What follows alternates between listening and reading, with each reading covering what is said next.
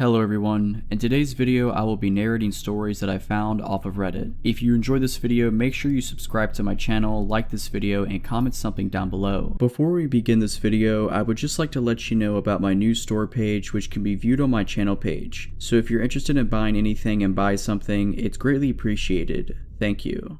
But without further ado, let's get straight into these stories.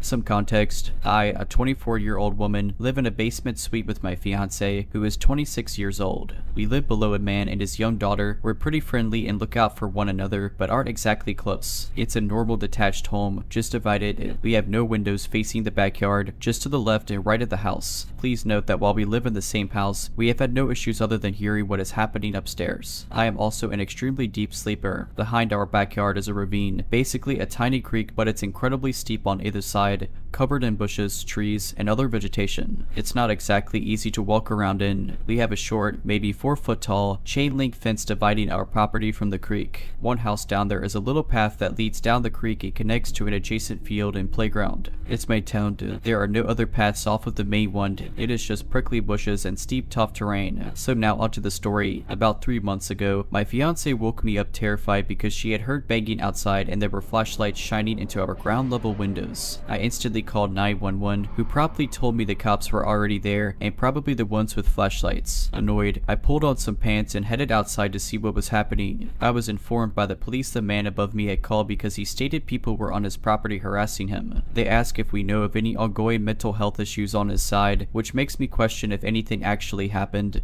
but my fiance did hear some weird stuff before the cops showed up. All the while, I'm watching my neighbor plead with the police to check the creek out back because he swears he saw them go out that way. They briefly shine their flashlights back there and leave, determining nothing is actually going on. I get the lowdown the next day. Apparently he heard people banging on his back door, throwing gravel at his windows, and watched his front door handle turn. Man was freaked out, terrified for his daughter, and had no clue who it could be. He spends the next week barely sleeping, sitting by the back door with a baseball bat. Nothing happens, we all relax. It happens again a week later, as soon as he chills out. Same deal, fiance wakes me up, less scared because we know what's going on, but nevertheless the cops find nothing and upstairs man is freaked again. This time he installs cameras. They are on the inside of his house, pointed out the windows. They are rather small and hard to notice, and there's no way you could see them at night. This seems to do the trick. We no longer are dealing with the cops or the begging from whoever is harassing our neighbor. However, after about a month I get chatting in the yard with the neighbor and he tells me almost every single night someone has been in the creek shining a light into his windows. His bedroom specifically. Laser pointers, flashlights, you name it. It's coming from the creek. I'm a little freaked but tell myself he's overly paranoid. Could be some lights from the other side or whatever. This keeps going on. He consistently is complaining about these lights. Concerned someone is still screwy with him. And with being in the same house, last week I said screw it and bought the best outdoor camera I could afford, with all the fancy night vision features. Doesn't hurt to have security cameras anyways, right? It should be arriving soon. In the meantime, I'm thinking of some way to keep someone out of the creek. Still slightly doubtful anyone could get back there without hopping our fence. I walk down the path open to public use, stop where the property fence lines start, push past a prickly bush that tries to take me out, and come across a well-worn path with footprints and broken branches, flattened bushes that have clearly been walked on repeatedly. Creeped out, I push on to see where this path goes, and it ends right at our property, right where my neighbor says the lights come from. There is nowhere else to go. The path is right next to where it drops off into the creek. I couldn't go further as it's all thick brush. It just ends at our house. Someone, for weeks, has been sitting in the woods behind our house tormenting my upstairs neighbor for no apparent reason. I am unbelievably creeped out. How do they know what bedroom he's in? How did they know when the cameras went up? Why do they never bother us? He swears up and down he doesn't have any enemies. His ex is the mother of his daughter. They share custody and she wouldn't scare her like that. I'm as baffled as I am horrified. This happened in an empty coffee shop parking lot. I was using their Wi-Fi to download movies. I thought I knew what a narcissist was up until 2 days ago. I studied it, remembered the traits. I thought I knew about 4 of them, including my parents. Trust me, there's a whole nother level of it and it'd be scary to witness if you weren't very secure in yourself, and experiencing it firsthand is a mind game. If you even think a person could not have narcissism, then they probably don't. I was able to extremely clearly detect it in someone to a degree of absolute certainty. I'm glad I had this encounter because what what I had previously thought about certain people was in fact completely wrong judgment. I'm sitting at a coffee shop at 6 in the morning downloading movies on their Wi-Fi. A guy in a truck parks and comes up to my car's slightly open window and asks about the price of the local homes. He's probably about 35 to 40 years old, wearing nice clothes, charming, doesn't stutter or sound stupid. I think this guy is normal, asking a pretty basic question. I'm as passive as I can be. He doesn't seem to want to leave. He's just standing there in an awkward silence after I tell him 320,000 to 500,000. He asks me who's the best builder. I'm thinking, do I look like a realtor? I tell him I don't know. He then says, you have a good long weekend, thanks. Then stuff got pretty weird and it got worse and worse. He goes into the coffee shop for 45 minutes. I'm already thinking to myself that this is somewhat odd. He's probably talking to the teenage employees. There's nobody else in there. He comes out, walks back up to my window and gives me this odd look of disappointment and says, okay, you have a nice long weekend, as if we needed to catch up from his 45-minute absence, like we weren't done talking. He then talks to someone walking by in front of my car. They know each other from years past. The person asking him, so you're back in town. I'm thinking to myself, oh wow, maybe this guy isn't the creepiest guy I've ever met. Guy he used to know leaves. He throws on his Beats headphones, walks to the tailgate of his truck, arms crossed over the back of it, resting his head in his arms, staring at me for at least 5 minutes from about 30 feet away. I glance at him every minute to see if he's still staring at me. I'm like, man, this guy's creepy. I should probably leave, but my movies weren't finished. I'm not one to be afraid of other people, so I stay. I have a combat switchblade in my door for reasons like this. I felt pretty safe because I'm me, but felt like this guy was trying to intimidate me with every lie that came out of his mouth. Inconsistencies galore. He's walking back up to my car. I'm like, what does this guy want now? We talked for 30 minutes. Or well, he did most of the talking. Within 15 minutes, this is what I learned about him without saying more than a few things like, oh, he's looking to buy a house, but he already owns 4. He has a restraining order, can't go within 100 feet of where I suggested he looked for a home. He is on the dangerous persons list, nearly yelling at me to Google it because I'm like, oh okay, whatever, father is rich because he is era, and is a retired cop.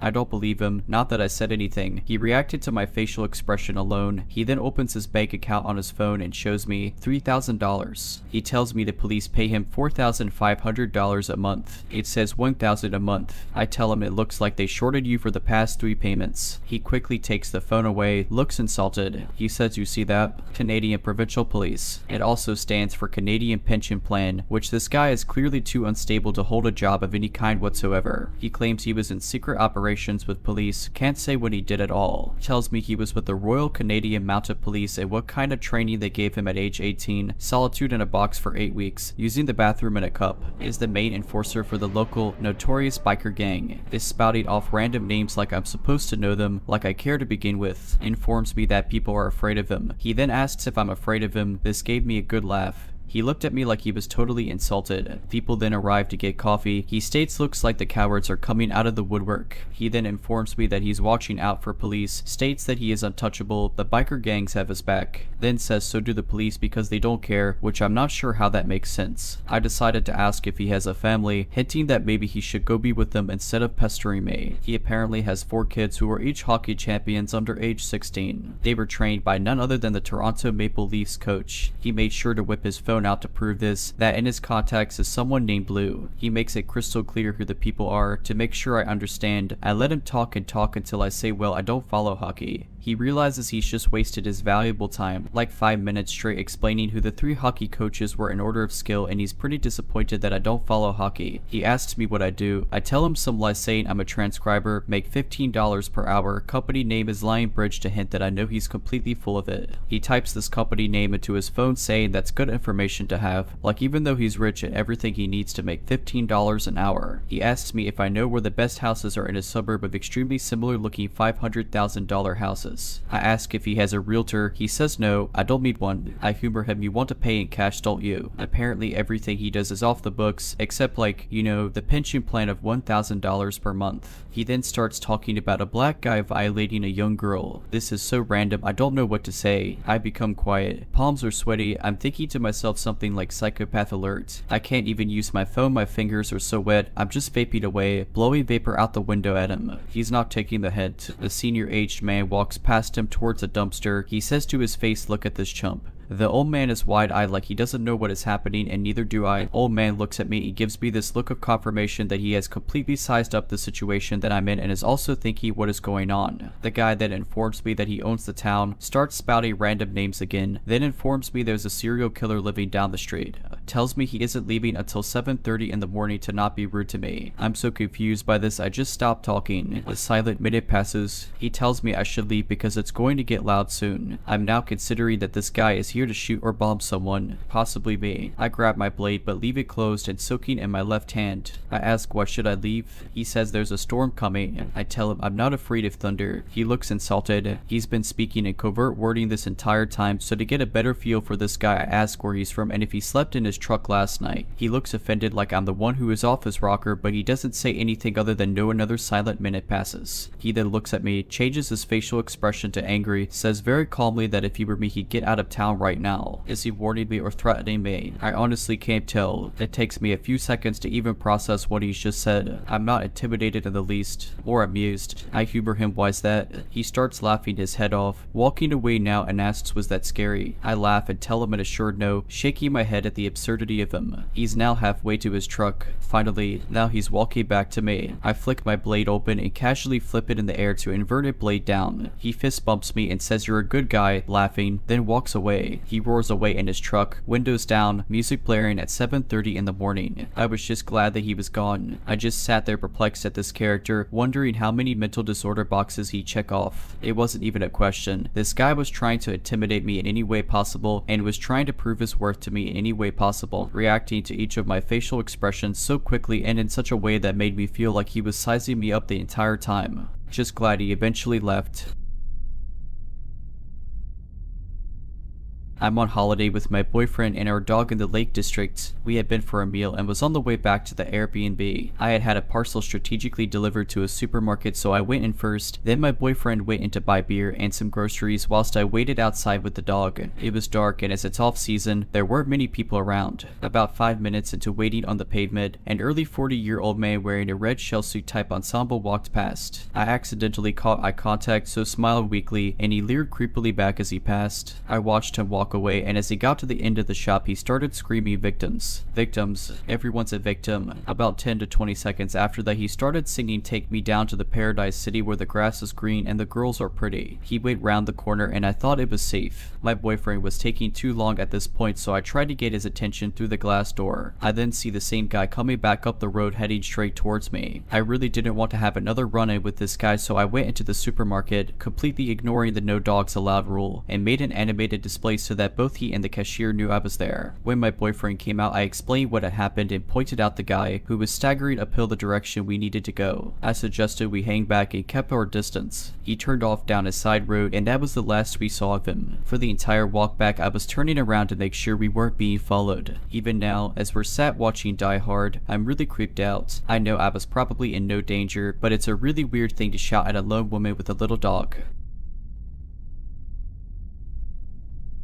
If you're liking this video, all I ask is that you make sure to subscribe to my channel and like this video. Thank you. This happened around 2018, right after my sister moved out of our apartment together. It's been bothering me since I just moved out. I was home alone on my day off when someone knocked on my door. No one ever visits and I have anxiety, so that was terrifying to my brain already. I answered and it was a woman who lived in one of the basement apartments. She seemed nice at first, asking if I wanted any clothes she was giving away because they were her style but supposedly matched mine perfectly as a young woman. That was already a red flag in my mind because the only time I ever saw her was when I was walking to work, wearing my uniform of a black shirt, black pants, and black hat. But I let her talk because I'm super awkward and hated being rude to technical strangers. Then she started getting pushy and listing off super expensive name brands to try to get me to go to her apartment, which is an old small building, no cameras, and I lived on the top floor, which would be down what I call the creepy stairs and next to the door to the back lot no one used. Then I realized she was holding a notebook open with a script of what to say. I continued to project, but my anxiety wouldn't let me close the door on her face without fear of her lashing out. She kept insisting until I finally told her my boyfriend was going to be home soon and suggested she donated them. My boyfriend wasn't going to be home for many hours, but she didn't need to know that obviously. She leaves and I go back to my room, which has a window facing parking that back lot / alley. A few moments later, I hear a fight happening in the lot and see her with the previous. He was already fired at that point, maintenance man. It's a loud, screaming fight, and they're standing next to his truck, which has tinted windows and a covered truck bed. My paranoia went a little wild, so I texted my family about it to feel a bit safer. Then I believe he left, but a little while later, something hits my door hard. I didn't check, just stared. Then it happened again and again, all night until my boyfriend came home, and for a few days when I was alone. I found out after looking at the door that they were hitting my deadbolt, and it was off center even after it was replaced. The damage couldn't be fixed. It stopped after a little while, and the woman moved out almost immediately after all of that. I don't want to feed my paranoia, but something obviously wasn't right. I know I should have called the police, but police in my town are relatively useless. Also, that maintenance man was rehired and was the one who replaced my deadbolt, insisting he kept the extra key despite never needing the old. My new house is much safer, thankfully. This is a creepy encounter that started a couple months ago and stretches to now. I live in a condo building that shares a courtyard with a sister building. One evening just before sunset, I was sitting on a bench in the courtyard that has a view into my low-level apartment, listening to music and playing Sudoku on my phone. A man walking his dog approached me. He appeared to be in his late 50s or early 60s. I am a woman in my middle 20s, but did not find it that odd because his dog seemed interested in me. Without taking out my earbuds, I pet his dog, but then after a quick pet, the man was still hovering. I took out my earbuds, giving him a look of what's up. He nodded at my open purse that was beside me, which had a pack of cigarettes in it. Side note, I rarely smoke, they were in my purse left over from a bachelorette party. He asked for a cigarette, and I gave him one. He took that as an invitation to sit down next to me to smoke it. He started up small talk, asking if I lived there, how long I've lived there, stuff like that. After he finished the cigarette, I expected him to leave, but he stayed. I did not have any interest in spending my evening chatting with this guy, but I did not feel unsafe.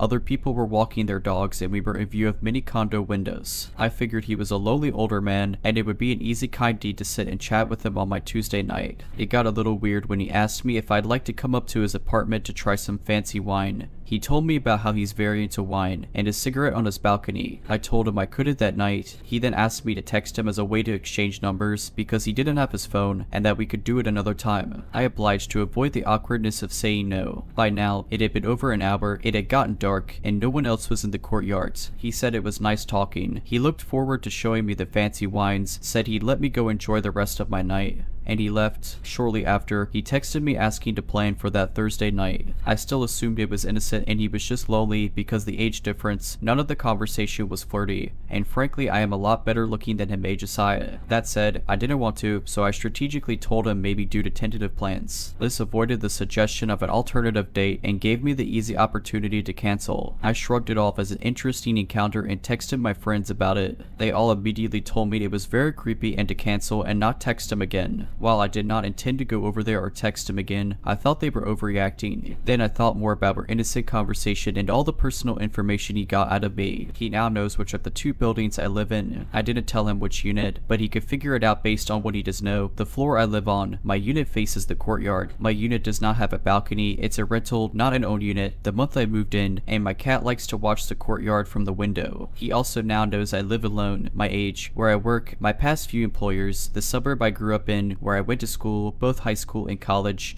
where my parents live, and my phone number. I didn't think I was stupid, but now I'm surprised I didn't give this guy my social security number. That said, he got this information out of me because he also shared all these details about himself. That, along with him living in the sister building, not mine, made me feel better. But then I remembered the sister building's fobs work to access each other. I also then remember he told me multiple times he does not carry his phone or wallet on him while he walks his dog at night because of all the muggings. When he kept bringing this up, I found it very odd because we live in one of the safest neighborhoods of the city, but shrugged it off. I now am scared he may have bad intentions and wanted to persuade me into putting myself in a vulnerable position without my phone. I tried reverse searching his number and nothing came up. I was smart enough to read his last name from his dog's collar, and I googled it with the first name he gave me. But even with all the other information he gave me, like his job and education, I could not find him online. This left me a little unnerved, but his response to me canceling was just to text him another time when I am available. I felt better about it until the next next Tuesday evening, exactly 1 week down to the hour of us originally meeting. I looked out my window and saw him sitting on the exact bench we were on, one of like 20, staring up at my building. He wasn't even with his dog or smoking, just sitting there looking up at my building. I immediately dropped to the floor and peeped only my head to take another look out the window, which starts a couple feet above the floor, but stretches the whole wall horizontally. It was definitely him, and it made me feel sick to my stomach. I still excused it as maybe innocent, maybe he hoped to run it to me again and was just waiting, not spying. But in the weeks following, I saw him on that bench multiple more times. I've been avoiding the courtyard and keeping my blinds closed, but they can't be closed 24/7. Apart from me, both my cat and plants need the natural light. A couple weeks ago, my blinds were open, and I had to pass the window naked to retrieve a towel. As I passed, I looked out the window. Not only was he on that bench, without his dog or a cigarette, looking up at my building, he was looking straight at my unit and my window at me. I again dropped to the floor. I grabbed the blanket next to me, wrapped myself in it, and stood back up. He was still staring. We held eye contact and he did not look away. Eventually, I closed the blinds, but he knew I knew and he was not shy about it.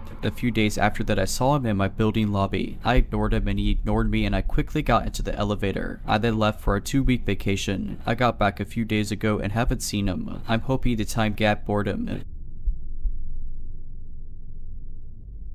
In the early 2000s, I was skateboarding outside of my old elementary school with a close friend. We were 12 or 13 at the time, and skateboarding can be a draw for police, and we were well aware of that. Being harassed by running from cops was nearly a weekly occurrence for us around that time. After we had been there maybe 20 minutes, a new-looking unmarked Ford Ranger or maybe Mazda equivalent drove by, slowed down, and turned into the parking lot after noticing us. He got out and asserted he was a police officer and that we could get in a lot of trouble. He was wearing plain clothes, white, and probably in his 30s or 40s. He approached me, patted me down, obviously noticed something in my cargo pocket. It was a weed pipe. I was scared that I was going to get busted and I froze. He ignored the item in my pocket, along with whatever else was in there. I don't remember if the touches were weird in nature or focused on any one area of my body. He didn't bother searching my friend. He didn't ask any questions that I remember other than whether or not our parents knew we were there. I don't remember what we answered. Knowing us and our parents, they probably did have at least a vague idea of what we were up to. It is likely we said yes, but I seem to remember telling him no. He began to conclude the interaction and said something like be safe or you should probably go home now. Anyway, he got back in his truck. I remember seeing the cab after he opened the door and it looking like a mess inside. There was trash and signs that he was not driving an official vehicle of any capacity. I do remember thinking that was odd at the time. He left. We went on our merry way after I landed that kickflip down the 3-stair or whatever trick I was working on that day. The situation felt a little odd, but I didn't tell my parents. I was a teenager with more angst than most, after all. Plus, bringing it up would have surely invoked some lecture or accusation regarding drug use, and I was not about to bring that upon myself. Years later, my friend brought it up.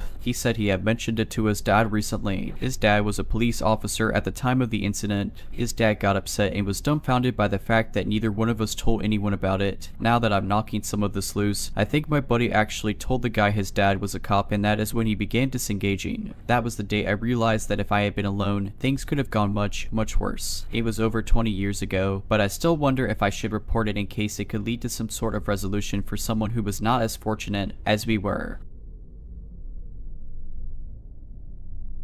This happened about a week ago, so I had biked to school with my best friend. We were going to stay after school to work on a project together anyway, so it worked out. On our bike ride home from school, we decided not to go straight home and that we wanted to go on a small bike ride down a path by the park that will lead us back to my house anyways. When we were unchaining our bikes from the bike racks, I noticed like a red Dodge Dakota across from the school. Just for your information, we live in a pretty small town, so most of the kids who get picked up, we know of what cars they get into and what cars hang around the school at pickup time, as well as what cars the teachers and students own that drive themselves to school, or at least somewhat of an idea, but I usually didn't see that one, and it was probably like an hour and a half past the time school got out, but it could have been someone's relative picking them up or whatever, so I really didn't think much of that. We started biking towards our path, and after about 5 minutes my friend told me the red truck was driving on the road next to the sidewalk we were biking on, but it was a little behind us. I told her that it's probably fine and a coincidence and that they are probably going home or live around here, so we kept going. But he didn't stop. After about 10 more minutes of him still following us, then I started getting a little concerned. We ended up continuing until we got to a gas station because then at least there would be people around and less of a chance of something happening. So we we parked our bikes and went in. We grabbed drinks and a snack to not make it look odd that we were in there, but while we were in there I called my brother to come get us and that there was someone following us. He told us he would be right there and to just stay inside. So we did. We paid for our snacks and told the cashier about it, and she let us just sit there until my brother came. My brother pulled in, and so we walked out to get our bikes, but we couldn't find them. We looked around and saw the red truck pulled behind the gas station with our bikes right next to it. The man that was driving it was looking right at us. We went and told my brother. He said forget about the bikes and get in the car. So we did. My brother got out of the car and went into the gas station to get the employee, and while he was doing that, the man sped off out the back parking lot of the gas station. When my brother came out, he said that the gas station worker was going to check back the cameras and see if she can get a license plate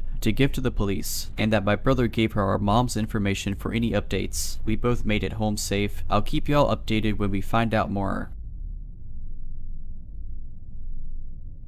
I'm not sure how creepy this actually is, but I always try and play it safe. I don't believe in taking chances, and I don't intend on becoming another statistic. If that means playing on the side of caution, then so be it. I'm a bartender by trade. I've been working in bars since I was 21. I'm 29 currently and female, so I've had to pick a thing or two up. I get a fair amount of unwanted attention in my day-to-day life. I'd say about as much as the average woman gets. I'm not a vain person, but I do put a lot of attention into my wardrobe, my makeup, and my nails. I know it's such a sideways way of thinking, but most of my money is made on tips, and I have to make myself presentable enough. But because of this, I do set my boundaries very strongly. This doesn't mean that I'm perfect though. I'm still a person with people urges. It was a typical Saturday night. The bar that I currently work at, and the one I've been working at for the past 2 years, is a pretty small bar with more of an emphasis on the quality of the drinks and the relaxed atmosphere. I don't serve as many Vegas bombs or Bud Lights that I have at previous bars that I've worked at. It's mostly cocktails and craft beers. This usually keeps the rowdy crowd out. On Saturdays we do trivia night, which I occasionally get tasked with hosting.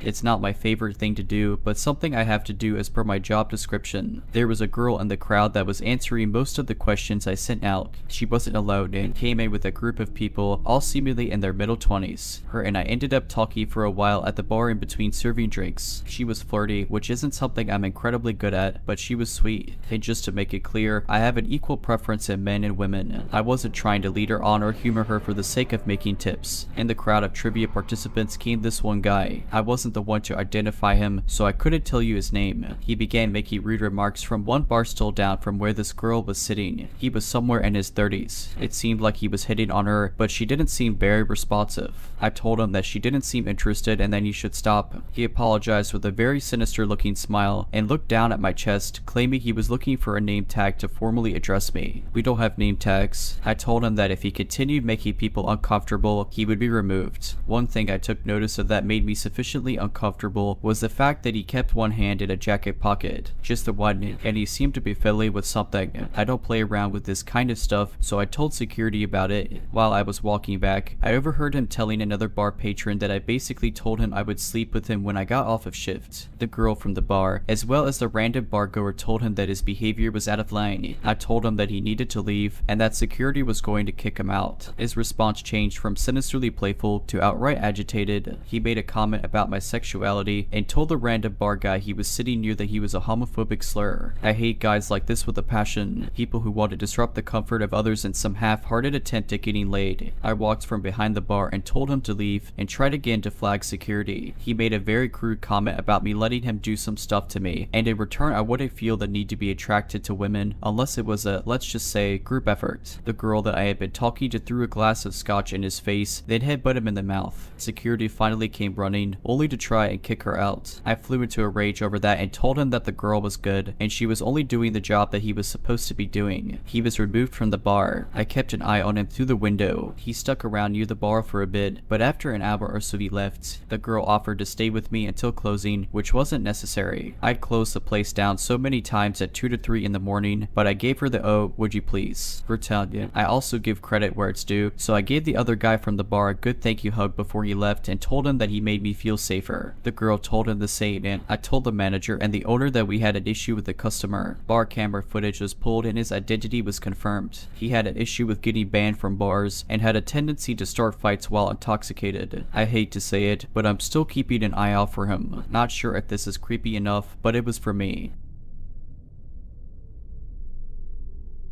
My girlfriend and I were graduate students living together in a 6-unit apartment building with an outside stairwell. It was an older Victorian home that had been converted into apartments. The whole street was lined with similar buildings. It was off campus but conveniently located within walking distance of bars, a coffee shop, and several restaurants. The neighborhood had a laid-back, bohemian vibe. The tenants were a mixture of college kids, young professionals, and families. The area was generally safe, but it wasn't too far from a rougher section of town. It was a Thursday night, and being the night owl that I am, it was past 3 in the morning. I had just finished a movie. I turned the television off and went to the stairwell for a quick smoke before bed. We were in the middle of a snowstorm, and the ground was covered in 6 inches of fresh powder, and it was freezing scary cold. I quickly smoked my cigarette and rushed back inside. My girlfriend was always complaining about me forgetting to lock the door, and, as was my habit, I left the door unlocked. I jumped into bed, and just as I was falling asleep, I thought I heard a noise. I brushed it off at first, but then I heard a creak. Probably just the wind, I concluded. Moments later, I heard the floorboards creaking. Now I was listening intently. My girlfriend felt me shuffling and asked what was wrong. I told her I thought I heard something. Then we both heard what sounded like someone stumbling into our couch. We shot up, and I yelled, "Is someone there?" No answer. The floor creaked again. This time, in unison, we shouted, "Who's there?" Another noise. I quietly stood up and scanned the room for something that could be used as a weapon. Nothing. Growing up, my dad always kept a baseball bat under his bed, and I regretted not adopting this practice. We yelled again, but there was no response. Again, but this time, from the darkness, we were greeted by a low-pitched, incomprehensible growl. I wondered if one of my buddies was playing a prank on me. That seemed out of character for my friends, especially at this hour on a weekday night, and during a snowstorm. What I really thought was that a crackhead had wandered in. My girlfriend yelled, "Who's out there?" More footsteps. The intruder was still in the family room, but he was getting closer to our bedroom. We heard the growl again, but this time it was followed by a gurgle, and it's Matt. We didn't know anybody named Matt, at least not any that would enter our apartment uninvited in the middle of the night. I looked at my girlfriend. I'd never seen someone so scared. If worst came to worst, I thought to myself, I know I can outrun this person. I hoped it didn't come to that. Matt who? We shouted repeatedly. After a long pause, he finally said, "Matt, I'm friends with Mike and Kelly." Relief washed over both of us. Mike and Kelly were our neighbors. I turned on the lights and walked into the family room. There he stood, a 6'2", slovenly looking college kid. Matt was blacked out drunk. Our neighbors had hosted a pre-game party at their apartment, followed by a trip to the nearby bars. They had abandoned Matt, and despite the storm, he had found his way back to their apartment. Their door was locked, and his phone calls had gone unanswered. His evolutionary drive to survive had kicked in, and he had sought warmth in the first unlocked apartment he could find. I told him that he scared us and that he had to go. He stepped outside, and I quickly locked the door behind him. The next day, I learned that Matt froze to death. He'd been discovered by another neighbor, huddled next to her car under the lean-to garage. I'm just kidding. I have no idea what happened to Matt. I do, however, remember being a little concerned for him after my nerves settled. If you're liking this video, all I ask is that you make sure to subscribe to my channel and like this video. Thank you.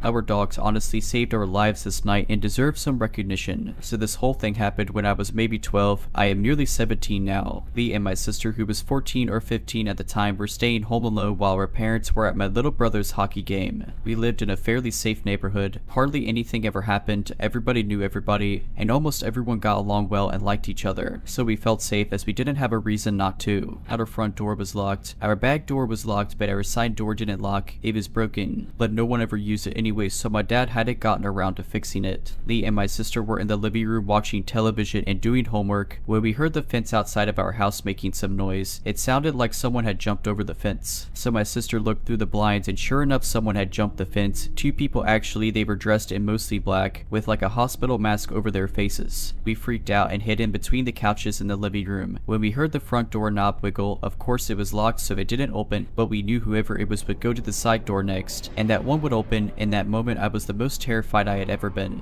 But once the door handle started jiggling loud enough, my dogs had woken up. At the time, I had a Tosa and a Rottweiler. Once one started barking, so did the other one, and eventually it was just pure chaos. That's when we heard them scream they got dogs. Then we heard the fence make the same noise, as if someone jumped over it again. Later that night, a local gas station near my house got robbed by 2 armed men, and the news reports showed the same people we had seen, same outfits and everything, except this time we got to see their faces. Our dogs truly may have saved our lives that night. The funny thing is, our dogs are the biggest lovers. They may be loud and bark, but they wouldn't bite or attack anybody. This is the one time I'm very glad that these dogs breeds are associated with being quote scary and aggressive, because clearly they scared off whoever wanted to break in that night.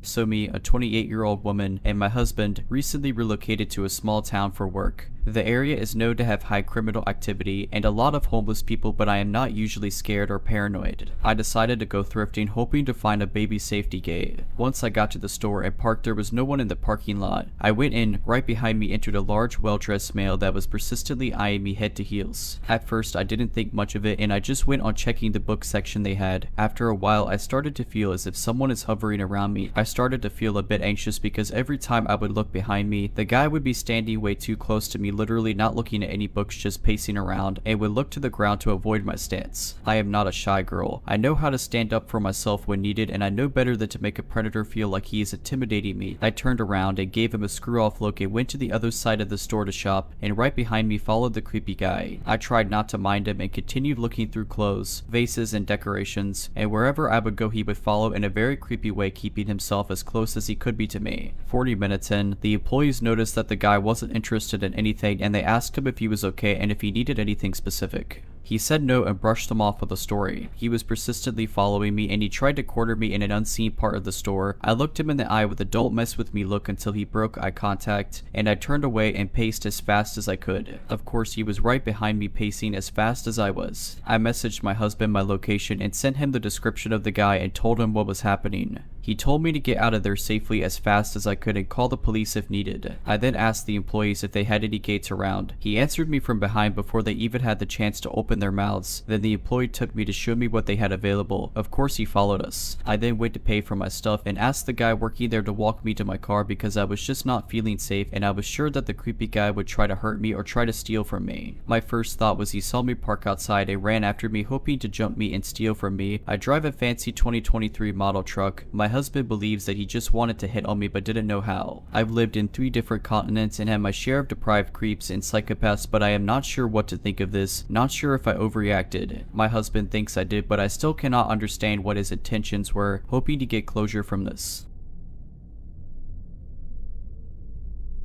I go unlog box here my home most nights. I live in a safe suburban neighborhood. It's a huge grid of residential streets, in the middle of which is a big open park type area, larger than 2 football fields, that's next to a school. Last night, around midnight, I was walking on the sidewalk next to the park, listening to a podcast, slowly making my way to the school. The school has a big, well-lit parking lot in front, with 2 entrances/exits about 25 yards apart. As I neared the school, I noticed a car in the parking lot with its headlights pointed toward the street. This is unusual for this time of night, especially on a weekday. Maybe it's a cop, I thought. I got closer and saw that it was a beat-up red truck. It had started slowly and aimlessly driving around the lot. As I passed the first entrance, the truck seemed to notice me and stop. I got halfway to the second entrance when the truck rushed toward it. I assumed the driver wanted to pull out before he had to wait for me to cross. No, the truck just sat there. I leaned as I approached. I got to the entrance and saw that the truck was occupied by 4 men. I motioned to the driver to go ahead, but while looking straight forward,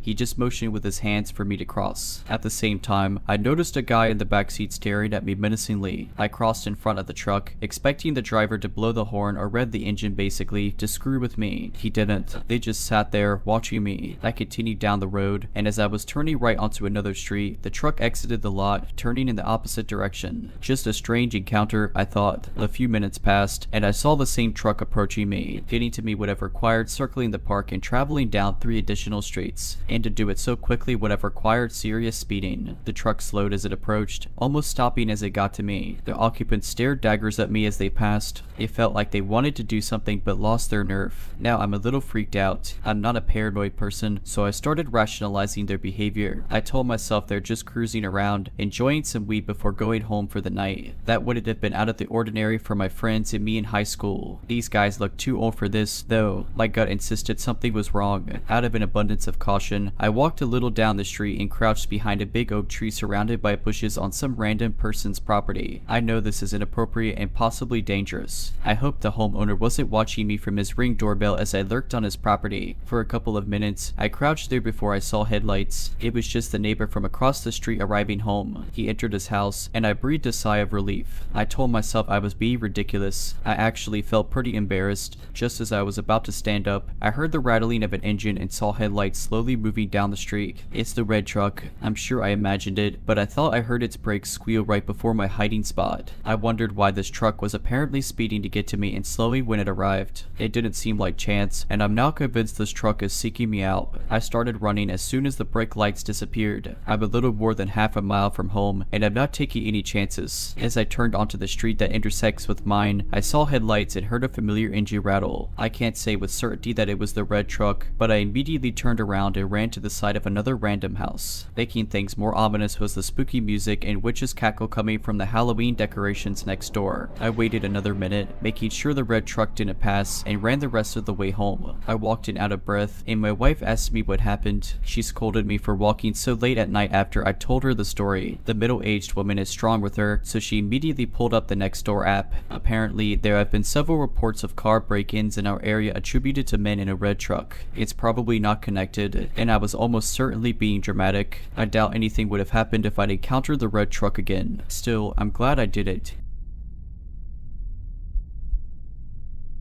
Please bear with me as this story is quite lengthy, but I hope you find it worth the read. I'd also like to emphasize that I've purposefully left out identifying details to protect the privacy and respect the memory of the victims involved. If you happen to know the real life events behind this story, I ask for your discretion and understanding, as the purpose of sharing it is for my own catharsis and reflection. Thank you for your consideration and respect for the victims. In the heart of that Southern University town, where the campus and the local community intertwined, I embarked on a fateful night that would haunt my memory for years to come. I was just 20, a junior in college, eager to savor the newfound thrill of going out to bars with friends who, like me, possessed fake identifications. The atmosphere was charged with youthful energy, and I reveled in the attention from guys who were more than willing to buy me drinks. It was my first taste of such attention, and I played it up, basking in the newfound allure of adulthood. As I headed to the bar to procure another round of drinks for my friends, I encountered Jay, a man who would cast a sinister shadow over that night. He was a townie, one of those locals we often referred to with a mix of condescension and pity. In this college-centric universe, many townies were drawn to the bars, their troubled lives intersecting with the students' carefree world. Jay didn't seem particularly ominous at first. He struck up a conversation with me, bought me a drink, and we engaged in a seemingly pleasant exchange. But as the night wore on, he grew increasingly agitated when I declined to give him my number. His mood shifted, and he began making a scene, prompting my friends to intervene and extricate me from his presence. Yet, even as we distanced ourselves from him, I couldn't shake the eerie feeling that his predatory gaze never wavered. It wasn't the gaze of someone interested in romance, it was a chilling, haunting stare. Desperate to escape his unsettling presence, I decided to join the guy I was seeing at the time, who was at a bar just across from ours. These bars were mere feet apart in a pedestrian mall, so I thought nothing of going there alone. My car was parked conveniently nearby, and I took refuge inside to charge my phone for a few minutes before heading to meet my friends. But as I sat there, I heard the car door open. It was Jay. This stranger had followed me from the first bar and now sat in my car as if we were old friends, oblivious to the terror he instilled in me. I was paralyzed with fear, unsure of how to react. He seemed alarmingly normal, completely unaware of the distress he was causing. It was a situation that grew scarier by the second as I realized the gravity of the peril I was in. Thankfully, within what felt like an eternity, but was probably just a couple of minutes, the guy I was seeing flung open the car door and asked if I was okay. Relief washed over me as I explained what had just transpired through tears, my voice trembling with fear. He had arrived at just the right moment, a guardian angel in the darkness. His presence sent Jay packing, like a child who had been caught misbehaving. If it weren't for his intervention, who knows where I would be now, and what sinister plans Jay might have had in mind.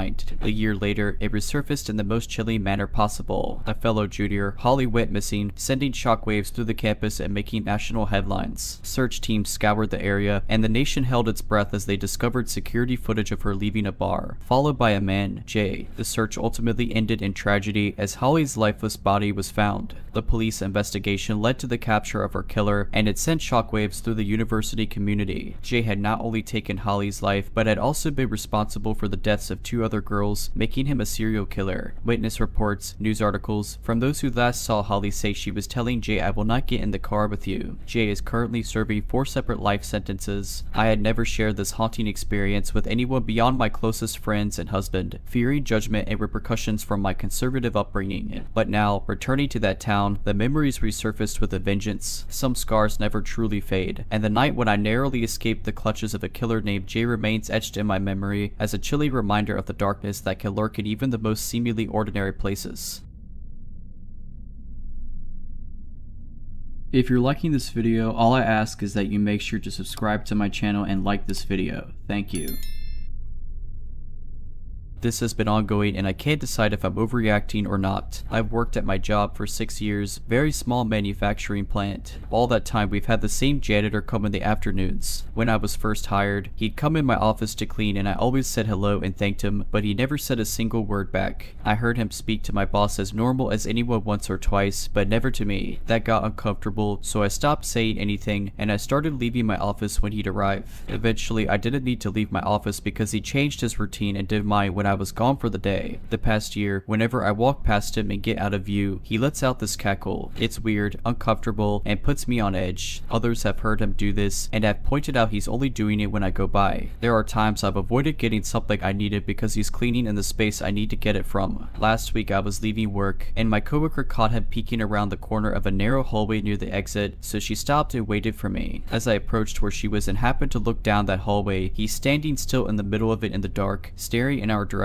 I told my boss about the hallway and the other laughing incidents. He said he'd run a background check to see about him and to make sure I'm not the last to leave the building anymore, not that I ever was. I told him I didn't feel threatened, but that these instances are odd and only happening to me, so it's not comfortable. Am I overreacting? My gut says something is off.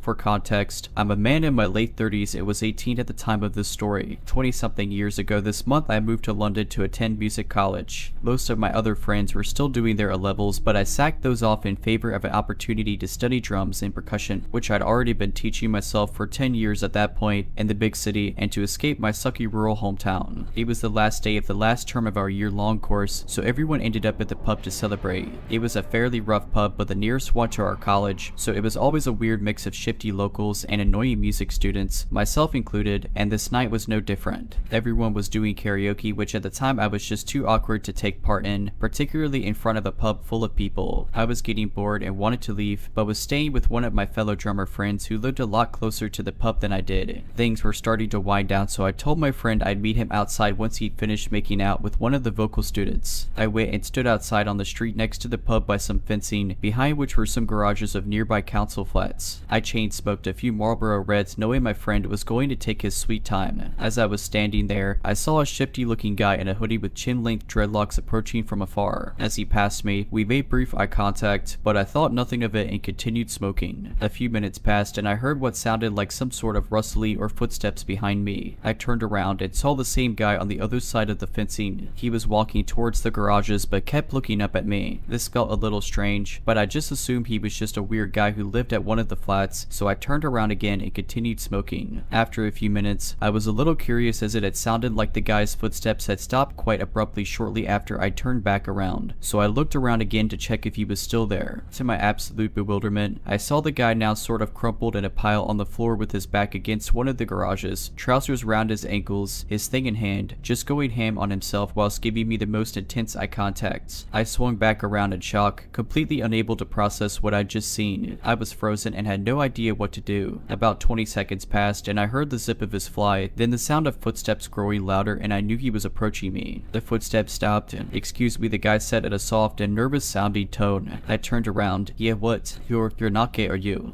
No." The guy, almost blushing, says, "Oh my god, I'm so sorry," and hurriedly walks away. For years I used to retell this anecdote as a funny sort of "oh my god, that's outrageous" story. It didn't really dawn on me for a long time how messed up that event was, I think in part due to when it happened, early barely 2,000 seconds, and the fact I'm a man, so most people wouldn't immediately think of me as someone who would get flashed at or harassed or be exposed to. It was only in the last 5 years or so, with the increased awareness of that kind of behavior, I started to reframe it a little.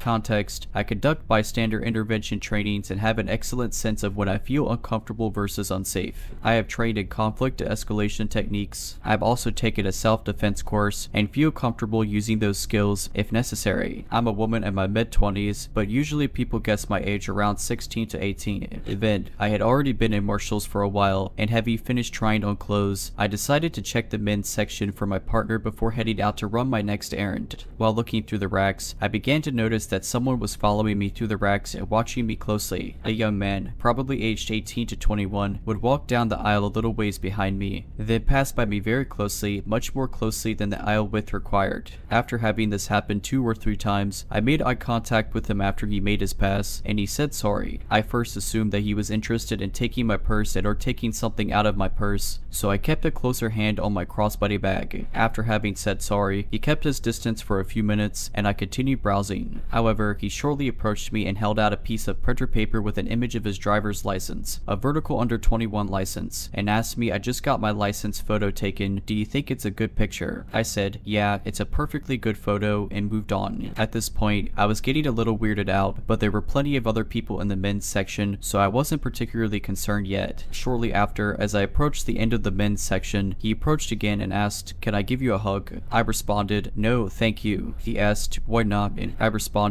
I don't really feel like giving a hug now, thanks. Then he said, I'm not a danger to you. I responded, I know, I'm just not interested in giving someone I don't know a hug. He went away to another part of the men's section again after this, and I finished looking through the rack. At this point, I was starting to feel deeply uneasy, but continued to play it cool in order to not escalate the situation. While I was browsing the last rack, he came back again and asked, can I follow you around while you shop? I responded, no, thank you, I prefer to shop alone. He responded with his usual why, and I let him know again that I prefer to shop alone. He left again, and at this point I was so thoroughly freaked out that once I made sure he was walking away from me and not looking at where I was going, I left the store and exited onto the strip. He did not follow me, and I entered the neighboring Ross to wait things out. I immediately texted my partner, who was at a conference hosted at one of the casinos. So my question is, what happened here? My partner and I have a couple of theories, but I'd love to hear if anyone else has experienced something like this or knows of other experiences like this, especially the showing the license thing. We can't really figure out what that was for. Theory 1, bad pickup artist. The game tells men that they should use props to try to pick up women. Was this just a really bad attempt at trying to hit on me? Theory 2, I almost got abducted. Israel Keys attempted to abduct a woman from a Marshalls in the late 90s using a similar technique, staring at her for a long time, then asking her how old she thought he was. Kelsey Smith was abducted and murdered after being followed down the aisles in a Target, then followed out to her car. These instances feel eerily similar to what I experienced, and during the encounter, my unsafe alarm bells were definitely going off. I was ready to fight this man in the Marshalls if necessary. I don't believe trafficking was at play, since trafficking rarely involves getting snatched off the street by a random person.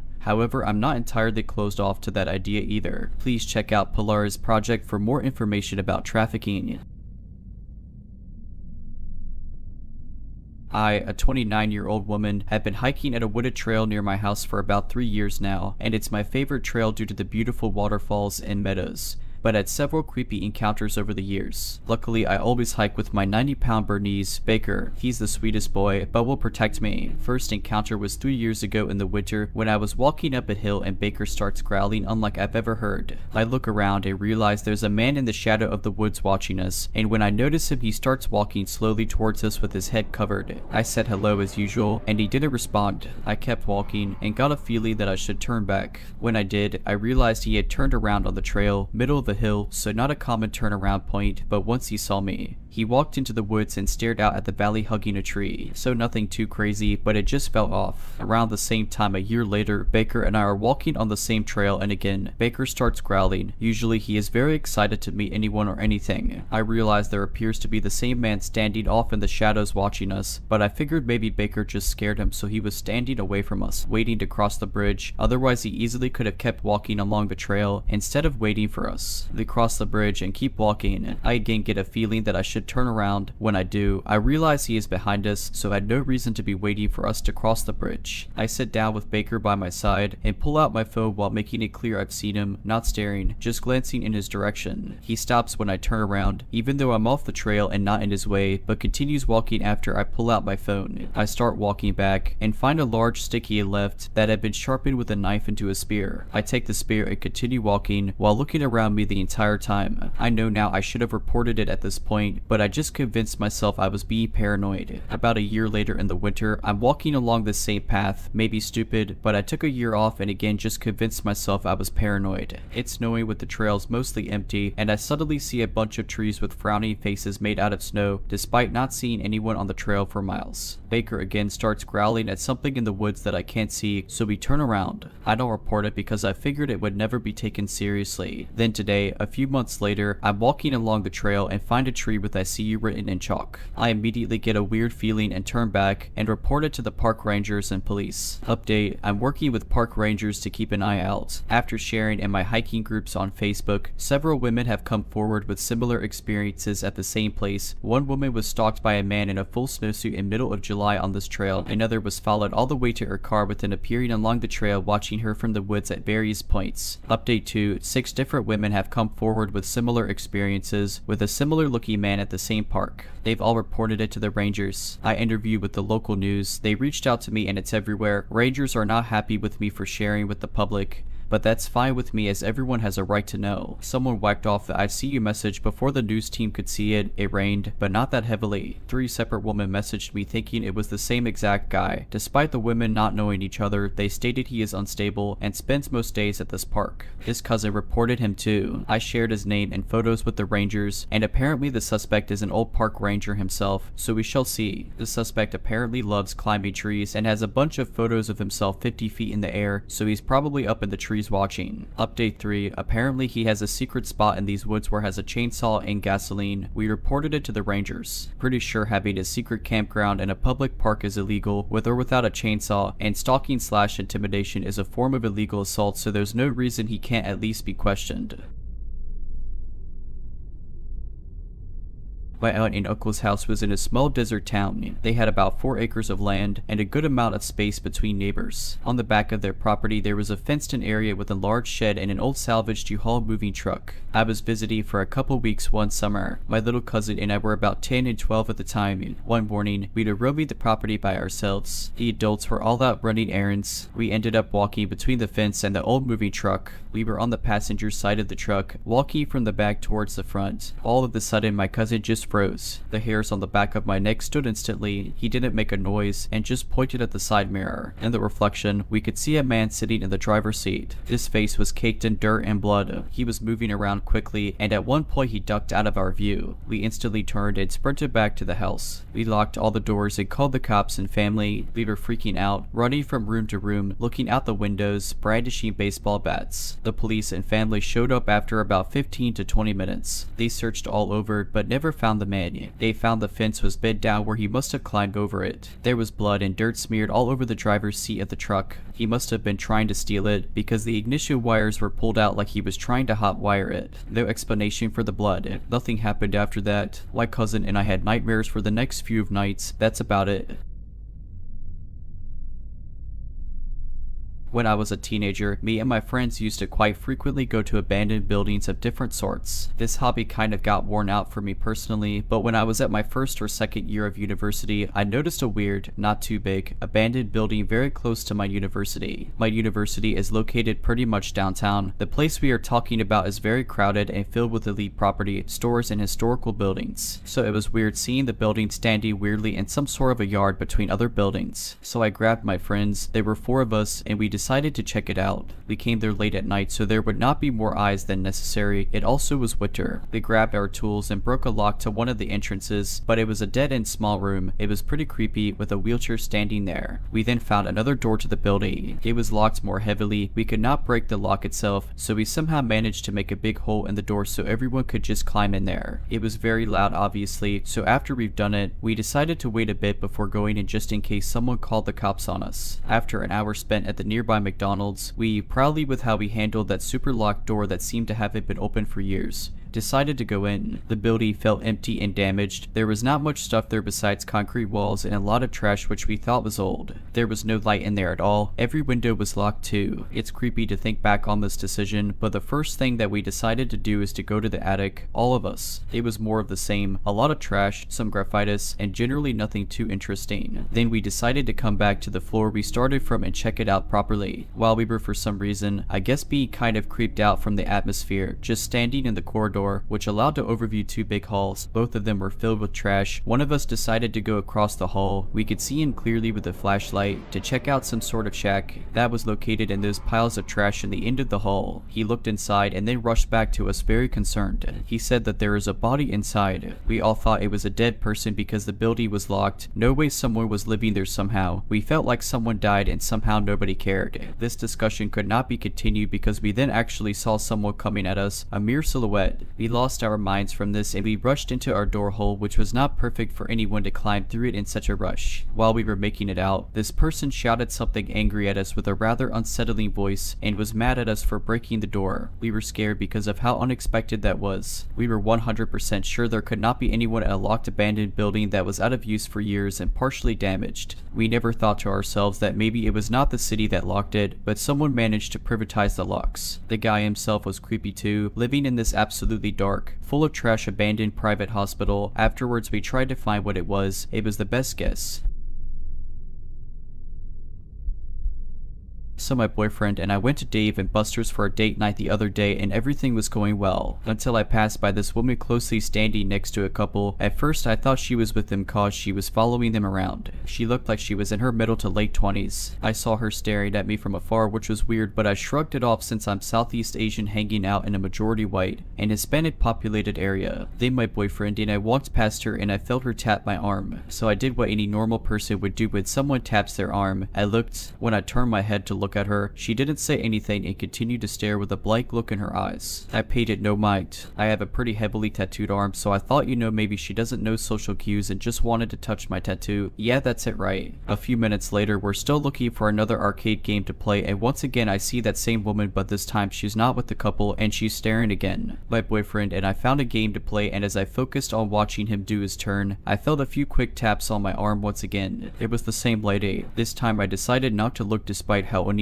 I felt, but I did see her pass by. My boyfriend finished his turn on the game and we started looking for another. As we walked around, I started analyzing the strange woman. She didn't have an arcade card and was walking around pretending to press buttons on machines ever so often. She did not go there with anyone. The couple she was by earlier was nowhere to be seen. The look in her eyes kind of reminded me of the people on some type of heavy drug in the downtown part of where I live. Had a creepy and stoic look on her face. As we headed to the ticket prize area, I was talking to my boyfriend about something and felt her tapping my arm again. This time I was fed up. I quietly told my boyfriend, who mind you is a pretty big and buff guy with 2 tattoo arm sleeves. My boyfriend asked me to point her out, so I looked around to find her and saw her staring again. I pointed right at her and my boyfriend was about to walk towards her and she hid behind the arcade machine. We left after that cause I felt pretty uncomfortable, especially since I'm already not about strangers touching me with no consent. Now that I've had time to process everything, I realize how creepy or strange that encounter was. I keep getting reminded of the blank look in her eyes and haven't been able to sleep properly cause of it. So I parked in the car park further away than the other cars this time at work. There was a man in a worky vest, a high visual vest with an old rusty pickup stick. I went shopping with my kids, then as I was walking to my car I had this strange feeling like I shouldn't have parked here because there aren't any people around. I get to my car and notice the man is still in the car park and I just thought maybe he's volunteering or something. He was a fair while away from me, definitely not close to me. I put my kids in the car, put my stuff in the boot, strap my son in the car, and then go to my daughter's side and buckle her in. I usually look around as I'm doing these things to make sure no one sneaks up on me, but I did it with my daughter because her seatbelt is harder to strap, so I was concentrating on that. I heard a car drive past and then people walking past talking, and that's when I stopped midway buckling my daughter in to look around, and that man was in front of my car about 2 to 3 meters away walking over and staring at me. I looked at him and then he put the stuff he had in his rusty pickup stick thing over a waist high wall, and he also didn't have a bag with him to collect the stuff, and then he turned around and walked away. I'm wondering if those people didn't walk past, could have I been a victim, or is this reaching? If you're liking this video, all I ask is that you make sure to subscribe to my channel and like this video. Thank you.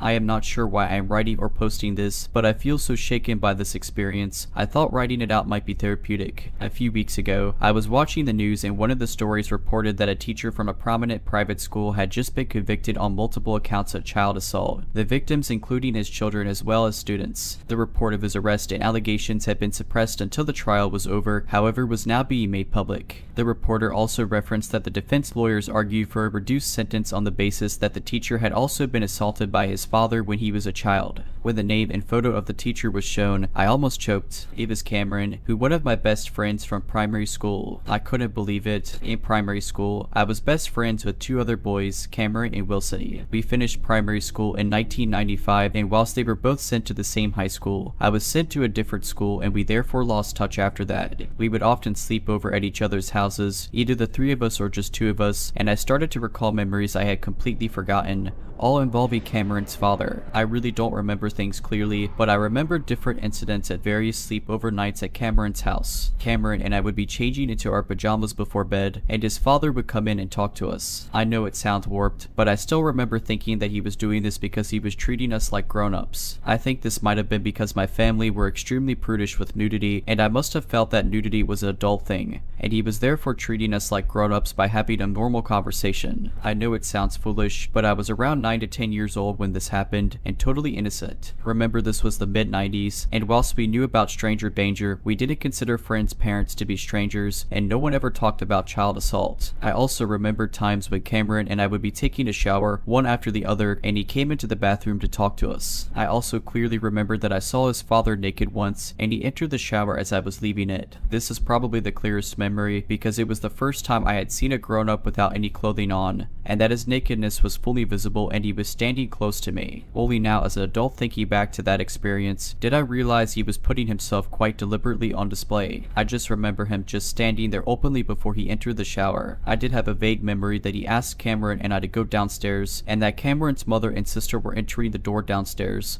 But as I said, none of these memories were very clear. I hadn't thought about any of this for years, and it dawned on me how innocent I was, and that I didn't realize that his behavior was totally inappropriate. Now that Cameron's lawyers said he was abused by his father, I started to feel sick and overwhelmed by anxiety as I tried to work out whether those experiences were linked, and if there were any more experiences that I perhaps couldn't recall. I really wanted to reach out to Wilson to see if he would be willing to discuss it. I hadn't spoken to him since we were 12, more than 25 years ago, but I fortunately found his profile on Facebook. I messaged him to let him know who I was and named the school and year we finished. Hey, this is Ryan, and we were best friends in primary school. I am not sure if you saw this link, but our other friend Cameron was just convicted of child assault. I know we haven't been in touch since we're kids, but I am hoping you would be open to having a chat with me. I am just remembering some things from my childhood involving Cameron's father. I left my mobile number and waited for his response. Wilson responded that same day, "Oh my god, I saw this story too and I am really glad you reached out. I have been feeling so sick about all of this, and this has opened up a lot for me too." Wilson said he would call that night. When he called, we ended up speaking for 2.5 hours. His memory was stronger than mine, but that's probably because the poor guy had more to remember. He said he was abused many times by Cameron's father during those same years. The sequence of events was almost identical to my memories. On the first nights when he slept over, Cameron's father started entering the room when the boys were changing before bed. He then started entering the bathroom whilst he was showering, and he eventually entered the shower, which is when the abuse started. He said that Cameron would often be there when it happened, but had no memory of me being there. This went on for a couple of years and ended in the first year of high school when he turned 13. It was around this age he actually started to become aware that what his father had done was wrong, and only then he felt uncomfortable about it. He stopped talking to Cameron around that time, and they fell out of touch. Wilson never reported it or told anyone, however entered into therapy for some time when he was an adult as he tried to process what he had experienced. I still don't know if I remember that date in the shower accurately, however if Cameron's mom had unexpectedly arrived home, that probably saved me from suffering the same abuse. I had no idea how close I came to experiencing things that could have completely turned my life around. It shocks me to remember my innocent child's mind having having no awareness that anything was wrong, and it would have been so easy to have taken advantage of that naivety. I am still wondering if I have suppressed anything more that might have happened, and I haven't been able to stop thinking about it, so I will book into therapy to try and work through it. I have changed names in this story, as Wilson still hasn't told anyone, and I don't want anyone reading to piece this together, but the entire experience has shaken me so much. I am glad that there is more awareness about abuse, and people are more open with their children, but please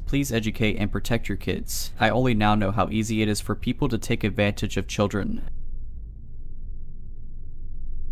On my 19th birthday in September 2014, I'd moved into my first home, a small one-bed flat. I was beyond excited to have the freedom and independence that living alone would offer me, and quickly set about buying new furniture, decorations, and items for my home. One afternoon on the bus home after a trip into my local town to buy more household items, an elderly gentleman, in his late 60s if I had to guess, started speaking to me. I've always been a social person that'll gladly speak to whoever speaks to me, so I engaged him in the conversation. Just polite chit-chat about what we'd been up to that day, what our plans were for the rest of it. Upon reaching the stop I'd be getting off at, he told me he was also getting off at this stop as he was visiting a friend who lived in a neighboring block of flats. He offered to help me carry my shopping, and I agreed. I walked with him to the front of my block and said my goodbyes. He left towards a different block, and I thought that was that. He didn't enter my building or see which flat belonged to me, or so I thought. A few days later, I heard a knock upon my door. I opened it to find the same elderly gentleman standing outside my door. I was quite taken aback considering he should have known which flat I actually lived in. He'd also managed to get into the building without ringing my doorbell. The realization hit me that he was hidden out of sight to watch which flat I entered. Side note, the block had large windows in the communal area. He quickly forced his way into my home and tried talking to me. I lied and stated I was about to leave as my friends were expecting me, hoping this would encourage him to go. He then started groping me under my clothes and underwear. I moved his hands away, but he kept trying to remove my clothes. I ran to my front door and told him I'm leaving now, you need to go. Luckily he did, but loitered. I waited to make sure he'd walked away before walking in an opposite direction and immediately calling my dad in tears. We rang the police, who were as unhelpful as they could possibly be. 2 female officers who asked me why did he let him into the flat, despite me saying he'd forced his way in. They encouraged me to not press charges as the name and address he'd given me in our first exchange were falsified, telling me it would be difficult to prove, a lot of paperwork, and he'd have to relive it in court if we did manage to find him. I regretfully agreed. I was shocked and scared, and the police already were so unsupportive. It doesn't end there though. This man continued to stalk me for months, regularly appearing at my door, following me when I was out. It wasn't until he was on the same bus as me to town when I went to meet friends that it finally stopped, as this was the first time I was able to point him out to someone. My friends went over and publicly called him out for stalking and harassing me. They threatened him, saying if we ever hear of you doing this again, you'll not be able to use those arms to abuse another person again. Leave our friend alone. And he quickly scampered away, and that's the last I ever saw of him. But this incident shook me. It all happened simply because I was polite to a seemingly innocent elderly man who wanted to help me and make conversation. Needless to say, I've never accepted another offer of helping me carry my shopping. Be careful who you let help you. It might not be good intentions they have in mind.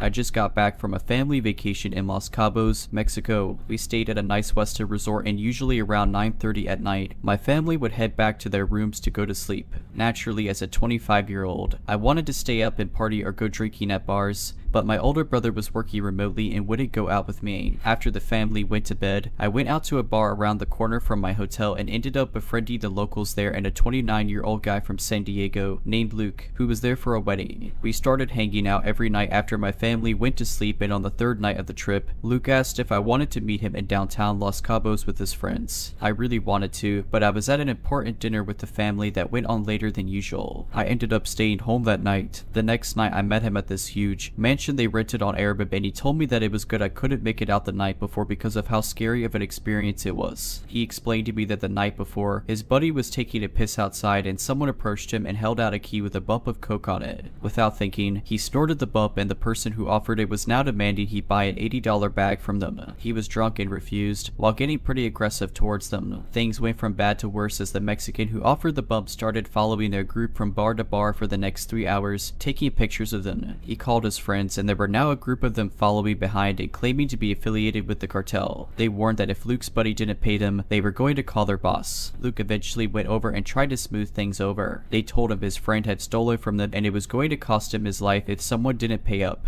The cartel member also pulled his shirt up, revealing a 9mm pistol in his waistband. Luke did the right thing and remained calm while offering to take them to an ATM and pay out of pocket $160 so they could all be left alone. The cartel members gave him an empty Coke bag and abruptly left. Even after him doing all this for his friend's safety, his friend denied any responsibility or wrongdoing and even had the audacity to blame Luke for trying to help by getting involved. He also didn't offer Luke a single dollar. After this event happened, Luke got robbed again in the same night, with a girl who ripped his $200 gold necklace right off his neck. His friend was cool to me but sounded like a real jerk after Luke explained this to me. Poor dude was just trying to be a good friend and was met with no gratitude, only to be robbed again. Needless to say, I am very happy I didn't make it out to meet them that night. I also think things could have gotten a lot worse for them had he not offered the cartel members money. Be careful out there and never accept quote-unquote free drugs from a stranger on the street in Mexico, or really anywhere. It always comes with a price.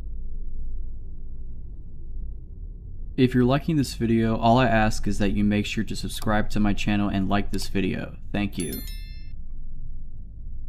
Back in 2019, an 18-year-old girl, decided to download Tinder a few months after a rough breakup. I was very inexperienced with dating and pretty shy, so it seemed unlikely that I would meet a potential partner in person. Anyway, after a few matches that led to nothing, I came across the profile of someone that I found very attractive. He was 21 years old. We matched, exchanged snapshots, and continued to set up a date. Our first date was relatively normal/enjoyable. We saw a movie and by the end of it I felt like we hit it off. However, our relationship was extremely short-lived. Not long after I had agreed to be his girlfriend, after about a month of going out, he began to behave very erratically and would sometimes fall completely silent in the middle of conversation, ignoring me when I tried to ask him what was wrong. He became hot-tempered, slamming doors and speeding on the road when he was mad. I started to feel really uncomfortable about our relationship. This went on for about a few weeks until one night, when we were on our way to have dinner downtown, he fell silent mid-conversation. I became extremely anxious as he pulled into a nearby parking garage, wondering what I had done to upset him. As we parked, I decided to ask him what was wrong. He did not answer.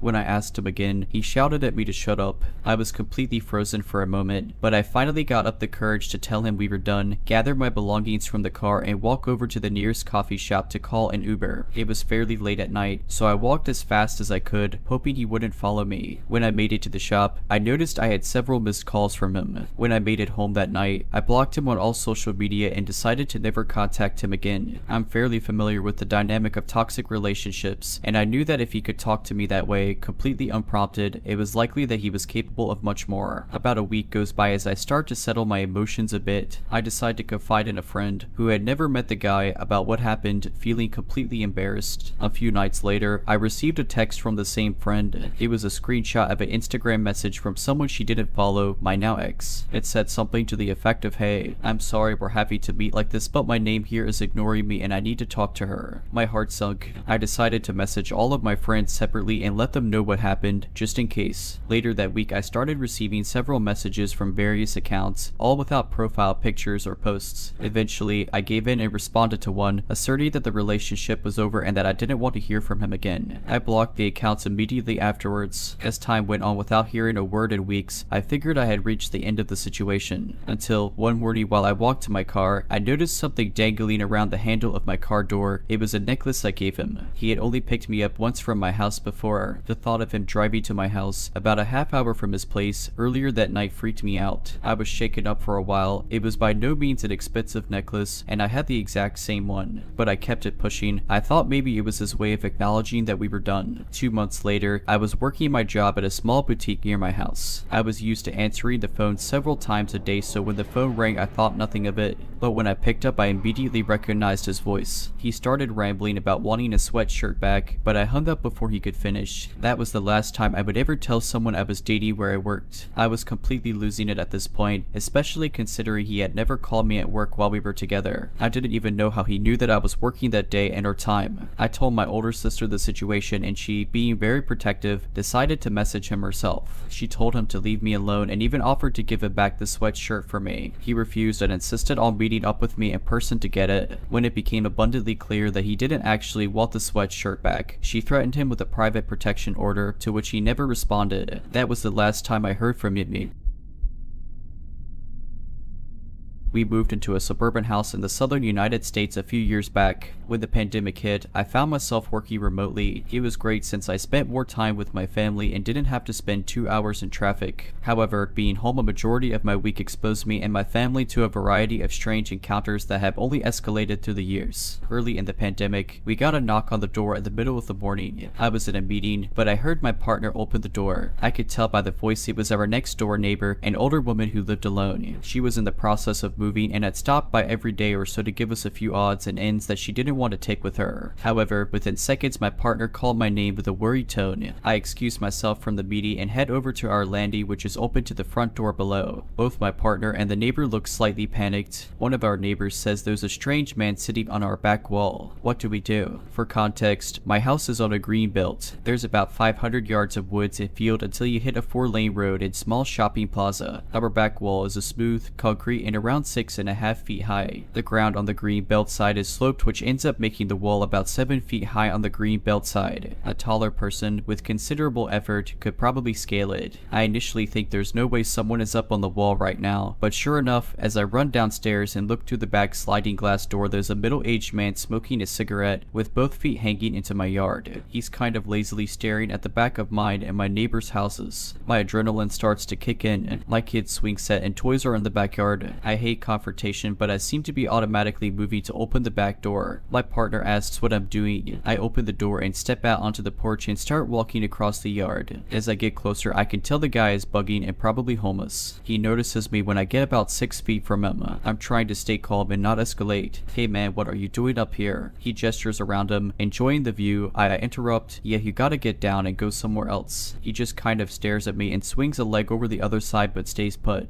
Please get off my property, I say more forcefully this time, trying to hide any wavering in my voice. Yeah, okay, he slides the other leg around and jumps down, disappearing from view. Never saw this person again. Thankfully, a few months later, I'm working from home. My partner and kid are gone, so I'm alone. There's a knock at the door. Usually, I ignore them unless I'm expecting someone. Most of the time, it's either Amazon or a solicitor. They usually knock once and then take off. However, this person leans on the doorbell and knocks again. Annoyed, I leave the office to go see who it is. I make my way to the door and can hear a muffled conversation taking place on the other end. Before I can look through the peephole, I look and see 4 people all dressed like they're heading to a business lunch. 2 men in their middle 20s, an older man, and a young woman towards the back that couldn't have been more than 20 or 21 years old. I slowly open the door out of curiosity, and the older man immediately gets uncomfortably close and starts speaking forcefully in a language I don't understand. It takes my brain a moment to catch up. I can't understand you, I start to say. He pauses and asks in English, you can't speak Russian? No. Then there's a long moment where we all kind of stare at each other. He looks like he doesn't believe me. Flurried, where is the nearest Russian church? He asks, while the others stand silently behind him. I have no clue. I genuinely have no idea if such things exist in the southern United States. He thanks me and then they all walk back to their nondescript sedan and take off. They did not stop at any other houses on the street.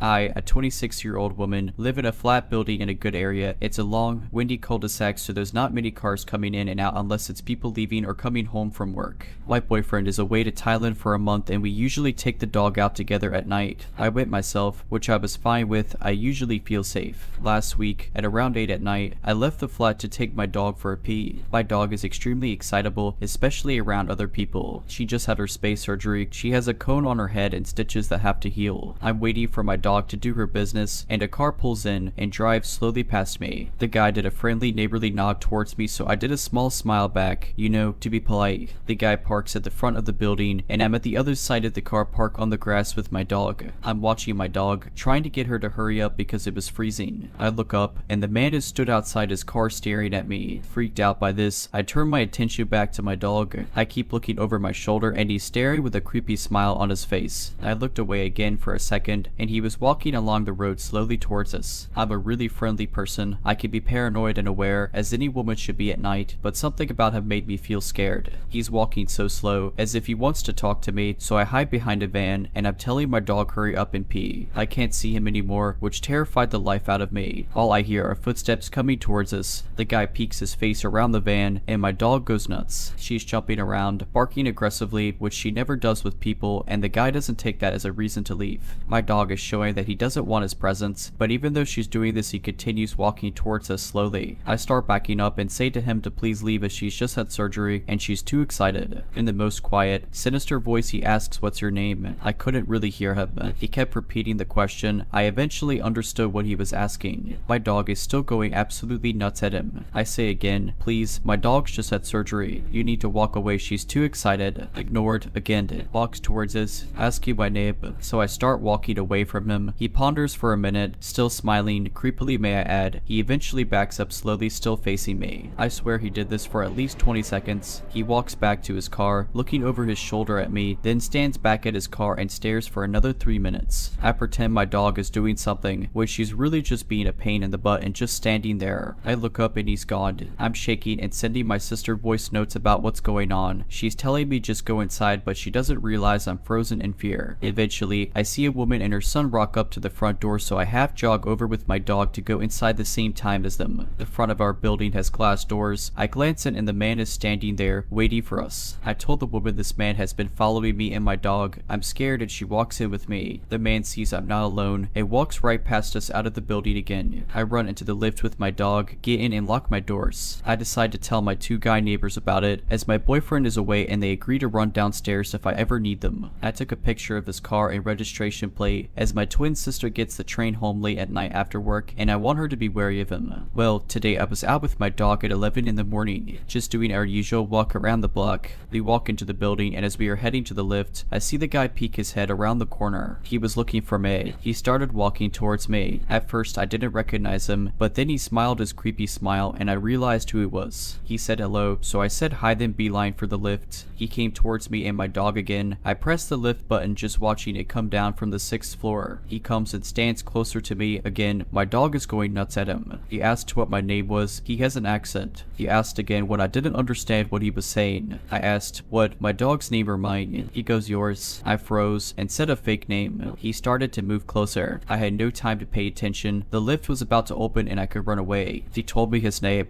I replied, nice to meet you, and finally the lift doors opened. I walked in and pressed the button to my floor, hoping he'd leave me alone. He ran behind me as I walked in, and when I'd like to see you again. Shivers ran down my spine. I was so creeped out. I replied that I had a boyfriend, but thanks. As I said this, the lift doors were closing and he tried to stick his hand out to stop the lift from closing. Thank goodness they closed on time. I'm only on the next floor up, so I was so afraid he was going to run up as he could see what floor I got off at. I stopped for a moment and almost pressed a different floor, but I just wanted to get into my home and lock the doors. The lift opens and he's not there, so I beeline to my front door. There's a glass door to the stairs, and I swear I thought I saw someone coming up. I ran in and locked the front door. I was so confused by what just happened. Next thing I do, message everyone with the update. They told me to phone the non-emergency police number, even just to get it on record, so I did that, and the police arrived at my flat at 3 in the afternoon. I explained everything to them, and they said I could either 1, get the police to go to his front door and tell him to knock it off, or 2, next time he does something like that, tell him to leave me alone, and if he doesn't, phone the police as it would then be considered harassment. But for now, the police couldn't do more, which is fair enough. I didn't want to anger him at this stage, as it's not a crime at this point, but why can't he just leave me alone? I've clearly shown that I'm not interested. I hate saying something's going on when it maybe isn't, but I just have a terrible gut feeling. I hadn't seen the guy since the last incident, however I saw him today. I again was taking my dog out to the toilet around 1 in the afternoon. As soon as I left the main door, I look and the guy is sitting in his car. He clocked me. I started walking past his car when he got out and said hello to me. I completely ignored him and walked on by. I was preparing myself to shout at him if he kept following or talking to me. I went over to the grass and the guy is standing at his car staring. Again, I'm a bit further away, so I text my sister letting her know that he was at his car watching me. She didn't reply, so I phoned one of my guy neighbors and he quickly got his shoes on and said he was coming down the stairs. I look back at the man and it seems as though he has his phone out, recording me. I started shaking, working myself up to the point of confronting him and telling him to leave me alone. Next thing I know, my sister bolts out of the building building and fast walks over to me and my dog. She said as soon as she came out of the building, she saw him back inside his car with the car door fully open and his back was turned to her because he was watching me. So she saw at this time, he looked at her briefly and watched her walk over to me. He started staring at us both. That's when my guy neighbor got outside and walked over to us. The man continued watching as I told them both I think he was waiting for me to go back into the building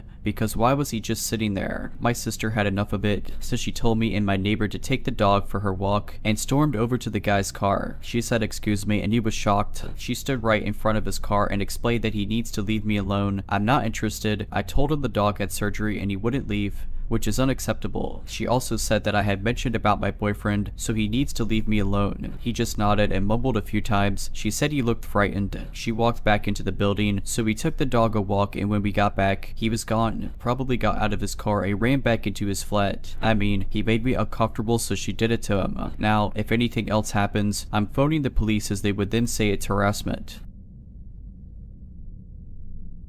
When I was in my early 20s, me and some friends went out to celebrate my birthday. We went to a couple parties since it was the weekend, then bar hopped the rest of the night. While we were at a bar, we met a group of guys that offered to buy us drinks. It was my birthday, so this sounded nice. We danced around with them for a bit before retreating back to our little section. One of the guys come over to our section and asked me to dance again. I told him maybe in a bit and went back to partying with my girl. We didn't see them again until the club closed. The group of guys came over to us, and of course we're trying to find someone to go home with. The same guy that approached me earlier had approached me again. I laughed it off and thanked him for a good time. By this time, we all were getting in the car. We had a designated driver and they made sure each of us got home safe after the club. 3 nights later, me and my then boyfriend were knocked out as I had work the next morning. My boyfriend worked nights, but he was off this night. This was at 3:41 in the morning. There's a knock at the door. My boyfriend goes to answer it and I'm walking behind him, wondering who could possibly be at the door at that time of night. We lived in a not so good area, so the porch lights would work when they wanted to, and now wasn't one of those times. As my boyfriend opens the door, the person at the door says, "Excuse me, ma'am, I can't get my car to start," and as he looks up, I immediately recognize him from the man at the club. I scream and my boyfriend catches on and closes the door. Lee and him had a few laughs when I told him about the guy at the club, so when I told him that was him, he opened the door back, I guess to confront him, but he was gone. We hadn't seen a car, but again, it was dark. I don't know how this man found where I live, other than following us home that night. I still get the chills thinking what may have happened if my boyfriend wasn't there that night.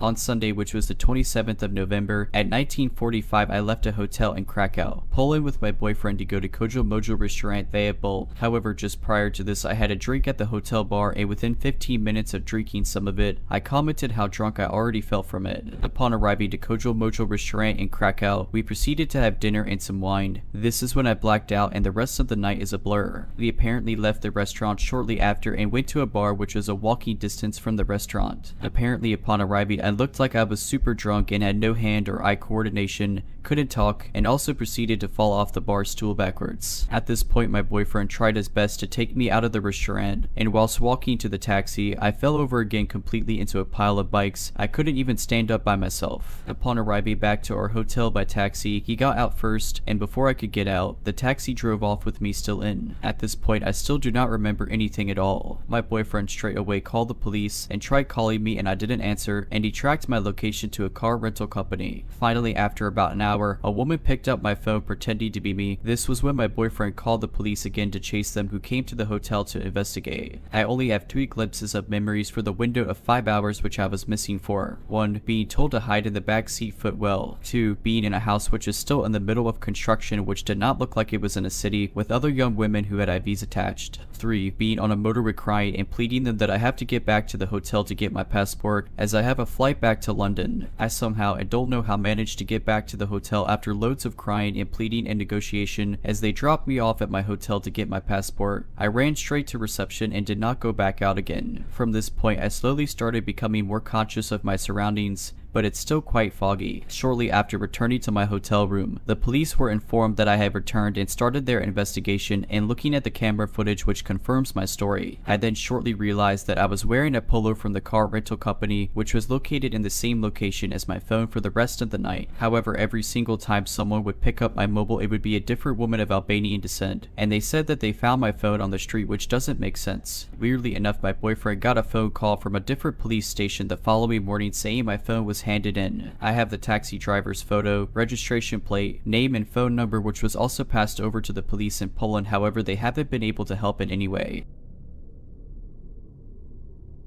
For context, I didn't grow up in a good area. I won't give location for privacy, but I live in a fairly large city. At the time I was around 10 or 11. This was overall not a good area. Lots of gang activity, drug use, that kind of thing. One of those neighborhoods with the jacked up sidewalks and shopping carts strewn everywhere. There was a park a couple blocks away from my house, and I decided to go on a run and spend some time there on my own. I don't know why I was allowed to leave on my own, knowing the area. It was still light out when I jogged down there, but it started getting dark when I actually reached the park. It was around dusk. The layout of the park was a big rectangle basically. It faced out long ways, so the shorter side was where the gate was. It's hard to explain, so I'll try to attach a picture to show you people what it looked like. There was a set of swings at the very front, and I sat down to hang out there for a bit. At the time I didn't have a phone with service, I just had music downloaded to listen to. I was sitting with my earbuds in and just got this really awful feeling. It felt like a tingling on my back, and I knew something was up. I took one earbud out and kept swinging, but I couldn't shake that feeling. Finally, I turned around to check behind me. There was an alleyway leading into the park that curved, so you could only see part of the way down. It was all white gravel. Down the alley was a dumpster. There was a figure on the ground with a ton of red stuff around him, which I now know was blood, and another guy standing walking towards me fast. The alley was across the playground, about 40 feet away maybe. As soon as I saw the man approaching me, I dipped out of there. He had something in his hand that I couldn't see, but he was holding it like a knife or a pair of scissors. I sprinted the couple blocks back to my house and got into the bag to make sure no one saw me. I didn't tell my dad until years later, and he fully believed me. That area was bad news, and I'm amazed something bad didn't happen to me with how much I was let out alone. If you're liking this video, all I ask is that you make sure to subscribe to my channel and like this video. Thank you.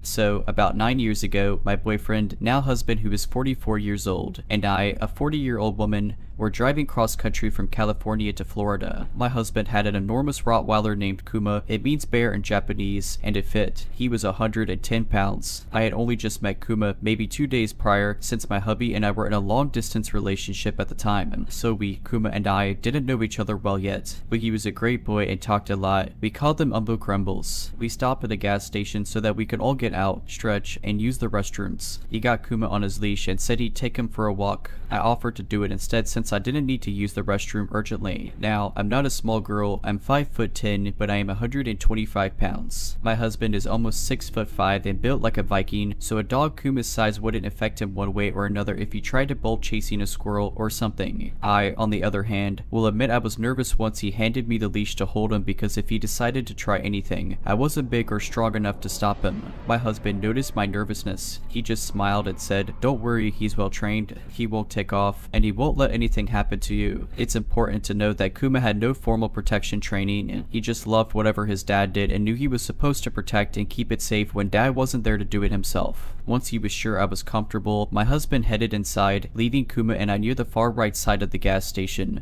with a little dirt path near a wooded area. It was very dark, and there was little light being shed so far from the building, but it was a busy little station, and I could see people, so I didn't feel isolated or anything. So I start to walk slowly, allowing Kuma to take in his surroundings, when I hear a noise coming from behind me. I turn startled to see a man walking. He notices me and slows his gait, looks around, back at me, then smiles eerily. He changes direction suddenly, heading directly towards me. He says it's awful dangerous out here alone. But you're alone. Something in his eyes told me to run. Just as I'm about to bolt and start hustling towards the people and lights of the station, I hear another sound. This one is new to me. As I clenched my hand, preparing to run or die fighting off this creepy guy, I felt something. The leash. Kuma. In that moment, I'd forgotten that I wasn't alone at all, not by a long shot. The sound I had heard was a warning, a very lethal one. It was the deepest, most menacing growl I have ever heard come out of anything. That beautiful beast stepped out from behind me, where he'd been observing the threat like a giant dragon rising from the shadows. The man's creepy smile slipped right off his face, as did a few shades of color. Puma placed his large body between mine and the approaching strangers and pressed back against me, urging me towards the Jeep. He didn't have to tell me twice. I turned and started to make my way back to the car, still holding that leash for dear life. He walked backward, pressed against me the whole time, watching my back until we made it back to where we had parked. I tried to look for the man, but he either ran back to wherever he'd come from or made it inside, taking a much longer route. Well outside Kuma's reach, I told my husband what happened, and honestly, I'm not sure who would have done more damage to that unfortunate man had they located him. Every day for the next 9 years, Kuma was my best friend and guardian. Rest in peace, Kuma. I, a 20-year-old woman, work part-time at a small business in my local mall and usually work alone. I am a sales associate, so I am required to talk to customers and encourage them to buy things. It was the last hour of my shift when a creepy man came in. He was about in his middle 40s and everything about him was odd. His clothes didn't fit, expensive shoes, socially awkward. He originally asked a pretty standard question about a less expensive item that I happily answered. After this though, he continued to ask questions almost as if he wanted to keep my attention to him. He then asked if he could try out our most expensive item in the store, which is a massage chair, and I say yes. We let everyone try it out. At this point, I just thought he was an innocent yet socially awkward guy. He gets in the chair to try it out and continues to ask unusual questions. We chit-chat a bit, and I tell him the massage chair's features and the price of it. All of a sudden, the questions get more personal. He asked what high school I went to and if I missed it. Me being naive, I said the high school I went to and that I did not miss going. He said some story about a teacher I've never heard of and said he missed high school a lot.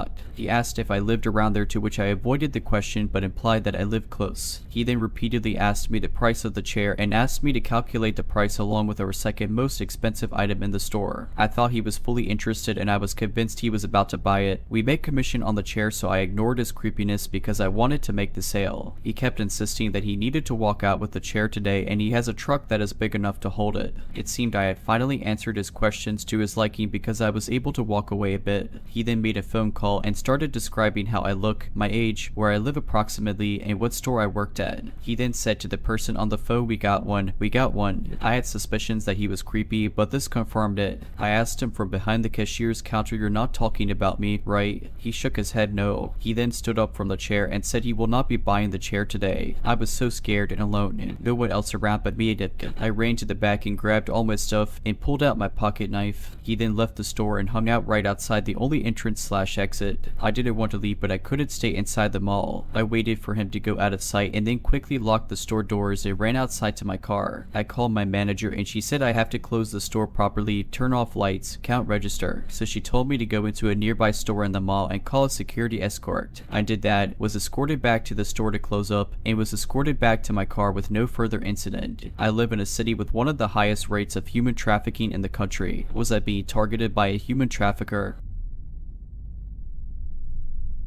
My mom decided to tell my dad, my brother, and me an incredibly secret one-word code that would only be used to verify that we are who we say we are in case of a dangerous situation, or something like that. It's a pretty unique word, if you can even call it that. It's almost inconceivable to be mentioned in regular conversation. We all thought it was pretty corny, but we all agreed to remember it, and all of us talk about the code in conversation every once in a while. Note that my mom came up with this code several years after we had moved away to a different state, California, from our hometown, Illinois. Fast forward to last week, a tradition of our family is to go back to our hometown for Thanksgiving every year, and my dad's and uncle's birthday is within that week, so we usually celebrate their birthday during this week as well. We decided, since it was my father's 50th birthday, that we'd go to a dive bar with my family and my parents' high school friends. Vibes were great, and it was the first time our whole family had been out together for several years. About an hour in, a late 60s to early 70s man wearing a bar staff shirt came up to me, my brother and my mom, and said this incredibly secret aforementioned family code. The way he said it was so deliberate, it was like he knew how much the code meant to my family. We all looked at each other with very perplexing gazes, like we all wanted to say something to each other, but as soon as we looked at each other, he went over to where he was sitting prior to this incident. My brother went over to talk to him a few minutes later, but I forget what he had said to him. Nothing noteworthy as far as I know. Later that night, he and my dad were outside smoking and gave my dad a rock. It was a dark brown rock with dark orange streaks passing through through the rock. I think my dad gave it to my mom, and my mom threw it away. My mom believed that the rock was some sort of bad omen. This really did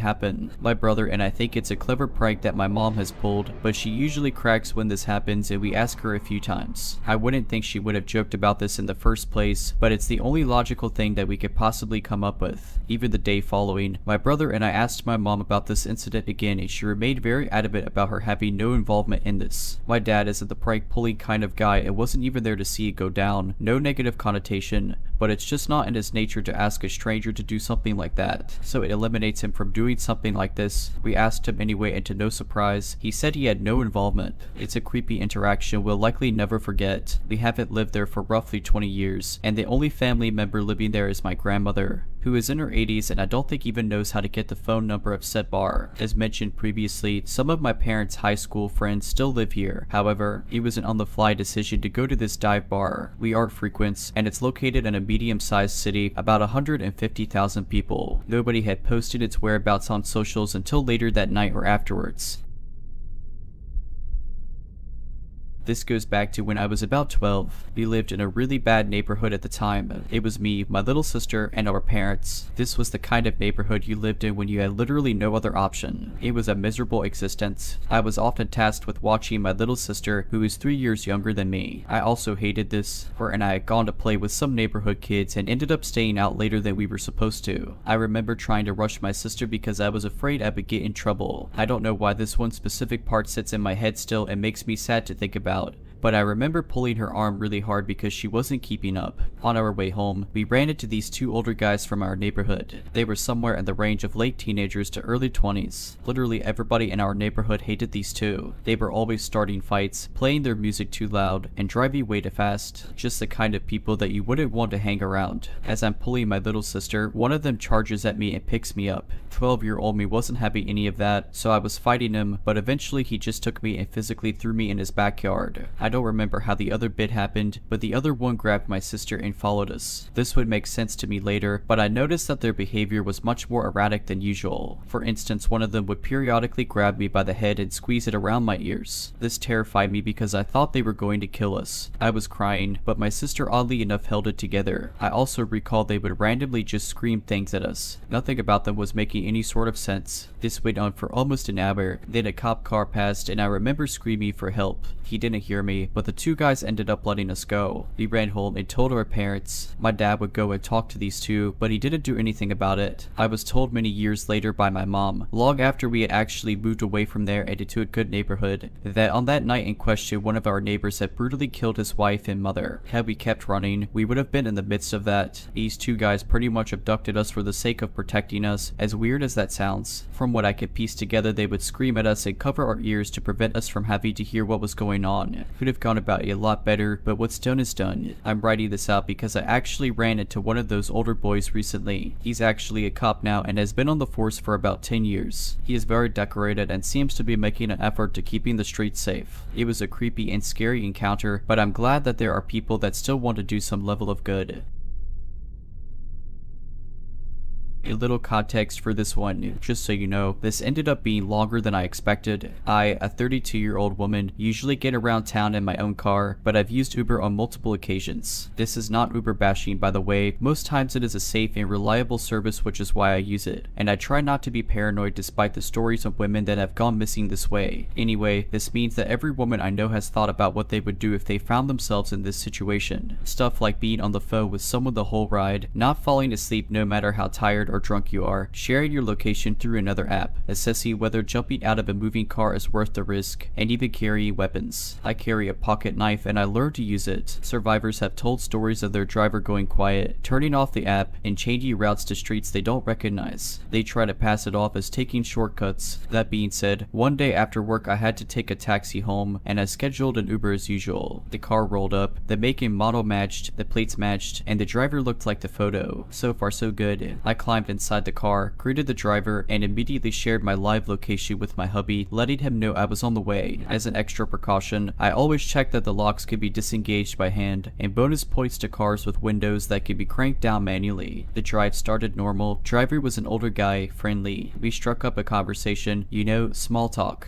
We found a lot of traffic and the driver asked if I wanted to take an alternate route. I pointed at an access road that I normally use to skip traffic and he switched lanes. We were going down the access road and this is when things started getting sketchy. He said that he made a wrong turn and we kept driving farther and farther away from the main road, supposedly looking for a way to get back on track. The app was still running as normal and the GPS was telling him how to get back on the main road, but he kept ignoring it, saying that we were now too far away anyway and that he knew another way to get to my destination faster. So this is when alarms start going off in my head, especially because we kept getting closer to a bad part of town. True, if you cross those neighborhoods you could find another main road on the other side, but most people avoid it for it being the aforementioned bad part of town. Like, police don't even patrol those streets sometimes. As he drives deeper into the neighborhood, he notices I'm tensing up. Truth is I was debating whether I should reach for my knife or if I was being super paranoid, and the driver was honestly just trying to get to the other main road. So he starts telling me about the neighborhood and that I shouldn't be scared, that it was dangerous but that good people live there. Honestly, I wasn't so worried about the people living in the neighborhood as I was about this guy taking the scenic route. So I started talking to about how I was aware there was a road that crossed to the other side and that I knew exactly where I was. The conversation at some point turned to his daughter who was college aged, and I kept making as many parallels as I could between that girl and myself. Hand on my pocket knife by this point, the other hand ready to unbuckle the seatbelt, while I kept an eye on the map to make sure we were getting closer to the other main road, and thankfully we were. I did not begin to relax until I started recognizing where we were. We did eventually make it to my own neighborhood and I made him stop a block before reaching my house. Didn't want the guy to know where I actually lived, and I skipped out of there as fast as I could. I really hope I was just being paranoid and that I was never actually in any danger, but all I have to say is that was an intense ride. If you're liking this video, all I ask is that you make sure to subscribe to my channel and like this video. Thank you.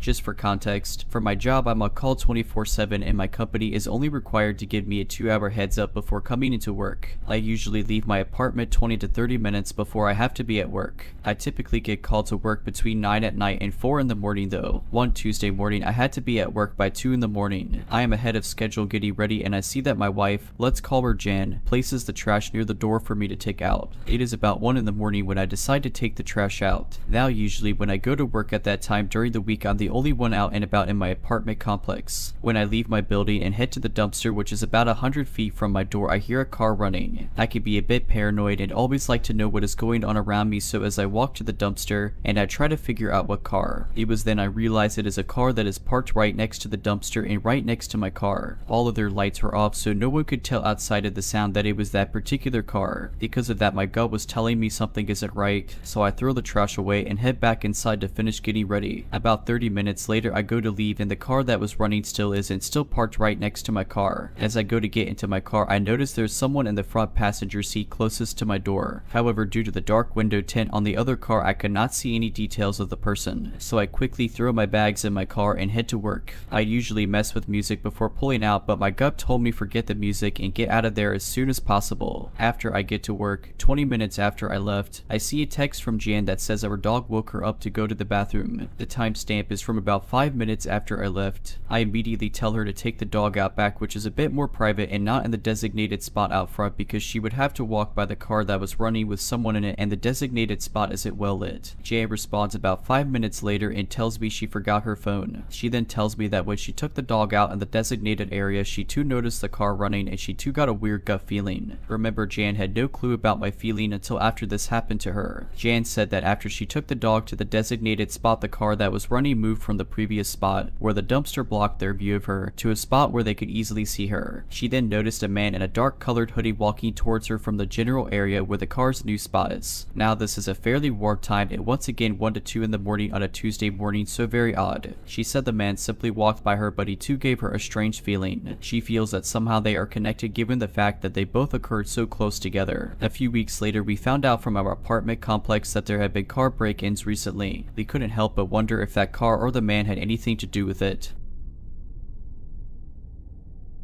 This happened to me in the summer of 2019 when I was a 19-year-old woman and working at a dollar store as a summer job between semesters at university. A guy came into the shop around closing, 9 at night, probably in his late 20s to early 30s, and was obviously high. He had the red eyes, slurred speech, everything. Anyways, I said my normal fake hi and smile. Any retail employee knows what I'm talking about. and just let him into the store. He grabbed a cart and started piling stuff into it, only 20 minutes later to come up to my station saying his weed had worn off and he no longer wanted the pile of stuff in the cart. At this point I was super pissed because that meant I had to put it all back. He paid for a few things, thanking me for being so chill about the fact that he was high, then basically started telling me his whole life story about how his wife left him and took his 3 kids with her, that he was broke, all that stuff. He started asking me what my name was, where I lived. Obviously I lied. He said he would be back and walked out. I thought nothing of it. I noticed that he started coming in a lot more often with his backpack, and he always made eye contact with me, coming up to my station to pay for a bottle of water or something. He kept asking me questions about myself, and I was pretty discreet. I suspected that he was stealing. To be honest, I didn't really care, but he always gave me that look as if I was his accomplice or something. Then it started getting super weird. I didn't tell my boss about him. Granted, I probably should have, but I didn't want to accuse someone of stealing because of their financial status or whatever else might be going on. I didn't want to accuse him in case he was innocent and I was just misunderstanding things. I think she knew something was up though because of how uncomfortable I was whenever he came in, asking if someone could cover me on my station or asking for an early break, stuff like that. I wasn't actually at work for this part, but my boss told me about it later. She said he came into the store in tears, admitting that he had been stealing from the store the last couple of weeks. He told her he had made a list of things he stole and was going to pay it all back. This is where I reminded it was a dollar store. It's not like he snagged the Mona Lisa. I was stocking shelves when I saw him next. He came up the aisle and snuck up behind me, startling me. He insisted he wasn't there to steal, then professed his love to me, insisting that I call him. I didn't even have his number, not that I would have if I did. I wasn't at my station when he went up to pay for a handful of chocolate bars, but my boss was, and she told me he pulled out a wad of bills to pay for them. She asked him where he got the money and he quote responded, "I found a pot of gold." She thought he was joking, so she asked him with amusement where he found it and he quote responded, "I found it next to a dead leprechaun." To say she was freaked out was an understatement.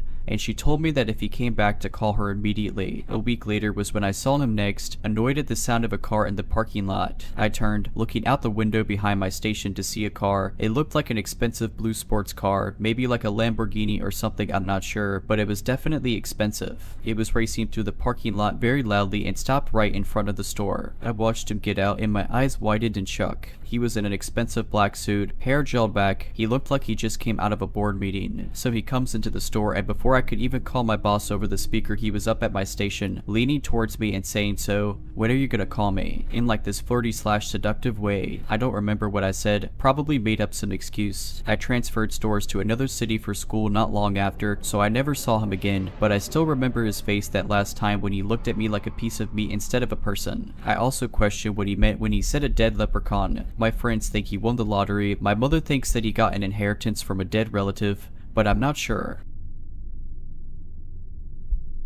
I'll try and keep this story as short as I can, but so much of what makes it creepy is in the details and atmosphere surrounding my experience. My mother and myself decided to visit Nevada City on a whim. It's an old-timey Victorian-era mining/logging town built in 1856. Look at pictures on Google if you really want to see a creepy town. It looks haunted without having to try. After eating lunch at a brew pub, we decided to stroll around the massive Pioneer Historical Cemetery on the outskirts of town. It wasn't quite dusk, but the trees are really tall in this area, so daylight is hard to gauge, and it usually feels later than it is. This cemetery was sprawling. I mean, most pioneer cemeteries are, because of the high mortality rate of the time, and lots of child graves. As we progress through the cemetery, it starts like a proper cemetery with large, ornate tombs/mausoleums, marble obelisks, family plots, stuff like that. What's wild about this cemetery is that it stretches on almost forever into the woods. As we follow the cemetery deeper and deeper into the woods, it becomes hard to tell what's a grave or not, and it's getting more wild and overgrown. It eventually devolved into just wilderness, with the occasional sign of homeless camps like abandoned tents and bags of trash. Luckily, the trees were opening up and more daylight was coming through, and we ended up in an open area with a large solitary juniper tree, tall brush, and a few random graves. I sort of tripped over something, and it turned out to be a purse, like a large designer purse, and it looked super old, like it had been there a while. Looking up from the purse about 10 yards ahead, I saw what looked like a pile of women's clothing, but then I noticed to my horror a tangled mass of hair hair and I froze. Never know something without actually quote unquote knowing something. I knew that this was a dead woman's body down to my core. I put a hand out and stopped my mom, who was trailing behind me. Get your phone, call the police, that's a dead body over there. And she immediately started dialing 911 because like me, she just knew. Then it gets bananas. As my mom and I are discussing the situation, we had our attention turned away from the corpse. When we looked back at the body, I swear to God, she was sitting up with her back turned to us. She was wearing a bright red trench coat and she had super grimy blonde hair that was more standing up than laying on her shoulders. It's like the grime in her hair allowed it to defy gravity. Slowly, she turned her head over her shoulder like something out of a horror movie and spotted us. She literally jumped to her feet lightning fast and turned to face us. Her front was a mess of torn clothing and she was barely covered. In the weirdest gait I've ever seen, she rapidly advanced on us at a jerking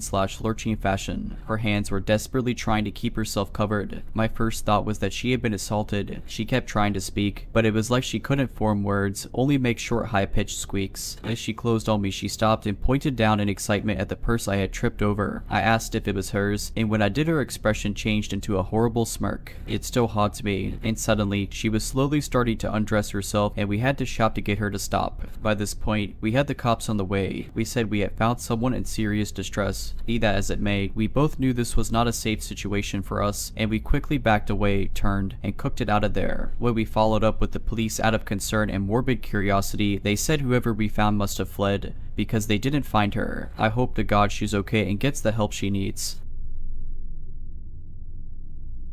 So at around 12 in the morning after I had gotten off work, my boyfriend and I are watching television and had just put a blunt out when there's a knock at the door. We both look at each other in confusion when a second round of knocks goes off. He gets up off the couch, looks out the peephole and recognizes it's a woman that had talked his head off when he was checking these apartments out before moving in. She's, as he describes, in probably her 50s and very annoying. He sees her every morning when he's going to work and she always waits for him to leave first before driving off. He reluctantly opens the door as I take the paraphernalia out of sight. I can hear her voice, but she's speaking incoherently until he apparently deciphers heat and not working, to which he then asks her heat's not working. She says yes and asks him to look at it when our cat walks out the door, so he closed it to pick her up. The lady begins walking upstairs, so he brings the cat back in and follows. He sees the woman standing there as he reaches the top of the steps, and from her doorway she says never mind, it's working me, while all the lights in her apartment were off. Pitch black. She then says you can still come in and take a look at it if you want. He says no and decides not to wait around for anything else weird to happen, so he turns around and descends down the steps, returning to our apartment where he sat in silence for 5 minutes trying to piece together what just happened before recalling me with the story I just told you. Fast forward to 1:30 or 2:30 in the morning. My boyfriend is asleep now when I hear steps coming down the stairs and then, you guessed it, knocking. But fate this time,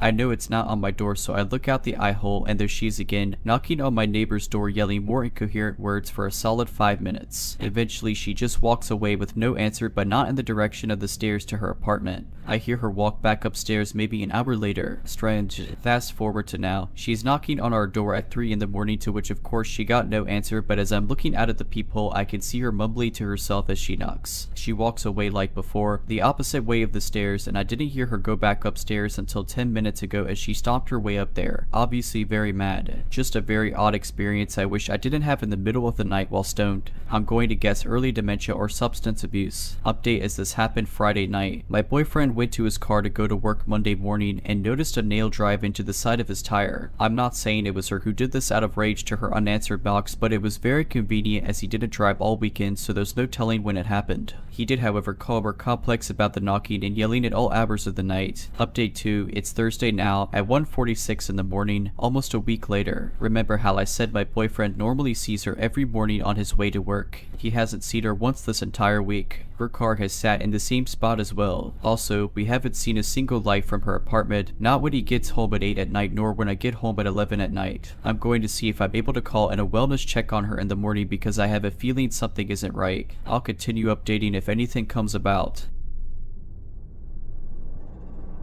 This just happened to me the other day and I need opinions on whether or not I should be worried. I, a 24-year-old woman, took my son to my mom so she could watch him while I went to work, as she's been doing for the past few years. After leaving her house, I went straight to work, about 7 minutes away. As soon as I pulled up at my job, a truck parked next to me. There are many cars around at other shops as we are directly in town, but I am the only one at my job that morning. I'm thinking it's a customer waiting for us to open, which wouldn't be for another half hour. So I get out of my car with my store key in hand hand, and the man in the truck says, "You work here." I look at him and he doesn't look familiar, maybe in his early 40s. I said, "Yes, I do." We open a tent and smiling, he said, "You get your tire fixed." I wasn't immediately alarmed, just trying to think of how he knew I had tire troubles and where I knew him from. But I didn't know him at all. I told him, yeah, that I had to replace 3 tires because I kept running over nails. He was not from the tire shop or anywhere I had been recently. He told me he had also run over a nail and had to replace a tire. Since I had to go to the bank before opening the store, I told him I would be right back and went inside. When I come back out, he says, "You don't remember me, do you?" I told him no and asked where I met him, and he said that he remembered I had a baby a few years prior, that I used to drive a little gray car around, and that he helped me out when I had car troubles. I asked if it was when I broke down in town a few years ago, and he said, yeah, that was it. Maybe he did, but I do not remember him ever helping me. My family showed up to help me that day and get my car towed. The whole time he is speaking to me, he's grinning, which didn't seem off in that moment.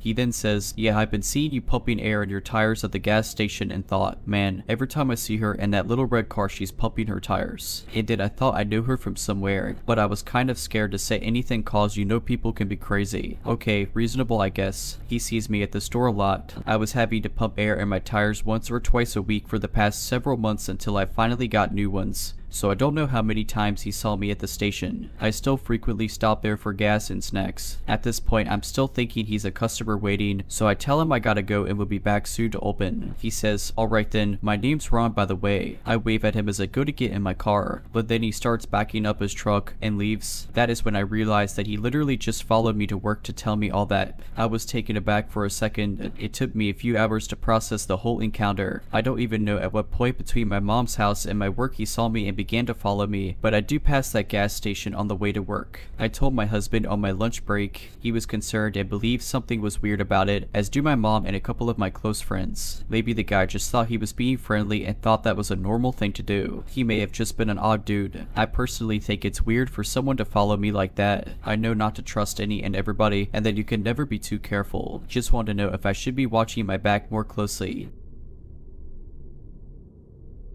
Just had something happen and needed to write it down somewhere. I went to my bank at around 10:45 at night. They have a drive-through ATM, which is behind the bank, away from street view. When you pull up to the ATM, there's basically a curb on the other side, so you can only go forward or backward. So for example, if a car was to pull up behind me and one wait around and pulled up in front of me, I couldn't go anywhere. I'm a 25-year-old dude, 5'11" and built pretty big, so usually I don't have many bad feelings about something. I feel pretty safe in the area I live as well. But as I pull in at the ATM, another car comes behind me, didn't think too much about it, but 10 seconds later, another car pulls up on my right, other side of the curb, and just stays there. Now usually I would just go about my business, but for some reason I had a really bad feeling about how the cars pulled up and how the car to my right just stayed there, doing nothing. There was more than enough space to park randomly in front of the bank. Why stay next to me and wait there? My gut was telling me to get out of there, so I acted casual, as if I was finishing up, took back my debit card as fast as I could without acting weird, and got out of there. To this day, I tell myself sometimes I probably overreacted, but it kind of haunts me to think how easy it would have been for them to trap me there and force me to give them all I had. If you're liking this video, all I ask is that you make sure to subscribe to my channel and like this video. Thank you.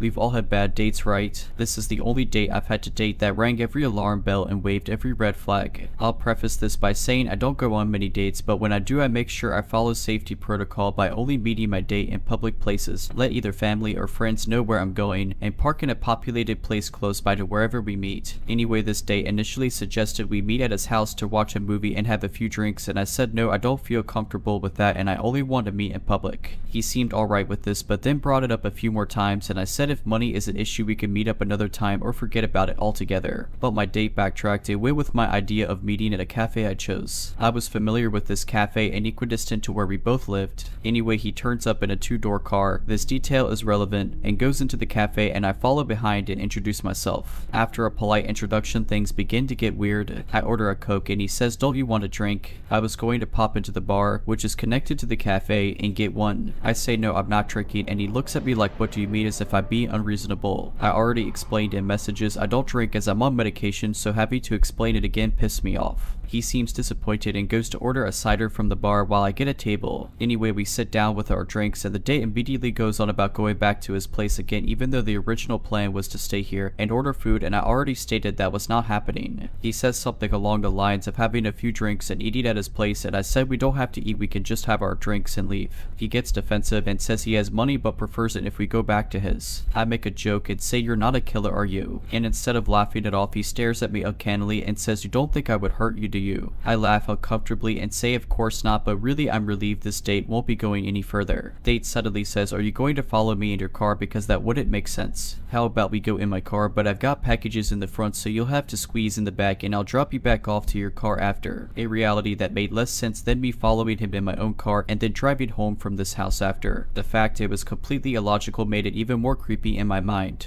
Every alarm bell was going off at this point. I said, "Look, I don't want to go to yours and your insistence is giving me the creeps." Date looks shocked, mumbles something about needing the toilet and excuses himself from the table. A few moments later, I see him through the cafe window getting into his car and driving off. Massive bullet dodged in my opinion. Also, the fact his car didn't have back doors made it even more sinister, because imagine if something happened in the car and I couldn't escape.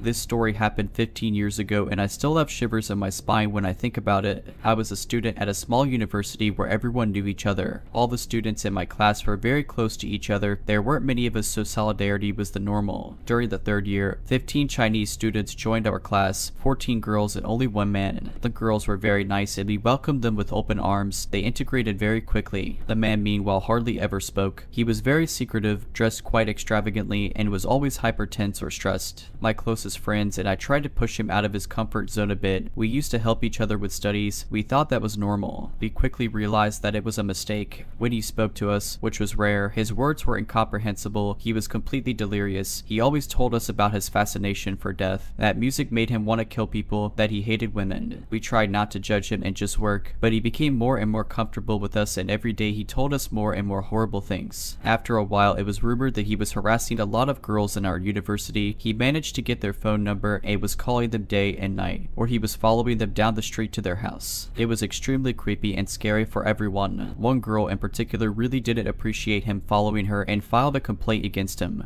He was questioned by the police as well as by the headmaster of the university and asked to go to the hospital for a psychiatric treatment. We didn't see him for a few months after that, so we thought he was off for treatment. Then one day, suddenly he reappeared in class, but his gaze had become extremely disturbing. He stared at people for tens of minutes as if he was going to jump at their throats. I felt very bad that day. And then, one day, I learned from a friend that he had come to university with a huge butcher's knife. He wanted to kill the girl who reported him to the police, but since she wasn't in college that day, he went to see her mother, who worked as a secretary in our department, and he killed her. Some teachers present in the building tried to stop him and they were seriously injured. Finally, he was able to be subdued and put in a psychiatric hospital for the rest of his life. This story traumatized us all, and even years later we never talk about it between us. It was absolutely horrible. After that, I left university because it had become unbearable. After a long week, I was feeling the need to unwind, so I accepted an invitation from one of my friends to join her and a few others for a night at one of the local bars. We played pool, we danced a bit, and we had a few beers. I'm not much of a drinker, it messes with my metabolism, but I had a few pints of beer. I'm 6'1", and it's something that works in the world of fighting, but it has, in the past, been a severe source of insecurity for me. Over the years, I've learned to just embrace the insecurities, but every now and then it rears its ugly head. Most of the guys and girls that I date are shorter than me. That's totally fine, but when someone that's 6'5" comes my way and shows interest, I'm more likely to be interested. Maybe it's shallow, maybe it's insecurity. I really don't know, but that's not entirely the point of this story. This guy was very cool. He was an athlete, funny, cute, charming, the whole 9 yards. I beat him at a game of pool. We danced, we had a shot, just had a fun time over the course of a few hours. We exchanged numbers and all was good. Come closing time, he asked if he could walk me to my car. That sounded lovely, and I told told him as such. We walked to my car and I thanked him for a fun evening. He grabbed me by the waist and pulled me in for a kiss. I wasn't exactly ready for one, so I gave him a side kiss and told him to give me a call for a date. This was apparently not good enough. He wrapped his arms around my waist tighter and pulled me in. I pushed him away and said that I wasn't the kind of person to kiss someone I just met, and I preferred for him to leave me be. This was also not good enough for him apparently, and he pulled me closer. Yeah bro, not going to fly with someone like me. He attempted to nuzzle my neck, but I sent a knee to his groin, then gave him a right hook to the chin. He got noticeably angry, completely opposite of the cool and collected individual he had been all night, and started charging at me. I gave him a few hits to the face and few kicks to his side. The whole time he was attempting to hit me, and a few actually hit me, but eventually he got up and said, and I quote, "You're a psychopath." He skulked away in defeat, which was a source of satisfaction for me. Over the past couple of weeks, I've been feeling some irritation in my right chest. I went to my doctor after some bruising started occurring and found that one of my saline implants had ruptured. Normally this wouldn't be the world's biggest problem, but I've been told I need to have it either removed or replaced. I filed a police report, but his name isn't in any kind of system, and his phone number is apparently not valid. Ladies, watch yourselves out there. Before I tell the story, it's important to know that my dad is not, by any means, a fighter. He is not an angry man, and if anything, he's a bit meek. So this happened when I, which I'm a 20-year-old woman now, was 6 years old. My dad and I went to the supermarket, and it was one of those grocery stores where there was a hot food section where you could sit and eat, and kids under 10 ate for free. My dad and I were getting food at the buffet, and then we were going to pay at the cash register and go sit down. Now, this whole section of the supermarket was very small. That is, the tables for eating were very close to where you selected your meal. Because my meal was free, I remember asking my dad if I could go sit. He said yes, and he'd be right over again. He was probably going to be, at most, 20 feet away from me if I went to go sit before him. When I sat down, I remember a grown man, about my dad's age at the time, coming to sit directly across from me at the table. The table only sat 2 people. He said, "Do you mind if I eat with you?" And I just remember feeling so scared that I froze and went quiet. I didn't answer even though my 6-year-old impulse was to be polite. He was like my mouth wouldn't open, but the next thing I knew, before I even had time to feel rude for not being able to reply, my dad was right in this guy's face, grabbing him by the shirt collar. I don't remember exactly what he said to the man, but it was the first time, and one of the only times, I've ever seen my dad raging mad. And it was the first time I heard him use a swear word. I couldn't believe that my dad was actually grabbing someone physically. Next thing I know, security came over and my dad had called my mom, who was in the grocery store shopping, and there was a big commotion. Then we left the store. I actually haven't asked my dad about this in such a long time. Probably since I was a teenager, I sort of want to now and ask what ended up happening. This happened a few weeks ago and it was so bizarre that I still think about it every so often. Anyway, I was babysitting my nieces who were 8 and 10 years old since my sister was going out to meet this other girl at a coffee shop. I offered to babysit my nieces since her house was nice and I didn't have anything else to do that night, so I decided why not. At first we just watched movies and played video games together. Later on into the night, I noticed they didn't eat anything, and so I asked them if they were hungry. They both replied no at first. That's when I said I can make a quesadilla for them or anything else they want. They still replied no. When I mentioned pizza, they immediately yelled yes. Of course they would. Well, bad idea that night. When I called the local Pizza Hut, I ordered 2 large pizzas to be delivered. Keep in mind that I went outside to make this phone call. Quite loudly I should say, because it was dead silent outside. I only went outside because I noticed a bag on the street and I thought it was mine or somebody else's. It was just trash when I looked closely at it. I'm assuming this was the neighbor's trash bag. 20 minutes go by and I hear a doorbell ring. It was the Pizza Hut delivery girl. I paid her in cash and I took the pizzas to the kitchen where my nieces were eating at. This is when the weird stuff happens. Not even 10 minutes go by and I hear the doorbell ring again. I was skeptical at first and looked out the window. It was hard to see much of anything by this point. I opened the door, only to be greeted by an old man with a pizza box in his hand. He says to me, "Hello son, I got your pizza that you ordered." I tried to answer in a way that would divert the situation. "Oh, I'm sorry, I didn't order any pizza, you must have got the wrong location." That's when I tried to close the door, but he pushed his hand hard on the door. "Are you sure?" he replied. I firmly replied back yes, and I closed the door. I thought that was the end of that, until one of my nieces told me, "Why is there a man just standing outside outside our house. I was confused, but my heart started to pound when I thought it was the same old man from earlier. I was right. It was the same old man still standing outside the house with the pizza box still in his hand. I was absolutely livid. I opened the door furiously and yelled at him that I would call the cops immediately. He ran off. My sister arrived 2 hours later and I told her of what happened. She looked immediately concerned and then asked who it was. I told her it was an old man who impersonated a pizza delivery worker. If you're liking this video, all I ask is that you make sure to subscribe to my channel and like this video. Thank you. This took place in 2011. I'm a 29-year-old dude now, but I was 17 at the time living in Illinois. I and my best friend, let's call Simon, had gone out in the evening to celebrate the birthday party of our mutual friend Gabe, and we had taken Simon's dad's rather beat-up Buick Century. The party itself went pretty smoothly. It's what happens after where the creepy encounter begins. Simon and I start our way back at around 10 to 10:30 at night. We decided to take the quiet, windy road back home cause it would get us home quicker. As we went through the road, we noticed somebody walking down the side of the road not too far from the nearest gas station. We found it a bit odd because she was going away from the gas station, not towards it, and we didn't see a parked car anywhere in sight. This mysterious person began coming closer towards our car and we slowed down and got a proper look at who the person was. She was an older woman, probably in her middle to late 30s with blonde hair and fair skin. She looked quite disheveled as well. We wondered if this woman was lost or something, so we stopped our car and she got closer towards us. Before we could ask her if she needed help, she noticed us and stared at us for some time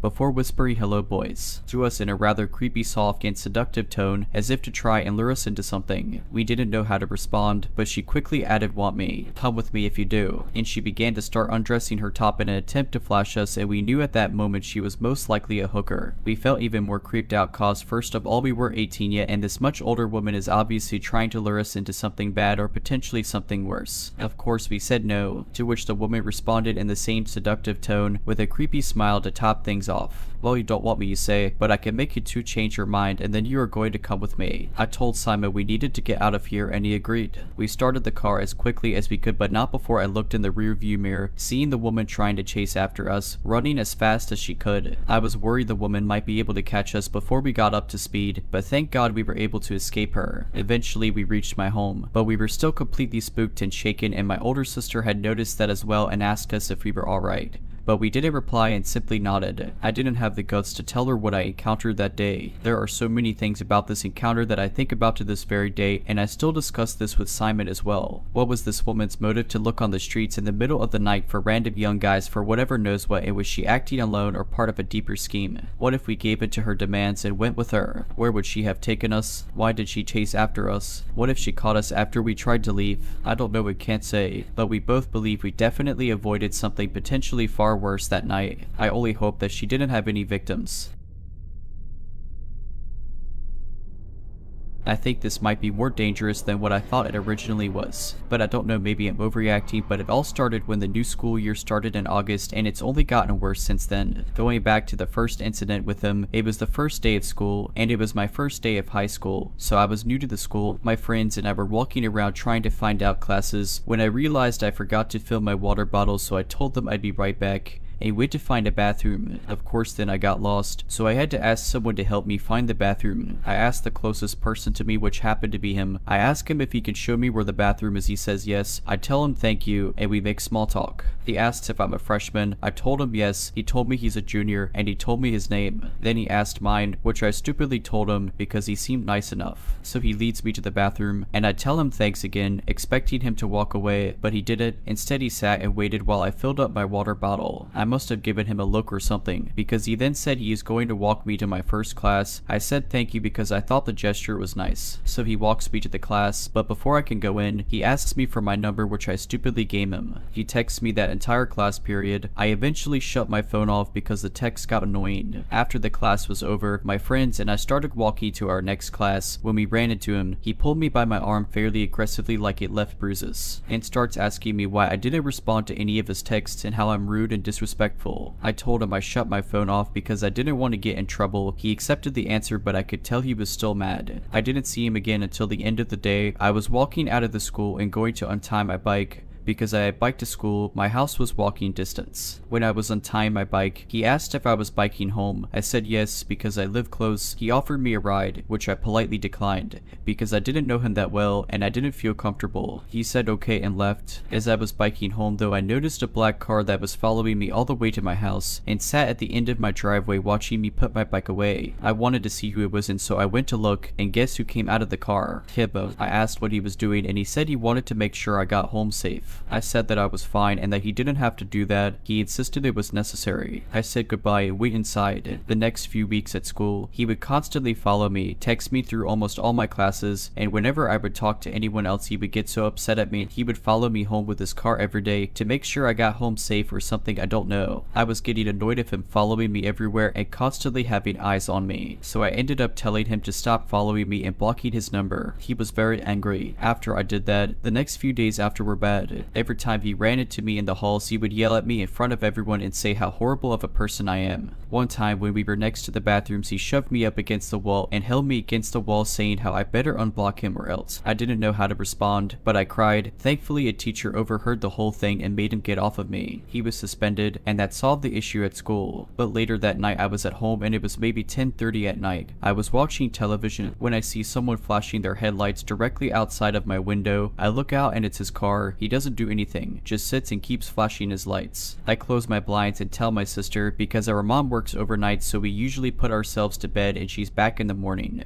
Plus my sister's is always home and she's an adult, so I'm okay. She goes and looks out the window and he's there still. She locks the door and says to just hang out in the living room, and that he probably needed something but it's late and he will have to wait. He came and sat outside my house every night that week. Later they're probably around midnight, so my sister was already asleep. I pretended to be, but I was always woken up by his stupid bright headlights. He never did anything, just sat outside my house. But then he just stopped and I got like a week's break. Until this past week. I was getting ready for bed a few nights ago and I saw his headlights again. But this time only for a few seconds and then they shut off, and it was only a few minutes before I heard knocking on my window. I lost it and went and got my sister, who called the police, but again before they could even come he was gone. I gave them his name and they said they would look into it. He ended up denying ever being at my house, so it was just his word against mine because we didn't have cameras. They ended up making him sign something saying he won't come to my house anymore and will keep out of contact with me. I'm not sure what it was though. He didn't come back to my house anymore this week, but he has been giving me looks at school, so for the love of God please leave me alone. I'm still scared he might do something worse.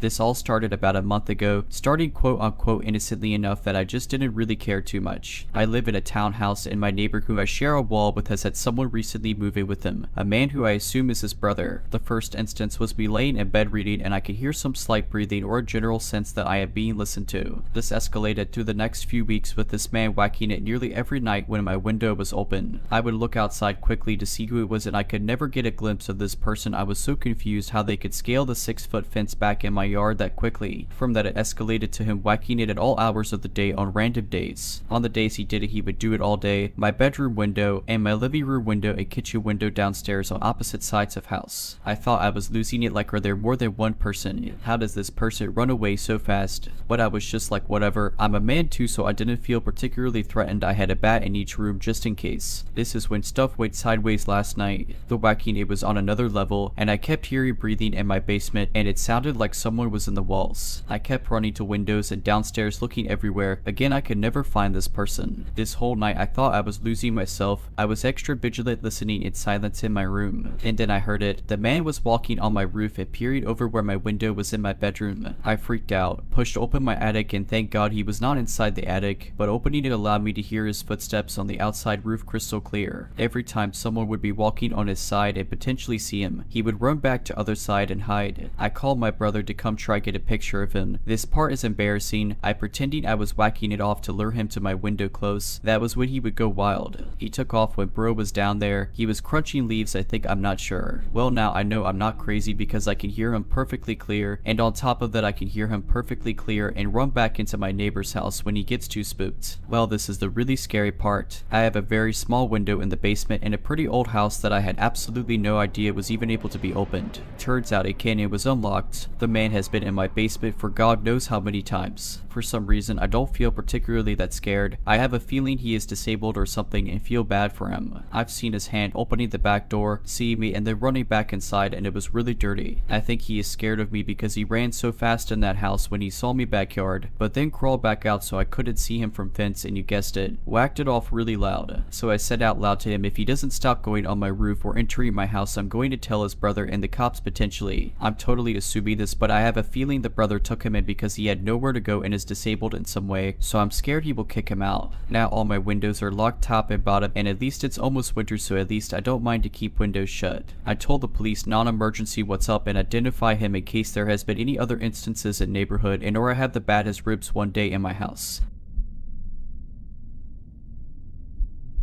This happened a few years ago, but I still feel uneasy every time I see a car that looks similar to this one. I am a weed smoker, and usually when I'm alone I love to light a joint and relax. I had just moved into a new apartment, and I didn't want to risk upsetting neighbors or worse violating my lease by smoking inside, so I went out to my car to smoke in the parking lot. It was at around 12. I parked my car a ways down from my apartment so none of my new neighbors could see me. I was worried about making a bad impression. I was at the end of a dead-end street with one street light lit for the area. There are parked cars around me, but it is dead silent outside, so I assumed I was the only one in the area. I smoked my joint, listened to music, and scrolled on my phone until I was ready to head back to my place. I was in this spot for about half an hour. Again, there was no cars coming in or out during this time. There was also no people around either. Once I decided to head back, I backed my car out of the spot and angled it to begin driving down the road. Immediately, a blue Ford Fusion pulls out of the parking spot a few down from me and pulls right in front of me, facing me, and blocking my way. We both sat there for a few minutes and I began to become scared. I was blocked in and this car was not moving. Its headlights were blinding. After what felt like an eternity, the car finally drove forward and moved to the side, very slowly. I drove past it as it sat there still. I tried to glance in the window as I passed to get a look at who the person was, but they were tinted. I drove to my apartment and ran inside as fast as I could. I spent the rest of the night feeling uneasy. I was scared they would come to my door. My boyfriend came over the next day and I told him what had happened, how I had a gut feeling something wasn't right.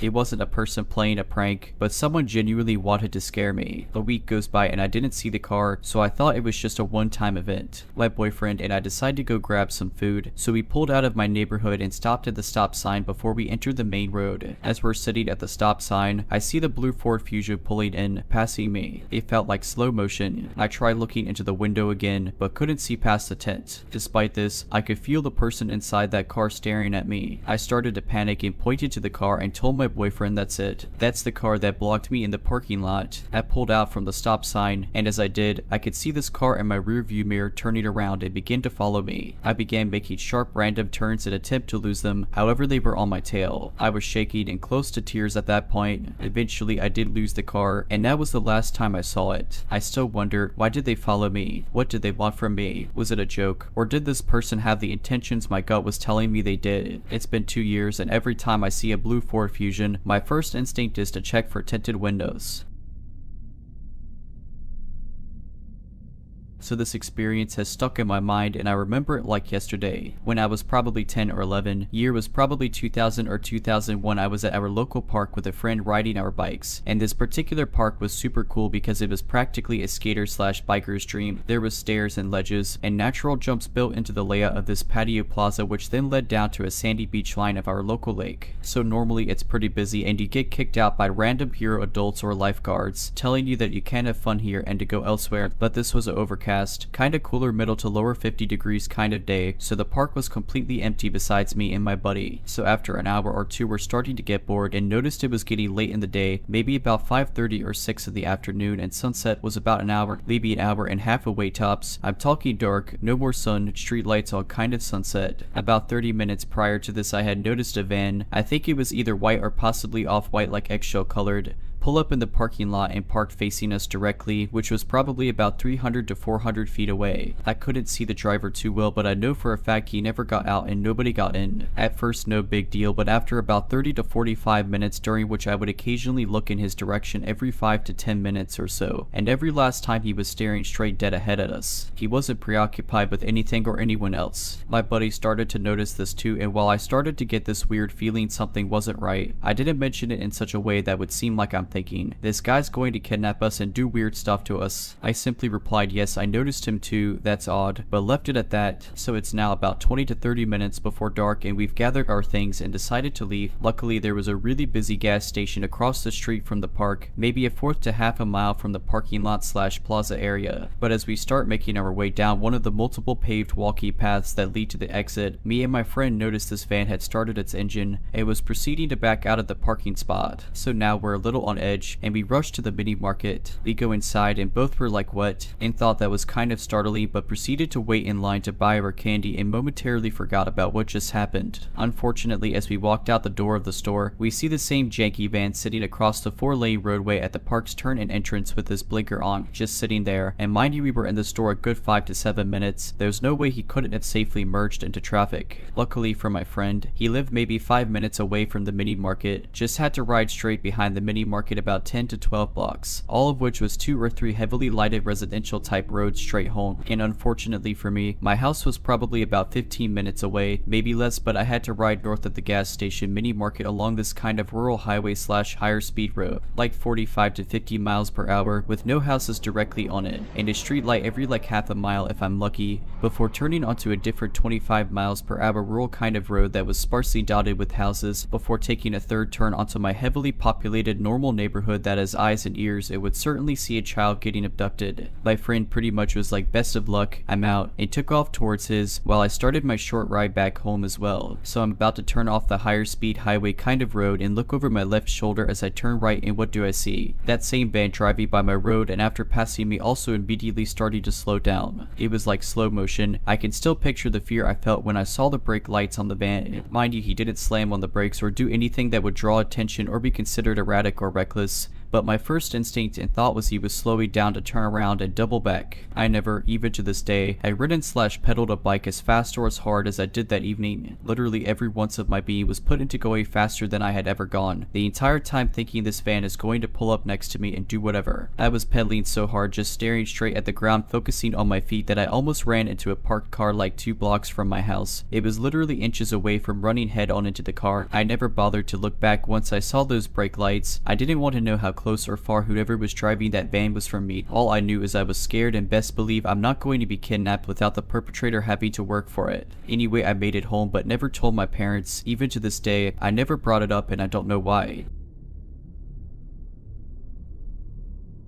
So this happened a few years ago, and my brain is still fuzzy because honestly I've kind of blocked this out from my memory. My older sister, who was 23 at the time, and myself, when I was 20 at the time, went to Washington DC one year, and I was super excited because I'd never been before. We started the trip with a private tour of the Capitol building where one of her friends worked at the time. I was honestly super stoked. Even though I had already become disenchanted with politics at that age, it was still really cool to be in the building and learning about the history of the country. After that, we went to the Smithsonian and just genuinely had a lot of fun educating each other in the different subject we were always into. I was always more math than science oriented, and she was English and history. At the end of one of the days, we were headed to the metro station to get a train back to our hotel. Now, I'd been on train platforms like this before, having visited my uncle in New York City a couple of times, and since then been stationed in Chicago with their metro system, so I have a pretty good understanding of how trains and stops work. My sister said she needed to go to the bathroom and to wait for her before I got in the train, and I told her alright before making my way to the kiosk to reload my card. While I was at the kiosk, I got this feeling that someone was looking at me, that overwhelming feeling of just being watched, and it was uncomfortable. I turned my head a little, and there, standing in the corner, was what I can only assume to be a homeless man based off his appearance, staring right at me with huge eyes. At first, I thought nothing of it, as we had people like this back home in Florida too, and went back to what I was doing. I pulled out my phone and started playing a game or something while I waited. Before long, my sister came back and we got on our train. We talked for a bit about what time we were getting up the next morning to catch our flight back, since it was later in the day around noon. When she started to open her mouth, I froze. Standing in the back of the train car, staring at both of us, was the same man I'd seen earlier. I'll never forget his outfit, a dirty gray hoodie hoodie, matted brown hair, a face that looked like he suffered from heavy substance abuse, dingy skin, ragged blue jeans, and shoes with holes in them. I leaned in, not breaking eye contact, and said, "That guy was staring at me earlier and now he's still watching us on the train." She looked at him and whispered, "If he gets off when we do, we'll make a dead sprint to the hotel." Honestly, I don't know why we didn't call the police, but knowing where our hotel was, on the end of town where things started to get sketchier, I don't think it would have made much difference for response time. The train stopped at our station and we got off. I didn't see the man follow us, so I thought we were fine. It was still about a 5-block walk to the hotel and in a really sketchy part of town. It's not that we were cheapskates, it's just all we could afford in all honesty. As we walked, we continued our previous conversation, but I couldn't shake the feeling that something was off. I turned around and saw the man hidden behind a brick wall, peeking out. I froze. My sister turned around and saw him too. When he realized he'd been busted, he stood straight up and gave a big, cracked grin and just kept staring. I wanted to challenge him, being 6'3" and 215 pounds at the time, and yell, "What do you want?" But I remembered my previous encounter with someone following me and just froze, barely squeaking out, "What?" It was about this time the man started walking towards us. I wasn't frozen anymore. We both started a dead sprint toward the hotel. As terrifying as the situation was already, what happened next still makes every hair on my body stand straight up. The man screamed absolute nonsense loudly before letting out a cackle, chasing after us. I was lagging behind my sister a little so she could get to safety before me. She was smaller than me and I knew, if I needed to, I could maybe fight this guy. I grabbed my wallet from my pocket and pulled out the room key, since it was one of those hotels where you needed to have a key to access the building. Once we were inside, I realized just how far away the guy was from me. I played football in high school, and I was still pretty fast, and I had to have had about 10 or 15 yards between us, even if I was running slower. We didn't say anything. We just went upstairs to our room and made sure it was locked in every way possible. We left super early and took an Uber to the airport. If you're liking this video, all I ask is that you make sure to subscribe to my channel and like this video. Thank you. I, a 36-year-old woman, wish this wasn't real. Let me start by saying it's crazy how children are so trusting. Maybe it was just made. When I was 7 years old, my parents and I were living in a basement apartment in the Bronx. The way the apartment was set up had my mother and father's room at one end of a short hall, the bathroom in the middle, and my room at the other end. If you don't know anything about a basement apartment, just know that it doesn't take much effort to enter one through a window. One very early morning, possibly around 7 or 8, I was woken up by a very hard sharp-like pain on my butt cheek. I got up thinking our cat had gotten in my room and it bit me as she used to nip hard and attack at whatever she felt like, toes included. I jumped up looking for her only to see a grown man sitting on my bed. I remember being upset and asking him why did he pinch me, to which he hushed me and said something about him being thirsty. I remember pulling down my nightgown to cover my butt and asking him if he wanted juice or water. I wasn't scared at all, more surprised and mad that this man pinched my butt hard. He said that he wanted juice, so I left my room and closed my door with him still sitting on my bed. I walked to the kitchen and got him some juice. As I was bringing the cup back to my room, I looked at my parents' door and thought that I should wake them up, but can't remember why I decided against it. I ended up giving the man the cup and he drank the juice. I remember he asked me if I could help him find his friend and him telling me he was lost. I remember that my dad had told me that I wasn't allowed to go outside without him or my mother. They were worried as this was a new neighborhood. We had only moved into maybe 2 weeks earlier. I remember being scared to go outside because I didn't want my parents to be upset with me, so I told him that I had to wake up my parents to ask. I remember he said that it would be real quick because he knew his friend was somewhere in the area and we would find him quickly. I once again said no and told him that I was not allowed to go outside without my parents, so he ended up saying that he didn't need my help anymore and that he would find them. He asked me to lock the door behind him, so I walked him out and locked the front door, waving him goodbye. I tried to go back to sleep, but it was too late. I was awake, so I started watching cartoons. Well, the volume happened to be louder than expected because my mother woke up and asked me, very angrily, why was I awake so early. I told her all about the man pinching my butt hard, to which at first she didn't believe me as she thought I had a quote-unquote bad dream, but she lifted up my nightgown and I guess I must have had a bruise. I will never forget how she got so calm and she started smiling at me and with a very sweet voice started asking me what did he look like, what happened, and if I remember what he was wearing. I told her, to which she left my room for a moment, coming back with my dad. She then told me to tell him everything using that same sweet voice, and I did. I didn't think I was in trouble or anything and I thought I had made a new friend. After telling them about my new friend, they got dressed and started searching. Well, it didn't take long because he happened to be the Super's family member. When I saw him, I immediately shouted at him, "Hey friend." My parents told me to go inside, which I did. Maybe an hour or so later, my parents came back with McDonald's McDonald's for me, but they seemed angry. Before the end of that day, my father put a padlock on my door and told me that whenever I go to sleep to always lock my door as our kitchen windows didn't lock. That's how we got in. Sometime later, I was 15 at this time, I found out that the guy was mentally ill and was sent away from Dominican Republic by his family so he wouldn't get arrested for something he did out there with another little girl. It still surprises me that I wasn't scared. Please, if you or anyone you know lives in a basement, ground level apartment or flat, please triple check that all the window locks work and lock your windows up.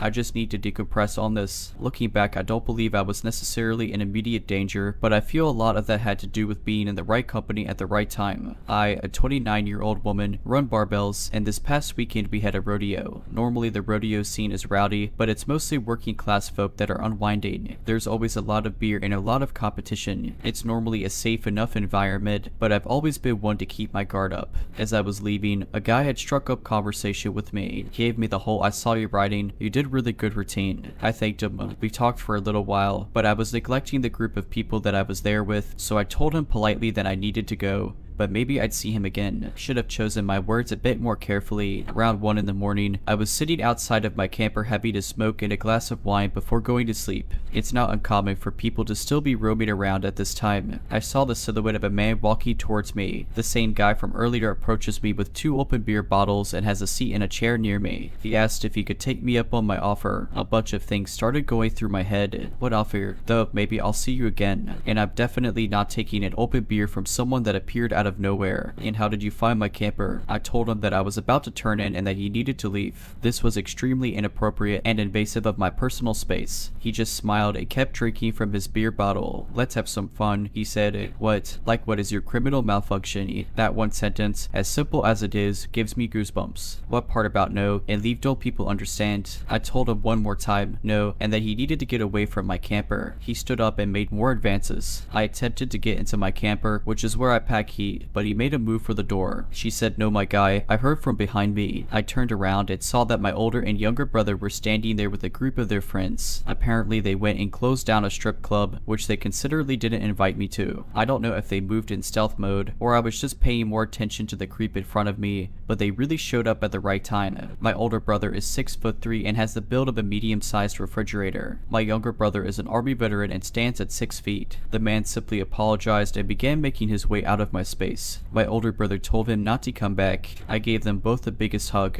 I was really lucky to have them show up when they did. I was lucky enough to have gotten the guy in a picture while I was taking a photo with a friend. We talked to the head of security about it in the morning and they said that they would deal with it. Not sure how that will be handled, but I'm glad something is being done. I know I was in theoretical danger, but that's just my thought process because the active danger was prevented. I know I should be more cautious sometimes, and I'm working on it. One thing is for sure though, no matter what happens with whoever, I'm not going to stop existing because of it.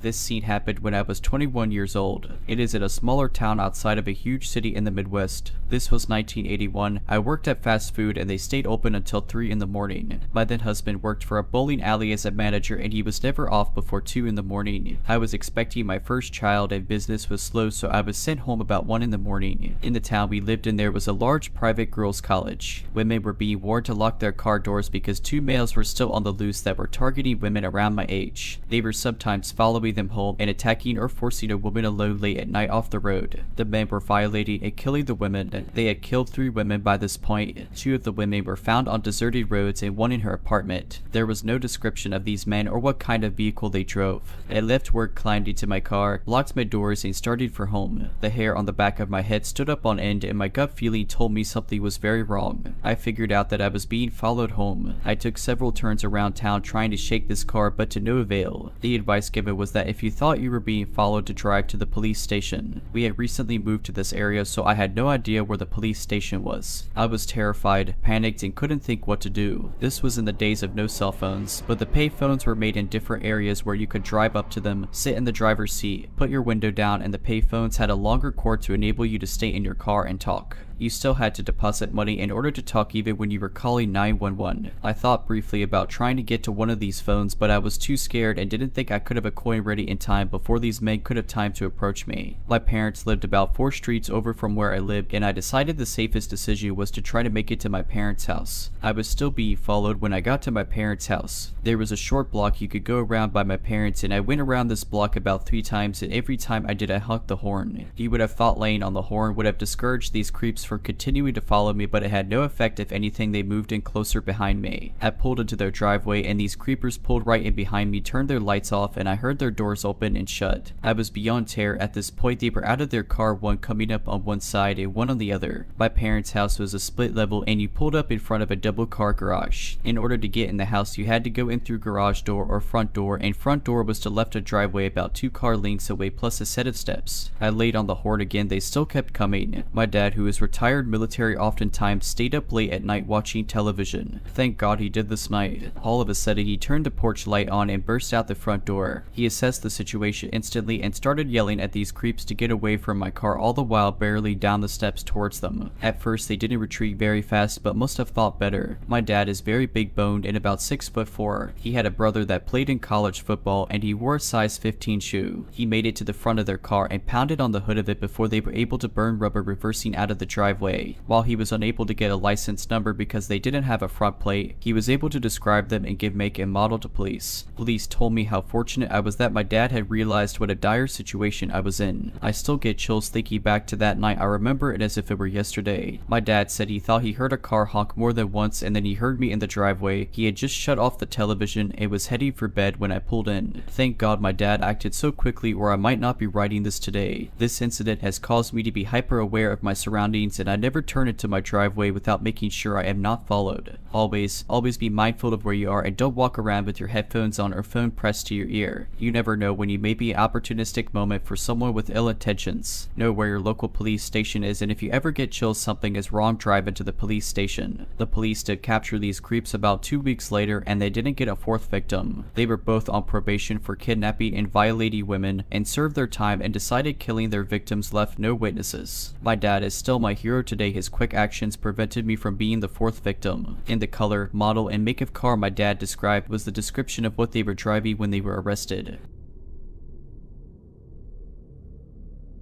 This happened about 10 years ago when I lived in Boston with my husband. I had totally forgotten all about it, but something I read today reminded me of it. We lived in this old crappy building in Jamaica Plains. It was our first place out of college, and it was cheap. That's all that mattered at the time. The building was one in a row of other apartment buildings that had separate entrances but shared a common roof and basement. So you could enter one building, walk down to the basement, and access the basements of the other buildings. Yeah, not very safe. The shared laundry room for the 3 to 4 buildings was in the basement, and I hated being down there. It was cold and always had that eerie fluorescent lighting with 1 or 2 lights flickering that just made you depressed. Most of the other residents were college students and were at class during the day. I worked nights back then, so I used some of the daytime hours to do laundry since the laundry room was pretty empty at that time. Luckily on this day, my husband was off from work too, so we were just hanging out, taking breaks from watching Netflix and cooking to go down there and load up the machines. When we went down there to get our last load from the dryer, it still had a few minutes left, so we decided to wait for it. While we were talking, this man speed walked into the laundry room. I was sitting on top of one of the broken machines, and there was a list of do not do things on the wall that said not to do that. So at first I thought he was coming to give me a hard time about it, but then I noticed that he was really disheveled looking. His clothes were dirty, he hadn't brushed his hair or shaven for a long time, and he looked like he was definitely on something. He came up to me and held out this large piece of colored craft paper and said, "You need to have this." I took it and looked down at it. It looked like something that kids would make at Sunday school, or maybe something that would be posted on a pin-up board at a church and listed the 10 Commandments. Well, 6 or 7 of them because it had been ripped. His eyes looked totally crazed, massive pupils and bloodshot. He was looking at my body in a creepy way. He was either on a ton of something or was having a mental health episode. Maybe both. He seemed like he was waiting for me to say something back and getting a bit impatient about it, but I didn't exactly know what to say. My mind was just stuck on reboot. I was trying to think of rational reasons he would give a stranger a piece of craft paper with some commandments on it,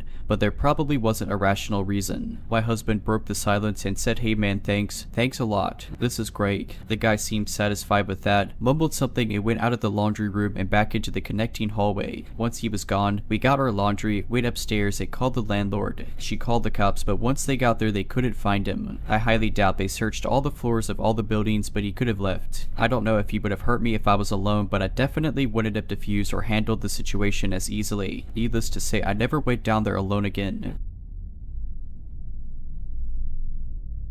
This happened when I was 14. I'm 17 at the moment and still linger on the memory. I was home alone that night as my mom was working an overnight shift and my older brother didn't live at home at the time, so therefore I had the house to myself. I'd say it was maybe 9 or 9:30 at night and I was in my room working on homework and listening to music with my headphones in, loud enough to where I really couldn't hear things. I remember for a fact that all of the doors were locked and I stayed home alone pretty often, so I didn't have a reason to worry. Maybe an hour later, I decided to take my headphones out and take a break from homework. I heard noises in my kitchen and footsteps walking around downstairs, which was odd because my mom wasn't supposed to be home until 7 the next morning, but she could have taken an early night for whatever reason. But just to make sure, I locked my bedroom door and texted her asking if she came home. It took her about 10 minutes to respond, but when she did, she said no, she was still at work, and why I asked. At that point I was freaking out because my mom and brother are the only ones with keys into the house, and myself of course, so I decided to text my brother. Sure enough, he said no, he wasn't in the house, so I told both him and my mom about the situation,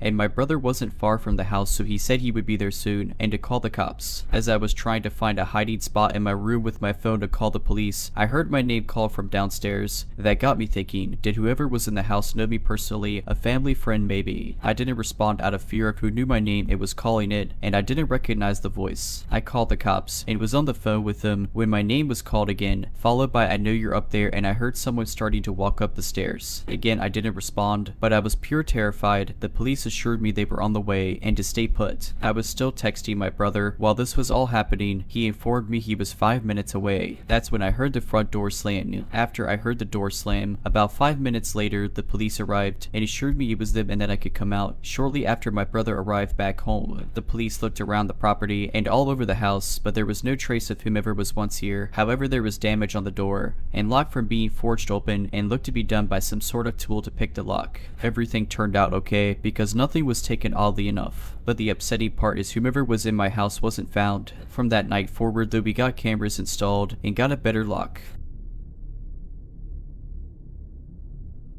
At the time of this story, I was 17 to 18. I'm a woman. This was back in 2021 to 2022 when I worked at a grocery store. So the first coworker, we'll name him Liam. Liam was in his middle to late 20s but looked younger. One day as I was working self-checkout, and when working self-checkout you have to put bags away at each station. So I talked to Liam for a split second and he gave me his number. It was chilly, you know, I thought nothing of it. However, an important note is that I blush at everything. So when we talked and I blushed, I think he took it the wrong way. Well, someone told him my age. I thought everyone knew I was underage because on my badge it had an asterisk next to it at my job meaning underage. Well, he sent me a long text message asking if I was about to turn 18 and if so he would wait for me to turn 18 to have screw with me. The creep, I know. I showed some coworkers, but since sadly he did his job, I was told not to say anything because even if I did they would keep him there. So I gave up and just blocked him. Now Liam works with the other creep, let's name him, who was younger to middle 20s. We was somehow on a whole other level of creep. I only worked at this job for a year because it got so bad with Will. Will, when I first started, seemed like a normal guy with a ton of piercings. The first time me and Will talked was when he was helping me find stuff and showing me where to put it. At that time he seemed nice enough, but something in me was kind of iffy about him. My brain knew something, but I shrugged it off and he went back to work after a co-worker told him to. I just worked, and after a few months there I gave him 2 rides to his house where nothing weird happened. He never did anything to me, but looking back I wish I never did. At this point I'm 18 and it's winter in the Midwest. Will became creepier once he found out I knew about him. My coworkers told me about how he made a list of the underage girls and ranked their butts, all underage every single one, and did other things to the minors like groping them. After finding that out, I looked at him in a new light and everything he said was creepy to me, such as telling me details of his bed life, dating a minor while I worked there, flirting with me and making inappropriate comments, and just other things of that same nature. And yes, I did tell him I was uncomfortable, and no, it didn't stop him. Well, one day on my break I worked up the courage to confront him. This man had the best manipulation tactics weeks and almost threw me off if I wasn't so solid on it, saying I didn't do that and if I did it was a joke. Then I broke down crying in front of me. I ended the conversation with I no longer want to be friends with you, and after that it seemed fine. Spoiler alert, it wasn't. The minute I came back inside and went to self-checkout, he immediately talked to a guy, let's call him Dave. Dave told me a month before I quit that was trying to say I was making things up about him and how I was a bad person. But at the time Dave lied to me, saying that wasn't telling him about that situation. Then a guy at work, shout out to you Jay, if you ever see this somehow you're a hero. He listened to me and I broke down with him and what happened. Well, apparently Jay's wife came in and Will hit on her immediately. That's the type of person Will was, a creep. I called my UD rep and cried to him for about an hour on the phone. I told them everything I could, but nothing came of it besides my bosses saying hush and giving me a 50-cent raise. Thanks. Anyway, after that Will made my life miserable and would always try to be close to me, knowing the higher ups told him to stay away. It got so bad I was breaking down every shift because he was making me so uncomfortable. Well, I had enough of it and the higher ups asked me nicely why, and I told them Will still wasn't leaving me alone, and even though I put my 2 weeks and I made it to 1 to 2 more shifts before I just stopped showing up altogether thanks to Will. After I quit they questioned a lot of people and had enough evidence to fire him. If you're liking this video, all I ask is that you make sure to subscribe to my channel and like this video. Thank you. I'm a 24-year-old woman, and I decided to spend my day fly fishing on the river with some of my friends. What started as a pretty common day of fishing ended up being a very uncomfortable one. My friends and I hit the river a little bit before noon. We have a specific spot that we usually go to that isn't frequented very often, but due to the weekend, they did have more people than normal. Not as much in comparison to other areas, but still more than usual. There were 4 of us in total, but we scattered around the riverbank. For the most part, I had eyes on everyone though. Right next to where I had my stuff set up, a gentleman decided to lay his own stuff down and even set up a folding chair near mine. I was fishing, so I didn't really care, but after I caught one, I went to put it on ice, and that's when this guy initiated conversation. He introduced himself and I gave him my name, but didn't offer much more. He started making small talk, which I'm not a fan of. I never know what to say. I grabbed a beer from one of our ice chests, and he asked if he could bum one. I feel that was a bit of a rude question, but I gave him one as a good gesture because it was a holiday weekend. We always usually end up making friends with somebody, and offering a beer or two is usually one of our customs as a group, so this wasn't extremely off. But people generally wait until we offer is the point I'm getting at. I got back in the river and cast my line out. He stood about 5 feet away from me and kept talking. I listened to him, not that I had much choice, but gradually started moving away from him. He kept following me, which is a big no-go for me. He started making some very inappropriate comments and asked some very inappropriate questions. Some are as follows: do you have a boyfriend? I'll probably be a lesbian after this. Are you wearing a push-up bra? I'm wearing waders, so how can you possibly get that inaccurate information? When was the last time you did the dirty? Probably more recently than you did. What's the biggest you've ever had? In this river, about a 10-pound largemouth. I know what you mean and I'm not biting. You want to go and have some fun. I was having plenty of fun before you showed up. I got tired of the questions and am not taking the hint, so I moved downstream where one of my guy friends were. I told him the guy was bugging me and I needed to find a new spot. My friend started waddling out of the river to go talk to him, but he had moved away by that time. With the guy gone, we were able to continue fishing in peace. After a couple more hours on the river, we collected our belongings and headed back to the parking lot of the fly shop we parked at. Moving all of our gear back and forth took about an hour by itself, and in that time, I noticed that the creep was still around. I told my friend about it again, but I stopped him and my other friend from going over to him. Didn't seem worth the trouble, plus the guy stood at about 6'4" to 6'5" based on my observations, and I just didn't want anyone getting hurt on my behalf. After about another hour, we all parted ways for the time being, but we're going to meet up later to cook our catch. I went into the fly shop to grab a Coke, which left me as the only remaining one from our group. This is where the story gets scarier in my opinion. I was at my truck and had removed my waders and threw them in the back. Then I grabbed a shirt from my bag to change into. Lo and behold, look who walks up. Here myself is alone in a parking lot and not close enough to the shop to go for help. And this creep refers to my shorts as coochie cutters. He was getting dangerously close to me, so I told him to get away. When he continued, I officially felt threatened. I grabbed my pistol from my truck door and gave him 45 reasons that he would be making a mistake. He immediately turned around and said he was just joking. He then proceeded to speed walk back towards the tree line. I drove away, feeling surprisingly normal, but pulled over at one point and started crying. I pulled into a gas station on my way home when I saw a wildlife and fisheries agent, where I explained the encounter and filed a report. He told me that he would contact the sheriff's office, who did reach back back out to me this morning where I filed a separate report. Unfortunately, I know how police reports go, and I know this guy won't be investigated, but I think I dodged a bullet, and so did he. From now on, I'll be sure to keep company with me until I'm ready to leave. I had the strangest experience while on my regular commute to work this morning and felt I wanted to share as I can't get this off my mind. I, a 26-year-old woman, took my regular bus route I take to work. For context, this is a 1 hour and 30-minute bus journey. I got on the double-decker bus and sat in my usual spot upstairs. The bus is completely empty when I get on, until this man comes upstairs. I have my headphones on so I can't hear him trying to speak to me. Only when I saw a waving in my face did I notice he was sat in front of me. He asked, "May I sit next to you, please?" Me, being the shy, non-confrontational person I am, stupidly said yes. He comes and sits next to me so close that we're touching, and with every small move I make to be further away from him, squishing myself up against the window, he sits closer. He starts by introducing himself and asks me for my name. I knew where this was going and felt like this would be a typical case of flirting which I could easily dismiss. He asks if I live alone as one of his opening questions to me, to which I promptly replied stating I had a long-term boyfriend. He told me he's unsurprised as I'm a beautiful girl. I sit uncomfortably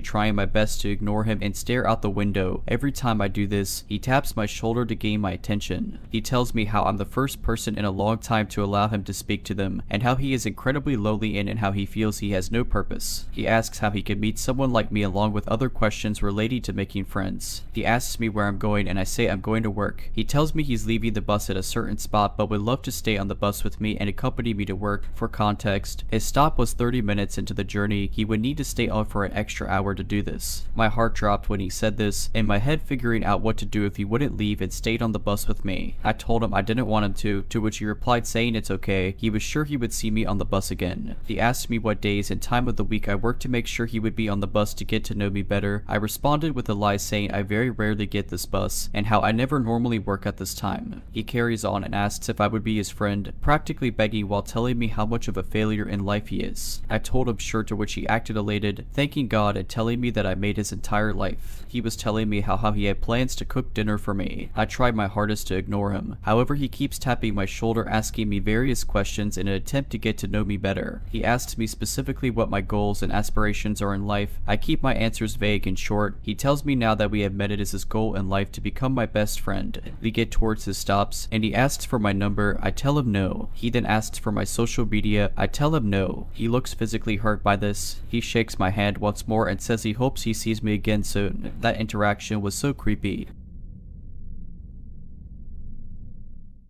I was a second-year college student when this took place. I was coming back home from college, which was only a 20-minute drive. Every day, I get off the bus, walk through a narrow path which led to a set of railway tracks, and wait for my brother to pick me up on the opposite side of the railway tracks. My mother always warned me to be careful at that place since it was a hangout spot for crackheads. I've never encountered anyone, though. One day, as I was walking to my waiting spot, I noticed a guy, probably in his middle to late 20s, looking at me and somewhere further away simultaneously while walking away. I wondered what his deal was but shrugged it off. I reached my waiting spot and there was no one else besides me. A couple of minutes went by when I heard someone coughing. This seemed strange since I was the only one there. The sound came from somewhere behind me, so I turned to look back. There was a person standing probably 50 meters away from me. He appeared to be in his early to middle 40s. He was way too well dressed to assume he was a crackhead. He was standing behind a pillar which was somewhat secluded and was staring at me. At first, I thought he might be peed or something, but to my horror, he was whacking it. He wanted to make his presence and what he was up to known to me. I felt disgusted. In my 20 years of life, I had never been in any situation like this before. I froze and didn't know what to do. That's when I realized my ex-boyfriend worked in a building right in front of me. We were on good terms at that time, even though we had broken up, or at least that's what I thought. I texted him, explaining everything in hopes that he'd help me. Yeah, I was dumb. However, to my surprise, he replied, "Why are you asking me for help? I'm not your boyfriend anymore. Go ask your current boyfriend." My boyfriend and I were in a long-distance relationship, so there was no way he could make it there on time. This was truly shocking since I never expected him to behave that way, especially when I was in a potentially dangerous situation. I felt helpless. I could still see the man through my peripheral vision, whacking it without taking his eyes off of me. I wasn't ready to give up on myself. I gathered the courage and started to walk away. I walked to another spot where there were other people and waited there. Looking back, I really regret not recording the man in the act and reporting him to the cops. but I was too shocked to think straight. I never saw him again, even though I continued taking the same route because why should I back down fearing a pervert who couldn't control himself? Later, I realized that the first guy probably saw this man whacking it and chose to walk away silently even though he saw me walking at the same direction. My heart goes out to the family of the creepy guy. What if they don't know anything about his malicious acts and consider him the best son, husband, or father?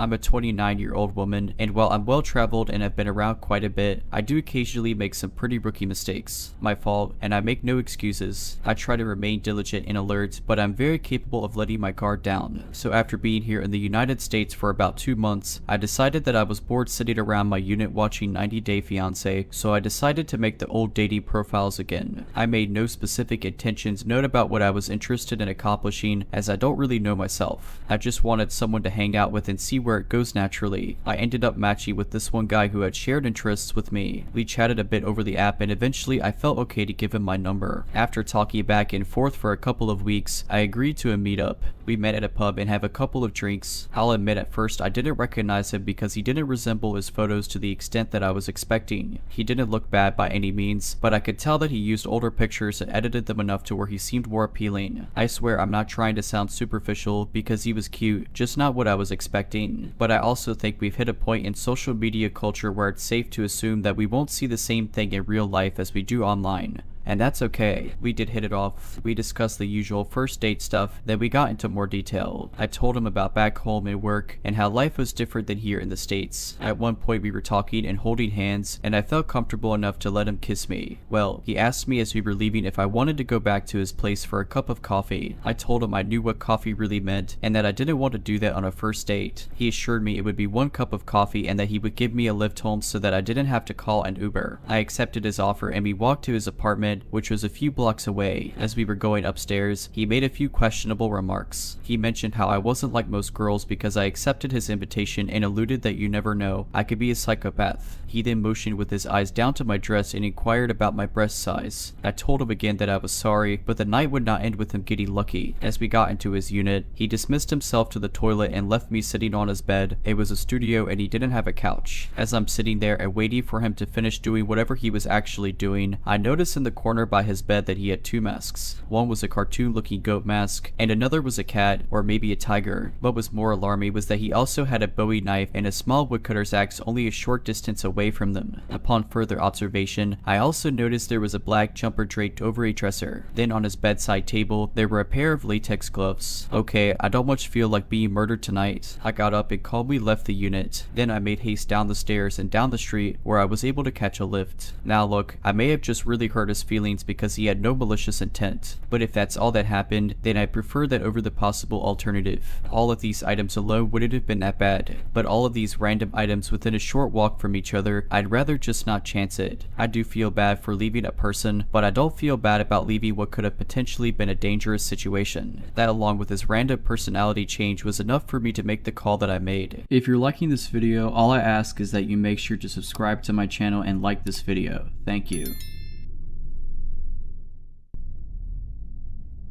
I just turned 21. I've lived in this apartment complex with my mom since 2016. People come and go. Most of the tenants have been here for a long time, though longer than we've been here. We have a nice, safe community and it's a nice old town. Everyone kind of knows each other. This guy moved in. I'm not sure when exactly. It's certainly been less than a year. His mom has been living here for a while and he recently moved in with her. I just learned yesterday with a very forced, uncomfortable encounter that he's 40. This isn't my first encounter with him either. He approached me in January of this year asking me if I was single and calling me beautiful. I told him I wasn't looking for anything and that was that. He wasn't harsh with me or anything. 2 days ago, I heard this awful male voice furiously yelling outside. The same man was outside yelling at the top of his lungs because he thought he heard someone call him a crackhead. This isn't the first time he's yelled outside for everyone to hear. He's gotten in verbal fights with some other dude tenant living here. Anyways, after storming the parking lot yelling, he eventually went inside and started yelling at residents from the top of his balcony. I went out to get coffee yesterday. I get home. I was looking down at my phone to turn my loud music music off and I happened to look up. He's standing right outside of my car on my driver's side. I turn my car off and I open my door and he immediately starts crying. He started apologizing to me, saying that he's sorry if he hurt my feelings or offended me or my mom. I didn't get smart with him because I remembered how fast he snaps and gets angry. I was too nice, if anything. He then started telling me bits of his life story and how he's battling with depression and how he has a drug problem. He even goes on to tell me how he has a son. He then started telling me that he saw me leave and that he was looking through the blinds and saw me come back. He was saying how he felt like he had to come out and talk to me. He was watching me through the blinds. I feel absolutely awful. His apartment is right across the parking lot from ours, so he has a perfect view of us walking to our cars. I don't know what to do and I don't know where to turn. I want to move back in with my grandparents and my mom won't move back in until one of them passes. We lived there with them for a really long time and this apartment was the crown jewel of our freedom and independence. I understand why she doesn't want to go back, but I don't feel safe here. Last year, I had an experience with an obsessive ex showing up outside of my window in the night, so I have that on my radar and now there's this guy. I don't want to live like this. I am so stressed and insanely paranoid. We do have Ring cameras. My mom is getting another one for the front window, but I hate that we have to live like this. My dad is in a different state and he lives in a gated neighborhood, but I don't feel entirely safe in his house. My 10-year-old little brother is on the autism spectrum amongst other things and has random, violent outbursts and gets physical. I feel I can never turn my back on him. They lock all their doors in the house and it's like Fort Knox over there. You go to the bathroom, lock the door. You go in the privacy of your own room, lock the door. It's insanity. I'm in college right now. I do have a game planned, but in the meantime, I'm here. I can't make sense of this incident, but it creeped me out. Around this time of year back then, I would walk a bike path daily to this little man-made waterfall and back. It ventured through several parks but was overall in a pretty urban area. It was around 3 to 4 in the afternoon on this day. The bike path dipped several times under street overpasses, and it's always a little spooky and sketch feeling directly in the center of the dip since it's like a little tunnel created by the overhead pass. Anyway, I was walking down the dip and I hear a bike coming down the hill fast behind me. I step further to the right but don't really look back and was startled at the fact that the cyclist practically grazed me as it passed instead of giving me a wide berth. I was kind of flustered and annoyed. It all happened so fast. Then the woman stopped a little bit ahead of me and started to look back at me and I thought, oh, confrontation. But when she looked my direction, I realized the cyclist was actually just a really large child that I'd mistaken for an adult. It was still kind of dark where she stopped so I couldn't fully see her expression, but she stayed still with her head facing me for several seconds. I could tell by her silhouette that she was indeed staring back at me. She was just frozen and silent, propped up on the bike with her foot out, and it creeped me out. I wondered if maybe she was nonverbal and just expressing frustration about our near collision in the only way she knew how. Anyway, I stopped walking towards her because it felt a little eerie, and I just gently waved or something in acknowledgement. I don't think I said hi or anything. I don't really remember. Anyway, she suddenly turned and pedaled off in the same direction I was headed. She wasn't with an adult or anyone that I could see. I kind of stopped thinking about it as I walked as she just seemed like an annoyed kid. But as I got to the start of the trail, I noticed something under my car. The trail meets up with public parking, which happens to be at a public school lot. It briefly borders the parking lot so I could see something under my car as I approached. I realized it was a bike, and to this day I'm still 95% sure it was the girl's bike. It was under the back of my car, like someone tried to lay it down flat and shove it under there. I still feel extremely disturbed remembering it because I can't for the life of me think of an explanation behind any of this. At the time I was worried someone in the lot was watching me as I noticed the bike and removed it, but I didn't see anyone or have any problems as I left. I just leaned the bike against a tree and bailed. I didn't pay close attention to many details about the bike when I saw the girl because it was such a brief encounter, but I remember thinking it looked drab because it was white on gray, or something very plain. I guess I could be wrong about it being her bike and it could have been a coincidence.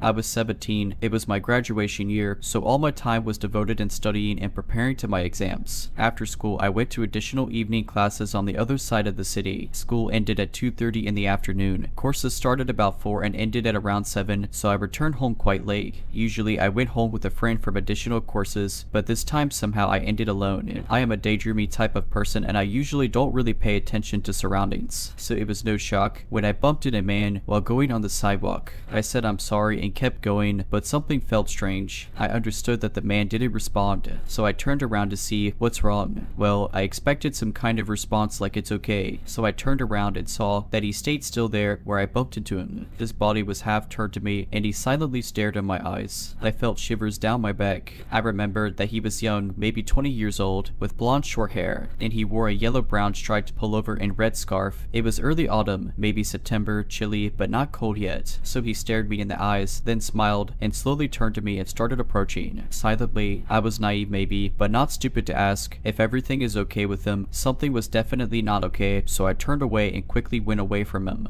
But when I looked back, I saw that he was following me and kept staring right in my eyes, so I ran across the street, just right when the red light turned on, hoping that this strange man will stay back. But he just kept following me on the other side of the road, and he kept staring at me silently all the time, so I ran. It was not some suburbs district, but that day strangely there were no people around, so nobody really to help. And also, what would I say? Help. Some creep keeps looking at me and walking on the opposite side of the street. I ran as fast as I could with my zero physical ability and a heavy bag full of textbooks on my back. Next traffic light was already near, so I understood that the creep would probably cross the road to my side soon. But Subway was near too. I don't think I have ever ran so fast in my life. When light went green, I didn't even turn back because I felt that gaze on me. I just ran to the subway and jumped in the first available train. He didn't follow me to the subway, and I have never seen him again. Never told the police to, cause he didn't actually do anything. He didn't even talk to me. I've never heard his voice. This was still one of the most creepy and upsetting encounters I had.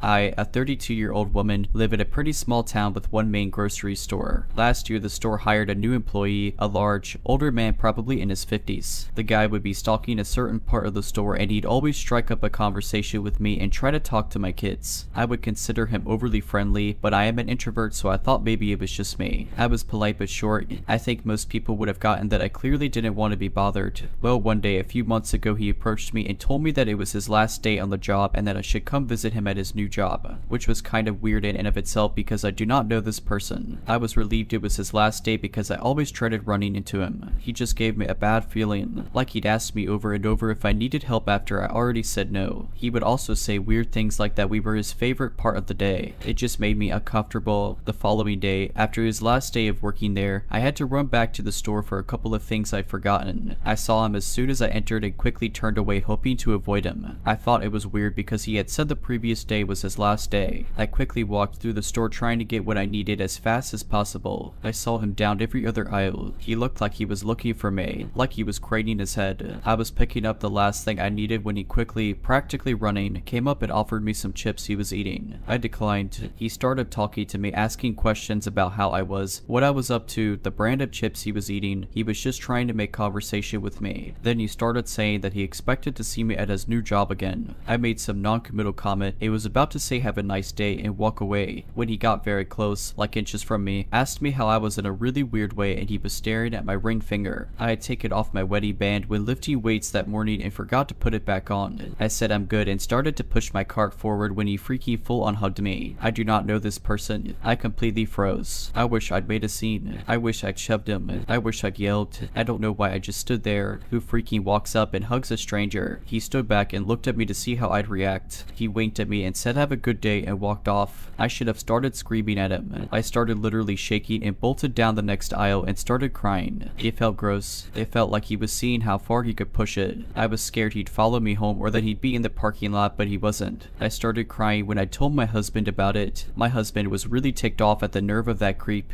He asked around about him at work, and some people that had gone to school with him said that I should be careful. It's such a small town, I frequently worry I'll run into him again.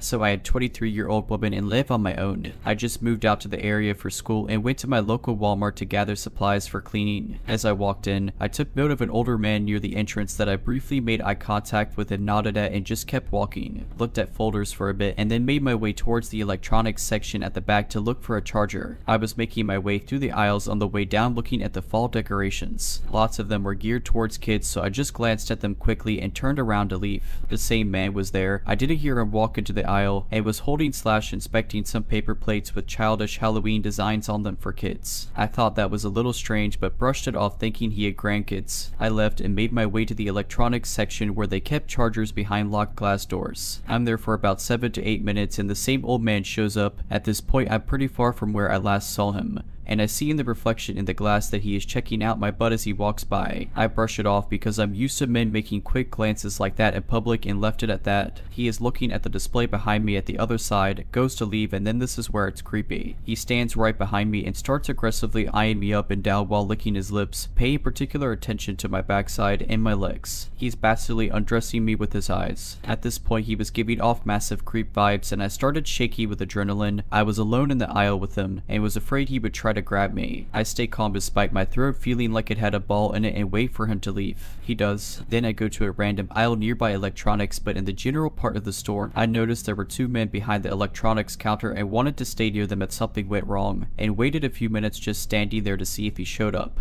I wanted to confirm if he was following me or not. Sure enough, 5 minutes later there he was. I caught him quite literally speed walking down the main walkway, looking down each aisle as if frantically looking for me. He stopped dead, saw me notice him, and then promptly scurried off. Went to electronics section and informed them I was being followed and was not comfortable and asked if there was security. They don't have any, just theft prevention, and they offered to check me out there or accompany me to finish shopping. They were very kind and I took them up on the offer to get my cleaning supplies nearby. As we turned together, the same guy was standing further away staring. He literally just increased the radius he was using to follow me and was watching from the front by the registers now. I get my stuff, check out, and then weave through all of the clothing sections to leave from a different section than the one I originally entered in and saw him from. I didn't see him at all this whole time, got to my car, promptly drove to my new place, but stopped halfway at a random neighborhood. I pulled over and pretended that was my house to see if anyone tailed me, did not want this guy finding out where I lived, and then drove home when I didn't see anyone. I may be overreacting, but this is a new area to me and I've never had someone be quite that creepy and persistent in following me. I've done things on my own plenty of times and never had an issue. This all happened in the middle of the day at like 3 in the afternoon too. I was wearing loose clothing and just wanted to make a quick trip in and out. I have no idea what could have happened if I didn't notice or what his intentions might have been. I can't imagine they were good. Maybe he would have followed me to my new place. Who knows? Either way, the whole encounter was scary. He had no clue I saw his reflection and the nasty expression on his face.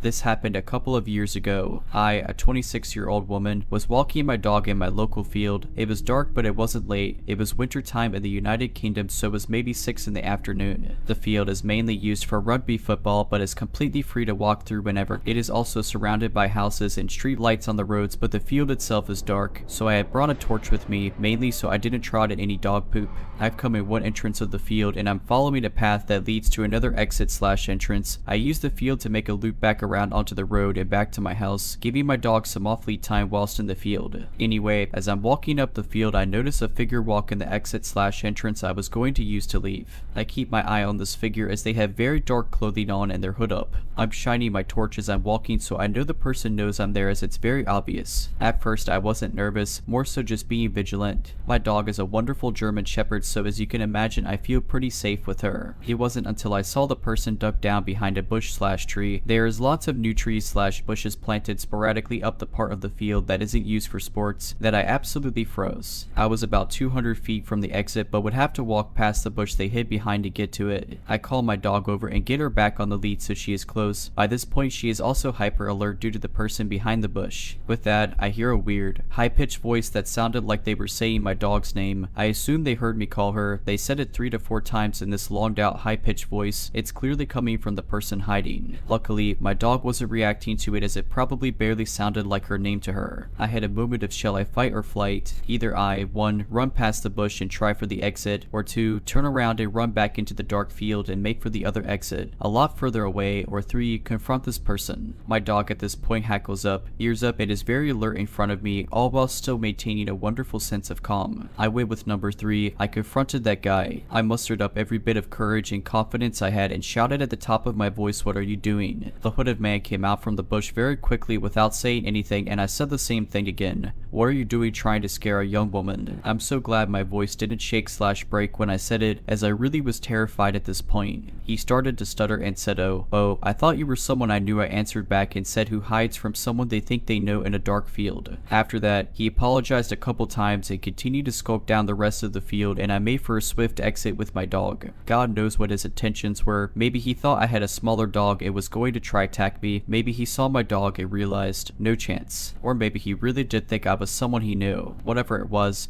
weird and scary.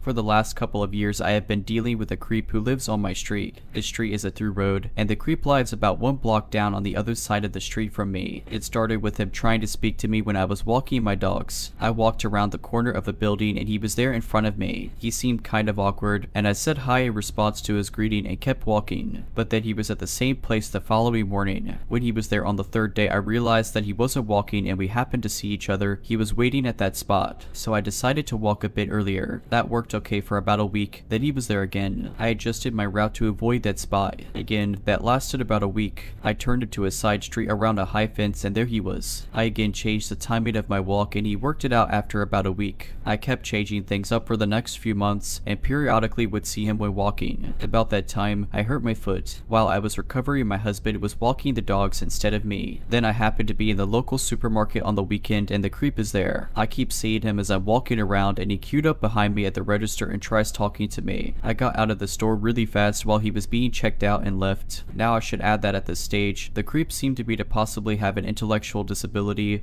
but I wasn't thinking creep back then. I felt sorry for him. He seemed lonely. I am now aware that my judgment is off as a result of childhood traumas, but back then just thought that I needed to avoid him. So I'm back walking, and I continue to change the times that I walk in my route. Occasionally I would see him, but generally I managed to avoid him. My husband and I then moved out of our home for a few months because the roof needed replacing and asbestos was found, which had to be removed. We lived with family during this time. I don't think the creep has a car because I rarely saw him during this period. When I did see him, it was outside the supermarket elsewhere in town or near my work. When we moved back home, several months went by that I didn't see him when I was walking. I thought that thankfully he had lost interest. Then, when I least expected it, he comes seemingly out of nowhere and he's right in front of me. I can't cross the street at that point, and my only options are to keep walking and get past him, or to turn around and go back the way I came. Turning around with a dog on a lead can be tricky, so I just keep going. I don't make eye contact and move as fast as I can without running. As I'm passing, he says, "Good morning, sexy. How are you, gorgeous?" Although I wasn't confident the police would take me seriously, I went to the police. I am very grateful to the young officer who spoke to me. He acknowledged that up until that morning when the creep called me sexy, it was a bit iffy whether they could have got a restraining order. But with that plus his past behaviors and my attempts to mitigate the situation, the police would apply for a court order to stop him. I only knew his first name and address, but they were able to work out his full name, and it was on my copy of the application paperwork. It has taken a few months, but he didn't contest the application and the personal safety order has been made. He is not permitted to approach me or attempt to speak to me, and he is not to walk on the footpath past my house. He could walk on the other side of the street. Unfortunately, he has continued to walk past my house, and I sometimes see him when I am out walking, which I am noting and reporting to the police every time he does. But he has not spoken to me since the order was made. So all in all, a pretty low level creep, right? Rug. I was sorting through old paperwork at work the other day as my office shreds and bins anything 7 years or older unless we need to keep it longer. I found a note that the creep had come into my work 7 years earlier, giving a different address, and had spoken with me. Later, when I called him about his inquiry, he became inappropriate, that's what the note says, and was told the business would not be dealing with him anymore. Now I'm wondering if he moved to his current address because it was just down the street from my house.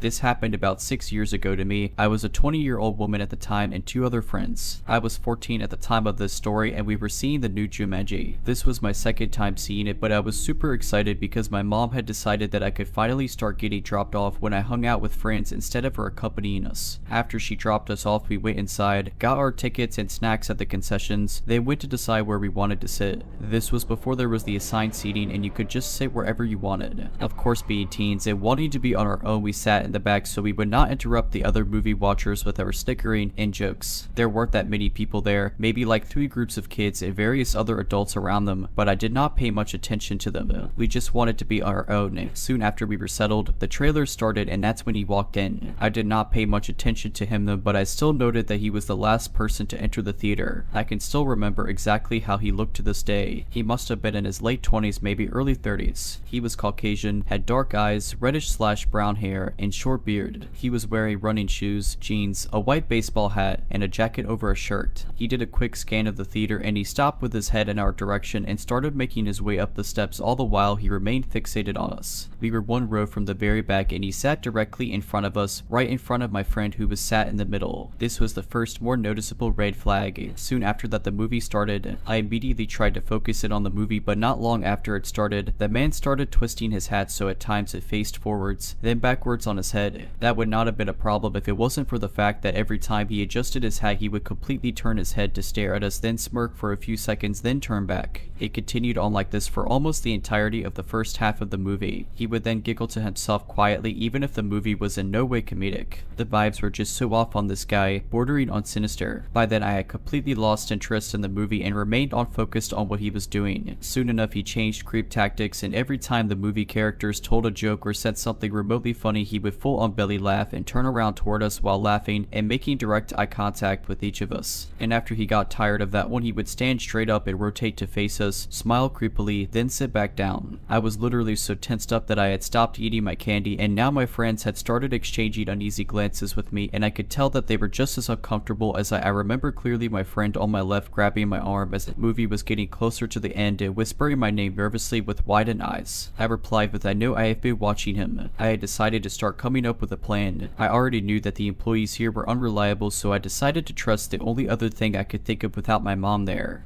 It was almost the end of the movie and I turned and grabbed both my friends' arms and whispered to them as quietly as I could, "Guys, the moment the credits start I want y'all to run to the bathroom and I am going to call my mom to come in here and get us." "Okay." They nodded, both looking as terrified and uneasy as I felt. About 5 minutes later the credits started, and the moment they did, we bolted as quietly as we could. Of course in my mind every horror movie scenario was playing in my head with me being the last to leave the roast, so when I got to the bottom of the stairs I decided to do the dumbest thing I could have done. Go easy on me, I was young and stupid and scared. I stopped and turned around as my friends ran ahead of me to the bathrooms. The theater was empty now, except for him in our row crawling around and looking under the seats. This felt like it lasted for a couple of minutes but could not have been more than a couple of seconds. I was just petrified. I couldn't move at that moment, but believe me I started moving again when his head popped up from the end of the row, and after a jerk motion scan of the room his eyes focused on me. I swear his eyes were so wide I could see the whites from all the way down there. That's when he got up and started running, and so did I. I bolted out of there, skidding on the slick carpet, and shot my way to the women's bathroom, which was 4 theater entrances ahead of me. I could see my friend peeking out the side of the entrance. As I got closer, I noticed that my other friend was not accompanying her. After I could speak again and was semi-breathing normally, we headed deeper into the stalls and I shakily asked her where our friend went. She told me that instead of running into the bathroom she shot off to the concessions where there are sometimes employees. This might have been my first option if I didn't know my theater well enough to know that it was a 50-50 chance for any employees to be there at that moment.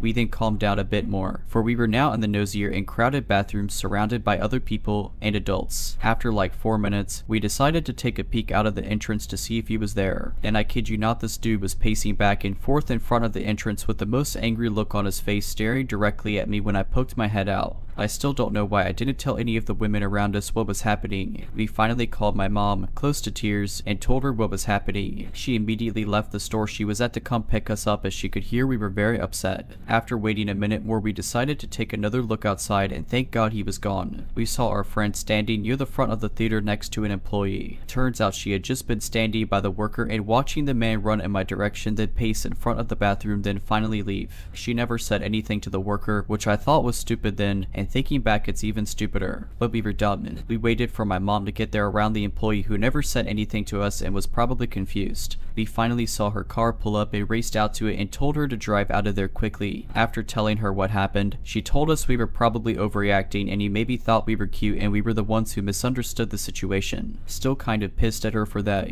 Very ignorant of a very knowledgeable and usually understanding woman, but maybe she was trying to comfort us. I don't know. All I know is that man did not have good intentions and we had every right to be as afraid as we were. Just thinking about it gives me the same goosebumps as I had in that theater. I know that if I saw him today I would know exactly who he is. Stay safe. Always trust your instincts. Even if you think you're overreacting, they're usually right. If you're liking this video, all I ask is that you make sure to subscribe to my channel and like this video. Thank you. Many years ago, before cell phones, I, a 20-year-old woman, had driven over to visit my grandmother and was on my way home. She lived in a very nice part of town. I had only recently got my driver's license, and in my state, you are required to display P plates in your car windows. The P stands for probationary, but we used to say pick on me or pervert magnet plates. In other words, just displaying those plates on your car pretty much guaranteed you were going to be hassled on the road as a young person. And also, if you drove a small white sedan, you were likely to be female, all the more reason to be hassled on the road back then. So I turned out of my grandmother's street onto the highway. There was no traffic on the highway when I turned onto it, and I had driven no more than 300 meters when I heard this sudden loud honky right behind me, frightening the bleep out of me. I stuck my arm out the window and waved a circle signal, motioning to pass me, in case the driver thought I was going too slow, which I wasn't. The car then pulled out and began driving right next to me. All of a sudden, this creepy older looking man in an expensive plain white sedan honked again and was motioning at me to pull over to the side of the road and or wind my window down. I mouthed no at him. He got more insistent and looked angry as he continued driving right next to me, which is also illegal because he was blocking the entire highway. So creepy man let off a couple more short honks to make me look at him again and flashed this black wallet with some sort of raised metal, silver looking crest on it. He was now looking ragingly angry and was pointing at the shield wallet in his hand,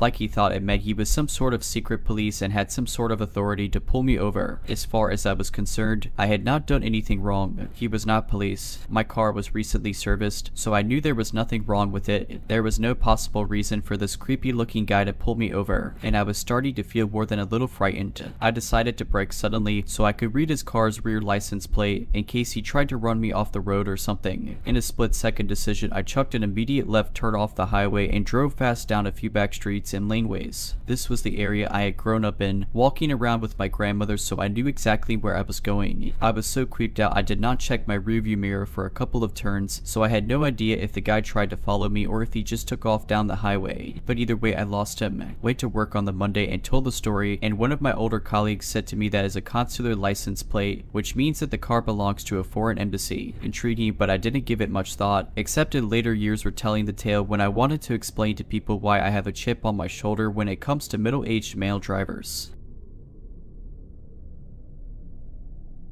I was at Walmart earlier this evening with my two daughters, one elementary school aged and the other middle school. We looked around the school supplies for a minute and then rounded the corner to see the Halloween candy on display. As we turned the corner, a slightly older guy came to really close to us like he was in a hurry and almost ran into our cart. He didn't have a cart or any items. I said, "Oh, excuse me," and then stopped in front of the candy to let my youngest ask a bunch of questions about the candy pumpkins. The man stopped quickly and started rummaging around the candies right next to my daughter. He was listening to our conversation and reacted strange when my daughter said she wanted to take a picture of the candy. He was twitchy and caught my eye and looked away quickly. We moved on to the women's pajama section to look around for a few minutes, and I noticed the same man pass by really close again. He was turning to the right toward the shoes with a big bag of candy cradled in his arms. My girls went across the aisle to the boys' clothing section while I finished deciding, and when I was catching up with him a couple minutes later, that guy was winding through the boys' clothes toward my daughters. He paused and looked confused or lost, but still like he was in a rush, and watched me discuss sizes with my youngest. This is when I started thinking something was off with this dude. I mentioned him to my older daughter, and then we moved through the partition into the girls' clothes. I didn't see him again for a few minutes, and I figured it was nothing, but then he came into that section and was acting like he was trying to pick out just a shirt. He still had that big bag of candy that he kept adjusting his grip on. I kept seeing him take quick peeks at my girls, but then every time he saw me watching him, he pretended to be occupied in his shopping. I told my oldest that I thought he was following us, and she said she noticed the same thing, and I made my youngest get in the cart so I could keep them both close. They both like to wander a bit. The guy then walked out of the girls section, passing close behind me, but he looped around the partition back into the boys section and stopped at an opening on the other side, but still in a straight line of sight. He caught caught my eye again and twitched. Then he pulled out his phone, texted someone, and walked away. By that time, I was on high alert and possibly getting quite paranoid. I looked around and saw two other slightly older men standing around. One was in electronics, kind of looking at a half-empty display of something, but I swear he glanced at me several times even though there were 3 or 4 racks of clothes and a hallway with occasional people in between. The third guy had wandered into the girls section and was apparently considering buying a Justice shirt too. Every time he saw me notice him watching us, he wandered down to the baby aisles, but he kept coming back after a couple minutes. I realized now looking back that if I suspected something bad, I should have gotten my girls out of there. Clothes shopping for a picky preteen isn't fun, and I wanted to get it done and over with. On top of that, I kept second guessing myself that the 2 other guys were just a coincidence. I kept my girls really close, and after we moved to the women's section, I didn't see any of them again, and I stopped feeling creepily that we were being watched. Now it's the middle of the night, and I'm pretty freaked out wondering what could have happened if I didn't notice the first guy and continued to let my girls wander around. If you're liking this video, all I ask is that you make sure to subscribe to my channel and like this video. Thank you.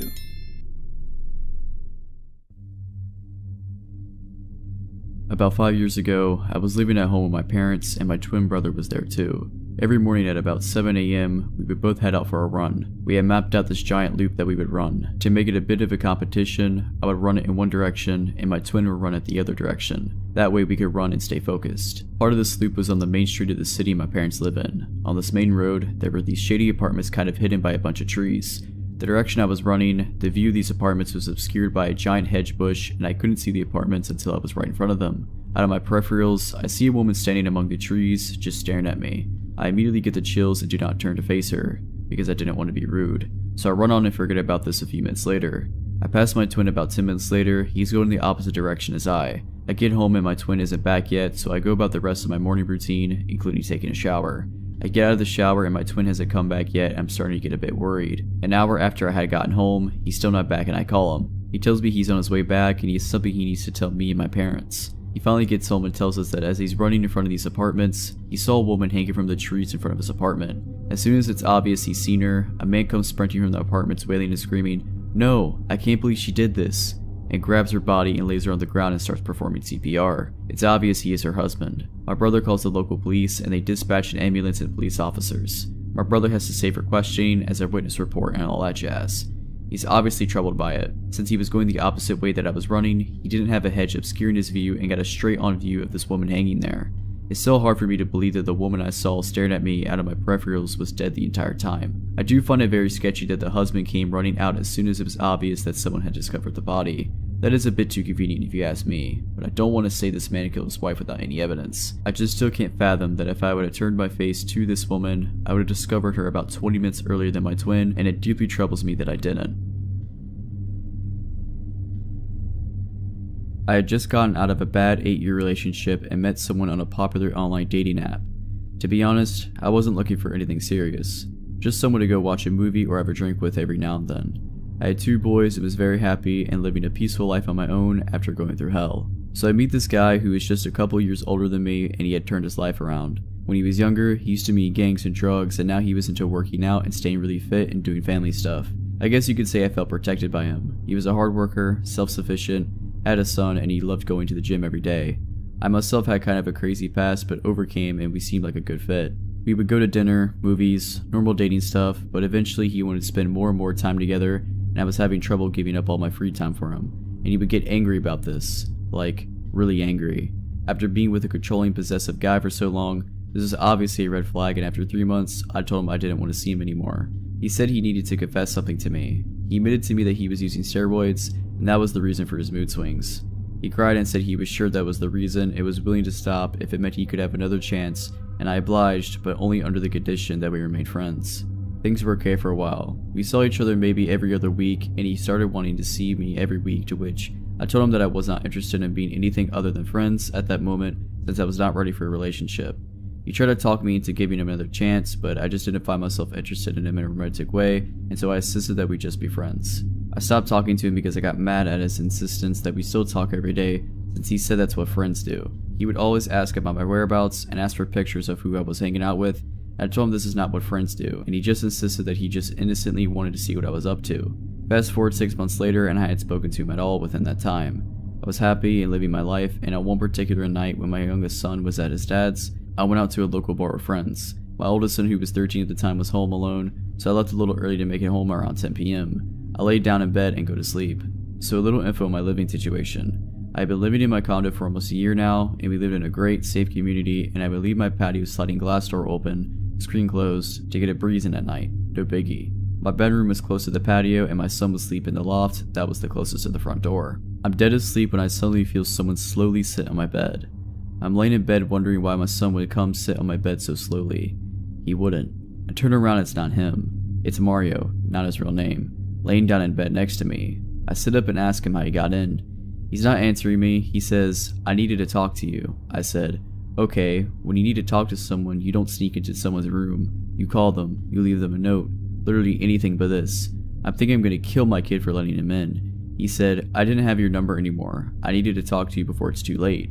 I didn't even entertain the "before it's too late" bit because I was livid, but something told me to keep my cool. I sit up and say, "Look, I really want to talk to you too, but not like this. Please just leave and I promise we will talk tomorrow. Call me tomorrow." He gets up and walks over to my side of the bed and starts rubbing my shoulders and is slowly making his way to my neck. He says, "Do you really want to talk?" I look him into his eyes and say, "Yes, I've been wanting to talk to you, but not like this. Please call me tomorrow." He stares at me while rubbing my neck and goes down to my shoulders and lets go. Says, "Okay." This proceeds to exit through my patio door and jumps my patio wall, which tells me that is exactly how he got in. I freaked the f out, check on my kid, he had no idea what was going on. I locked all my doors and I didn't sleep the rest of the night. The next day I text him and I tell him that if I ever see him near me or in my complex, I will call the police and to never contact me again. If you're wondering why I didn't call the cops to begin with, I knew he had a gun, so A, I was scared of being retaliated against for being a snitch, and B, I figured if I called the cops, they would probably not do much or just let him out, and I was afraid of what he would do after the fact. Either way, he left me alone and I didn't hear from him for years. 4 years later, I'm going through Facebook and I see his face in People You May Know. I click on the picture and notice that it looks like a jail picture. You know, those pictures where the guy is clearly in a jail cell. I scroll down the page and his most recent post is him posting his address for his family members to write to. A prison address. So I Google his name. Sure enough, articles after articles, all with the same headline. Man arrested on suspicion of killing girlfriend. About 2 years after him and I dated, he shot and killed the girl he was dating. That could have been me. And I feel like thinking if there was anything I could have done to stop him. Even scarier thought is that he only got 12 years for her murder. So my stepsons are 7 to 10. They play with 5 other boys in our area, which are of similar age, and all go to the same school in our neighborhood. Now there is a police station in our neighborhood, and we live in a city that is large, but we feel very safe here and have almost zero crime around us, so when they go to the park to play with their friends, my husband and I agree it's okay. They'll be gone for hours, going from house to house swimming, jumping on the trampoline, scootering, skateboarding. Sometimes they're all at my house and my pool. It's a good system. However, our state has been known for human trafficking. Because we are close enough to the border, it's just something I worry about. So I bought them bright orange whistles and tied them to their backpacks. Sometimes they all ride bikes to school together. At home I had each of them blow into the whistle as hard as they could, so they knew how loud it was and to only use it for emergencies, which we've discussed emergency situations. So today on break from school, the kids wanted to do a lemonade stand. Something in my gut told me to say no, that's not a good idea, even though they had their own little garage sale around Christmas to make money to buy gifts, and the neighborhood thought it was so cute that they actually got a ton of donations and made very good money. I didn't have any worries that time, but today was different for me though.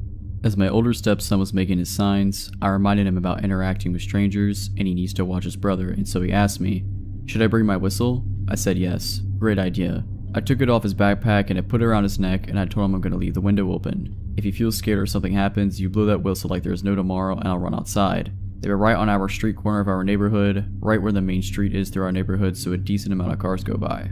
An hour or so goes by and I'm into a documentary when I hear that whistle and my stomach drops. I dash outside to see a flashy red car. I was looking and running towards the kids, so I wasn't paying close enough attention to the car, but I immediately saw all the kids there, and this guy is getting back into his car, and my older son tells them that the man in the car got out and was talking to them, asking them their ages, and invited my younger son to get into his car. I literally told my older son earlier, do not get into anyone or near anyone's car. So he said he didn't feel safe anymore and he blew that whistle as hard as he could. My mom said that the car looked like a Dodge in red. That's what my son told the police. I got a good look at the guy at least, but didn't get the plates. He was getting to his car as I was making sure the kids were accounted for and pounded the crap out of his hood, asking him why you would ever invite a child into your car before he drove away. I wasn't thinking clearly and was in a bit of a panic. The police said they searched our entire neighborhood for the car and put out a description of the guy in the car, with a now possibly dented hood for me. They put out an alert and are taking this very seriously, so at least there's that. I'm so thankful for that $10 whistle I ordered on Amazon. Sometimes you just don't know when something is going to go down. I went dancing with some friends and was really drunk by midnight. Unfortunately, this was back when I had little money, and I realized you could only save money by eating very little before going out, and it would take a far fewer drinks to get drunk. So I was so drunk I could barely remember my friend ordering me an Uber home. My phone was dead, of course. I can vaguely recall them helping me into the car and telling me to get home safe, but I don't remember greeting the driver or the first minute or so. But soon after getting in, he asked how my night was and if I smoked. Honestly, I was just thinking about bed at this point, so I sort of just slurred out that I did sometimes. He then offered me a joint, and this is the first moment I got sort of nervous and began paying attention. I tell him something like I'm really tired and I'm just ready to get home. I think he said something about it being an indica-based joint and it made for great sleep. Once again, I say something not exactly like no, but not a yes, which he takes as a yes, I'll take that joint now. Once again, I'm still drunk enough and I could barely see straight or speak clearly, so when he says, okay, well, I have to cancel the ride really quick because I can't give it to you while I'm on the clock, or something to that effect, it takes me a second to realize how dangerous that is, and by the time I start to say something, he has canceled the ride and pulls over. We were just east of a bridge, I think, and it was totally secluded. Some empty parking lots, a closed auto body shop, and no one in sight. It's starting to hit me now that I'm in the car, and not with the same Uber driver but with some stranger. I can't call anyone, and he's trying to give me weed that could have anything in it. For the next minute or so we're pretty quiet. I can't remember if there was any small talk he tried to make because I was beginning to panic. And every time he handed me the joint, I would take fake hits, just breathing it into my mouth and not into my lungs. I felt tired, clumsy, and weak. That kind of drunk where you're almost at the point of nausea, and I knew I couldn't do much if anything to defend myself at that point. I remember vividly being fixated for a moment on the fact I didn't have a pair of keys to defend myself with, as my building used fobs for just about everything and I didn't take my mail key with me. As I'm freaking out, I look up to see if this guy is sort of noticing, and I make eye contact with him in the mirror. He was just staring at me, but I couldn't read his expression. Finally, he says something along the lines of, well, let's get out of here. I tell him I'll just call another Uber to get home, thinking at this point it might even be safer to walk. And he says, no, I still have your address, I'll just take you home. For a moment I was relieved. I guess I wanted to believe him so badly that I would get home safe, so I just believed him. I try to calm myself down, thinking he hadn't actually done anything threatening. Maybe he was just your typical stoner guy and I'm overreacting. At this time, I lived on PSU campus in downtown Portland in the southwest area of the city. He's driving me north on the east side of the river. There are several bridges to our left, and as he keeps moving north, he has several opportunities to take an exit to hop over the river and get me back downtown. He keeps skipping them, and we keep passing bridge after bridge that could get me home. Up in northeast Portland, there are some large industrial areas that could get very isolated at night, and Portland in general is surrounded by lots of forest. So I knew he could have me in a secluded area in really quick. After he passes like the fourth exit for a bridge, pretty sure it was the Broadway Bridge, I've been thinking in my brain for a way to make him actually take me home, and say something to the effect of, hey, my boyfriend is waiting for me at home, which was true, though I said it in a very meek way. My driver says nothing, but he did take the next exit for a bridge and basically hung a giant U-turn that started taking me home. Even as we're on the west side of town heading south, I'm still shaking and have my hand on the door handle, thinking about just hopping out at a red light the closer we get to my apartment. My phone is completely dead, and he honestly still has several chances to hop onto nearby highways and speed out the city. We're getting pretty close to my apartment now, and I'm once again trying to convince myself I'm being paranoid about some stoner that can't even navigate the city. Although a few minutes before I was so scared and I was crying. So once we get about 2 blocks from my apartment, I lie and tell him it's the easiest to stop here and he can let me out. Again, he doesn't say anything but does slow the car. I'm flooded with relief and even feel myself smile, but when I go to open the door it's locked. I try to lift the lock mechanism manually, but it won't budge. I look at him instinctually to see what's up, and he's got his head turned almost fully toward me, shoulders still facing the road, just smiling at me. The worst smile I've ever seen, and it looked so mocking. It just didn't reach his eyes at all. I just started crying more and kept asking him to open the door. I was so freaked out and still very drunk, but thank God he did. I will never forget the sensation of vulnerability. Not just being drunk in his car with no way to contact anyone, but even as I got out of the car, I kept feeling like he would somehow grab the back of my shirt and pull me back in, as silly as that sounds. When I got home, I found out my boyfriend had actually gone out with friends last minute and wasn't even home. He wouldn't have even known till much later if I hadn't got back safe. The next day I convinced myself I was freaking out over nothing, which I realized still could be the case, but in my gut, I had truly felt in danger the night before. This happened quite a while ago when I was home alone with just my dog. After all this, I'm sure what happened was really strange and I have no idea what this man actually wanted. So I was watching TV one night at about 11 p.m. when I heard a car pull up outside and the engine shut off. I figured it was obviously a neighbor, but my nosy dog wanted to have a look and went to the window. He kinda messed up the blinds when he went to look, so I got up to fix them. When I did, I noticed a car parked on the street across from my house and my neighbor's house. I couldn't really make out any details, but it looked like the driver was still sitting in the car. I didn't really think anything of it. I got a drink and went back to watching TV. Quite a while had passed since I fixed the blinds, but I'm not sure how long. I'd guess about 15 to 20 minutes. Out of nowhere, I thought I heard a tapping at the door. Not a knock, it was much lighter and very quiet. My dog had set up to look at the door and I paused the TV when the same tapping then started on the window. I opened the blinds a little and saw a man standing there. I couldn't make out his face properly and he immediately walked back to the door and started tapping at it again. This doesn't sound very frightening and I'm not sure why, but I suddenly had a very awful feeling. I felt absolutely terrified and had no idea why. The tapping at the door never stopped, but something in my head was saying if I opened that door to him, then something really bad would happen. I went upstairs to open a window to ask what he wanted. It felt safer doing this. He said in a really quiet voice he was delivering pizza and told me how much it cost. I felt so stupid for being frightened and I told him I didn't order pizza. I guess he was speaking quietly and knocking lightly so he didn't disturb my neighbors. My dog had followed me upstairs and was letting out this odd growl and bark, which isn't really usual for him.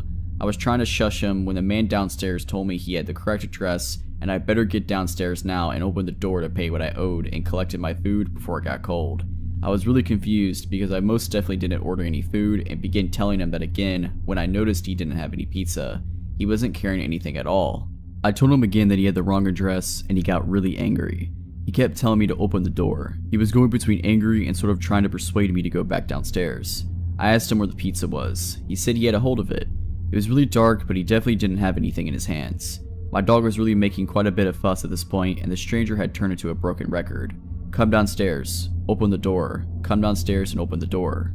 All the noise must have alerted my neighbor, who did open his front door, and the man didn't say a word but practically ran across the street to the car that I heard pull up a while ago. He went back to the car empty-handed. I have no idea what he wanted, but he certainly wasn't a delivery driver. It really freaked me out as well that my dog is quite obviously a large breed and the man saw him through the window, but he wasn't deterred at all. It seems even stranger and less random that he actually drove to my house as though he'd planned on showing up. This was 1992. My mother was going through a bad patch in her marriage and chemotherapy for breast cancer.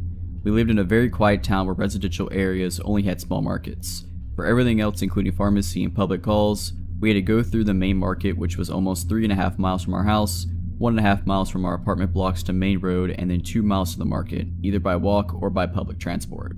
My mother, who was going through some tough time given my father's complete disconnect with us. She used to call her brother, my uncle, for advice and catharsis, who lived in another city. For those calls, she had to go to the public call office, PCO, which was run by 2 weird men. The same market had the pharmacy where my mother would buy her medicine. I was 11 and my older sister was 17. One evening, my mother along with my sister went to the PCO to talk to my uncle. I don't remember why, but I think my father asked her to leave the house and she wanted to discuss her options. She was in distress and didn't realize it was already late when she finished the call. The market was closed, so was the public transport. My mom and sister paid the bill and started their walk home on the path next to the main road. The 2 PCO owners closed the PCO and started following them. One on foot right behind them trying to offer a ride, and the other on bicycle next to them on the deserted main road. My mother strictly refused, held my sister's hand tightly, and started walking as fast as she could when a white van appeared on the service road and started driving slowly next to them. The PCO guys had already arranged a ride with some really bad intentions and didn't seem to go away. They were probably waiting for them to get off the main road to strike. On the next turn, 2 men came from the opposite side of the footpath. To my mother's relief, it was the pharmacist and his friend who were returning to pick his car from his shop's parking after a walk. They saw the men in the van and immediately realized what was going on. They stopped, said hello, and asked if she needed help. They agreed to walk them home. The PCO men fled upon seeing the guys. The kind pharmacist saw my mother and sister to the safety of our house. My mother never went to that PCO again. A few years ago, I was renting a house in Northern California. The neighborhood was just outside the suburbs. It seemed like the perfect balance of having space and having nice neighbors close enough to not feel isolated. The area had no streetlights, so it was very dark at night, especially if there were no clouds blocking the moonlight. It didn't bother me though. It made my little house feel even more quaint on dark nights. I got home from work one day in midwinter. It was a cloudy night, so pulling up to my house, I saw only what my headlights and front porch light illuminated. When I got out of my car, I caught a whiff of cigarette smoke. That was odd, as I had never smelled that before around the house. I didn't see anyone nearby, so I ignored it and went inside. I had just got off a shift with a few hours of overtime, so I felt pretty tired. Even though it wasn't even 7 yet, I decided to take a shower and call it a night. I woke up sometime later sure that I had heard a noise inside my house. I wasn't worried right away because my friend would sometimes stop by to use my shower after work on his way to his night classes. I even gave him a spare key so he could stop by even if I wasn't home. He would always text me to let me know beforehand though, and I hadn't heard my phone go off. I reached over to my bedside table and picked up my cell phone to see if my friend had sent me a text. The bright light from my phone's screen and number pad blinded me. Through squinted eyes, I could make out it was a 9 or something, but I couldn't tell if I had an unread text or not. I set my phone aside and called out my friend's name. There were a couple seconds of silence before I heard loud footfalls as someone started running through the bottom floor of my house. I leapt out of bed and ran to the closet. They were already up the stairs by the time I had opened the door and stepped inside. That house had 3 rooms upstairs, 2 bedrooms on either side of the hallway, the one that was in a spare, and a bathroom at the end. The bedroom doors were both closed, but the bathroom door was cracked open. I heard whoever was in my house thunder down the hallway past my door and into the bathroom. Thank God they did. They gave me enough time to open the attic access in the ceiling of my closet and hoist myself up. I just started to lift myself up when the person ran back out of the bathroom. My feet were barely inside of the attic when my bedroom door burst open. I heard footsteps run into my room and stop. When they didn't see me in that room, they ran back to the hallway and into the other room, which just had boxes stacked in a corner, some weights, and a table where I painted my miniature models. I guess they decided that if someone were hiding, it would be in the bedroom because they charged back into my room and turned on the light. A moment later, the closet door was ripped open. I was crouched in my attic just a foot or so away from the access, so I could try to stop them if they had started to climb up. From my vantage point, all I could see was from about their knee down. They were wearing dirty blue jeans with frayed cuts and worn work boots. After a few seconds of looking into the closet, they stepped away and I heard a loud crash come from my room, followed by a scream of frustration and anger. That scream was the most unnerving part of the incident for me. Whoever it was in my house ran back down the stairs. I heard crashes and clatters as things were thrown around and furniture was knocked over. I stayed crouched in the attic. I had left my cell phone when I ran for the closet, and I wasn't certain I could climb down without him hearing. After some time, the noises stopped. I started counting slowly, and when I reached 1,000, I decided it was safe enough to climb down and call the police. The first thing I noticed when I exited the closet was the intruder had flipped my bed over, I assume in an attempt to find me. That was the last noise I heard after they stepped away from the closet. I couldn't find my cell phone, so I went to the landline by the bed and called the police. I waited in my room until I heard them call from downstairs. The first floor was a mess, but I expected that. Chairs had been knocked over, the sofa had been flipped, all the books, pictures, and knickknacks I had on my shelves were strewn all over the floor. The cupboards in the kitchen had been opened and all the boxed and canned foods had been thrown to the ground. As far as I could tell though, the only thing missing was a single knife out of the wooden block in my kitchen. The police checked the house from top to bottom. They also found a few cigarette butts along my fence line, along with some foil and an empty pin tube which the police said people often use to smoke meth with. So they think they had been watching my house for a while. I realized that they must have been out there smoking a cigarette when I got home. They collected up the evidence and told me I should stay with my family or friends that night and get that door fixed as soon as possible. I opted to just not sleep. I moved a shelf over to block the broken door and spent the next couple hours cleaning things up. I would often go to the window with a flashlight and shine it along the fence line where the police found the cigarette butts and foil, but I didn't see anything. The next day I called to have the door fixed and motion lights installed at the back and sides of my house. I lived there another 3 years without incident. My boyfriend, who I live with, works as a teacher in a town about 15 minutes away by train. He gets home more or less at the same time every day, give or take an hour or so. I, on the other hand, work from home. In late January this year, we got in a pretty big fight about something stupid. I can't remember what it was by now, but it was one of those fights where we didn't speak to each other, text, or call, or anything the whole next day. So this afternoon I was lying in bed getting work done. It was a Tuesday and I'm pretty sure his last class finished at 1 p.m. on Tuesdays, meaning he'd surely be home at 2:30. But around 1 p.m. I heard the front door open and shut. I thought, I guess he's home an hour early today. It was normal for him to skip his class every once in a while, so I didn't really think anything of it. In fact, I was mostly mentally preparing for the awkward post-fight, hey, how's it going conversation. So I continued to lie in bed and do my work and wait for him to come in and change his clothes. The bedroom door was closed and I had earplugs sort of half in, as I usually do when I'm working. But I could hear the heavy footsteps of him walking around the apartment, as he always does. If we hadn't been mid-fight and I wasn't so preoccupied with the awkwardness of all of it, I might have noticed it was strange how slow the footsteps were or how long he spent walking around the living room. But I was caught up in the dramatics of the fight and didn't think about it. I was just lying there, waiting for him to finally come in. Finally, the bedroom door slowly opened just a few inches. I turned my head towards the door and prepared to give him a sort of awkward, "We've been fighting for 24 hours, huh?" smile. But the door didn't open more than a few inches. I looked and saw that it was a woman's hand with red nail polish on the doorknob. Whoever was there slowly closed the door just as they opened it, without entering the room. I jumped out of bed, ripped out my earplugs, and sort of froze there for a few seconds while thinking rapidly. My first thought, that was not my boyfriend. Then I thought, could that have been his mom? His sister? The landlady? For some reason, I concluded that surely it was his mom or sister. So I opened the bedroom door and walked into the living room. There wasn't anyone there, but the room smelled heavily of women's perfume. Then I came to my senses and realized, his mom and sister don't have keys and have never come before. The landlady has never entered without permission. This was a stranger. I ran back into my bedroom and shut the door, now shaking heavily. There was a balcony connected to the bedroom, so despite the cold January rain, I stood on the balcony and called my boyfriend. He picked up and I asked him if his mom or sister might have come over unannounced. He told me, "No, don't move, I'm calling the police." The police were there in minutes and searched the whole apartment. Of course, nobody was there by this point. It was weird though. Nothing was missing from the apartment despite us keeping a jar full of money right in the entrance. Nothing was even touched. In fact, it seemed like the intruder came straight in the bedroom, saw my legs on the bed, panicked, and left. Plus, you can't open that big wooden front door without a key. Nevertheless, we demanded that the landlady change her locks. When she came to change them with her husband, she made a discovery. There was a square area by the keyhole that had been scratched away with something. The landlady said surely someone used tools to break into the apartment. I never got to meet the person who opened the door that day, and I hope I never do. Okay, this happened in 2016 when I was a 17-year-old first-year college student in film school. I lived alone in my first ever apartment. I never felt unsafe in this apartment for several reasons. There were multiple gates in the residence that needed to be opened through a code only the people who lived there knew, and my door had 3 different locks and it was right next to the university, so most people who lived in the neighborhood were college students. Nothing bad had ever happened in the neighborhood before. I've always been very careful with locking the door when I leave my home. I always check it twice. So this one time, I leave to go to class and locked my door, but for some reason, I couldn't get the key out of the lock. It was completely stuck, so I went to get the caretaker of the building to help me, but he wasn't there and I was getting late for class, so I went to class with the key still in the lock. I took off the keychain first so it's not too noticeable. When I got home, the caretaker was back, so he came to help me, and we couldn't get it out for 15 minutes until somehow he did. He told me the lock was damaged, but that I didn't necessarily need to change it if I only locked it once instead of twice. I just said okay and that was the end of it. I really wasn't worried because of how safe I felt in this building. Flash forward to 2 months later, I was taking out the trash one night around 11 p.m.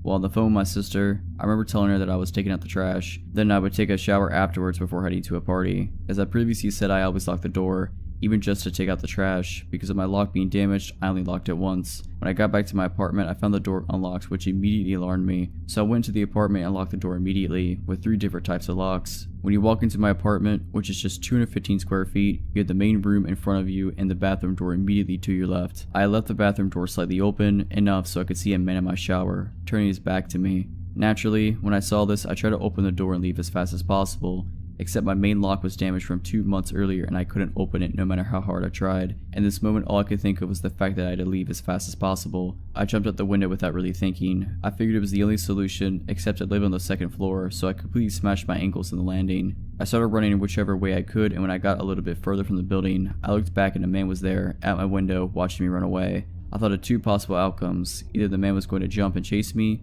except I wouldn't get far with my twisted ankles, or he would get scared of the height and be locked in my apartment. Thankfully, he picked option 2. I went to hide in a bush a little further and called the police, who arrived in just 10 minutes because I lived close to the station. They pushed my door open and the man was there just sitting on my couch, holding a kitchen knife, waiting for me to come back, like he didn't think I would call the police. They arrested the guy and later told me he had already been arrested for attempted kidnapping and attempted murder. They also told me how everything had happened. Like I said, it was a very friendly neighborhood with mostly college students, so he got inside the building by other people holding the door for him. He then heard me telling my sister I was going to take a shower, which was why he was waiting in the bathroom for me. He crocheted my lock while I was taking out the trash. He apparently noticed me on my school campus and followed me to my home several times before succeeding to actually come in. He stayed inside waiting for me because I had recently changed my phone and the previous one was still on the table, so he thought I didn't have a phone with me to call the police. I don't live there anymore, but after that, to get into the building, we all needed identification proving we lived there. Building IDs were created and we had to scan them every time, and it was the only way to go inside the building. Nothing really bad happened in the neighborhood after that. It's back to being very peaceful and friendly. If you're liking this video, all I ask is that you make sure to subscribe to my channel and like this video. Thank you.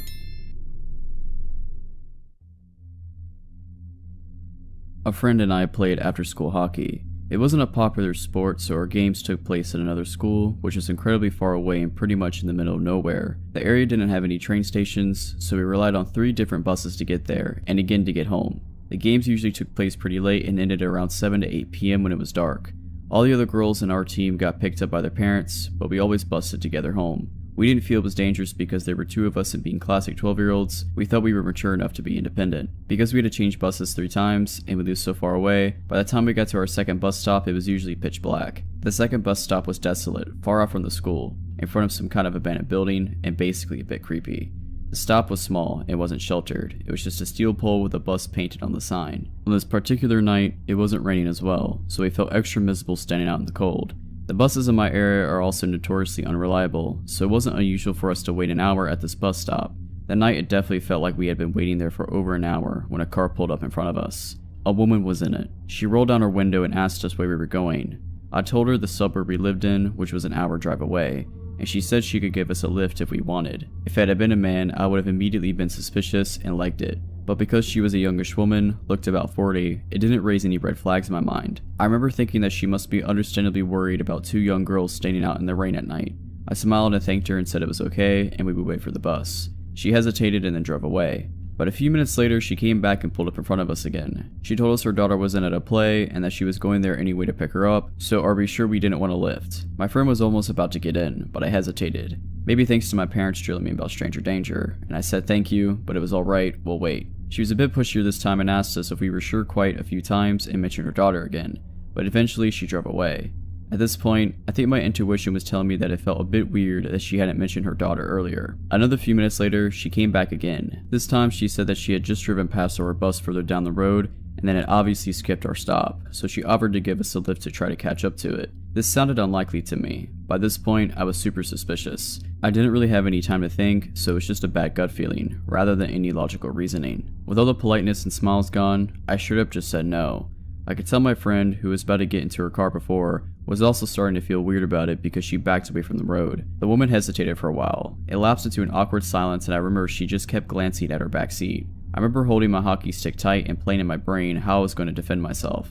It honestly felt like forever before she finally drove away. A few minutes later the bus came and I had never been so relieved in my life. By this point, we were absolutely soaked. To this day, I still don't know whether she was just worried, a good Samaritan, or a potential kidnapper. I flip between the two and honestly I can't decide. My friend also thinks it's a mystery, and we don't know if we were just being paranoid.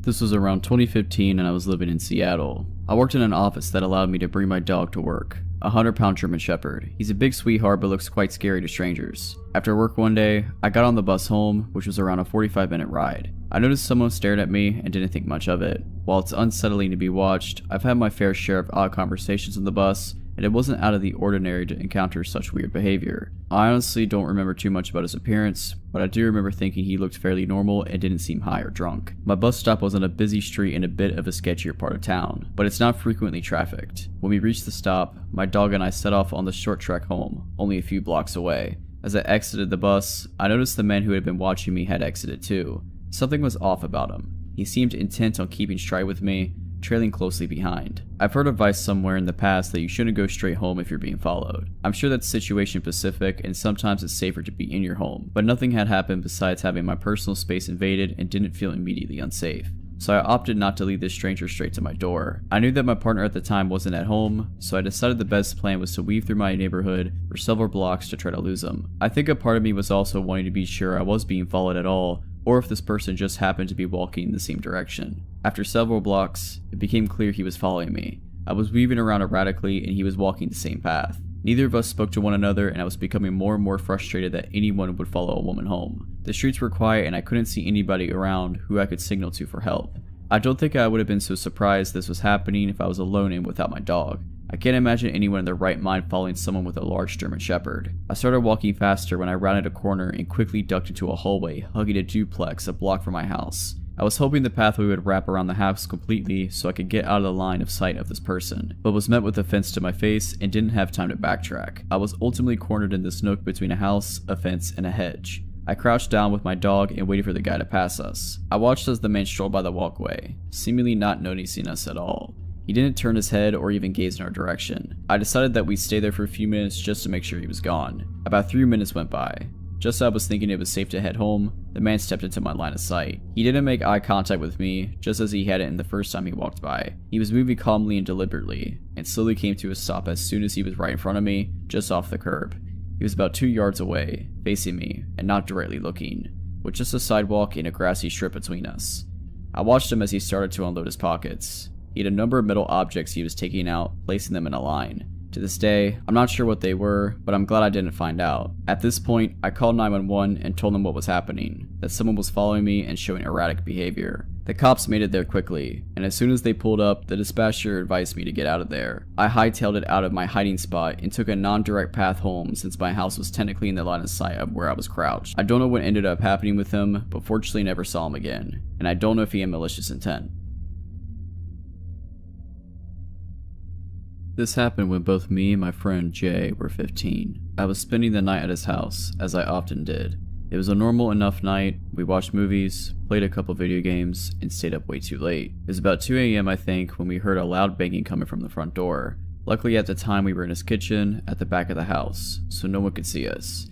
We were spooked because there couldn't have been anyone at the door at this hour, but we figured it was just some drunk person and they'd go away soon enough. After 30 seconds, there was more banging on the door and yelling that neither of us could understand. It sounded like an adult man, and he sounded angry, so we both were scared. He texted his mom, who we thought was upstairs, but she said that she had just left a bit before without saying anything. She did that often enough. She liked to go to her friends' houses in the middle of the night, so we didn't pay any attention or notice when she left. We didn't know what to do, as we were scared to call the police based off past experiences with cops in our small town being not the best. At this point, we turned off the kitchen light and we were ducked down on the ground. We heard the banging and yelling getting louder, and I decided to see who it was, if it was anyone we knew. I army crawled through the dining room, which was also dark, and peeked through the door to the living room, which is where the front door was. There was also a huge window by the door that you can see right into the dining room though, so I was very careful not to be seen. I couldn't see any details of the man, but he looked to be about 6 feet tall and had gray hair. I crawled back to Jay and we quietly decided what to do. We heard the knocking stop, so we decided to wait a bit before seeing if it was safe. We also decided to go around the table in the dining room in case he tried to come around back, which is where the kitchen was. After around 10 minutes of silence, we rock paper scissored for who had to check if he was there, and of course I lost, so I again army crawled to the dining room door. I saw the man staring through the window, hands cupped up against the glass. I made eye contact with him, and the moment he saw me, and I loudly said, causing my friend to panic and crawl behind me.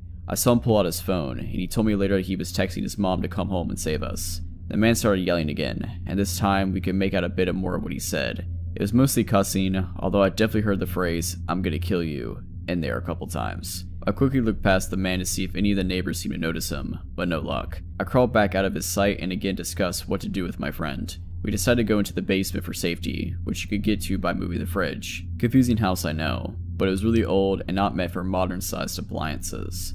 We pull out the fridge and get into the basement, feeling mostly safe but still terrified. I start having a panic attack, although I'm trying to hold it together best I can for Jay, who is also on the verge of a panic attack. We hear a gunshot and shattering glass from above us, and I cover my mouth so I don't scream. Jay and I look at each other, terrified. We hear loud footsteps and yelling above us, the man asking where we went. We hear him going upstairs and run around up there for a bit. He eventually comes back down and starts turning over our furniture, I'm assuming to find us. After what felt like hours, but was probably only minutes, Jay's mom pulls into the driveway, which scares the guy as he runs out the back door in the kitchen. Jay and I get out of the basement and run to greet his mom, never happier to see her. She was shocked by the state of the house and hugged us, happy that we were safe and scared by how close we were to being hurt. We were all scared after that. After that night they had better security installed, and we went over safety protocol if anything ever happened again. Luckily it hasn't happened again yet, and I hope it never will. I work at a convenience store. I've had some creepy customers come in before, but this one was a little more disturbing. If it weren't for what had been said and done, I don't think this would have been that bad. I normally work third shift, which is around 4 PM to around 12 AM, and I'm by myself for the last 4 hours of my shift. This man had come in earlier that day and was acting odd, jittery, chewing at his lip constantly, fumbling with his debit card, to the point I did everything for him except putting the pin in. Fast forward to around 10:30 p.m. I'm sweeping the floors as I'm supposed to do every night when the man entered. He approached my register and asked him what he needed. "Hey, can I have one of those lighters?"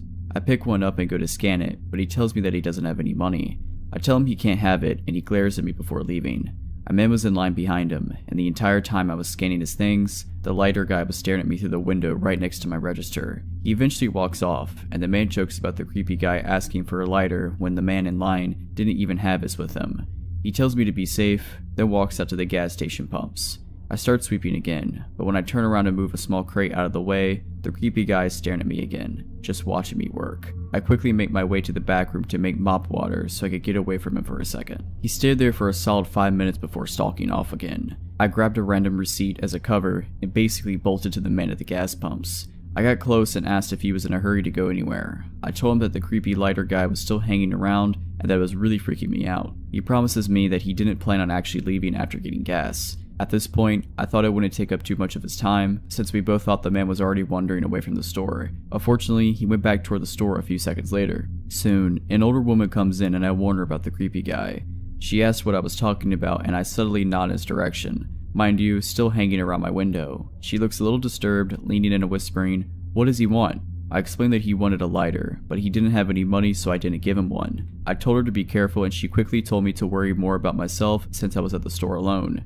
She left, and I saw the creepy guy approach the window again. Thankfully, he didn't look in, just hung around it like he was waiting for someone. After a while, a daughter of a family friend comes in with her girlfriend, and we quietly make small talk. Like the last woman, I warned them that the lighter guy was still roaming around and he could be dangerous. Before they get to tell me anything, a woman was talking with the guy from the gas pumps, spotted them while scanning family friend's items, and hurried in and told me to call the cops. Obviously, not familiar with the area I worked in and hearing 3 different people telling me what numbers to call, I was shaking and in near tears. My family friend said she would call while I calmed down. Another girl had run out at this point, and I don't blame her. Family friend's girlfriend told me that lighter guy threatened to throw rocks through the window and hurt/rob me. After about 3 minutes of pacing and trying not to cry, I saw my mom's truck pull in. I bolted to her, telling her what was going on. She calmed down and walked me back to the entrance. As this happened, creepy guy had climbed the hill and crossed the street to Bojangles and sat near the front door. The cops arrived. The man from the pumps gave his statement, I gave mine. And finally family friend gave hers, which included the threats. From what was said, he was about to break into my car. The man that stayed with me stopped him, but that didn't stop the creep from roaming still. After we talked to the cops, they sped to Bojangles and confronted the lighter guy. After arguing, a quick pat down, and more arguing, the man was put in the back of the cop car. Lighter guy, I knew you were probably on something, but please, let's not meet ever again. To set this story, I bike 5 miles one day, 5 days a week to my job, and I've been for 8 months. I honestly love it. It forces me to get exercise and it's cheap transportation. I take the main road with a lot of traffic, so I've never felt unsafe. I also only ride on the sidewalk since it's safer. One day, coming home, I was passing by an area with a lot of construction going on. To give you a better visual, I ride on the sidewalk along a busy road. As I'm biking, I see a man in a black pickup truck parked as if he's about to pull out of the area, but he's waiting for a spot to open in traffic. He then sees me and reverses to let me by. I remember thinking, oh great, he's letting me by, and I wouldn't have to ride around behind his car to get to the other side. But as I'm getting closer, he does a stop motion with his hand, and he's wearing a safety vest, so I assume he works there and there might be a problem up ahead, like a pothole, etc., so I stop. He spoke with authority like as if he's an officer stopping me or something and asked if I bike for transport or leisure. I was a little confused since that's a weird question, but I tell him for transport. I bike to my job. He then says, do you bike for leisure? I'm asking because I bought a bike and I'm looking for a riding buddy. I'm not freaking out or anything. I feel a little calm since there are a bunch of cars passing by us, so we're not secluded, but I don't know this man. He's a complete stranger and I was under the impression he worked there and was stopping me for something important. I tell him not really because I'm too tired on my days off and use them to get errands and stuff done. He says, oh I get it. Well there's a bike marathon happening soon if you want to go with me. I'm Shane by the way. What's your name? I tell him my name and say, oh I don't know, I might be busy then. I'm a little awkward in social situations with people I don't know, and this whole interaction was just off, so I don't really know what to say. He changes the subject and starts looking at my bike. He points at it and asks if it's a hybrid. I say yes, and he says, can I see it? And starts getting out of his car. This is where it starts getting weird. He tells me he's seen me riding before and I thought I was cute. He's also looking at my bike and commenting on it and saying stuff like, oh that's nice, it's aluminum, and I'm just feeling weird on the inside. I'm also sitting on my bike ready to get the f out of there. He then asks if I have a boyfriend and I tell him yes I do. He lets out a big groan and says, "Oh man, really? Because if we go biking together, it would be kind of a date thing." I tell him yeah, sorry, and he goes, "Are you sure? Are you ready to kick him to the curb or what?" I just want to get out of here at this point, but he parked his car literally in front of the sidewalk, so it wouldn't be that easy to speed by him. He seemed upset and kept asking if I'm sure I have one and how long we've been together. I said, "A couple years. Well, I'm crunched for time and have to go, bye," and sped off. After that, I had a mini vacation and was off for 5 days after that, but now I'm back to riding to work again and I haven't seen him since. This probably happened maybe 3 or 4 weeks ago. So creepy older man who tricked me and blocked me on my bike, let's not ever meet again. This was back in 2014. I had moved off campus and into a really nice part of town. I was a junior in college and this was my first time living on my own. Campus was only 2 miles away, so I would often walk back home from campus.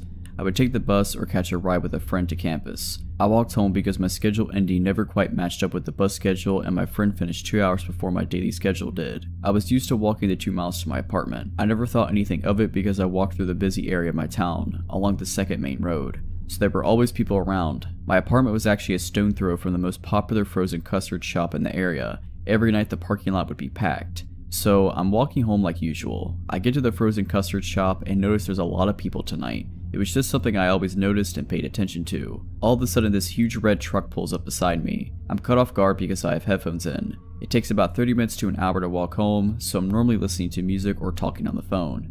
I stop and take my headphones out and look at the truck. This man dressed like a country singer was sitting in the driver's seat. He looks at me and asks where the mall is. I point him in the direction to the mall. He said, "I've been down that way. I'm a photographer and I'm supposed to be doing a photo shoot at a bar behind the mall. I've lived in this town going on 3 years now. I know where all the bars are located. Makes it easy when all of them are on the same street." I explained to him, "There's no bars by the mall. They're all on Philly Street." He continued to insist on a bar being behind the mall. All of a sudden he just changes. He looked at me and asked me to step back, so I did. He looked me over and asked how tall I was. I told him 5'7". He then asked me, "I'm doing that photo shoot. Would you like to be a model for it?" I told him I don't like getting my photos taken. He insisted, telling me I was beautiful and would look great. Almost like he's given up on the tactic, he moves to another. He then asked me where I live. I told him not far. He wanted more info.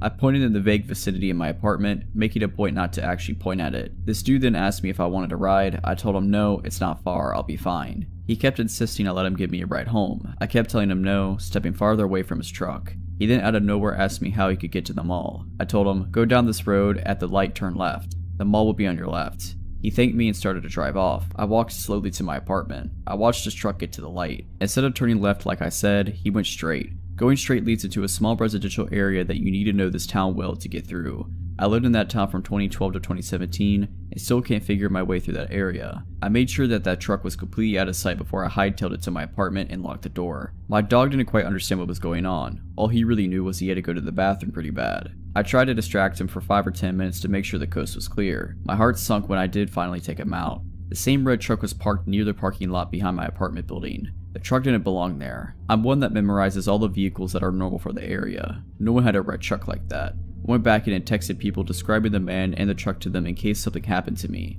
I did not go back out for hours. When I did, the truck was gone. I never saw the man or the truck ever again. To the man who probably tried to abduct me in front of the most popular venue in town on my way home, I hope I never see you again. Okay, before I get into the story, there's a few things I need to explain about my country, South Africa, for you to fully understand the story. In South Africa, it's normal to have high brick walls with electric gates, electric fences, alarms, etc. The crime here is hectic. It's also pretty normal to have big gardens. My family and I are big animal lovers, so at the time we had 6 dogs.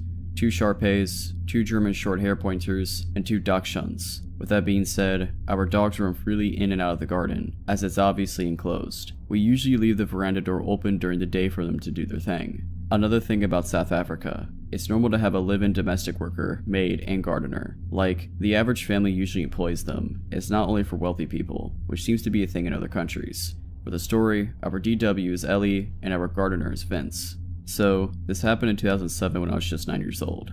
My older brother, who was 10, and I had just gotten our first cell phones that day. My dad surprising us after work. You may think it's a bit young, but it was used for emergencies or to communicate with our parents. Anyways, it's an important piece of info for the story. We don't usually leave our veranda door open at night, due to security reasons. but I remember it being a hot summer night that night. So of course, this night of all nights, the veranda door was wide open and the dogs were doing their thing in the garden. My brother and I were in my parents' room setting up our new cell phones, all excited. Ellie's daughter Anne, who's like an older sister to us, 18 years old, was helping my brother and I. My dad was somewhere in the house and my mom was in the bath. I specifically remember Anne having a comment about how the dogs would not shut up and how annoying it was. That's when I noticed it too. Sure, they'd bark, but it was usually the dachshunds that yapped, where the bigger dogs just chilled. Plus, it would only happen for a few minutes, then they'd get over it. Something was different that night, as even the bigger dogs were barking non-stop. My dad appeared in his room and mentioned to us that he too noticed the dog's incessant barking, and he was going to check if everything was okay. No alarm bells went off in my head, and I don't believe my dad thought anything was amiss either, because my brother asked to investigate with them and my dad agreed. I was obviously too engrossed in my new Sony Ericsson. My dad ventured out to our garden with my brother in tow when my dad had noticed the dogs were all grouped, growling and going nuts at a dark corner behind our in-the-ground swimming pool. The best way I can describe it is that our garden beyond our pool hits like a slight decline, so we have a few steps leading down the hill to the bottom end of our garden. We usually have a lamp that lights it up, but my dad had noticed how the lamp seemed to be off, which confused him because he could have sworn it worked the other night. Either way, my dad said he got this gut-wrenching feeling because of this and because of how out of the character the dogs were acting. He called after them, they'd usually come running, but tonight they all just seemed to look at him, then turn back around and continue to go crazy at this dark corner down the steps. My dad told my brother to go back inside the house and get a torch, sort of using it as an excuse for my brother to not come out with him because of this off feeling. When my brother went back inside, my dad slowly approached the steps. He noticed how the dog seemed to be snapping at whatever it was, hiding just out in the view in the darkness. As he got to the steps, he noticed the lamp was smashed. Confused, he inched the steps, and as he put two and two together, it was too late. My dad, being an ex-vet and an avid hunter, felt something cold against his temple and immediately knew it was a gun. Out of the darkness stepped four of the men in balaclavas, all armed. Shocked, he stood frozen on the steps. The man holding the gun to his head was instantly aggressive and asked him where my brother was, that he saw my dad come out with my brother, but my brother went back into the house. My dad said something came over him, and before he knew what he was saying, he responded with, "He's gone inside to press the panic button." As he said it, he saw how all these guys started to panic. They started speaking in an African language called Zulu. Assuming my dad couldn't understand, it's not common for white people to speak it, but my dad had actually grown up on a farm where he learned it fluently because of the farm workers. The aggressive guy holding the gun said, in Zulu, "The cops will be here any minute. Let's just kill this, grab what we can, and go." The others seemed apprehensive, and a smaller guy seemed really on edge, and continued to say how he can't go back to jail again and they need to get the out of there before the cops show, which would be any minute.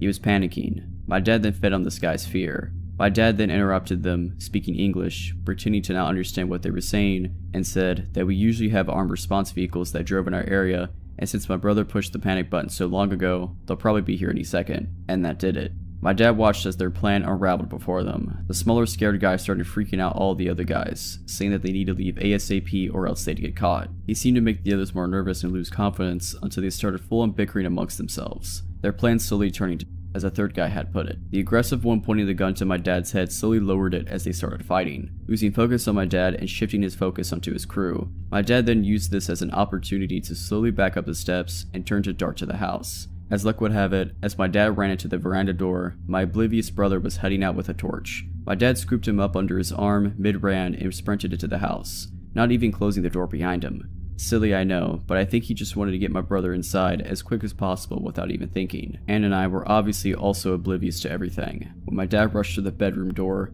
slammed it shut, and told us to go upstairs into the attic, quote unquote, "There's 5 guys outside with guns. They're here to hurt us. Get upstairs now." My heart sank. I remember my body automatically responding and me sprinting to the stairs with Anne right behind. My mom ran out of the bathroom in a towel, not too far behind. We sat there in darkness and silence. I swore you could hear a pin drop. I think we were all just wanting to hear something below us in the rooms. My mom cursed saying she didn't have a phone, neither did my dad. But ha, in my hand was my brand new Sony Ericsson. No better emergency to use it than now, right? My mom dials the police and I kid you not, they asked where we live, we explained and they told us it wasn't in their jurisdiction. Sorry, click, the line goes dead. We're now not only ourselves, but we're flabbergasted too. My mom starts cursing like a sailor again and that's when my dad realizes. He didn't close the veranda door and what about Ellie and Vince, who are in their rooms, blissfully unaware of the danger they're in. He gets his firearm in the safe in the attic and tells us whatever we hear, do not come downstairs. to stay hidden no matter what. Now I'm sobbing, begging my dad to not leave us, but he tells us he has to go get Eli and Vince before something bad happens to them. Now there's even more tears, as reality hits that there's 2 other people still in danger. Anne's understandably in hysterics because she's also fearing for her mom downstairs. My dad disappears and the air is thick with tension. We can still hear the dogs going crazy, indicating that those men were still on our property. My mom then calls another number, the armed security that drives around the area, and they say they'll be over in about 10 to 15 minutes. They say to wait and stay hidden until they ring our bell at the gate. We all wait in silence, fearing that we'll hear a gunshot or anything indicating these men are in our house. But there was just silence. The only sound was the dog's barks outside. After what seemed like hours, most likely a couple minutes, we heard stomping coming up from the stairs and my heart rate quickened. I remember shutting my eyes and praying that it was just my dad with Ellie and Vince. Luckily, it was. We all hid for a while, no one dared to speak. The dogs seemed to have calmed down considerably, but we were still barking every now and then. The gate intercom rang, and my dad told us to wait while he checked if it was just the security company, and sure enough, it was.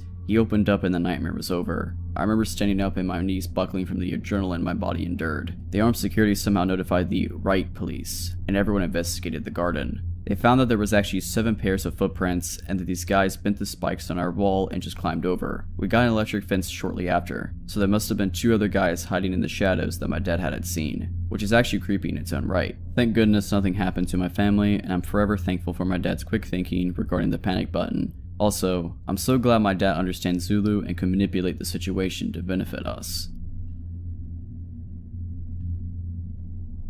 This takes place in the early 80s. I grew up in the suburbs in a very friendly townhouse complex. We all knew our neighbors. My first friends were the kids that lived in other townhouses. To describe my home, all townhomes are attached. They're also very tall and slender. I had 6 flights of stairs to go from the basement to the bedrooms on the top floor. We had a tiny driveway, and then there was the small roadway. On the other side was a raised flower bed that ran the length of the side of the townhouse wall across the street. The most important thing was a very bright street light in the middle of the planter. It shined ominously right into our front windows at night, and it had enough light to illuminate shapes above the kitchen counter on the 3rd floor kitchen, just the top part of bodies. You didn't need to turn on the kitchen lights at night if you needed to get something. One night I had a sleepover with my friend who lived diagonal to me. Us scouts had stayed up late and went to the kitchen for snacks. I peered out into the street to see an unfamiliar guy walking by on the roadway. There was no sidewalks. I noted to my pal that there was a weirdo walking by because he didn't seem right. He was tall and lanky with long 80s hair. With our familiarity with people in the neighborhood, we didn't recognize him. Our complex roadway did lead to a street, but it wasn't used as a shortcut because it was a long way to get around the neighborhood, so you didn't see others often, especially at night. As soon as I commented weirdo, he walked by our house. Only a couple of minutes later, he walked by again, going in the direction he came on the roadway. This time, we saw him out of the corners of our eyes coming along. Being scared kids, we immediately ducked as we were visible to the street. Up until then, we didn't think anything more of it, but our instincts told us to hide, so we did. My friends said we were overreacting after a few minutes being crouched down, so we carefully peered over the counter. Weirdo hadn't walked by. He was now standing in front of the flower planter looking up at our house. To this day, I remember that bright streetlight illuminating him from behind very ominously. He looked like a horror film killer come to life. We hit the floor again, thoroughly freaked out. I don't know how long we were there for. I could only hear the sound of our breathing for some time, until I thought I heard the squeak of the garage door handle. It was one of those old rusty ones that opened outward. I thought I was dreaming until I heard for the second time that rusty handle squeak. He was trying to get in now. My friend and I were frozen in fear. Luckily, my dad always locked the garage. The squeaking stopped. Even though my friend and I could have run upstairs or shut it to my parents, we were rooted on the spot, thinking if we moved, he'd get us somehow. We thought that was it as it was suddenly quiet. But a few minutes later, I heard the swoosh of the screen door and telltale sound of the front door handle being pressed down. The first screen door was never locked, but thank God the wooden door always was. The noise repeated a few times. The metal scratching of the screen door hinge and the click of the front door latch. I wanted to piss my pants, and my friend looked like crying. Again, we were too silly enough to move or do anything to help ourselves. We just shook in terror and hoped he'd go away. He stopped trying to get in after about 5 minutes, and all we heard after that was silence. About 8 minutes later on the kitchen floor, we moved to stand up. I thought we were still pretty crouched down and invisible. That wasn't the case. This time we heard a clear voice. The other kitchen window near the pantry had its screen window open. "Hey, I'm thirsty. "Can I get a glass of water?" My friend and I stared at each other in disbelief. He was still there. We didn't move, but someone had to eventually. My friend, being the braver one, decided to peek out the screen window while trying not to be seen. He must have heard her. "I know you're there. Come on and let me in. I won't hurt you." This was the moment we decided to flee up those 2 flights of stairs to my bedroom. I always had an active imagination like most kids. I really hated that my bedroom was the very first one at the top of my stairs. My parents were at the back. Therefore, in mind, I would be the first one to be murdered if someone broke in, and that fear was certainly tenfold that very night. My friend and I hunkered down on my bed, deep under the covers, shaking. We did not sleep at all, waiting for the click of a door or worse. We thought we heard him try again, but at that point we weren't sure if we were hearing things. Until the day I moved out, I never really felt totally comfortable in my bedroom ever again. I'm a 21-year-old female, and this story took place when I was around 11. I remember this day clearly because it was the first time I was ever allowed to walk to school and back by myself. Up until the age of 14, I lived in what we thought was a safe place in Chautauqua County, New York. Everyone knew everyone here. If you thought you would get away with something, then be prepared to have your ear chewed off by the time you get home. There was this one day though, it was a cold winter day and school unfortunately was still open, so all the neighborhood kids had to walk through knee-high inches of snow just to get to school. It took me longer to leave the house as I was used to walking with my older sister to school since she knew the routes better than me. I always used to make fun of her for being paranoid and taking a different route every day from school, but after that day, I learned that was what saved my life. As I was waiting by the door to leave, my mom came up to me and told me that I should ride with her to drop me off because my sister was too sick to go today. Being a brat, I made a big deal about walking by myself because I was almost 12 years old and all my friends' parents let them walk alone. She looked at me for a long while, then told me to make sure I pay attention to cars. I got hit by a car and almost died when I was 9, so the worry that showed on her face was well warranted. I hurriedly nodded and headed out the door to go to school. My sister didn't like to dilly-dally, so she was always in a rush to get to school early, but seeing as it was just me, I thought it would be a good idea to take my time. I would play in the brown slush that was on the left side of the road, and even made funny looking snowballs to see how far I could throw them. Halfway to school I noticed a white van following behind me. Being the playful child I was, if I had not been bending down to make another snowball, I wouldn't have noticed it slowly creeping up the street. I told myself I was being stupid, but continued more hurriedly to school. Once I got to school, I took a quick glance over my shoulder and saw the van a few feet behind me. It wasn't until I was on school grounds that it drove away fast by me. I thought that would be the end of it, but throughout the day when I would stare out the window, the van would be there. I assumed that it never really left, just parked. Many adults would try to convince me years later that maybe it wasn't the same one, but I knew it was. The van had a bright yellow smile emoji sticker on it. I couldn't see who was in the van, but through the tinted glass, I knew they could see me. It was now the end of the day and I wasn't ready to go home. It was too late to call my mom, because she was at work and my sister was home sick. I had to suck it up and start walking home. I tried to blend in with the group of kids, but most of them were car riders, and the others didn't live near me. Remembering what my sister told me, I took another route home. I didn't memorize this route clearly, but I decided anything was better than being spotted by that van. I made it to my main street, but realized my mistake too late. The route I took led back to the main street where I walked to school. Hidden behind a row of cars was the white van with a smiley emoji sticker. I tried to stay calm and walk past in, but once I heard the van door slightly click open, I ran. I could hear the rush of 2 pairs of heavy footfalls behind me. They were getting closer, so I did what any normal kid would do. I cut corners. I cut into someone's backyard until I was directly inside of my house and forced myself into the thick snow to make it to the door. My heart was racing, not because I was running, but because I could still hear them behind me. I made it to the door and banged with all my might until someone came to the door. My sister looked confused, but one look at my face and she pulled me inside and locked the doors. The van was still outside. Truthfully, it stayed out there until my brother got home. Me and my sister don't talk about it, but we both knew how close it was to me going missing. Whoever you are that attempted to kidnap me and do God knows what else, let's not ever meet again. If you're liking this video, all I ask is that you make sure to subscribe to my channel and like this video. Thank you. When I was 20 years old, so 6 years ago, I worked as a delivery girl for a pretty popular pizzeria in my area. Initially, I worked the late morning to mid-afternoon shift, but when the guy who delivered for the night shift ended up getting fired due to him losing his license because of a DUI, I was placed on the night shift since my boss hired a family friend who could only work my shift for whatever reason. I really didn't want this shift because you never know if people who order late at night actually want a pizza or if they have other intentions in mind. Unfortunately, my boss is not the nicest of people and essentially told me if I wasn't willing to work the night shift, I was fired. I wasn't exactly in a position where I could be out of work, albeit temporarily, so I reluctantly worked the shift. The first month of this shift, I went by without any issues. until I had to deliver a pizza to a house that just barely made our delivery radius. I punched it in on my GPS, and the house was located in a pretty suburban part of the city. I arrive and it's about 11 p.m. The block was extremely quiet, decently lit, and mostly littered with modern townhouses, but the house I delivered to was a duplex. I ring the doorbell and wait for about 30 seconds. No answer. I ring it again and wait another 30 seconds. Still no answer. I'm standing there getting pretty nervous that something's about to go down, but thankfully a man opens the door.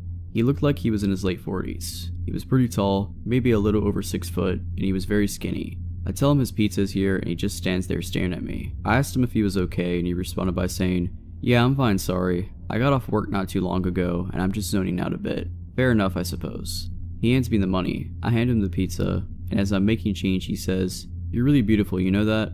Not really thinking too much into it, I thanked him for the compliment and gave him his change. I said goodnight and he did too. I walked back to my car and finished my deliveries for the night. A few days later, I get a delivery order to the same place. I head over there around the same time as last time and ring the doorbell. He answers the door very excitedly and says, "Hey, it's you again. How are you?"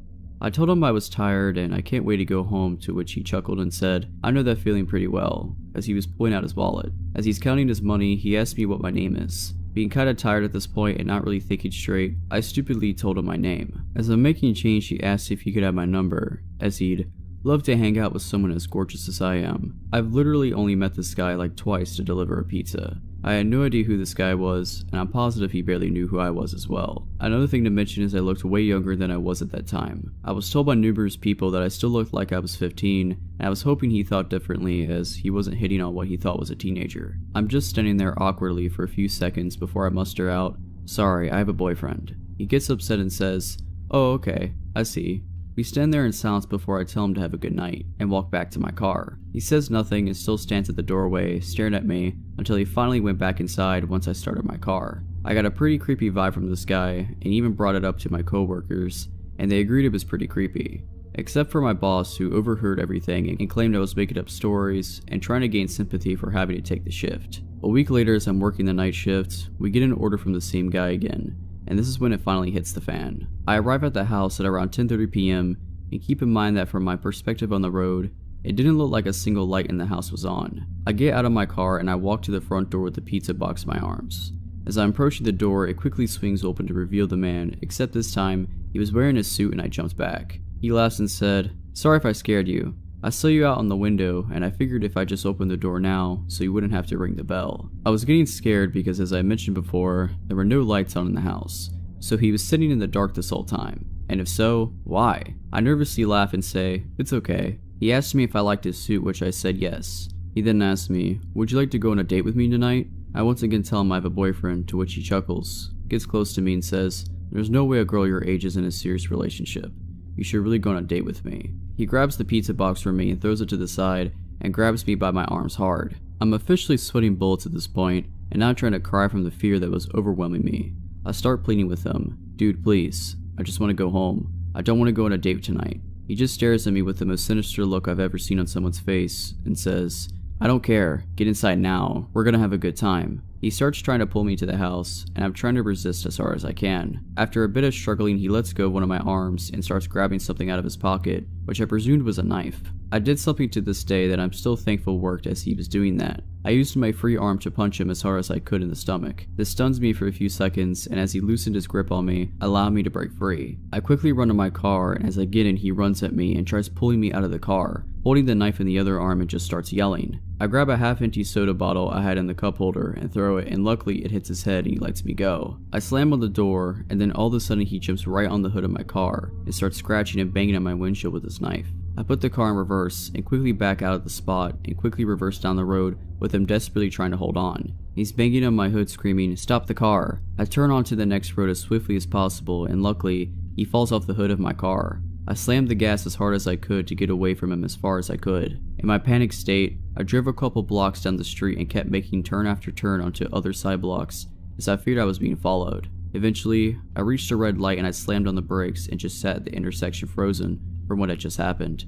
I began crying and violently shaking as I was just sitting there. It dawned on me that I came so close to losing my life, and I couldn't help but feel like I shouldn't have been alive. Once the light turned green, I pulled over to the side and just sat there crying. Eventually, I get the energy to drive back to the pizzeria, and almost immediately after I walk in, my coworker knew something was wrong after seeing me. I practically broke down in front of him, and everyone else came to the front wondering what was going on. I fought my tears and explained everything that just happened. My coworker comforted me, and my boss surprised me and began apologizing profusely for what had happened and for putting me on the night shift. He took me into the office and handed me the phone to call the cops. They arrived at the store, and I gave them my statement, as well as taking pictures of any marks on myself, as well as scratches on my car for the encounter as evidence. My coworker followed behind me as I drove home, and I collapsed on my bed, and strangely enough, I managed to fall asleep.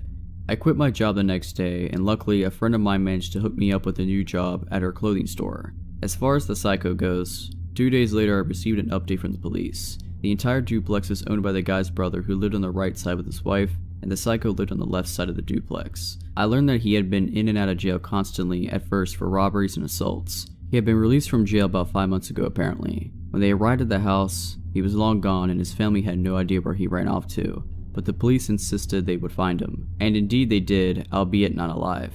I spent the next 2 months in fear that he would find me and finish what he had in mind, but the police contacted me and updated me on the case. Apparently, he fled to another city nearby and attempted to kidnap a teenager walking alone late at night on the street. Luckily, somebody happened to be looking out the window at the right time, called the cops, and the police caught him by trying to force her into his car. He manages to flee and the police chase after him. He blew a red light near a busy boulevard and a van slammed right into the driver's side of his car. By some sort of miracle, the driver of the van only sustained minor injuries, while the psycho succumbed to his wounds long before the ambulance even arrived. I thank the officers for everything they did and for informing me, so I walked out of the station. I walked down the street and I light up a cigarette as I'm taking in everything that I'd just been told. I don't wish death on people, but after hearing about his death, I felt relieved. I felt relieved that he couldn't hurt anyone anymore. I was relieved that I wouldn't have to ever encounter him again, and that I wouldn't have to go through with charging him and reliving what happened that night. Who knows where I'd be if he managed to pull me into his house.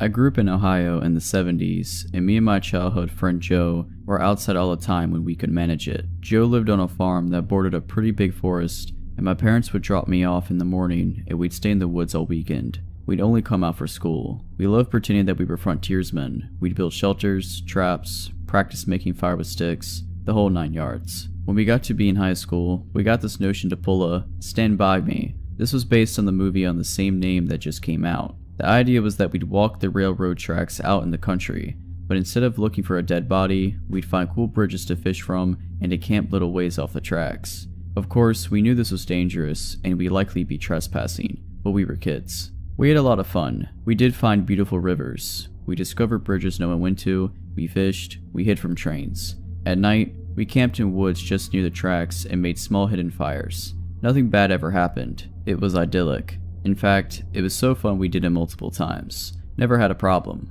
After high school, me and Joe went our own ways. We both left home, but always stayed in touch and always tried to coordinate visits, so we would see each other occasionally. Well, one summer in the mid-90s, it worked out that we were both in town for about a week. We would do stuff with family in the day, and at night, we'd either catch drinks at a bar or sit outside Joe's house around a fire and talk about the old days. One night, me and Joe got to talking about our Stand By Me trips. Well, nostalgia and beer are a heck of a mix. Soon, we decided to take a day, walk the rails, camp one night, and walk home. The day came, we started out early morning. We had my wife drop us off in our old spot where we used to start, right outside our hometown. She thought this was absolutely crazy and made sure to mention it. When she pulled away, Joe suggested that instead of walking the usual route, we take the opposite direction, just to be adventurous. We knew the land well, we had a map, and so I gave it a "screw it," and off we set. The day went fine. It was fun and a little sad, but in a good way. We found a bridge and sat on the edge, smoked a joint and moved on. We had no fishing gear, but we brought some canned food and other stuff. Before night started to set in, we picked a spot to camp. It was a thick forested area, trees on every side of the train tracks, so you felt like you were in a tunnel. We had brought small hammocks to sleep on, but before we set them up, we decided to do a little scouting of the perimeter. Now, this is what we used to do in the old days too. We'd walk the area around a little bit just to make sure some dude's house wasn't just over a hill and we were actually camping in their yard. We walked maybe 100 or so feet into the woods and up a small incline. We figured if we didn't see anything from up top of the short hill, we'd be fine. but when we got to the top, we saw an old building down at the bottom, about 100 yards into the woods. It was barely visible. We pondered over what to do. We both assumed it was a sugar shack or something, because there didn't appear to be any clear road into it. From where we were, there didn't look to be anyone in it either. All was quiet. No movement could be seen. No lights. We decided to walk a little closer just to make sure. We came down the hill very slowly, and as we neared the building, we saw it and it wasn't a sugar shack at all. It was an old church. It looked like it had been abandoned for years. It was a squat, sagging building whose wooden planks were almost black from years of moss and rot. A cross still stood on top of the place, also weathered black. None of the windows had glass, and there were no doors, just open doorways. We got close enough to see inside. There were rows of pews and a built-up section in front for a preacher to stand. We didn't go all the way in. We didn't want to. Beyond all that, there was no sign of anyone else. No footprints, no paths, no roads. It was an abandoned church. We left immediately and went back up the hill to our spot that we had picked to camp. Having a hill between us and the church made us feel better, but we were still a little uneasy. We chalked it up just to the natural creepiness seeing a church in the middle of the woods would elicit. Besides, at this point it was dusk, and we just decided to rake up our hammocks and go to sleep and move on at early morning. Night set in, and as we lay in our hammocks and just talked, we began to hear something in the direction of the church. Our conversation about it went a little like this. Do you hear that? What is that? It sounds like people singing. And it did sound just like singing. We both slid right out of our hammocks and hunkered down, straining to hear more. We listened for a minute or two, and the singing continued, but it wasn't getting louder. Finally, we decided to creep back up the hill and see if we could spy where the sound was coming from. We could still move very quietly in the woods from the old days. It was second nature to us. The moon was barely out, but it provided enough light so you wouldn't walk right into a tree, but it was near pitch black. We didn't use flashlights as we crept slowly up the hill, and we didn't talk. When we got to the top, we saw light in the distance. It was coming from the church, and the singing was coming from inside.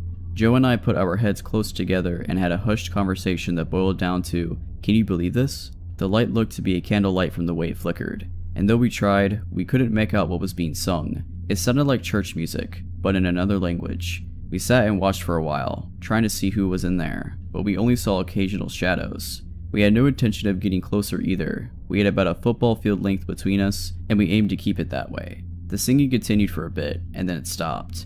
After that, a booming male voice began to chant. I was already freaked out, but this voice thoroughly scared the crap out of me. It sounded like some Old Testament preacher you see in movies, but again, it was like he was speaking in a different language, because we couldn't understand a single word. Eventually, it got to where the single male voice would say something, and then a bunch of voices would answer in song. This lasted for a while, and then they all broke into this long, sustained wail that just kept getting louder. It got so loud and so disturbing that I covered my ears. Then it stopped. At this point, I was just getting ready to say, "Let's get the heck out of here," when Joe put a hand on my shoulder and hissed, "They're coming out." We were far enough away that we couldn't really make them out very well, but what we could see was a line of figures walk out the open doorway, all holding hands in single file. We could see some of them had flashlights. They began to sing again, and the light from the flashlights began to move toward us and the hill. We booked it back down to our campsite, grabbed our stuff, and ran to the tracks. Once there, we ran down the tracks in the direction we had come from. After a few minutes, we stopped and looked back. We saw lights coming down the hill, and they were moving erratically like whoever was holding them was shaking them. We continued to run in spurts and walk as fast as we could. We eventually stopped seeing the lights and came to a road. By our map, we knew a small town that was about 15 minutes down it, and we walked there, got to a 24-hour gas station, and called my wife to come get us. My wife and other friends all just thought it was kids messing around, but I heard those voices and they sure as hell didn't sound like any kids to me. Not sure who those people were, but it was definitely the most creepiest thing that happened to me out in the woods. So, this happened about 5 years ago while I was 9 months pregnant. I was Christmas shopping at the mall with my then 7 and 15-year-old daughters one Saturday night in a very safe city with very low crime rate.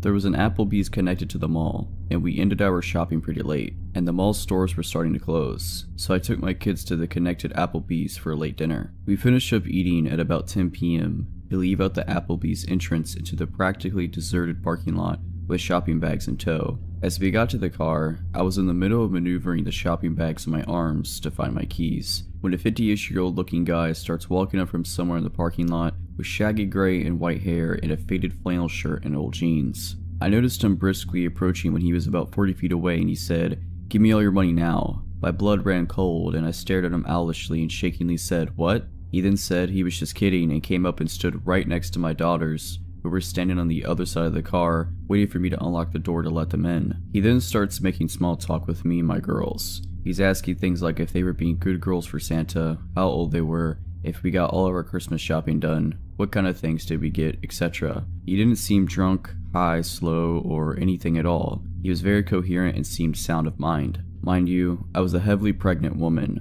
alone with my 2 daughters in a mostly deserted parking lot at 10 o'clock at night. I was being approached by a stranger who came and stood right next to my kids on the other side of the car, just shooting the breeze, talking to me and my kids with his hands in his pockets and occasionally looking over his shoulder. I didn't want to aggravate him, so I was politely conversing with him and trying to look calm and nonchalant while trying to disguise my frantic hands digging inside of my giant purse for my car keys. This exchange went on for about a couple minutes while he periodically kept looking over his shoulder. I was silently panicking and trying to politely keep the situation from escalating by calmly and nonchalantly talking to him while also trying in vain to find my car keys to get us out of there. They were in there hiding good. I felt that at any moment he was going to pull a knife or gun or rob me, and my kids were right next to him, away from their mother on the other side of the car, and I couldn't find my car keys to get my kids into the safety of the car. He kept trying to engage them in conversation, and I could see that my oldest daughter was a little weirded out. She kept glancing at me to gauge my assessment and reaction to the situation.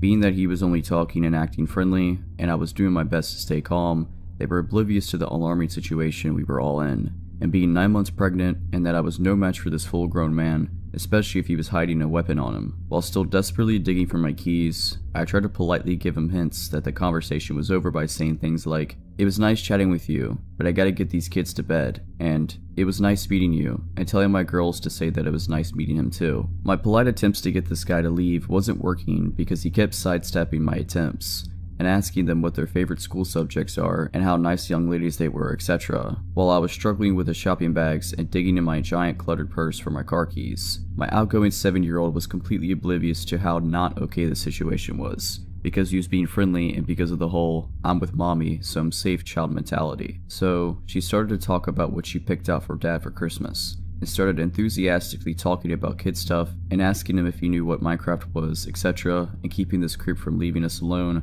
by keeping him engaged in conversation. They didn't realize that I was becoming desperate to get them out of there. Then I suddenly felt this sinking feeling of dread when I realized that I may have lost my car keys in the mall, and that we were stuck outside with this strange man who kept looking over his shoulders and was showing no signs of walking away, and I was thinking that he was waiting for the perfect moment to pounce. All he had to do was grab one of my girls and threaten their life, knowing it would make me do whatever he wanted as long as he wouldn't hurt them. I started to feel my adrenaline start to spike, and my heart and stomach started doing flip-flops, and I felt like at any moment something was about to go down, as the gravity of realizing that there were no other people or witnesses around, and that they were totally alone with him at that moment, the odds were stacked against us and that he has his chance. He all of a sudden was all like, "Okay, it was nice talking to you, see you later," and walked off in the same direction as which he came. It wasn't until then I found my car keys and locked the car and told my kids to get in fast, and I got in too, and locked the doors and started the car and drove out of there. My 15-year-old lightheartedly and jokingly said, "Okay, that was weird," and laughed.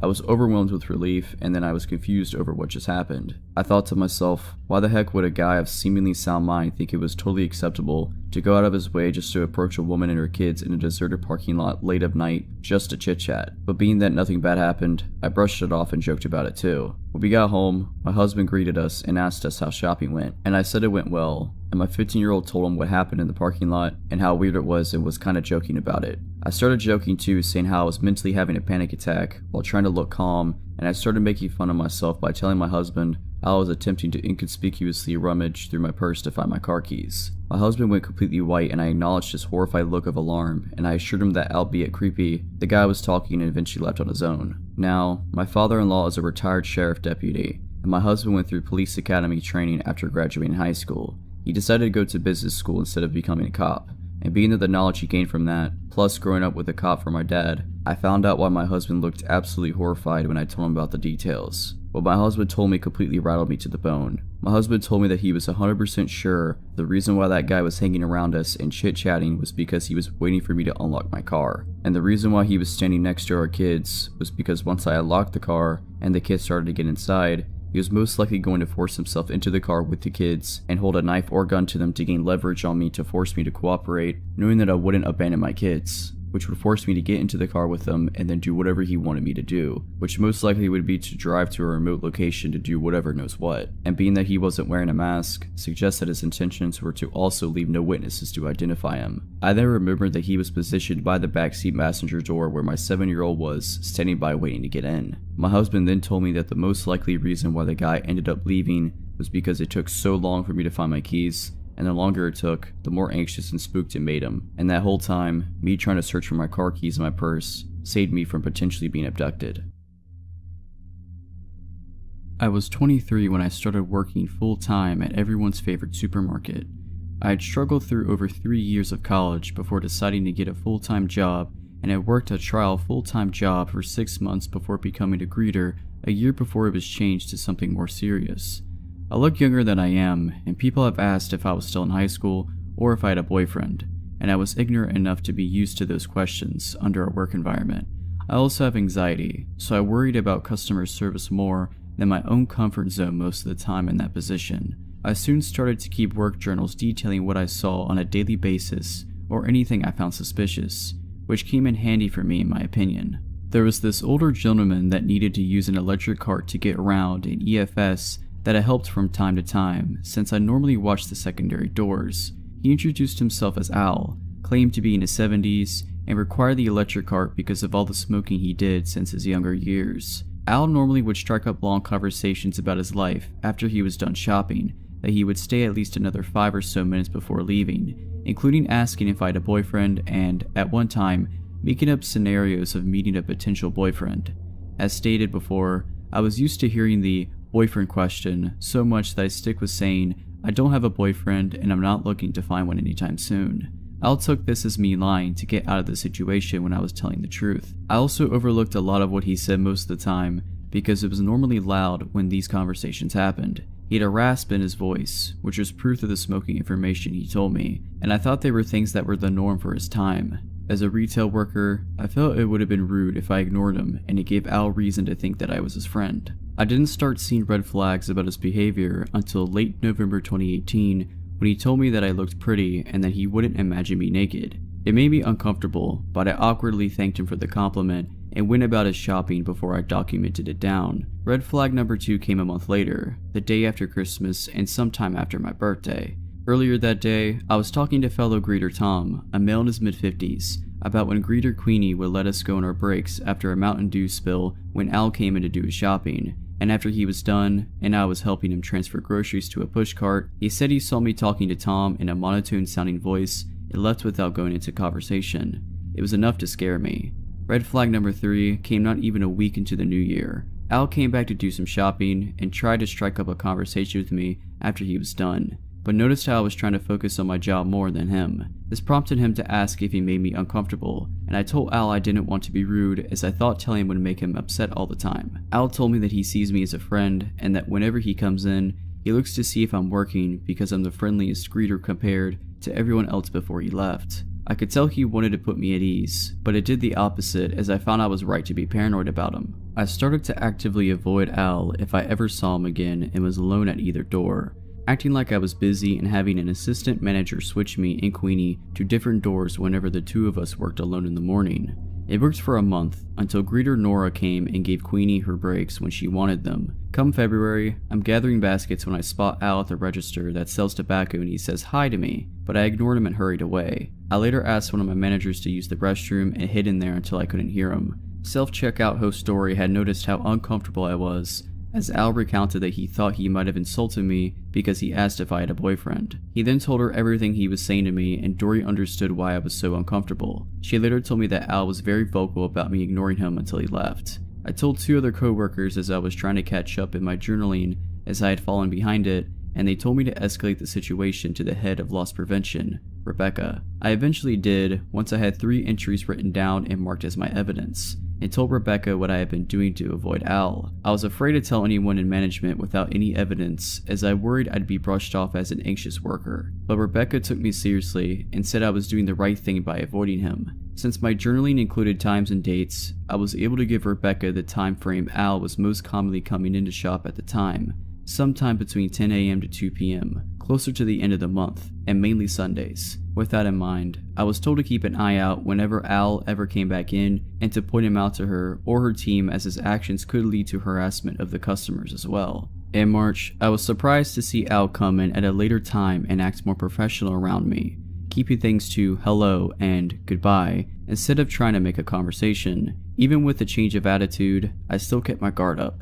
Near the end of the month, around 6:50 at night, Al stated how nice the weather was and asked me if I could help him out to his car with his groceries so I could take the electric cart back inside. It's EFS's policy that the electric carts stay inside to avoid any damage to them unless if the customer physically can't get to the store without heavy assistance. So I politely said he had to use a push cart as the electric cart can't go outside and I'd get him one. Al was a bit insistent in taking the electric cart out and was halfway through the entryway, but I pushed the push cart close to the electric cart and politely insisted that the electric cart stay inside to avoid any damage from pebbles and dust that could get into the cart. Al relented at that reason, had his groceries put into the push cart and left. I was relieved that the situation wasn't escalated, so I had to help him, but I did take note of his car should Al get an idea to try and follow me home. That was also the only time he ever asked me to help him outside. I eventually told Nora that I didn't feel comfortable around Al, as she said that I wasn't the only young woman he had said these things to, as he said things like this to other female workers at other EFSs since Nora had transferred over from the west location in the city. A little over halfway into April, I switched over to cashiering and put together more information about Al's visits so I could try to avoid serving him by myself. Coming in around the time food stamps was replenished, and within the 7 to 10 days at the end of the month, mainly on Sundays and Fridays, and during the 10 a.m. to 2 p.m. and 5 p.m. to 7 p.m. time frames. Luckily enough, I didn't see Al after the switch. Even more coincidentally, at the start of May, I found an online article by the local newspaper with a picture who looked to be Al in my Twitter timeline. I didn't want to get my assumptions up and had Nora look at the picture 2 days later. To my shock, Nora confirmed it was Al. Reading the article revealed that Al had quote-unquote spilled gravy on his laptop and took it into Popular Electronics to get the files recovered when the IT people found what appeared to be pictures of children during the recovery and called the police. Al admitted to saving the photos and was able to describe what he saved and was arrested. The article also revealed that Al wasn't his real name, that he was really in his mid-50s. It was from a nearby city in Iowa, which explained why he mainly came in on weekends. I told everyone that knew the story that they were equally shocked, but also relieved.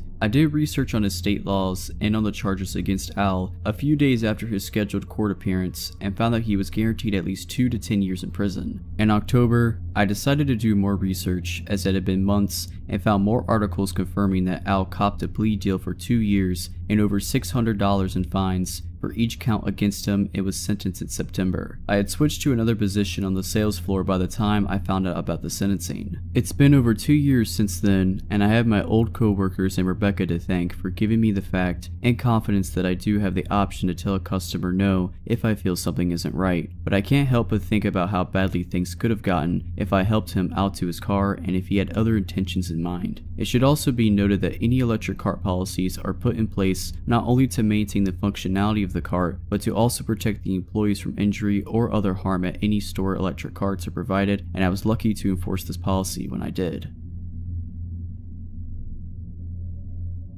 I started working part-time at a local gas station convenience store over the summer of 2016 to earn some extra money while attending college. When I was hired, I was informed that female employees were never scheduled to work overnight shifts, for obvious safety reasons, which I was relieved to hear. I wasn't so much worried about my safety, but I was concerned about getting enough sleep before classes. It wasn't long before I found myself dreading the days I had to work though, as the job turned out to be much more difficult than I anticipated. We were always short-staffed, which forced us to constantly multitask between running cash registers, preparing food, keeping eyes on pumps, cleaning, stocking, etc. To make matters worse, the 2 women who managed the place were awful in every way, and I frequently found myself biting my tongue and talking myself out of quitting. I was especially on edge when they cut our 15-minute breaks down to 10 minutes. as I never seemed to have enough time to use the restroom and smoke a cigarette fast enough. But it wasn't until several annoying encounters with a regular, I'll call him James, that I finally started to break. James was younger than me, maybe late teens or early 20s, and he thought he owned the place. Perhaps being the grandson of one of the managers gave him a sense of entitlement to screw with people there. The first time I met James, he approached the counter to purchase some chewing tobacco. As I was ringing him up, I asked to see his ID and he told me who he was related to, but I politely asked again to see his ID because I was new. Another employee overheard our conversation and assured me he was old enough, so I went ahead and rang him up. Staring at me intently the whole time, he looked down at my name tag and said, "Mindy, that's a pretty name." I thanked him for the compliment and gave him his dip, but he continued talking to me and asking several personal questions. He wanted to know where I live, what my last name was, or whether or not I had a boyfriend, etc. Meanwhile, a long line had formed behind him, and not trying to be rude, I said something like, "Sorry, there's a line behind you," and I casually motioned for the next customer to move up, but James didn't leave. He simply stepped to the side and continued talking to me and watching me as I rang each customer up. It was immediately uncomfortable and unsettling for me, but I did my best to pretend like I wasn't bothered, even when his persistence escalated and another coworker told him to leave me alone. James soon began to make more appearances after that, the second time being with his girlfriend and another male friend by his side. Yes, he had a girlfriend, and I was very confused when he started flirting with me again, this time right in front of her, but oddly enough, she didn't say a word. So I brushed it off and played along, assuming he's just the goof that my coworker said he was. But when he sat in a booth with his sidekicks at the back of the store, I could still feel his eyes burning a hole right through me. Over time, I grew more suspicious of James, as I would witness him do and say countless things to hurt others. I knew that he was annoying, and I learned to brush it off as a all-in-good-fun type of humor like everyone else did. But when I caught him making fun of another coworker to her face, all I could feel was anger towards him. I removed her from the situation by taking her place at the register, as I could tell she was very hurt and embarrassed by his comments, and by doing so, it was apparent to James that I didn't approve. He would continue to cruelly harass this poor girl, and even some of the customers who came in, but trying to make him stop was like scolding a child. I didn't lash out at him though, I just began to ignore him. James then started playing these head games with me while I was working. He would take soda and candy, walk outside without paying for it, and then come back in the store and say that I forgot to ring him up, loud enough for everyone to hear. One night, he even filled up his gas tank and took off without paying for it, before returning to say he forgot to pay. He knew he'd always get away with it, because Granny was the manager. By this point, it wouldn't have surprised me if he was really stealing gas and food from the store. There was something very dark and strange lurking behind his goofball facade, and I avoided him like the plague, though it was nearly impossible to do at times. Then one day, while I was working alone with another coworker, we were very busy with tasks as usual, when, lo and behold, James walked in by himself. I muttered under my breath, "Pain in the butt," and I walked straight back into the freezer to finish what I was working on earlier, and then he followed me, inside the freezer. I didn't know he was there until he walked right up behind me and asked why I didn't greet him anymore. Startled, I jumped and quickly turned around, grabbing my chest and asking him what was he doing back there. He laughed as I told him I was busy and reminded him that only employees could be in this area. He ignored everything I said and instead proceeded to ask me personal questions, just like he did the first day I met him. "You never told me where you live," he said, and "I'm curious about you. I just want to know. Tell me where you live." He was moving closer and closer towards me, literally backing me to the corner of the freezer. "Are you afraid of me, Mindy?" he asked. I tried to push past him, telling him to move, but he kept stepping in front of me to block my way out. "Not until you answer me," he said. I started calling out for my coworker, who showed up and gave him crap for being in the freezer. I was finally able to push past James, and I made my way to the front counter, where I looked at the clock and saw that it was time for me to go home. I gathered my things and punched out as quickly as I could, but James followed me out to the parking lot. I swiftly got into my car, but James had managed to grab the top of my car before I was able to shut it. "Come on, just let me see your ID," he persisted. I repeatedly told him no before I found myself practically begging for him to let go of my door so I could go home. Then he grinned at me and said, "Don't make me follow you, Mindy." Chills ran down my spine. Knowing how bold of a person he was, and considering the fact that he literally just cornered me in the freezer only minutes ago, I highly expected him to follow through. Threatened by visions of what my drive home might soon look like, I became angry. I looked at him dead on before shouting, "Let go of my door and stay away from me." I then grabbed the door handle and ripped the door shut as hard as I could. He tried yanking on the door handle from the outside to open it, but luckily I locked the doors in time. He then continued to knock on my window, asking to see my ID, but I started my car and backed away from him. I turned the wheels and hightailed it out of there, while he just stood and watched me speed off. I was never so glad to finally get away from him, but I was paranoid the whole way home, thinking that he could possibly catch up to me on the road, even though I never saw his vehicle behind me. I would end up quitting the job after this, and I didn't care that my hiring manager was pissed about it. I had enough of everything, and dealing with James was the last straw. I didn't bother explaining anything to my manager, because it was apparent to me that James was probably never held accountable for anything he did ever wrong in his life, and he likely never would be. I never saw him again after that, and I hope I never do either. James was honestly borderline psychotic.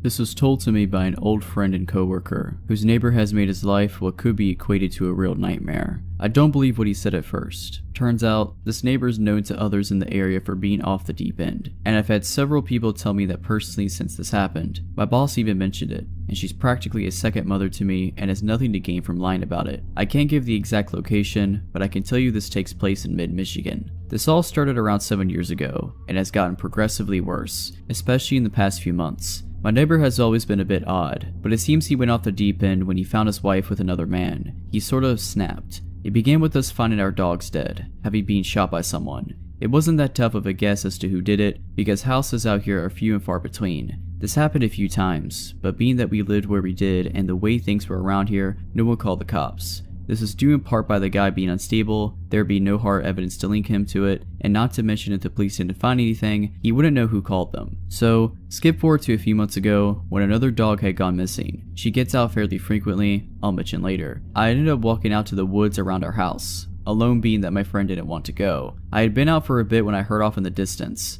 After looking a little bit, I saw him. After what he has done in the past, I decided I need to get at least some sort of evidence. So I pulled out my phone to start recording. I tried to get a little closer, then hid behind a tree, so that only the phone was out to record. He was out under a group of pine trees, digging a hole, a big one. I shouted once just to see what he would do. Yeah, not the greatest idea. A normal person would look around, right? Look at their surroundings to figure out where the noise came from. Not this guy. He jumps out of the hole and grabs a gun and starts waving it around. I took this as my cue, and while he was looking the other way, got the heck out of there. After that, I couldn't stop thinking what he could be digging for back there. No matter what I came up with, I can't seem to come with a logical reason as to why he was doing that. Though, to be fair, since when is anything he is doing logical? A few nights later, my dog had gotten out again. We have them on an invisible fence, but one of the collars was acting up.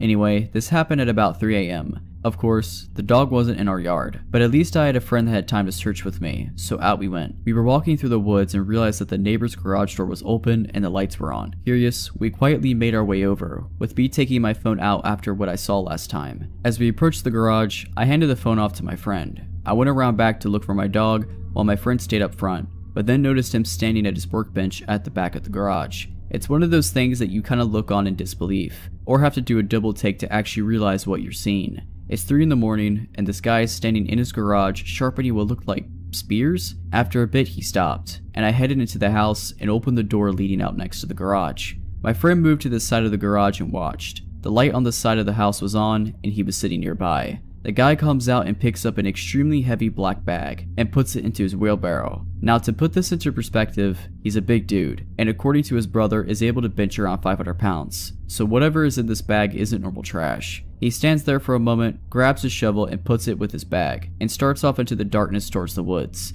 and the direction of the location I saw him digging in before. After this, I decide to head over a couple of nights later, this time making it to his garage, in time to find him dragging another bag out. This time though, things got even weirder. He drags it out, then drops down and starts punching it, then proceeds to grab a golf club and starts whacking at it harder. He does this a few times, then throws the club behind him, bouncing it off his boating and almost hitting me, and puts it in his wheelbarrow, picks up his shovel, giving it one last good hit, and then starts towards off the woods again. This brings us to a couple weeks ago. My dog had gone missing for a few days, and fearing the worst, I decided to make a bold move. Or stupid one, whatever you think. After seeing that he left to go hunting, I made my way to his house and went in. What I thought I would find, I'm not sure of, but I thought it ought to be worth a look, seeing as I could find my dog anywhere else around and he's obviously been up to something. I made my way in and started looking around, making my way from the basement up, but it was when I was on the second floor that my worst fears came true. I heard a sound that made my heart nearly jump out of my chest. The door downstairs opened. He was back. In a panic, I ducked into the closet of the first room I came across, which, of course, his bedroom. I closed the door and crouched down, waiting for him to leave again, but he instead made his way upstairs into the room and sat down, his outfit and mask still on, leaning his gun against his desk. I sat there, not sure of what to do, how long I would be there, if he would find me, or what he would do if he did. I waited for what felt like forever, but ended up actually being a couple minutes, till there was a sound from downstairs. I couldn't believe my luck. He jumped up and grabbed his rifle and ran downstairs, and I took this opportunity to run down, following the stairs all the way to the basement and out while he was occupied. I don't think I've ever run that fast in my whole life. I left the back door and sprinted off into the woods and made my way back to my house. So, the good news is I'm obviously alive, and the noise that I heard when he grabbed his gun and ran downstairs it was the cops, waiting within a warrant for his arrest. I'm still trying to figure out what this psycho did, but haven't got an answer from his brother or the cops. I left a tip hunting in the woods, but as far as I know, no one has ever set foot out there. Currently, he is still sitting in the jail, and I hope it stays that for a while. First update. Me and a friend had gone out into the woods when we knew he wasn't home to see if we could find anything what he was digging. What we ended up finding were a ring of those spears stuck in the ground with large holes in front of them, some of which had been filled in. Of course, they were the traditional size for a grave, including being about 6 foot deep. I don't know what this dude is doing, but I'm going to keep an eye out. Second update. While crazy neighbor's in jail, I ended up doing some work over summer for his brother, who was slightly less crazy but still a little off. He wanted me to dig a hole for him in the corner of the basement, supposedly for drainage. Thought oddly enough, he asked me to make it big enough for someone to be able to get down there. The one thing I noticed while down there was the smell. That is something rotting meat in particular. That smell you get from a bloated deer on the side of the road on a sunny day. Why would I do it for him? Well, simple answer is I've dealt with sketchy people before, and he didn't seem near as bad as his brother, and I really needed the money. Either way, I got the job done and got the heck out of there. Final update. He's out of jail and back home. This will be the final update for now, or at least until weird stuff starts happening again. All this information was collected back in 2015-2016, and it's been a long while since this all went down. Maybe there was something sinister, maybe he's just another tweaker, which is quite common out here. It's been a couple years since I've talked to the person the story came from, but could possibly reach out for further insight. If you're liking this video, all I ask is that you make sure to subscribe to my channel and like this video. Thank you.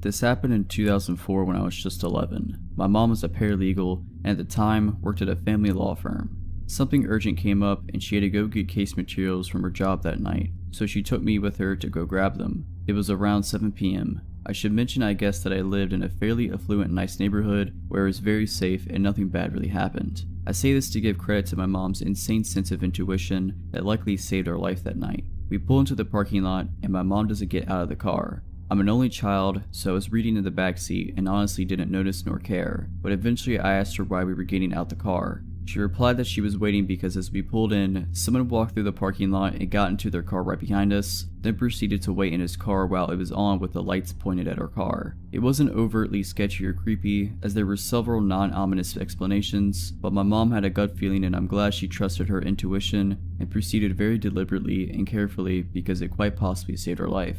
After 5 to 10 minutes, but eventually, she turned to me and was like, okay, I have no idea what this guy is doing, so let's just go grab the stuff and leave. I didn't know this at the time, because at this point I was mildly oblivious, but he got out of the car and followed us. My mom told me to hurry up, because it was freezing, and we jogged to the door. Our building required a car to buzz you inside, so once we got in we figured we'd be fine. The parking lot we were in is giant, and random people hang out there all the time, and he came from seemingly nowhere, so the chances of him also having a car to buzz in were not very high. This was also something I wasn't really aware of or paying attention to at the time, but a few moments after we buzzed in, thinking we were in the clear, he came in right behind us. I asked my mom about this. I didn't learn what happened until years later. I can understand why she didn't tell me, and she said a few things ran through her mind. He could have been a total psycho who stole someone's card, which was the least likely as it was just too random. So he was either an employee or a client. They held late night meditation sessions inside the building, so it was typical to give clients a temporary pass for convenience.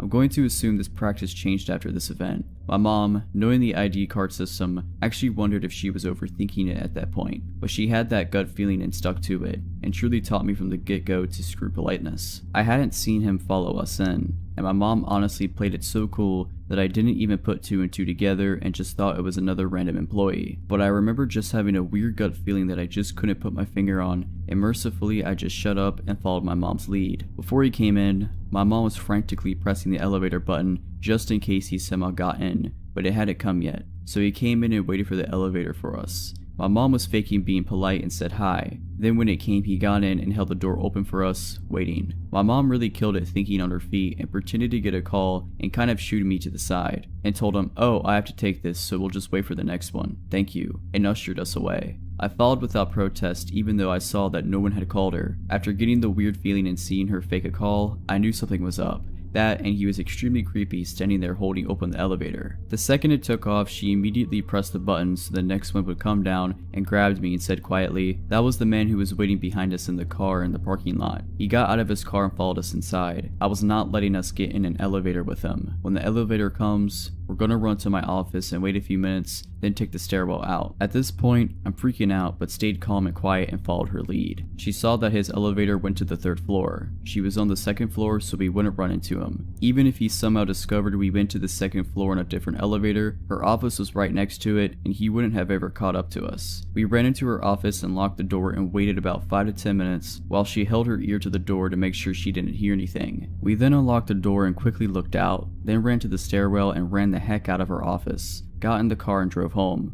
That was the end of the story for me at that time. I asked my mom when I was a teenager if she remembered that weird time at her office when we hid in her office and ran away from a guy in the elevator and her face turned white, and she told me what transpired while we were waiting in her office and ran out the soundproof stairwell. The man in the elevator was there for a custody meditation session with his estranged ex-wife. He was against the divorce and was desperately trying to stop his wife from divorcing him. The custody session took place before my mom and I got there. He had refused to sign papers that would have awarded him less than 50% of their children living with him. He apparently got so angry that he got up and walked out halfway through the session. His wife decided to remain in the office for about 25 minutes after he left because she was freaked out. During this time, he went back to his car and sat inside and sobbed. This is when my mom and I had pulled into the office building. He eventually grabbed a pair of kitchen scissors he had in the glove box and got out and went back into the building, which is when he followed my mom and I inside. I'm not sure if us getting out of the car kind of snapped him out of it and gave him the push, if you will, to go back inside. He came back inside at the same time as us and got in the elevator, which he invited us inside with him. Based on the evidence from the trial involving a gray sweatshirt, prosecutors put together that he went to the 3rd floor and looked around, waiting for his wife. He got back in the elevator and waited until his wife went to leave and get in the elevator. He proceeded to ambush her and stabbed her 106 times with a pair of scissors in his pocket. He murdered his wife in the most gruesome fashion. The details of the case are horrifying. The links are below, but fair warning on the graphic details. What chills me to my core is wondering what would have happened if we stayed in the elevator. It was clear he had an agenda and a direct target. It's highly possible he would have left us alone and went along with his plan. But the last detail is that while he was waiting in his car, he was snorting meth and was high as a kite. The mediator was the key witness in trial and her testimony is horrifying. Her husband also worked in the building, and she was walking to his office when she heard screaming. When she got closer to the elevator, she heard the wife yelling her name. She yelled out, "It's him." She found the husband dragging his wife inside the elevator with blood everywhere, all over the walls. Then, in front of the mediator, he continued to plunge the scissors into his wife. When the police got there, they found him holding his wife, who was dead, choking her with his arm around her neck. This all took place while we were still in the building. We didn't hear it because we were in the cement stairwell and ran directly outside. All of the above is to say that he clearly went absolutely psychotic and lost his absolute mind. Someone who stabs their wife over 100 times with a pair of poultry scissors is clearly insane, but him rapidly continuing to murder her in front of the mediator and choking a dead body when the police arrived is a horrifying level of insane. That, and he was high on meth. There's nothing to say that we wouldn't have set him off in the most random way, or that he had already entered his psychotic break, or that he wouldn't have wanted us to get out of the way. My mom's actions likely saved our lives that night. She had a gut feeling and trusted her intuition. My mom knew the fake call might have seemed like a lie, but she did not care and was absolutely not getting in the elevator with him. She's not only my hero, but my best teacher. I learned that night to be hyper-vigilant, pay attention to every little detail in my surroundings, and to never dismiss my gut. I will never forget the slightly too wide, toothy smile that didn't even seem to reach his eyes, while he stood 5 feet away from my mom and I holding open the elevator. I think about it all the time of what could have happened if we got in the elevator.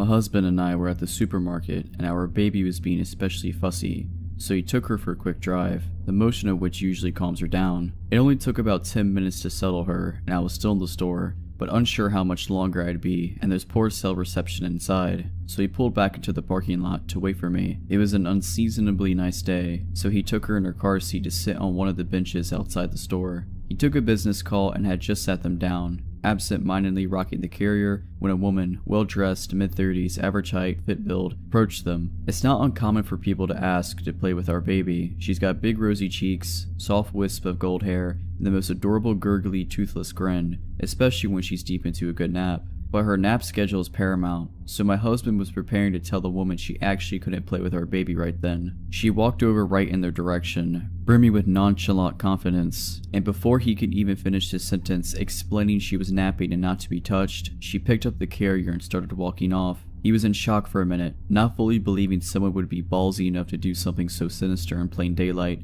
so he said, "Excuse me, put her down," as his panic mounted. She remained calm this entire time, but when he called after her, she started walking away more briskly than when she approached. He ran full speed ahead, tried to grapple the carrier out of her hands, finally resulting to restraining her arms. This woman yells, "Help! He's trying to take my baby! Kidnapping! 911! Help!" kicking him in the shin and pulling a pink bottle of pepper spray out of her handbag. Of course, no one in the parking lot was clocking the earlier interaction and assumed he was really a kidnapper. A lone man in a Deadpool t-shirt versus a tiny well-dressed woman. Immediately a man knocked my husband to the ground and was holding him down. He could hear bystanders encouraging the woman to file a police report, but she was doing a very convincing job of acting shaken up and insisted she just wanted to get home. To make matters worse for my husband, she was driving a minivan. He was in a raw state of panic, realizing the entire parking lot had banded together to inadvertently facilitate the kidnapping of our daughter. He was begging and pleading with them, but no one was listening. They just kept screaming at him that the jig was up and he needed to lie still and wait for police and stop terrorizing a young mother. My husband finally had the novel idea to show them family pictures on his phone, but too panicked to think clearly, this manifested as him shouting, "I have pictures of the baby in my phone,"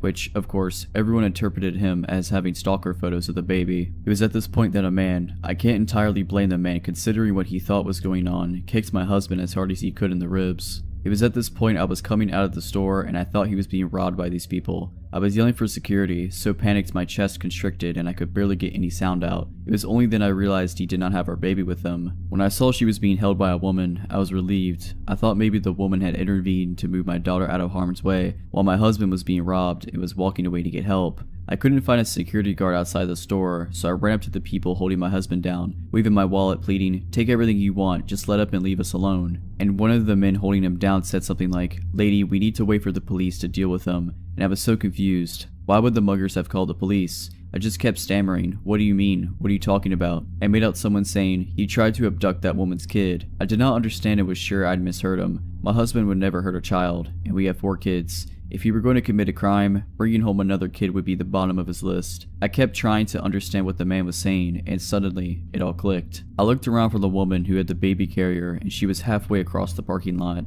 I went into total ballistic tiger cub mode, literally leaping out of my heels, and sprinted across the parking lot. I grabbed the woman by her hair and squeezed her throat with my other hand, which didn't do much. She was getting away even as I grappled with her. Amazingly, none of the other bystanders had yet to connect that my husband was telling the truth, and this woman was absconding with my baby. I yanked on her hair as hard as I could, and that was enough to make her drop the carrier. I was so scared and surprised that I actually just threw myself on top of the carrier, covering the entire thing like a blanket, and stayed that way without saying or doing anything else. The woman left. Not one person tried to stop her, even though she was clearly leaving without the child she claimed was hers, which would be pretty damn incriminating if I'd watched this scene unfold. Within the next couple minutes, police had arrived. After all that, there were still several bystanders who explained it as my husband trying to kidnap the baby. The police, to my horror, assumed that she must have not had bad intentions. The first questions they asked me after getting her description weren't investigative. They were questions thinly veiled trying to convince me not to pursue charges, still placing blame on my husband. A small sampling. Do your husband and the baby look dissimilar? Is there a chance she thought he was abducting the baby and she was trying to intervene? Did she seem groggy or confused? Could she have mistaken either of them for her own family members? They spent more time verifying that the baby was actually mine than they concerned themselves with the fact that the baby was not actually hers. My husband had called his brother at that point, who works in an office with a lot of lawyers, and connected with one ASAP, who gave us the priceless advice to get every officer's name and badge number, to request copies of the store's security tapes right away. away and to escalate our complaint higher up the chain if these officers weren't taking us seriously. Finally, we had reason enough to believe we were being taken seriously, and we went home, and both just shook and cried until we had to get our other kids from school. My husband is seething with rage and grappling with a feeling of helplessness from how little he was able to do, and has 2 cracked ribs from when the man kicked him. To the officer's credit, they did ask if he'd like to press charges, but considering the man was genuinely convinced at the time that he was on the right side of intervening in a kidnapping and stayed to talk to a police and apologize profusely when the truth became clear, he declined to press charges. Amazingly and frustratingly, there were still people who stuck around to talk to police who were giving my husband dirty looks, and one man who even implored the police to involve CPS to verify it was really our baby. Parking lot kidnapper, let's not meet.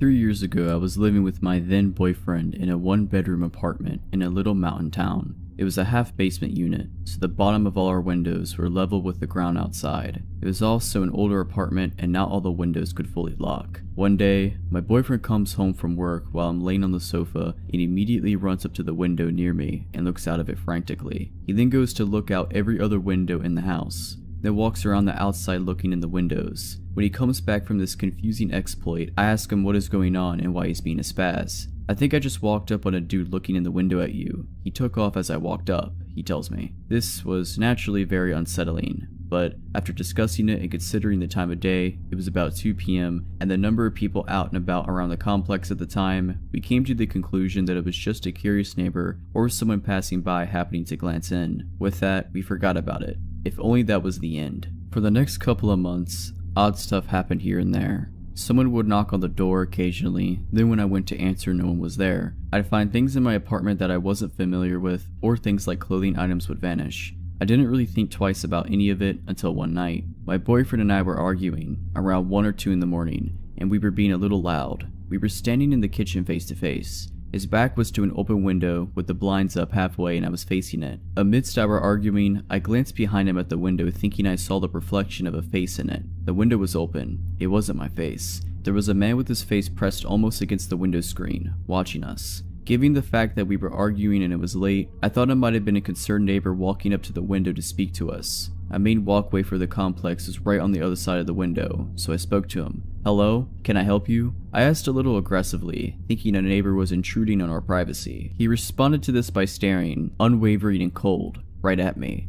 His face did not change expression. He did not blink or move, just looked right at me a way I have never been looked at before or since. In this instance, I also realized that because of the window being level with the ground, the only way this man's face could be where it was if he was laying on the ground outside the apartment or crouched and contorted to look into the window. My heart sank. I buried my face in my boyfriend's chest and closed my eyes in fear. My boyfriend, up to this point, thought I was messing with him. When I buried my face in his chest, only then did he say, "Is there really someone at the window?" I whispered yes to him. He felt my fear and took a moment before he turned around. By the time he did, the man was gone. It was at this point I started to think about all the little odd occurrences that I'd been experiencing. I assumed the worst. I filed a police report with this description, and my brother loaded my apartment up with weapons to protect me, or at least inform this peeping Tom that I was armed. After that night myself, my boyfriend, and my brother were on high alert. There were a couple times when my brother came over that he saw a sketchy dude hanging around, and even one time he saw him at my window. He tried to follow him discreetly, but the guy took off running as soon as my brother stepped in his direction. The last night I had an experience with this man. I was sitting home alone on my sofa.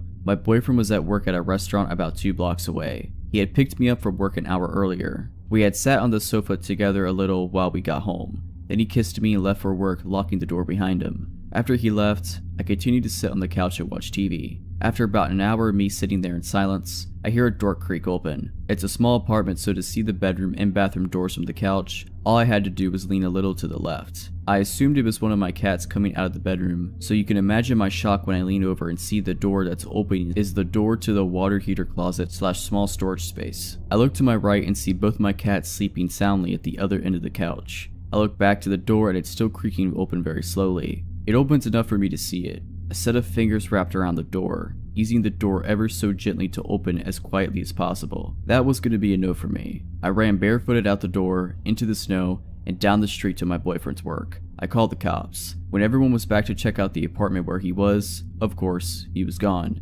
After that, my boyfriend and I packed our stuff, went to stay with my parents, and 6 months later moved miles away from that town. That was the end of it. I live 1,000 miles away now from where all this happened, so a part of me thinks there's no way this person could have found me. But last week, I heard a knock on the front door of my apartment. I was expecting a package, so I figured it was a delivery driver and didn't answer. I'd go get the package later. Then they knocked again and again. The third one made me feel uneasy, so I waited a good 20 minutes to check the door. When I did, there was no package, no note, no nothing. Someone was just knocking. Although it made me uneasy, I didn't initially think back to my stressful experience in my last town. Then just 2 days ago, I went out to get groceries. I have a little patio and I go out there in the mornings to just chill or check on plants a lot, and I've been known to leave it unlocked in the day on accident. Never thought of it as a huge deal, until I came home from the store 2 days ago and the deadbolt to my apartment was locked. The deadbolt can only be locked from the inside of the apartment, period. I assumed someone robbed me because I dumbly left my patio unlocked.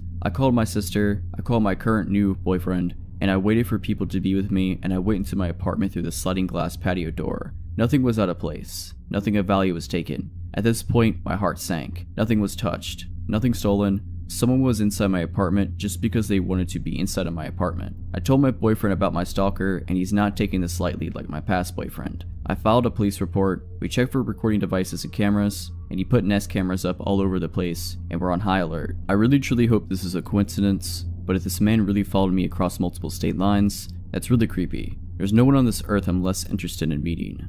If you're liking this video, all I ask is that you make sure to subscribe to my channel and like this video. Thank you. It was the summer of 2016, and I just got married by my longtime girlfriend. Over the course of our 12-year relationship, we had traveled to the mountains several times in both summer and winter for camping, but also to stay in nice mountain hotels and snowboard the slopes. Naturally, we both agreed this is how we wanted to spend the first few weeks of our marriage. We booked a 20-day stay at a mountainside campground on the other side of the country. We also decided to bring our dogs with us as they too love being outdoors, and we generally bring them camping anyway. After 2 days of road tripping, we had arrived, quickly set up, and settled in for a good long stay on the mountain. It was beautiful. A couple of days into our trip, and we had already met a bunch of fellow campers.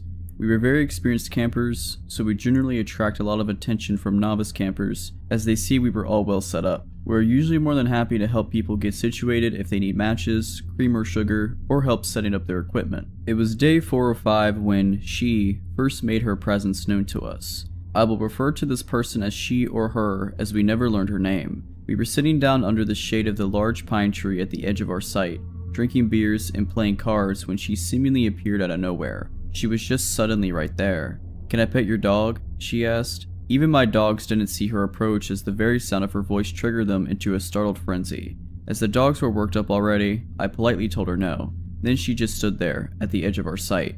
Didn't say a word. Just stood there sort of existing but not really doing anything. She wasn't exactly staring at us or looking at anything in particular. I asked her if she needed anything and she just said no. After a few minutes, she walked off. I work with people with brain injuries, so I've had my fair share of experiences with unusual behaviors, including people with poor social skills, so I wasn't about to write this person off as creepy just yet, but she had my attention. I casually watched her walk off and enter a campsite across the path and a few sites down from ours. There was already a small tent set up in the site, but she proceeded to pull an even smaller single-person tent from her backpack and began setting it up. The day prior, we saw 2 young girls set up the other tent and were clearly the occupants of the site. There was no further interaction with her that day, although we did notice that the owners of the other tent on the site were not around at all that day, and we didn't see them return that night. The next morning, we decided to go on with our plans to day hike a good trail to a waterfall. The trailhead for this hike was accessible from the campgrounds, so we didn't have to drive to get there. We just walked the additional 2 kilometers to the trail. We walked a good pace, so when we got to the trail, we decided to stop for a few minutes and take some photos of the surrounding mountains before heading into the thicker bush. After sitting there for maybe 5 minutes while my wife is taking pictures, she emerges from the trail that leads towards the campground. At first, I thought, okay, coincidence. She's staying there and this is a pretty common trail. But then she says that I see her and she stops dead in her tracks and just stands there. Same demeanor as our first encounter. Just standing, not doing anything in particular, but also sending creep vibes our way. This was the first time I said to my wife, I think we have a stalker. Confused, my wife then looks to where I'm looking and is immediately a little creeped out. Once again I think, whatever, maybe she's just hiking the trail, no big deal. So we continue on the trail at a good pace and she maintains a consistent distance behind us. Our dogs at this point are a little distracted by her and our youngest dog keeps turning around to watch her. I got a little fed up with the dog constantly stopping to look back, so I decided we will all stop for some water and let this woman pass. Well, what does she do? She stops walking when we stop and then once again just stands there. Okay, so now we are genuinely concerned and I start to wonder what this girl's intentions are. Standing motionless at the distance and refusing to pass us just ramped up the oh crap factor to about 9. So my wife and I agreed to just give in and cut the hike short by taking the shorter loop, which is only another half kilometer ahead, and head back to our camp. We managed to get some distance between us by jogging every time we would make a turn and she was out of sight. We didn't see her again until later that night. That night my wife decided to take an evening shower at the camp showers. When she returned to our camp, she tells me our stalker was in the bathrooms also taking a shower. This time, however, she was with 2 other girls and appeared to be getting ready for a night at the club. There is a nearby ski town that has a few nightclubs and bars, so it was reasonable to see the girls getting ready for a night out. The 2 girls she was with were the 2 we saw previously set up at their site. My wife explains that she quickly picked up on the fact that the 2 other girls and our stalker friend were not well known to each other. It was clear that the 2 girls were close friends with plans to go out partying, and our stalker was making an attempt to be friends and sort of invited herself to join them in their night out. Now we know the ski town very well, and the girls kept reinforcing that they were meeting at a specific restaurant before going to the bar. It was currently 10:30 p.m. and we know the restaurant they were telling her to go to was closed at 10 p.m. They were lying to her about their plans. The stalker kept asking them too, "Are you sure this place? Are you sure?"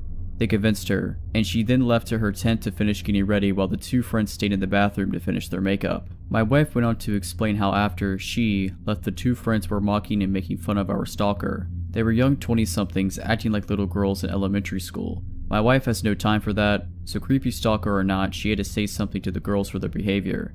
My wife calls them out on their behavior. Well, putting all the bullying aside, the girls explained to my wife that the stalker girl had set up her tent on their site when they were staying with a friend in the ski town. When they returned, they found her living at their site without invitation. She had just taken it upon herself to take a little corner of their site without knowing them at all. The girls said they were upset with her and trying to make her feel uncomfortable so she would leave, but she wouldn't leave. Of course my wife asked them why they didn't just report her to the park warden. The excuse they gave was they were leaving the next day and didn't want to make a huge deal out of it. So whatever happened between them and the fake late dinner plans and clubbing is unknown to us. About 3 a.m. that same night we were all awoken to a blood-curdling scream right outside our camper.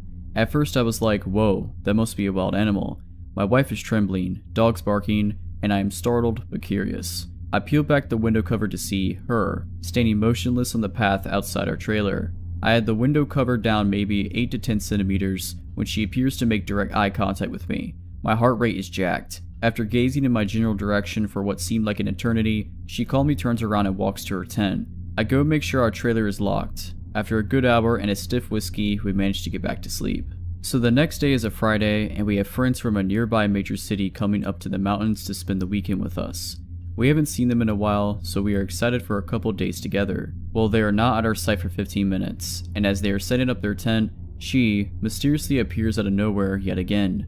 Like bam, there she is. But now this time she's actually in our site. I hadn't had a chance to tell our friends about her before she arrived, so they were a little more friendly than I was. She asked me once again if she can pet my dog, who during all of this is barking at her. I think I said something like, she isn't being very friendly towards you right now, so I would prefer if you didn't. She didn't pet my dog, but she also just stood there staring at me like she was considering how she would dismember my limbs. She then notices our friend's tent brand as he is still setting it up and comments how it's the same model as hers, although a larger sleeping capacity. My buddies picked up on the creep vibes and my general displeasure with her presence, so he just gives her the, oh yeah, cool, and keeps setting it up. Well, she starts grabbing at the tent pegs and picks up the hammer and says she will help him set it up because she has experience with it. My buddy declines and asks for his tools back. Cue the psychopath stare down, but this time she has a hammer in hand. She literally just drops everything right there and runs off. I go on to explain the last few days to our friends, and they agree we need to keep an eye on her. So by this time, the 2 girlfriends whose site she had hijacked were packed up and gone. It's now Friday night and we've been drinking all day, so we're feeling pretty good. It's maybe about 11 p.m. when she walks over to our site again. She says, "Hey, you guys seem to have a lot of extra room with the tent and camper. Do Do you think I could stay with you guys tonight? We could have a lot of fun in there together. My buddy's now just staring at her. Now this whole time, I'm just sitting in my camp chair with my whiskey taking this all in. She wasn't really taking notice to me at all so far. Then, out of nowhere, she smiles, turns her head and looks directly down at me and says, "I like your friend." She then turns around and walks away into the darkness of the night towards the forest. We are now all terrified she is going to return. I decided right then and there, if we see her again in a creepy fashion, I am calling the park warden. This is just getting weird. Well, the night is winding down, so we all decide to walk together to the bathrooms to clean up for bed. My wife pulls on my hoodie and says, "Babe, look." I look over to see that the site she was set up on is completely destroyed. Stuff everywhere. Just stuff, garbage, clothing, food, everywhere. I thought, okay, this is weird. Could this have been a bear? Well, no, we would have heard it. I then noticed that the tent is gone. She is gone and left the site a complete mess. As luck would have it, the park patrol was completing their fire rounds and were at the messed up site when we were returning from the bathrooms. We told them there was a girl staying there who was acting erratic and we suspected she was squatting on the site based on our conversation with the two girls from earlier in the week. We didn't see her again for the rest of our trip until the last full day. There is a great little lookout point not far from our site which has amazing views of the river and valley below, and it was a perfect evening to see the sunset behind the mountains. It was a lovely final send-off to an otherwise beautiful honeymoon. Just when we thought we were done with her, she emerged once again from seemingly nowhere. We were sitting on a couple of chairs that are bolted in place at the viewpoint, taking pictures of the valley below. As my wife is looking through the camera viewfinder, she picks up on the woman in the distance. She is standing in the woods a little ways down a mountain towards the valley, just watching us. As her final act, she walked up the mountainside and sat right behind us on a boulder that was beside the chairs. She says nothing, just sits there. My wife has the brilliant idea of asking me to take one last picture of the scenery, and she gives me a little wink. I pick up on her idea right away and I position myself so this woman is going to be in the picture. My wife wanted this lady's photo in the event something bad happens with her before we can leave the area. We took our final looks out at the beautiful scenery and headed to our camp for the night. We didn't see or hear from her again. Upon reflection, we agreed there was obviously something wrong with this woman. She had zero social skills, and we did witness her attempt to make friends with those two girls that shafted her in a terrible way. That being said, she did things way beyond the realm of acceptable social awkwardness. There were moments I thought she would pull out a knife and kill us all where we stood. More than that, the stalking, the midnight screaming, and running off into the woods at night was terrifying to us. To our honeymoon stalker, let's not ever meet again. A lot of people may have heard about this girl. She was all over the news after she stalked a guy, bombarded him with 65,000 texts, and broke into his house all over one date. We met shortly after she went on that date with him, and we were friends for a while before she broke into his house. At first, she seemed like a nice, albeit quirky, person. I met her when I spent a couple of months visiting the west coast of the US in summer 2017. I thought she was cute and we spent a lot of time together. We were living next door to each other for a few weeks and we were never really more than just friends. I stopped having any sort of non-platonic feelings after she started to talk a lot about a guy she had met on some dating website. Apparently he was her soulmate and she had somehow been guided to him by following her birth calendar. I would only later come to know that they had only been on one date and he never spoke to her again. I thought that was weird, but I enjoyed our conversations for the most part and she was funny and nice, so we remained friends. Eventually she moved on to short flings with a guy and then another girl from Tinder, all the while still talking to me about this guy that she was going to marry, saying that she liked about how jealous he got when she would tell him about hooking up with other people. A couple of weeks later she started to get really erratic. I confronted her a few times about how she was acting, and she told me that she had recently stopped taking her meds but would start taking them again. She came home one day and decided to tell me that she had a court date coming up for a DUI. Her plan was instead to leave the country and go to South America. I told her what a dumb idea that was, and even though she actually went all the way to the airport in a different city, she wound up coming back. Apparently her soulmate was no longer answering her text, and she took that as a sign that she should drag herself back to where he was and fix their relationship. She was upset that he may be seeing other people even though he seemed okay to her that she was seeing other people. Later on she told me she had texted him and said if he blocked her she would know that meant he wanted her to come find him. Obviously he blocked her, and obviously that didn't go very well for her. So she moved a couple days later and the summer was ending and I moved back to the East Coast. I didn't hear from her for a little while, but then we started talking again through text and WhatsApp. She seemed like she was doing better. She told me she had found a roommate and was working on her art again, and just generally seemed like she was at a better place. I was happy to have my friend back and healthy, but that didn't last longer than a couple of months. Eventually, her behavior started to seem erratic again. She was sending dozens of texts at a time, and they were all over the place. Several of them had to do with her soulmate and how she was still following him even though he had to call the police and block her. I told her to stop, try to get her to take her meds, and tried to reason with her 100 times.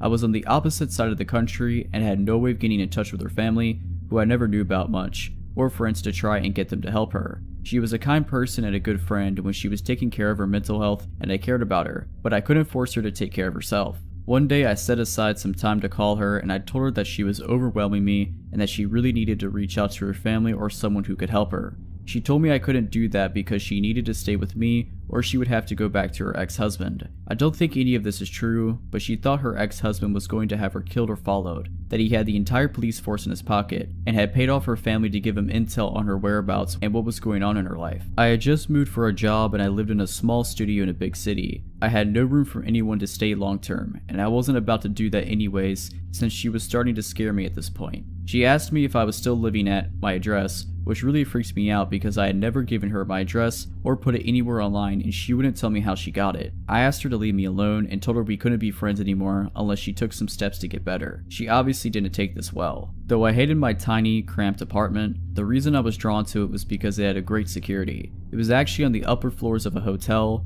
although the hotel rooms were much nicer than the residence, and no one was allowed through the residence elevators unless the resident had given their name to security ahead of time and the guests had to show ID. After what happened next, I loved my cramped little apartment because the staff kept me safe. It had been over a week since I had talked to her because I blocked her number and blocked her on WhatsApp. She tried texting me from 4 different phone numbers, using text-free, etc., but I just blocked them all and never responded. I was walking home from work one day and I was sure I saw her across the street from my building, but it was storming out and I didn't get a good view. I rushed upstairs and calmed myself down in my apartment. Maybe I was just being paranoid. It's a big city. Lots of people have brown hair and glasses. I'm just worried about her. But then the phone rang. The desk was calling to see if I had forgotten to let them know I had a visitor. My heart sank. I asked them who was waiting. They said they tried asking for her name or ID, but she just walked out, and I knew it was her from the way they described her. I texted a mutual friend from over the summer. I wasn't really close with him, so we hadn't stayed in touch, but he told me she had lost it and that he blocked her too.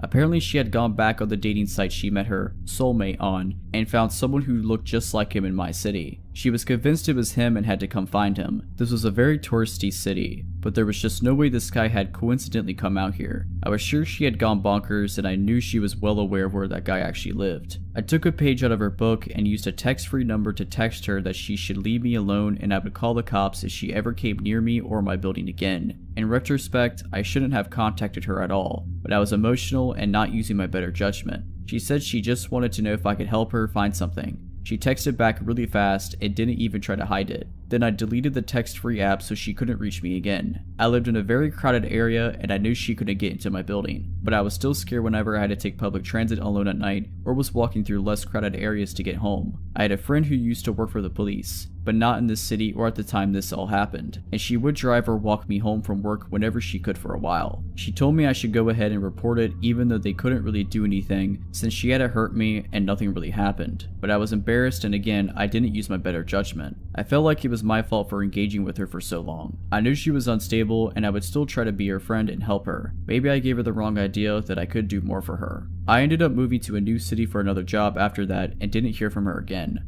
I later found out the reason why was that a couple of months later she had once again gone back to Arizona and had been arrested for breaking into her soulmate's house and using his bathtub. They found a large knife in her car. I didn't want to go into much detail about her stalking of that guy and what she said about him in our text because I wanted to try and focus more on my personal experience with her instead of his.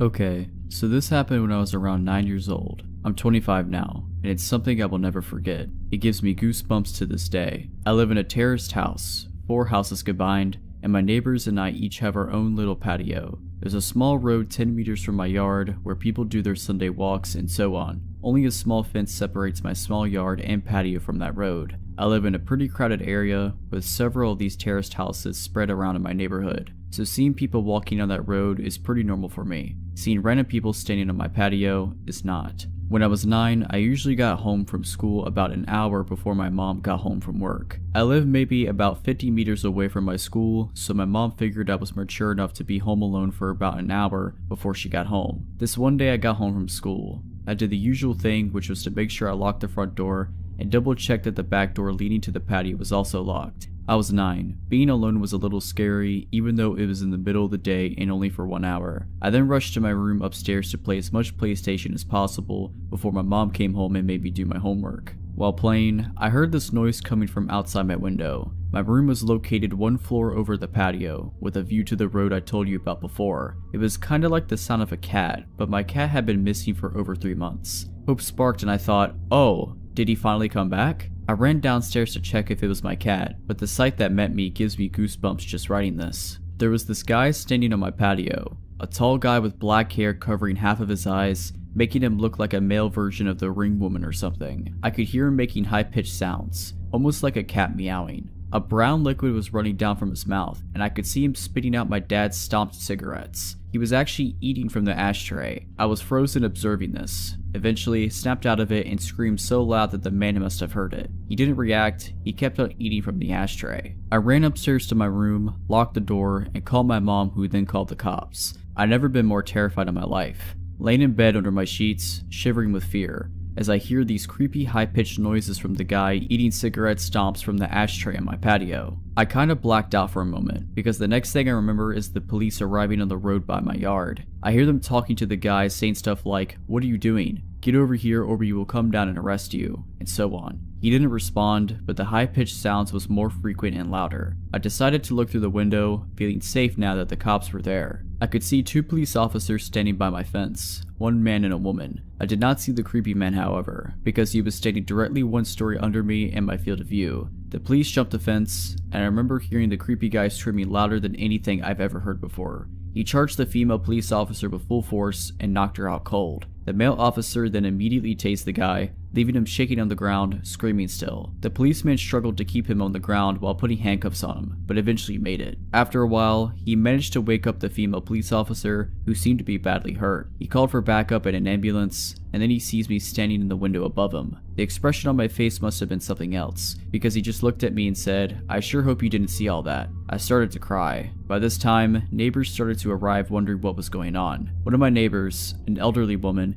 made me come down and she took care of me until my mom came back home. The police took the creepy guy with them in the car and left. Before they left, they promised to come back and talk to us about what happened. This is where the story takes an unexpected turn. The male police officer came back later that night and sat down with me and my mom to talk. He explained that the guy had a mental condition and had escaped a psychiatric hospital located around 5 kilometers from where I live. He explained that the guy had actually been living in my house 5 years ago, but he had been forced to move when his mom, his only caretaker, died. The poor guy probably thought he would find his mom at my house. He missed the routines and he missed living there with his mom. The police had to move him from the house that time 5 years ago, because he was extremely strong. From what I heard, he had extreme tensions in the body because of his condition, making his muscles grow stronger and stronger throughout the years. This is the reason he reacted the way he did when the police came to stay. Still frightened, I told the police officer that he needed to make sure this would never happen again. He promised it wouldn't. After a few sleepless nights, my life got back to normal. The years went by and the guy didn't come back, until 1 year ago.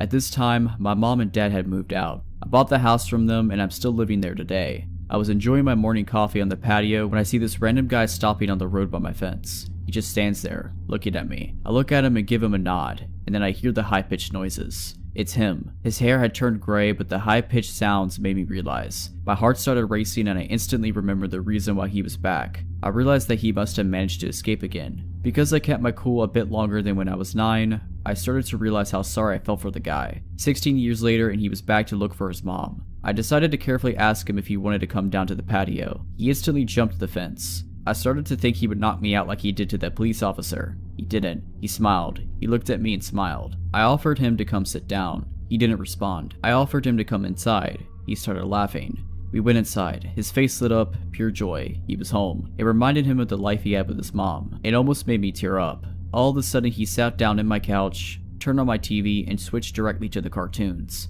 I observed him for a while. He was just completely focused on the cartoons. I just wanted him to enjoy the moment, so I didn't say anything to him. I realized I had to call the hospital to let them know. The caretakers arrived 10 minutes later. After a lot of convincing, he got back up, crying, and then went back to the hospital. I called the hospital 2 days later. We made a deal. His name is Tom, and now I consider Tom my friend. Every Sunday from the day he returned, Tom and his caretakers visit me to watch cartoons. They say it's the highlight of his week. It makes my heart warm. Now, for several years my thoughts were, let's not meet, guy on my patio eating from the ashtray. Now my thoughts are, let's meet every Sunday to watch cartoons, my friend Tom. If you're liking this video, all I ask is that you make sure to subscribe to my channel and like this video. Thank you. This story from my past happened about 32 years ago in East Texas. My mom and dad divorced when I was 16 years old, and my brothers and I lived with my mom. My dad visited us once in a while, but not really on a consistent basis. He was a gambler, one of the reasons my parents split up, and tended to not come around when he was broke. But on the rare occasion that he won big, he would visit and spend money on us and then disappear again. My dad said that he had a job as a shuttle driver from a local hotel. He told my brothers and me that the shuttle driving was just a cover, that he actually worked for organized crime, which he claimed owned the hotel. He said his real job was to drive out to various places in the area to pick up fugitives running from warrants or otherwise wanted by law enforcement, bringing them to the hotel to hide, and then later they would move on by means my dad said he didn't know. My dad always exaggerated or lied about things, so my brothers and I just blew it off and didn't think much of the claim, until something strange happened. My dad disappeared. It was 1988 and I was 22 years old and I was a college student still living at home. I worked as a full-time disc jockey on the overnight shift, 10 p.m. to 7 a.m. at a local radio station. My middle brother was 19 years old,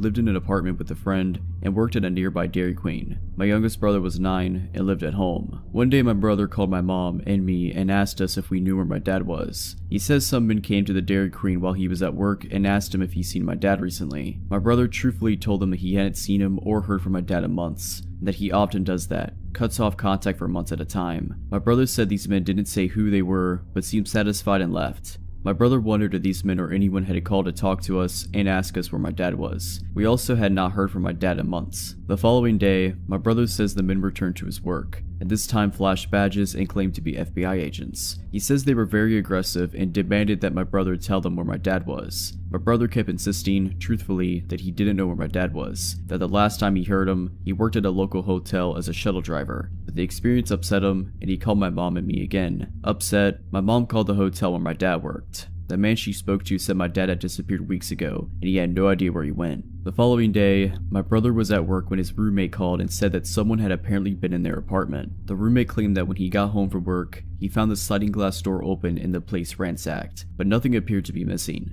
My brother, very upset, went to his apartment and found out that, in fact, his address book was missing from the breakfast nook, and a teddy bear he recently bought for his son and a photo of his son were missing from his bedroom. Now, my brother, my mom, and I were beside ourselves with anger, fear, and paranoia. We went to the local FBI office to complain that the FBI had done this, and to tell them once and for all, my brother does not know where my dad is. Well, as you might have guessed, the FBI claimed no knowledge of the event and claimed that they were not looking for my dad. They said none of their agents had contacted my brother. Furthermore, when my mother told them my dad had claimed that he worked for organized crime, the FBI would neither confirm nor deny that the hotel had tied to organized crime or that there was an investigation going on. My mom called the hotel again and told the manager that the men were looking for my dad and that they were terrorizing my brother, and flat out asked the guy if there was any truth to my dad's claim to be working for organized crime. The man laughed and told her, "There's no such thing as the mafia." While we were trying to make sense of all these weird details, we kept wondering why my brother was being harassed but not my mother or me. That's when I was reminded of a weird event I had happened to me about 2 or 3 weeks prior. Because I worked overnight, I was often wide awake in the middle of the night on my days off,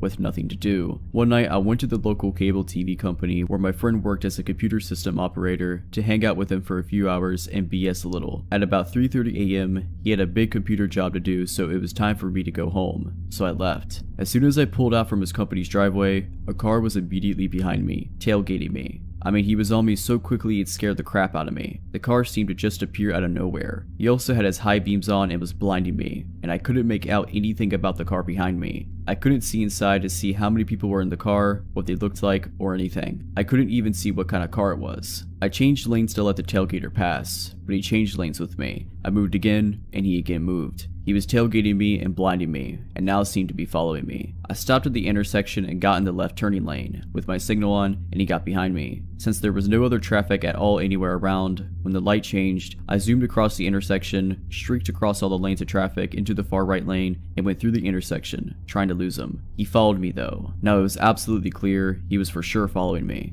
I cut into a nearby neighborhood and tried to lose him, but he kept following me anyway. I finally managed to zoom back out to the intersection and crossed over and went to the 7-Eleven at the corner. I jumped out and ran inside and yelled to the clerk that someone was following me. As I did, I saw the car that was following me cut through the parking lot of the 7-Eleven, and for the first time I got a look at the car. It was a late model tan colored 4-door, and there were 2 guys in it. The clerk just blew me off and said I was exaggerating, that it was probably just kids messing with me, and to let it go. I left, but I was still spooked by it, and didn't want to go straight home. I was afraid they might follow me, and I didn't want them to know where I lived, so I went to my workplace. I knew that the disc jockey on the air that night would be my friend Paula, so I decided to go visit her on the air for a little while and hang out and calm down. I told her what happened and hung out for about 2 hours. She also felt it was probably just some punks being jerks, and that calmed me down. But when I got home, now over 2 hours since this car harassed me, the car was at my house. As I was coming down the street to my apartments and about to turn right, I saw the car pull out of my apartments, and as it passed me, they flashed their high beams on and off at me. It was them. I panicked and called Paula at the radio station and told her what happened.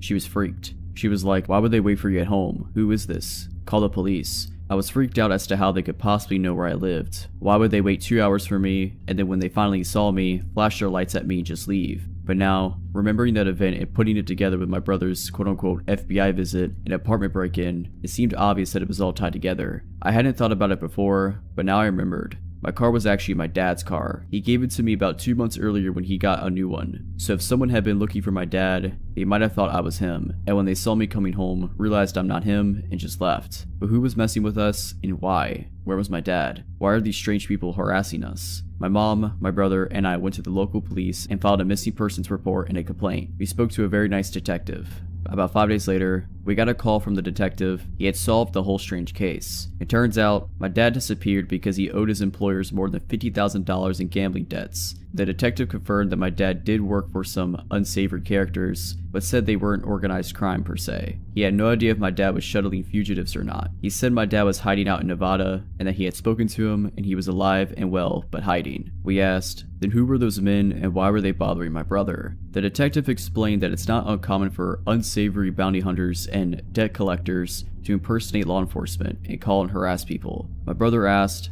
how did they get in his apartment? The detective said a sliding door is easy peasy to open, and they probably stole a address book hoping it had my dad's contact information in it. They stole the teddy bear and pictures to use to scare my brother, which worked. I asked the detective why the men only harassed my brother and not my mom and me. The detective said, because my dad had used my brother as a reference on his job application at the hotel, he gave my brother's address and phone number. The FBI agents probably figured he was close to my dad and either maintained contact with him or if threatened, would contact him. So, my dad eventually turned back up in town and acted like nothing had ever happened. He never spoke of the incident and we never brought it back up. I guess he got the money he owed them, but I don't know. Hopefully, this never happens again.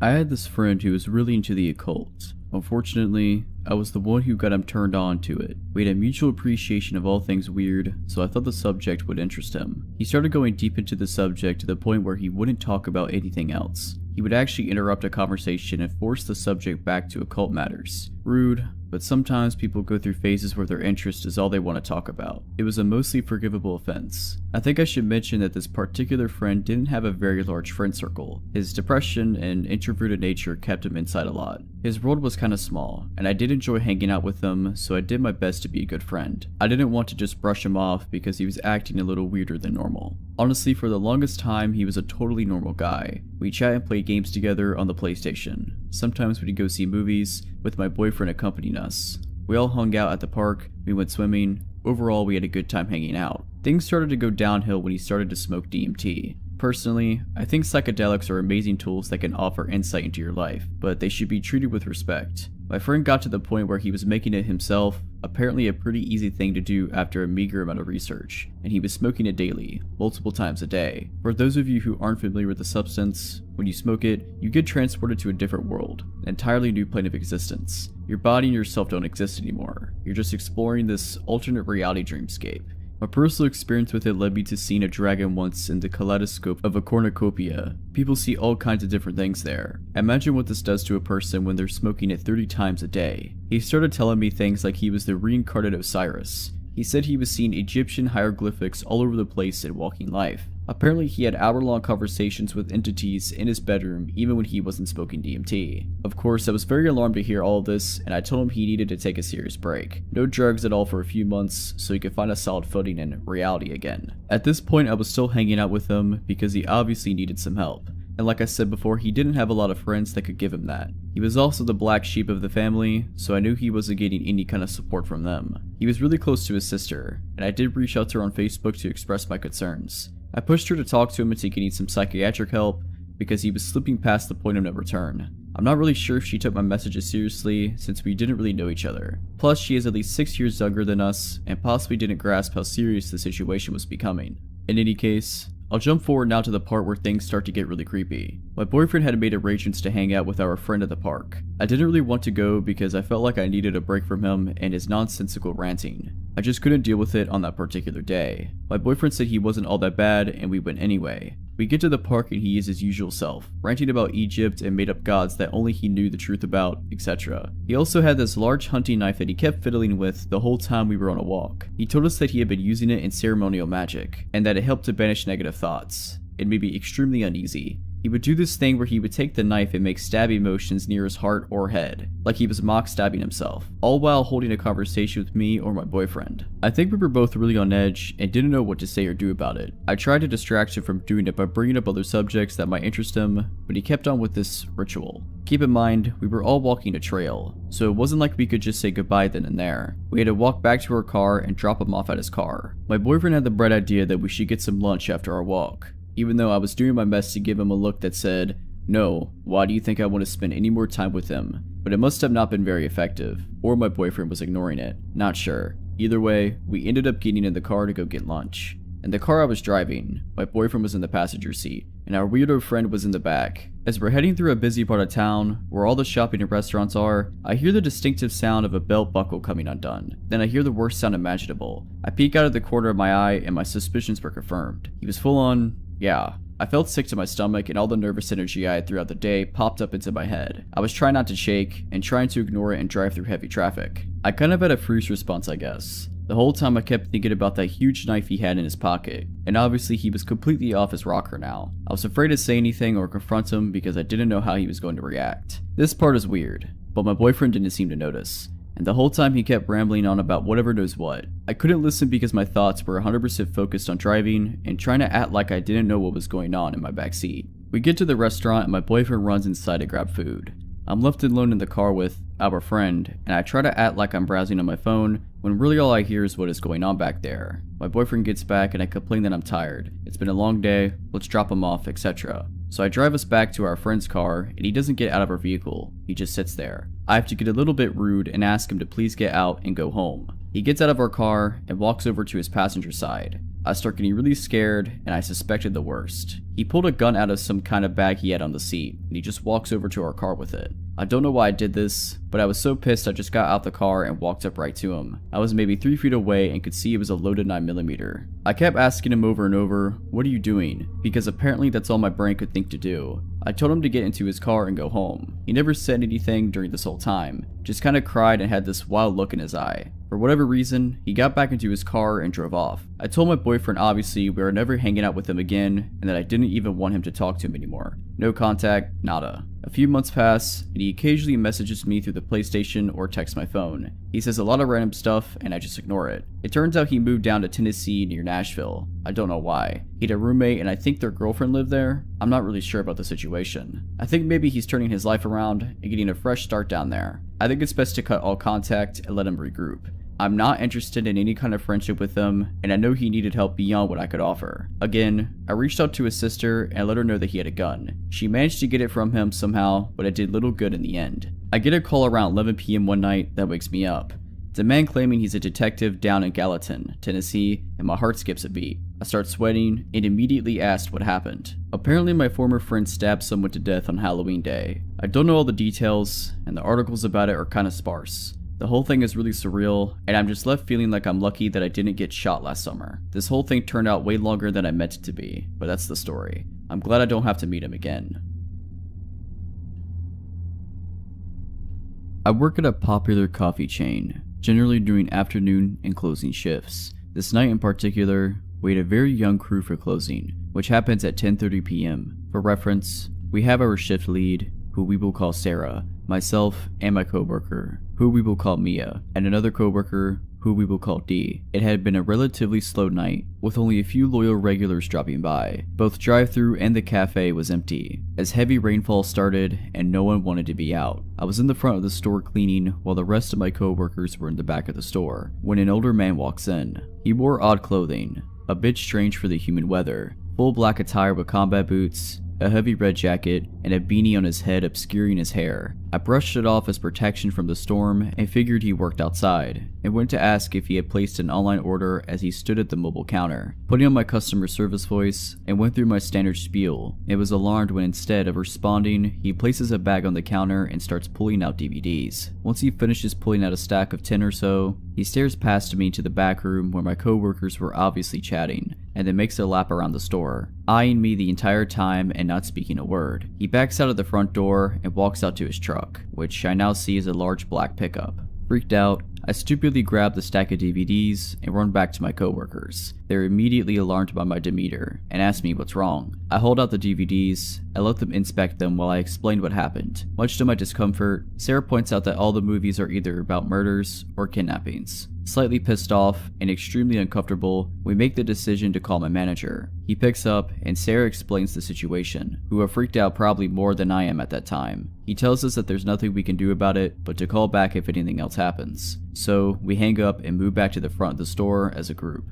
Things go on as usual, but with an air of fear about us. Mia sticks to my side and D to Sarah's. The man's truck had pulled off at that point, but much to my dismay, had only pulled it to the now closed grocery store next door that had a clear view into the drive-thru window. A few cars pulled through the drive-thru, and I even had a few customers ask if I was alright due to my what I assumed to be terrified face. I've always had a pretty good intuition about things, and this felt more wrong than anything I've ever felt. A bit more time passes by, and it's now time for D to leave. With the man still in the parking lot next door, we decided it would probably be best for her boyfriend, we'll call him Daniel, to come pick her up. This wasn't an irregular occurrence, and we didn't want him following her home. Mia then points out that a van had been sitting in the back of the parking lot for almost an hour at that point, which we had not noticed previously. Another gut feeling hits, and I make the decision to lock the door. Daniel tells her he's on the way, and I inform my manager that we closed the cafe for peace of mind, which he was fine with as business was slow. Now Sarah and D are in the back, and Mia and I are up front. I go about cleaning the machines and trying to make idle chatter to keep her calm, which is no small feat as she jumps every time she hears someone steaming milk. As we're talking and I have my back turned to her, she screams mid-sentence, "Get out!" Alarmed, I rip around to where she is, standing near the counter close to the drive-thru window, and saw her pointing to a shadowy figure climbing through the window. Grabbing her arm, I yank Mia behind me, and grab the hot bucket of sanitizer that I had been using to scrub the counters around the machines.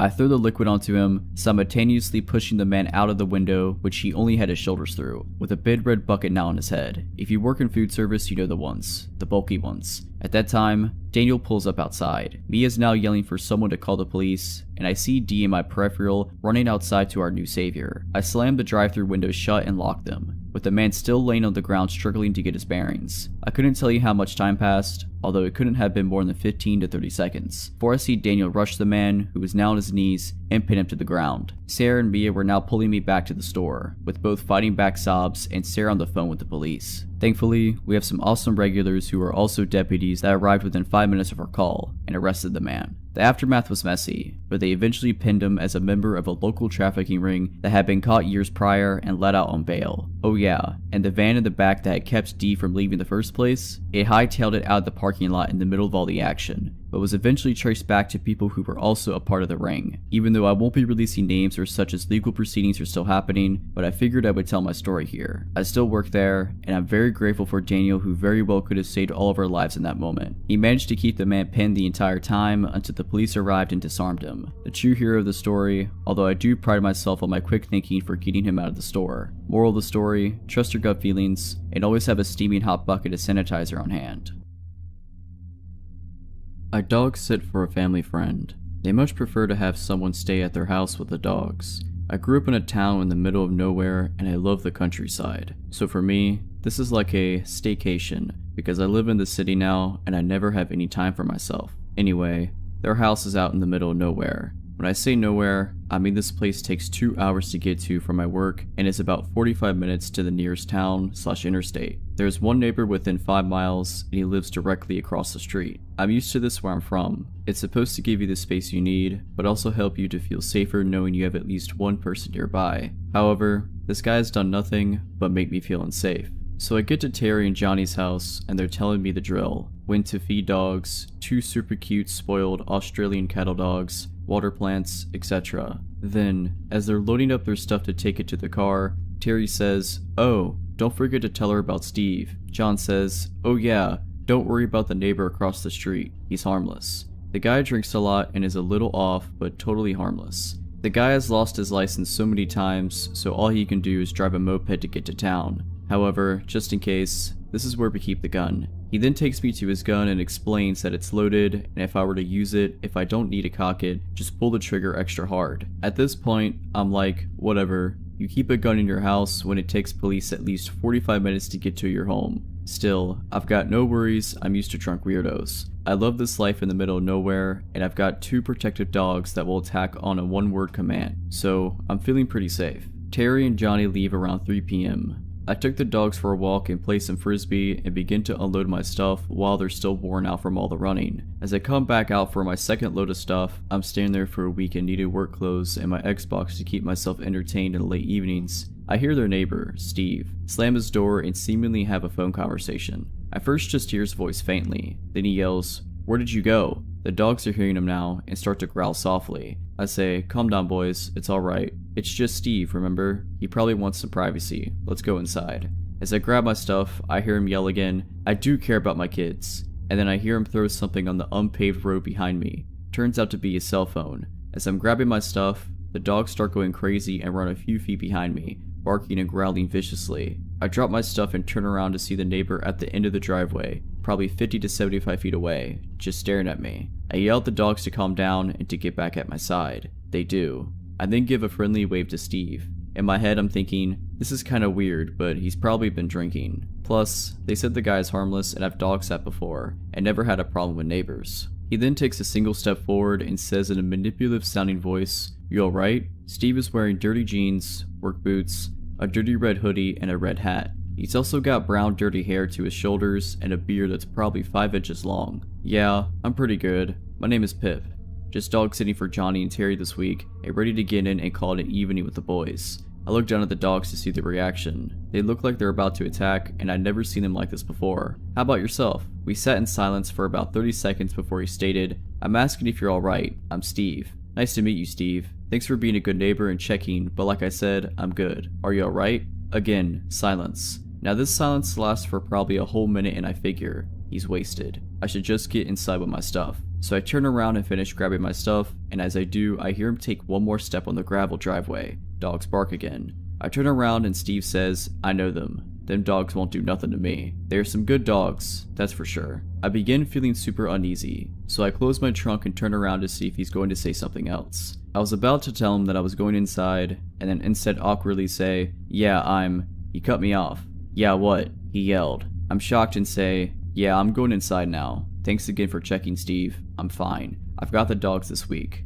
Have a good night." I turn and go, and the dogs follow me with no problem. Steve continues to stand where I left him for literally 10 minutes, just staring at the house. Note, this house does not have a front door. There's a side door and a back door. The back door is the main door because the front of the house has those big green fluffy privacy trees. So I can't even see his house through the front window. You can't see either doors from the street. You have to come onto the property to see them. It's about 6 o'clock where I'm at, and the sun starts going down around then, but doesn't actually get dark until about 9:15 p.m. during the summer. Anyway, the dogs and I are on the couch and I've got my headphones on while playing the Xbox. All of a sudden the dogs flip their mess, running towards the back door barking and growling. I'm like, they don't do that unless someone pulls up into their car and they don't know who it is. I'm not having anyone over. So I grab my knife, which is always close by, and start walking towards the back door. The dogs are still going crazy and I have no idea what they're looking at. I don't see anything, but then I look closer. I see moped tail lights in the driveway seemingly hiding behind my car. I then try and focus in and see that Steve is turned around staring at the back of the house from his moped, ducking behind my car. I get the dogs to be quiet and I hide to see what he's doing. The dogs are still growling, but at least they're not giving away my location right now. I watch him for 5 minutes. No movement, just a creepy stare in my general direction. I don't think that he could see me, but I'm not sure. He then shuts off his moped and crouches next to my car, where I can see him now peeking into my car windows. When I lived in the country, I never locked any doors. Not my house, not my car, nothing. Since I work and live downtown, I naturally keep all of my doors locked all the time. I don't see him try and get into it, but he walks around it a few times. He's not crouching anymore. Obviously, he feels like no one is watching him or cares that he's looking into my car, but he is only taking a single step. Stopping looking into my car, then at the house. Repeat. A single step at a time. At this point, I text Terry and tell her that Steve is doing some weird stuff, and I tell her I'm starting to feel uncomfortable. I get a text back reading, "Call the cops if you feel unsafe. They know him. They could come talk to him. Remind me to tell you about the time he was standing out by the tree at 6 a.m. when I was leaving for work and when we get back. We think he had a psychotic break." How comforting, right? So, I talk myself down some. This guy's just wasted. However, if he starts getting close to the car, I'm calling the cops. Dumb idea looking back because the cops take so long to get out there. I'm watching him as he's made his second round looking into my car. He then gets on his moped and drives off. As he passes the window that faces the driveway, he sped up, trying to make it so I wouldn't see him if I were just watching TV. Now it's like 8 p.m. and the dogs start going crazy again. I look out and now his moped is parked in plain view and he is standing on the walkway just 30 feet from the house, staring and talking to himself. I had previously turned off all the lights so that he couldn't see easily in and see what I was doing. I see him take a single step towards the door, now about 30 feet away. I grab the gun. I've calmed the dogs down and they are in full on protective mode. One dog to my left and one to my right. It's about 8:15 p.m. now and I call the cops. I explain the situation and that the owners think he had a psychotic break. As I'm halfway through explaining why I'm starting to fear for my safety, the operator says, "Ma'am, what is your address again?" I tell her, "I'm sorry ma'am, but you're not located in our county. I will have to transfer you to county." Are you serious? The owner said that the cops in South know him very well and how to handle him. Isn't that you guys? Yes ma'am, that is us, but you are located in a different county. That is not our jurisdiction. But the guy who's bothering me lives in your county. That is why I'm calling you. The operator then transfers me to another county. When she answers the phone with the average, 911, what's your emergency? I'm silent. I'm looking out the kitchen window and Steve has come up about 4 to 5 feet since the last time I looked out there. 911, what's your emergency? I then explain what's happening and explain that I was just transferred because I'm apparently not in their jurisdiction. She then tells me to remain calm and to turn on all the lights. I said, this guy is waiting for me to do something like that. The doors are locked and I do have a firearm. If he enters, I will shoot. She then tells me that it is the safest with the lights on. I turn on the lights. He notices. Turns and gets on his moped and drives back to his house. I tell her what happened. She asked if I would still like to have an officer come out. Yes, I want an officer to come out. Apparently the cops in South know him, but she transferred me to you. This is the 3rd time he's come onto this property, and he's getting closer and closer to the door. I do not feel safe. Someone that is not me needs to talk to this guy. Calm down, ma'am. We will still send somebody, however, based on where you are and located, it will take a while for one to get out there. That's fine. I just want someone out here. Thank you. I asked her if she would stay on the line until he got out here or no. She says that one is on his way, but she needs to be available if anyone else calls in. She told me if he comes back and I'm still feeling uneasy to call them without hesitation. Now it's about 9 p.m. and the sun is getting ready to set completely. Again, the dogs go crazy. Now I'm getting really pissed off and walking around the house with a loaded gun so that if Steve sees me, he sees that gun too. I look out the window and see his moped, but I don't see him. Where is he? From the window in the kitchen, I can't see the back door. So I go upstairs, one dog follows, the other is too old to climb the stairs, and peek down through the bathroom window. Steve is on the back porch lighting matches and throwing them down onto the wooden porch. He doesn't seem harmless anymore. He's talking to himself and twisting his head back and forth like he's getting warmed up to fight or having a conversation with another one of his personalities or something. I start filming him from the upstairs window, just in case I die, you know, so that I could hide my phone and when they found it, they'd know it had to be this guy. The sun is down and it's starting to get dark. He steps up to the door and starts knocking. He then starts pounding on the door. I'm pretty good at staying calm in these type of situations, but my heart started beating so fast that my Fitbit had to change my heart rate tab every 2 seconds. If he gets in here, I'm going to have to kill this guy or he's going to kill me. I could see pure hate in his eyes. Then he stops pounding at the door, quickly turns away and runs to his moped, starts it and takes off faster than I thought a moped could go. Not even a minute later, the cop pulls into the driveway. I had mentioned to the dispatch operator that I have 2 dogs who will bark at the officer but will not attack unless given a specific word. They are trained and I do have a firearm. I will leave the firearm inside when I go to meet the officer. I met the officer, the dogs didn't growl, simply gave a single bark apiece to let me know that someone was here. I went outside to meet him and told him that the guy just took off on a moped. He says, "Oh yeah, I think I just passed him when I turned onto the road." I explained that he is absolutely drunk or crazy, and if he sees him on his way back that he should definitely pull him over because I'm quite positive he's under the influence of something. Normal people just don't act that way. The cop basically shrugs everything off and says, "Well, are you going to stay here tonight?" I told him no, I will leave the dogs overnight and come back in the morning. I asked him to stay while I packed everything up. He nodded. I go inside, give the dogs love and treats and crate them for the night. I take off and return the next day with my dad. My dad begins walking the perimeter to try and show him that a man is also staying here. I'm a 24-year-old female, if you're wondering. Then Steve, wearing the same dirty outfit and hat, while holding a 24 case of Budweiser, is standing at the end of the driveway again. I'm watching him from the front window. I see my dad at the other end of the yard. As he comes into view, Steve turns around and walks back into his house. I later learned that Steve has been to jail multiple times. His kids are not allowed to see him due to his violent nature, and he bought a 4-wheeler. No one knows how he gets his money to get these things. Terry and Johnny have never seen him leave for work. They've only seen him leave on his moped or 4-wheeler empty-handed for an hour or two, and return with a case or 2 of beer. I don't know who he thought I was, but every time he looked at the house in my direction, there was just pure hate in his eyes. Who knows what would have happened if I hadn't called the cops as early as I did. This may be a ramble of thoughts, but after recently stumbling upon this sub, I finally felt a place I could offer something that my family and I experienced a few years ago and that to this day gives me a shiver. I have been camping, solo backpacking, and hunting my whole life in Oregon, and felt comfortable in the woods and have a deep respect for nature.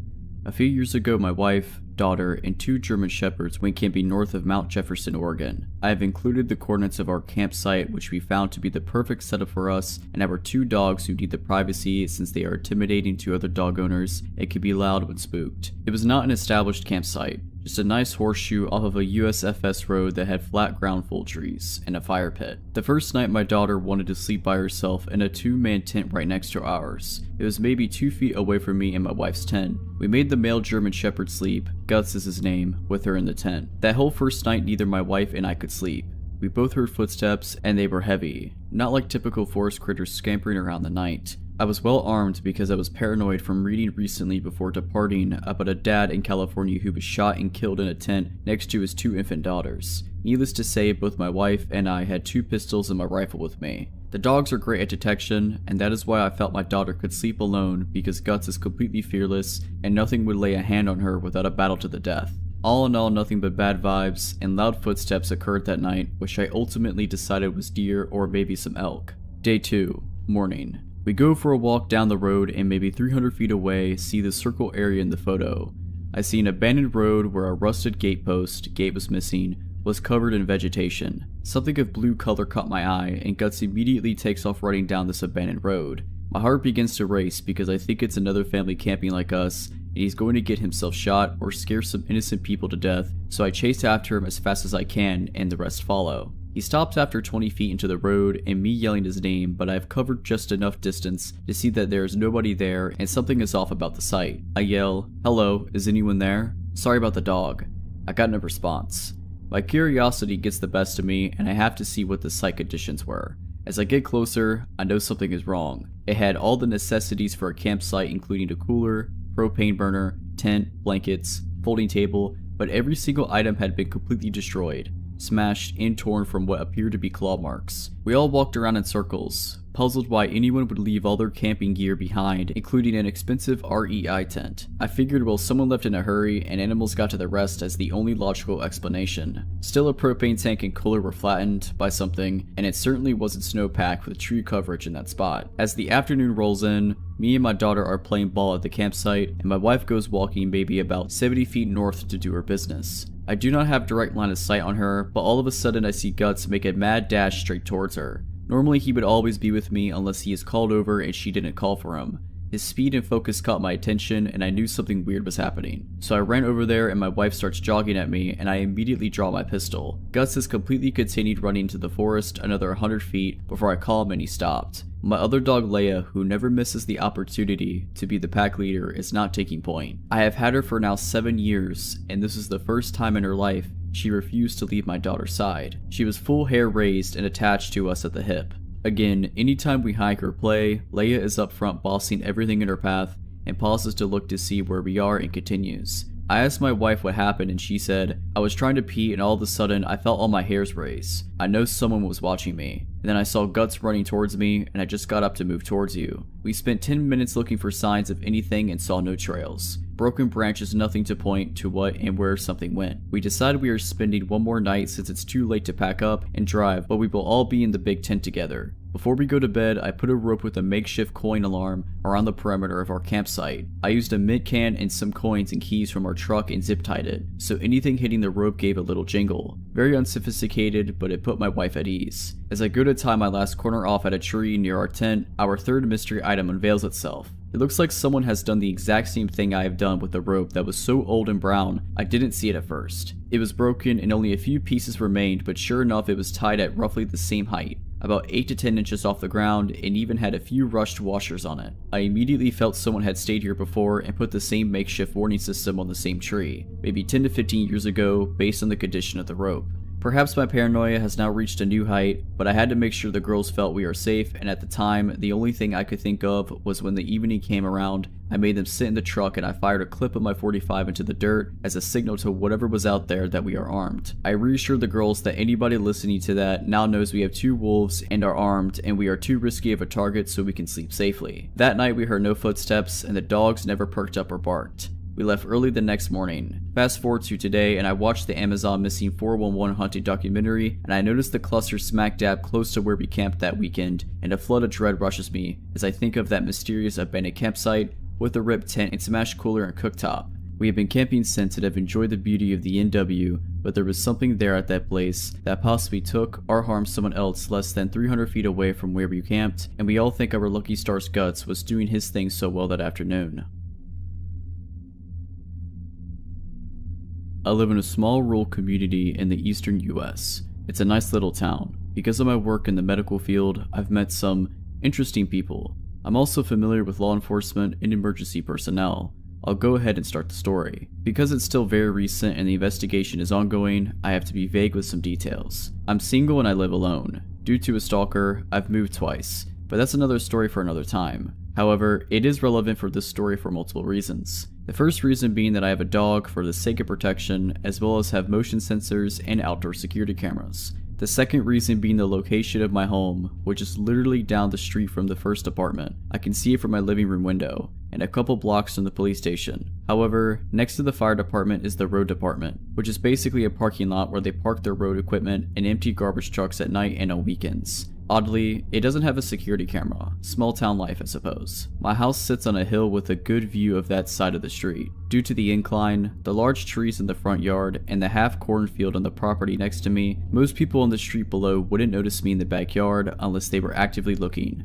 However, I can see the street clearly. This incident happened Saturday evening. The county was holding its annual Independence Day spiel with a community barbecue, music, fireworks, etc. I did not attend because it's just not my thing. Before the big show, I took the dog out to relieve herself in the backyard. There was still at least an hour of daylight left, but the entire neighborhood was pretty quiet because most everyone was at the fairgrounds or various other holiday events. So when an unfamiliar, large, white pickup truck drove slowly down the street, I noticed. It must have turned around at the end of the street because I saw it again, moving in the opposite direction, only about 20 seconds later. This time, it turned into the parking lot of the road department. Now, people have been known to toss things into empty garbage trucks, usually at night to avoid getting caught, because they don't want to or are unable to make the trip to the landfill themselves. Usually, it's things like furniture or broken equipment, but I didn't see any of those things in the back of this truck. The driver was a somewhat stocky guy of average height. He took 3 large black trash bags from the bed of his truck and tossed them in one by one into the hopper of the garbage truck. Then he left. Now, I'm not one of those meddling rear window types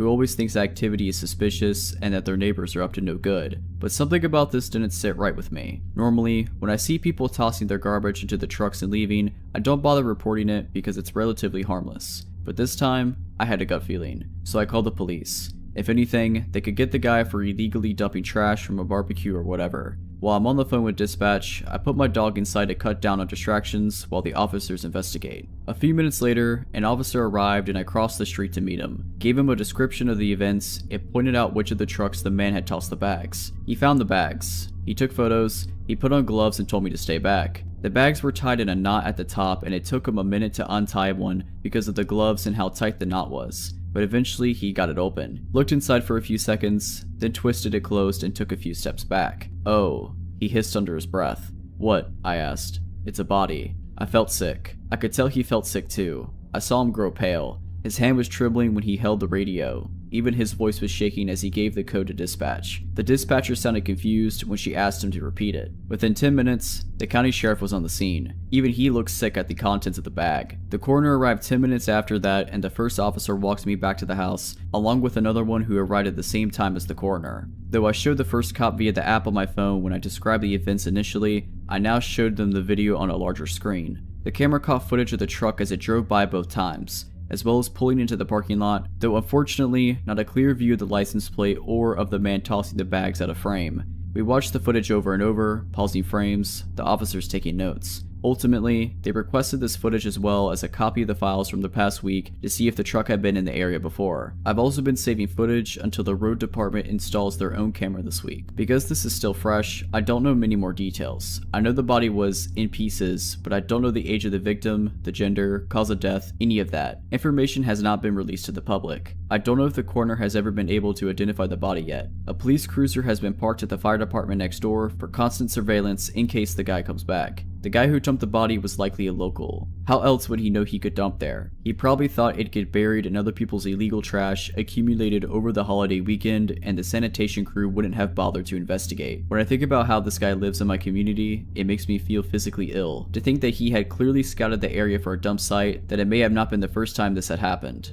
That this could happen again. If I hadn't called it in, if I hadn't been in the backyard at that exact moment, or if I had ignored that gut feeling, the victim would have never been found, may never find potential justice, their loved ones may never have closure. In fact, there's a possibility that it just might happen again to another poor soul. I hope it's not me. If you're liking this video, all I ask is that you make sure to subscribe to my channel and like this video. Thank you.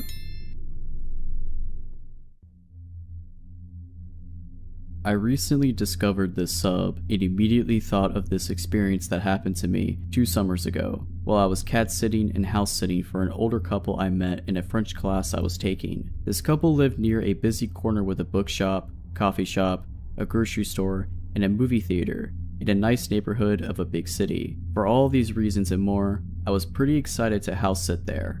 My own apartment, where I lived with my boyfriend and my own cat, was about a 10-minute drive to 40-minute walk further up the street in a quiet, residential area with nothing much around it. Now, my own cat is vocal and super social. Because of this, we try never to leave him alone at night because he will literally cry for us all night. We're always slightly paranoid that he's going to get us evicted due to noise complaints from neighbors. We lived on the top floor and you could literally hear him crying from the bottom floor and outside if the door to the building is open. So my boyfriend and I decided that he should stay at the apartment with our cat while I was house sitting. My boyfriend drops me off at the house and I settle in with my luggage, look around the surprisingly large 3-story house, and then decide to walk over to the grocery store to pick up some food for the next few days. As I'm walking home with my bag of groceries, I notice this man, extremely tall and gaunt, with a head full of long, shaggy hair, walking parallel across the street watching me. I'm only about 2 houses away from the place where I'm staying, so I sit down on the edge of the wall as though I'm taking a break and call my mom, trying to keep an eye on him surreptitiously from the corner of my eye. This man stops behind a pole across the street and continues to watch me. I tell my mom this guy seems to think that a pole hides him from my view, but that I can see him from there, standing still as a statue, just watching me. I don't want him to know where I'm staying, so we continue chatting and eventually I turn my full gaze on the man to let him know that I see him watching me. For a moment he doesn't react at all, then he just sort of meanders on down the small street and I watch him turn the corner and disappear from my view. I tell my mom and gather my groceries and walk cautiously down the street, keeping an eye out for him as I near the place I'm house sitting and don't see him. I dart in through the back door next to the garage as quickly as I can and breathe a sigh of relief once I'm inside. I tell my mom everything's good, and I put away the groceries and forget about the entire incident. The couple has a beautiful library, so I continually spend the rest of the afternoon and well into the evening just perusing their walls of books and selecting a few to bring upstairs to the guest bedroom on the 3rd floor. I'm playing some music and just enjoying the quiet downtime all to myself. I finally get sleepy, text my boyfriend goodnight, and fall asleep. I wake up shortly thereafter after a terrifyingly realistic dream that this gaunt man has walked into the room, trailing his fingertips along my body. The room is dark, all the window blinds shut, and my body goes completely still. Half positive that it wasn't a dream and that he had somehow broken in, it was waiting in the shadow. I quietly reach underneath my pillowcase for my phone. I always keep my phone tucked under my pillow, and it's not there. My panic rises, and my mind overreacts. He's here and he's playing a game with me. He took my phone. He's somewhere in the house. I desperately begin to pat around my bed as quietly as possible, searching beneath the other pillow for my phone. Not there. I think, surely he'll hear me if I get out of my bed to look. But I suddenly remember that I left my laptop next to me on the bed and I open it, quickly sending text after text to my boyfriend through iMessage until he wakes up. I tell him I can't find my phone, had a bad dream, and I'm super anxious. With him awake and responding, I get the courage to flip on the lamp and get out of bed. I search around the floor, thinking my phone must have fallen while I was sleeping. Nope, not on the floor. Finally, as I search the bed frantically, I find it atop the covers on the other side of the bed. Weird, but I suppose I must have knocked it across the bed or something. I don't sleep well the rest of the night, hearing noises from across the 3 floors of the creaky stairs and house, thinking anyone could break in through the patio door across from my room. All they'd have to do is get to the balcony, and wake up the next morning exhausted. The next day, I'm sitting in the living room at their piano practicing. I'm an opera singer, and I was mostly excited about this house sitting because I'd get the chance to sing without worrying about apartment neighbors complaining, with the blinds open. There are some kids riding their bikes, neighbors with dogs, the usual.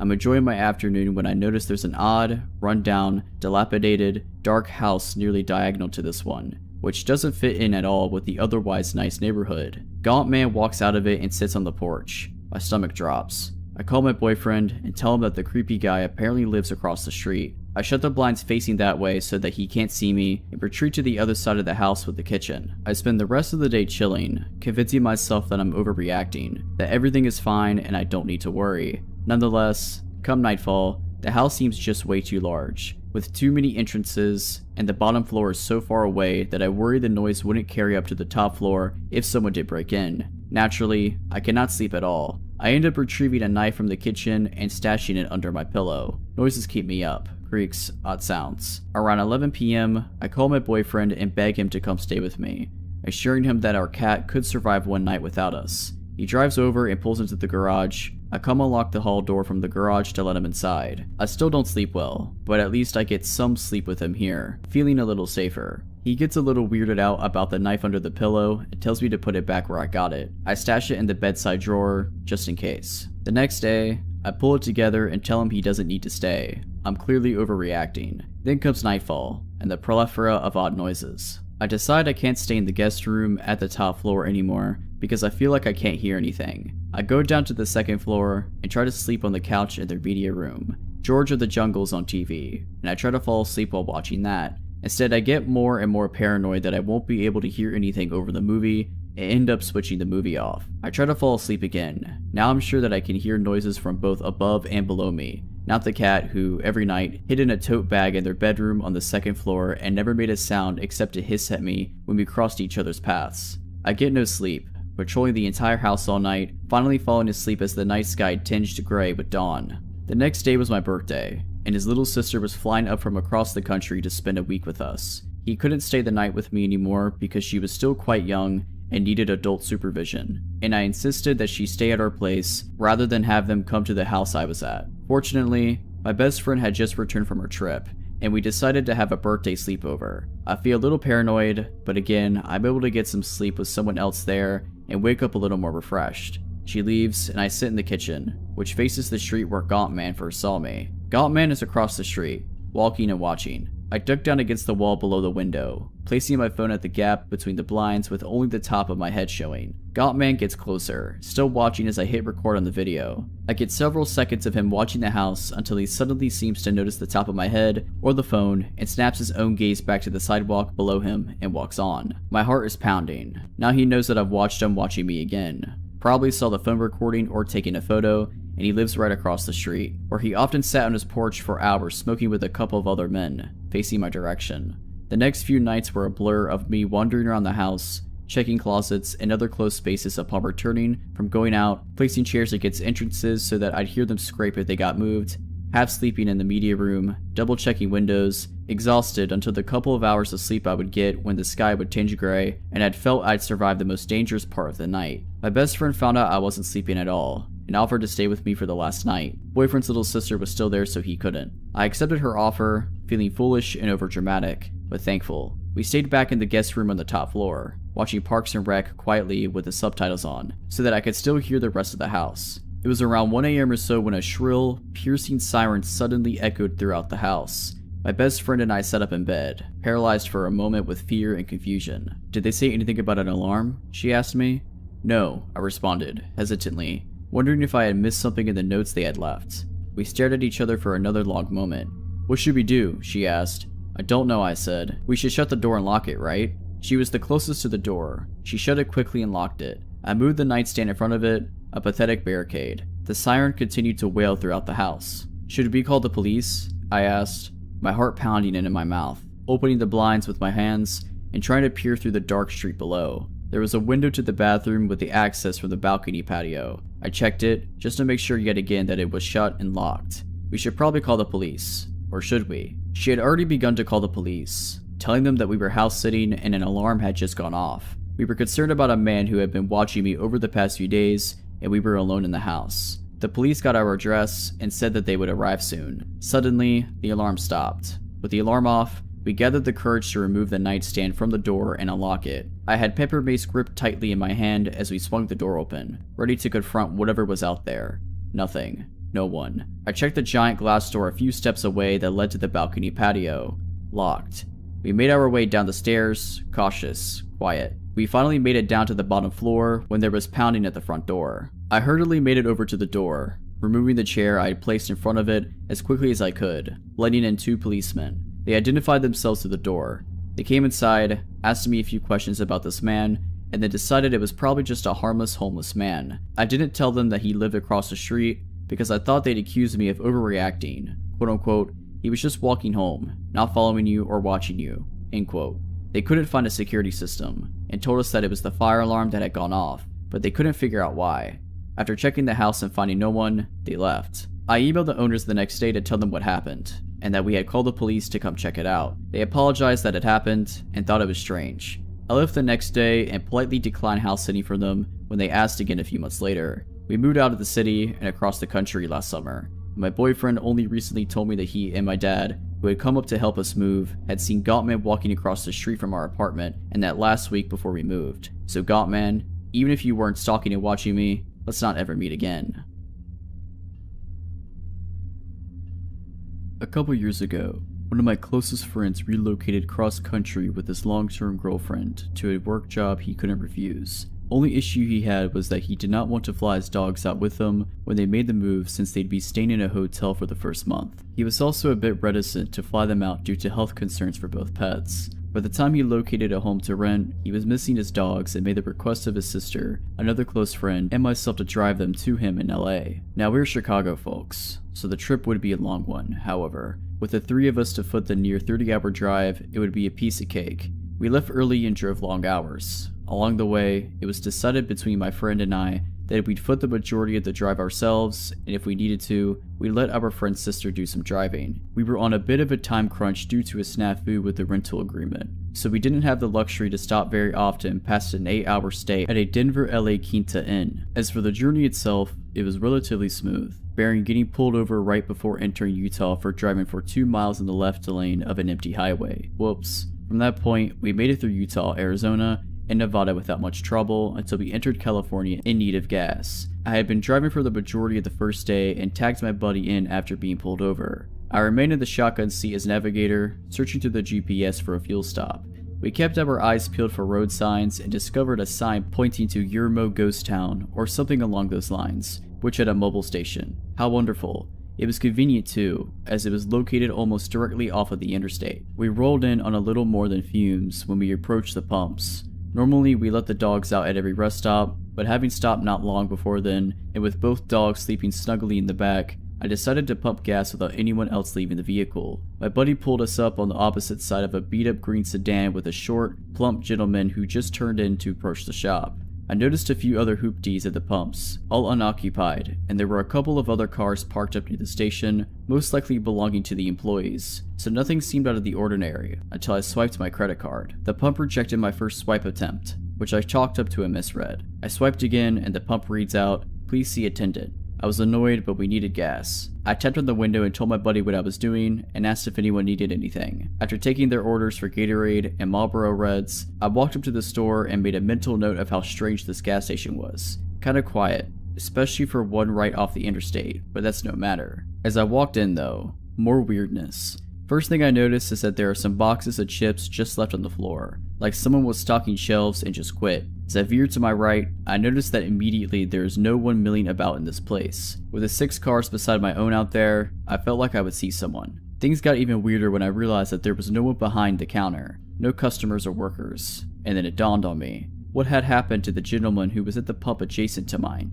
Surely they can't all be in the bathroom. This is where I began to feel this gnawing sensation in my stomach. Something isn't right. I have always been a person who felt like I could trust my instincts, and those instincts were screaming at me just to get out of there. I want to run, but I hold back. I would look suspicious booking it out of a gas station that was empty and decide to just play it cool. Natural. Don't let your body language let on to how badly you're freaking out in your head. I was probably inside of this gas station for only a couple minutes when I left, but I stopped just before exiting to listen for something. Anything. A flushing toilet would have been a good sound, but nothing. As I exit the shop and see my car, I begin to feel dread. It's like that moment in a movie where the hero is about to make it to the end of their trial, but the celebratory fanfare disappears, and in that silence, something comes and strikes them down. I am about 25 yards from the car when I see this gentleman come out from around the side of the shop opposite of me. This is not the same man as I saw while pumping gas. He was larger and had a peculiar look on his face. The best way I could describe it, it was like Nick Cage's smile from Face Off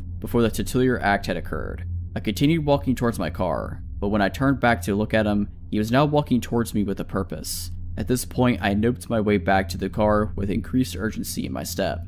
And of course my friend has the door to the car locked like a complete douche clown. There is also the 95-pound golden retriever sitting in my seat. Apparently my travel companions did not notice how freaked out I was, or the creepy gentleman still walking in my direction. I punched the window and told him to unlock the door, to which he only half rolls down the window to tell me the dog was in my seat and they were afraid she'd jump out when I opened the door. I reached my hand in and threw the dog towards the back seat as hard as I could, while my friend is just now realizing how freaked out I am. He started the car and drove off quickly. I took one last look back and saw the guy had stopped about a pump away from where we were, still with that same look on his face. We found another gas station further down the road, this time with a ton of people inside and out. After thoroughly creeping out my friends with the story as I pumped gas, we made our way back to the interstate, which meant passing that gas station again. It's been about 15 minutes since we pulled out initially, and we go silent as we notice that those very same cars are still sitting in the same spots where we had left them. After thoroughly freaking out for a few miles, I received a phone call from my credit card company about a $100 charge at a mobile station. The lady on the phone was really helpful in fixing the situation for me and was as entirely creeped out by the situation as we were. In the end, we made it to LA and had a great vacation, but it still bothers me as to what was going on at this little gas station off the highway and what was that Smiling Man story. So, crazy Smiling Man and whoever else was lying in wait at the Yermo Ghost Town exit mobile station,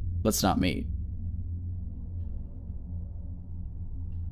I lived in New Mexico for several years before moving to the Midwest. My friend, Amy, and I, both females, would spend many days exploring the remote corners of the New Mexico, discovering abandoned ghost towns and enjoying the quiet, desolate beauty of the desert. One afternoon in March 2010, we were traveling from Ruidoso to Albuquerque. Always up for exploring, we took a back road rather than traveling the more direct highway. One leg of our journey had us on NM55. It's a remote, teeny tiny 2-lane highway. We love those types of roads, up until that day. This part of New Mexico is flat and desolate desert. You can see for miles. and there's virtually nothing except dirt and rock between towns, and towns could be miles apart. So we were on NM55 going north. After a few minutes, we saw a white pickup truck up ahead of us, going the same direction. Suddenly, he stopped his truck sideways in the middle of the highway, blocking both lanes.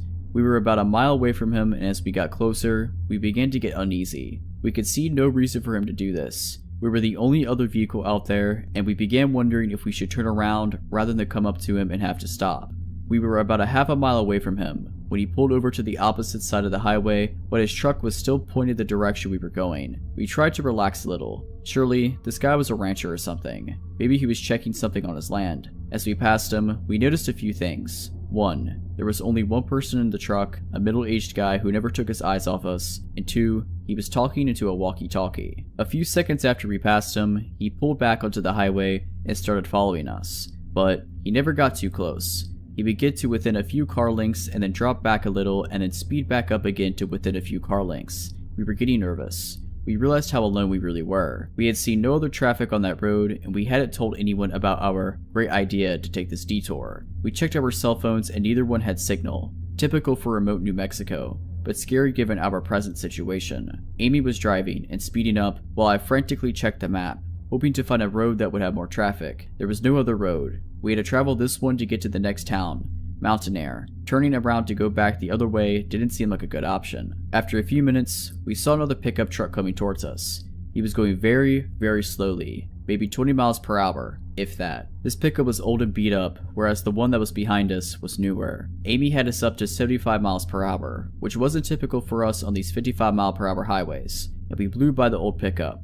As we passed it, we saw that it was another middle-aged guy, and he was talking into a walkie-talkie. After the white pickup passed him, he pulled a U-turn and pulled in behind it. As we watched all of this, we could see the white pickup truck guy talking into his walkie-talkie. No doubt these two knew each other. We were being deliberately followed, and for the first and only time in my life, I felt hunted. They stayed right behind us. We watched for obstacles in the road. We truly thought old beat-up pickup guy had set up a trap in the road and our vehicle would be disabled somehow. We talked about driving into the fields. We were in an SUV, but this was obviously their territory, and we were afraid of what would happen if we went off-road and got cornered. So, we stayed on the highway. By now, white pickup truck guy was right on top of us. We could see him talking into the walkie-talkie, and he stayed right on our bumper. And old, beat-up pickup truck guy was right on top of him. The three of us sped down the highway. The white pickup inched closer. His maneuvering and edging closer made it apparent that he was trying to bump us. I watched helplessly as he got to within inches of our back bumper.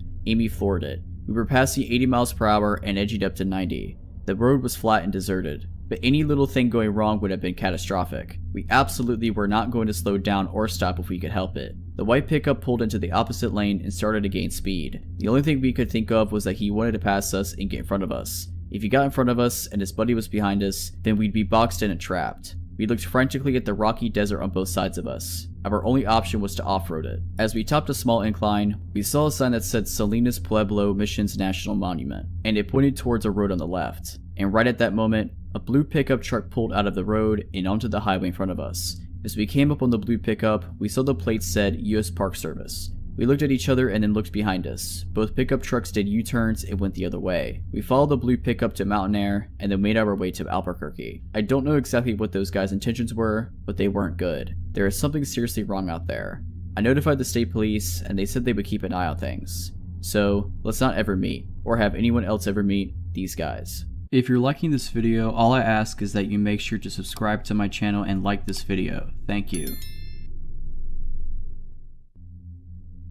This story occurred roughly 14 years ago, when I was 12 years old and living in east side of an Australian rainforest. When I say rainforest, our house was on a 40-acre property surrounded by bush. The house itself was owned by a Swiss man named Hans. Occasionally, he would come down with his tractor and slash the long grass surrounding our house so we could access slightly more of the property in the summer.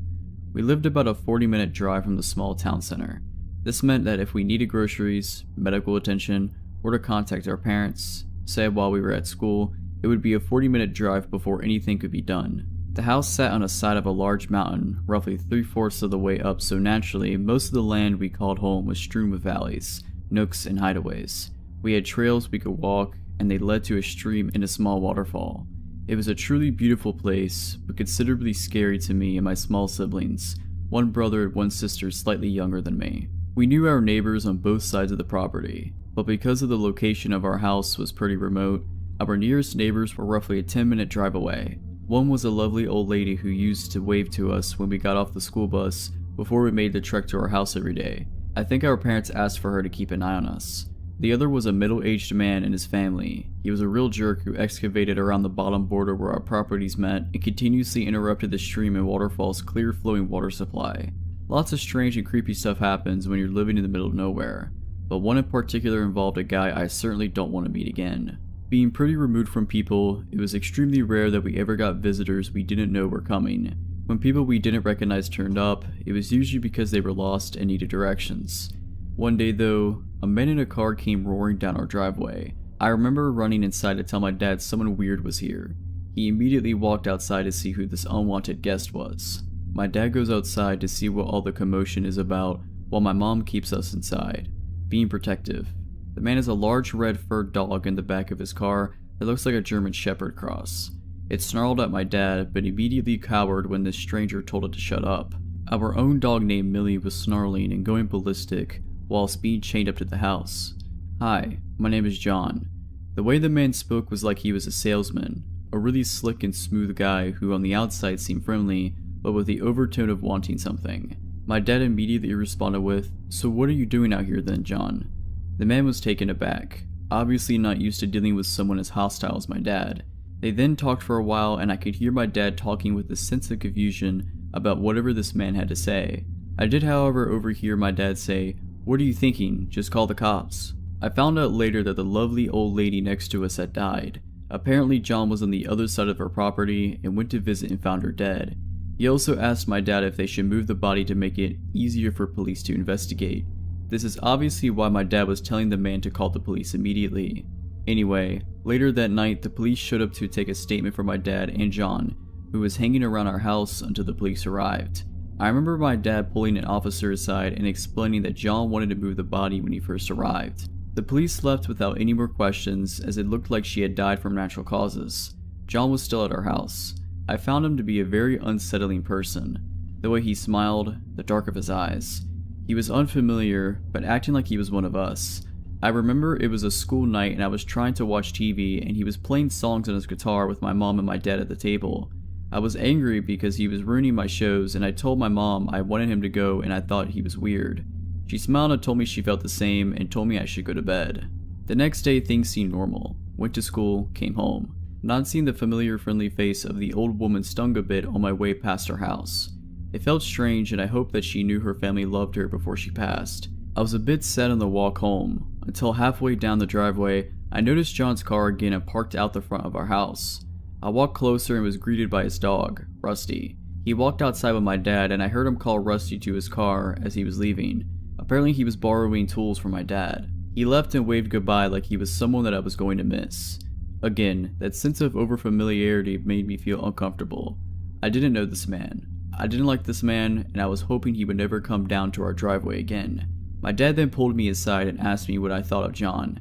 I labeled him a weirdo and told my dad I was hoping he wouldn't come back. For the second night in a row, when John returned Dad's tools, he was sitting in our house playing guitar and annoying everyone. My mom and my dad were visibly unimpressed by the situation. I heard my mom and dad argue about him hanging around until eventually my dad told him he needed to leave, as it was time for us to go to bed. He insisted it was early and tried to make an excuse to stay. I found that very odd. I was polite enough to know when someone didn't want me around, so why didn't this man? Or if he did know, why wouldn't he leave? After ushering him out, my mom and my dad had a big talk in their room and my dad told us all that he didn't like John and that he was going to ask him not to come over anymore and if we saw John again, immediately to tell him. The next day was a Saturday, so we were going to blow up our cheap inflatable pool and go for a swim as it was getting pretty warm. Around 11 a.m., the sound of a car thundering down the driveway alerts me and I go outside. I run back inside to tell my dad that John is back. Just like the first time I ever laid eyes on John, my dad goes outside and we stay inside with my mom, watching and listening through a screen door. John again with his weird, overfamiliar smile and dark eyes greets my dad and is met with, "Look, I don't know who you are, but I don't want you coming around here anymore. You scare my kids and my wife and I don't want you to come back. You understand?" I didn't hear John's reply from his tone, but it sounded like he was confused and tried to reason with my dad. My dad wasn't having it and told him to go or he would call the cops. As he was leaving, my dad said, "Don't come back or you'll be sorry." This is where things truly get weird. As my dad lays this subtle threat on the man, his face completely changes one of rage. He glares at us in the house, sticks up his finger and speeds out of the driveway shouting profanities and churning up gravel, spraying it towards our house. My dad came back and told us we wouldn't be seeing John anymore, and if we did, we were going to call the police. I was relieved. This odd man made me feel uncomfortable in my own home, and the way he reacted when he left confirmed the feeling I got from him when I first saw him. I can't remember if it was the Sunday or the Monday after that day, but John did come back. He tried to reason with my dad and say sorry for whatever caused us to not like him. Before he even got out of his car, my dad said, "If you don't turn around and leave, I'm gonna smash your face in." He did just that. My dad then called the police to inform them of what happened. Apparently they were going to go and talk to John. I didn't hear any more of what happened to that conversation. A few weeks went by with no sightings or happening with John, and we all felt like things were back to normal. This was until our mailbox had been tipped out of the ground and smashed, or possibly run over. I remember asking my dad what happened, but he wasn't about to give me any ideas. He later told me that he knew it was John after the way their last conversation ended. The next weekend after the mailbox incident, we went into town to get groceries and a fast food dinner as a bit of a treat, and when we came home down the driveway, my dad immediately stopped my mom from proceeding and said that something was wrong. Next to the carport where we parked our car, at the back of the house, there was a window that opened to the bathroom. My dad must have spotted the window was missing. As we drove down, he got increasingly more tense until we all noticed the window was missing. I remember being confused in the back seat and not really knowing what was going on, until I saw it. A man, dark eyes, and overfamiliar, coming from the window that led to the shower. My dad was exploding with rage, and he told my mom to rush down the driveway. The man proceeded to escape the window and run down the back of our property into thick shrubbery. My dad, only being on one leg, let Millie loose as she was going ballistic tied up to the house. She raced down the grass-engulfed hill into the darkness. She came back with nothing. My dad went out with his flashlight and couldn't find anything either. I'm not sure if anyone slept that night. None of our possessions had been stolen or even moved. We must have caught this man just as he was entering our house. The police came the next day and searched for fingerprints with no avail. My father was furious and again alerted them to John and his strange behavior. They told us they would look into it once again. That was the last time we heard from John that year. I had almost completely forgotten about him and had the summer off to enjoy myself and get ready for high school. The school I went to was pretty large considering where we were, but everyone seemed to know each other pretty well, including the teaching staff. Within my first week at the school, we were introduced to all the teachers and teacher aides. I was caught completely unaware when that overfamiliar, dark-eyed man from the previous year was introduced as a teacher aide. Except instead of John, he was introduced as Gregory something. I went into a little bit of a spin as I was trying to make sense of all of it. I was 100% sure that this man named Greg something was the same man who had introduced himself to my family as John. At that moment, so many things rushed into my head. What if he killed the old lady? What if he didn't live close by? What if he wanted to move the bodies so he could frame my dad? If he lied about something as critical as his name, what else was he lying about? What if police never even made contact with him? I was sitting there for a good 10 minutes trying to piece it together until the teacher called my name to bring me back to reality. That is when he noticed me. The look on his face when he saw mine was one I'll never forget. He immediately recognized me. He looked shocked. His eyes were wide and he said nothing, just staring at me. I could sense that he was now the one feeling uncomfortable and on edge. Later that day, I rushed home to tell my dad who I had found. He was shocked and repeatedly asked if I was sure. He went to the school the next day and discovered the man had put in for an indefinite leave yesterday and may not return. When we learned of the news, my dad told me to watch out and let him know should John or Greg ever return. So John, Greg, whoever you are, let's not ever meet again. When I was 14, I was asked to babysit my 3 younger cousins, aged 8, 4, and 1, in an extremely rural, mountainous part of Pennsylvania. My aunt and uncle had a wedding to go over to about an hour away and wouldn't be back until very late. Their house was situated on a steep mountainside. Their back deck had a 15-foot drop onto a rocky hill below leading down to a river. Their closest neighbors were about a half a mile away. The closest main road was a mile away, and at night, there were no lights to be seen anywhere around them. Basically, it was in the middle of nowhere and you would have to know where you're going to get there. You don't just accidentally end up there. My aunt and uncle left us with some pizza and their cell phone number next to their landline.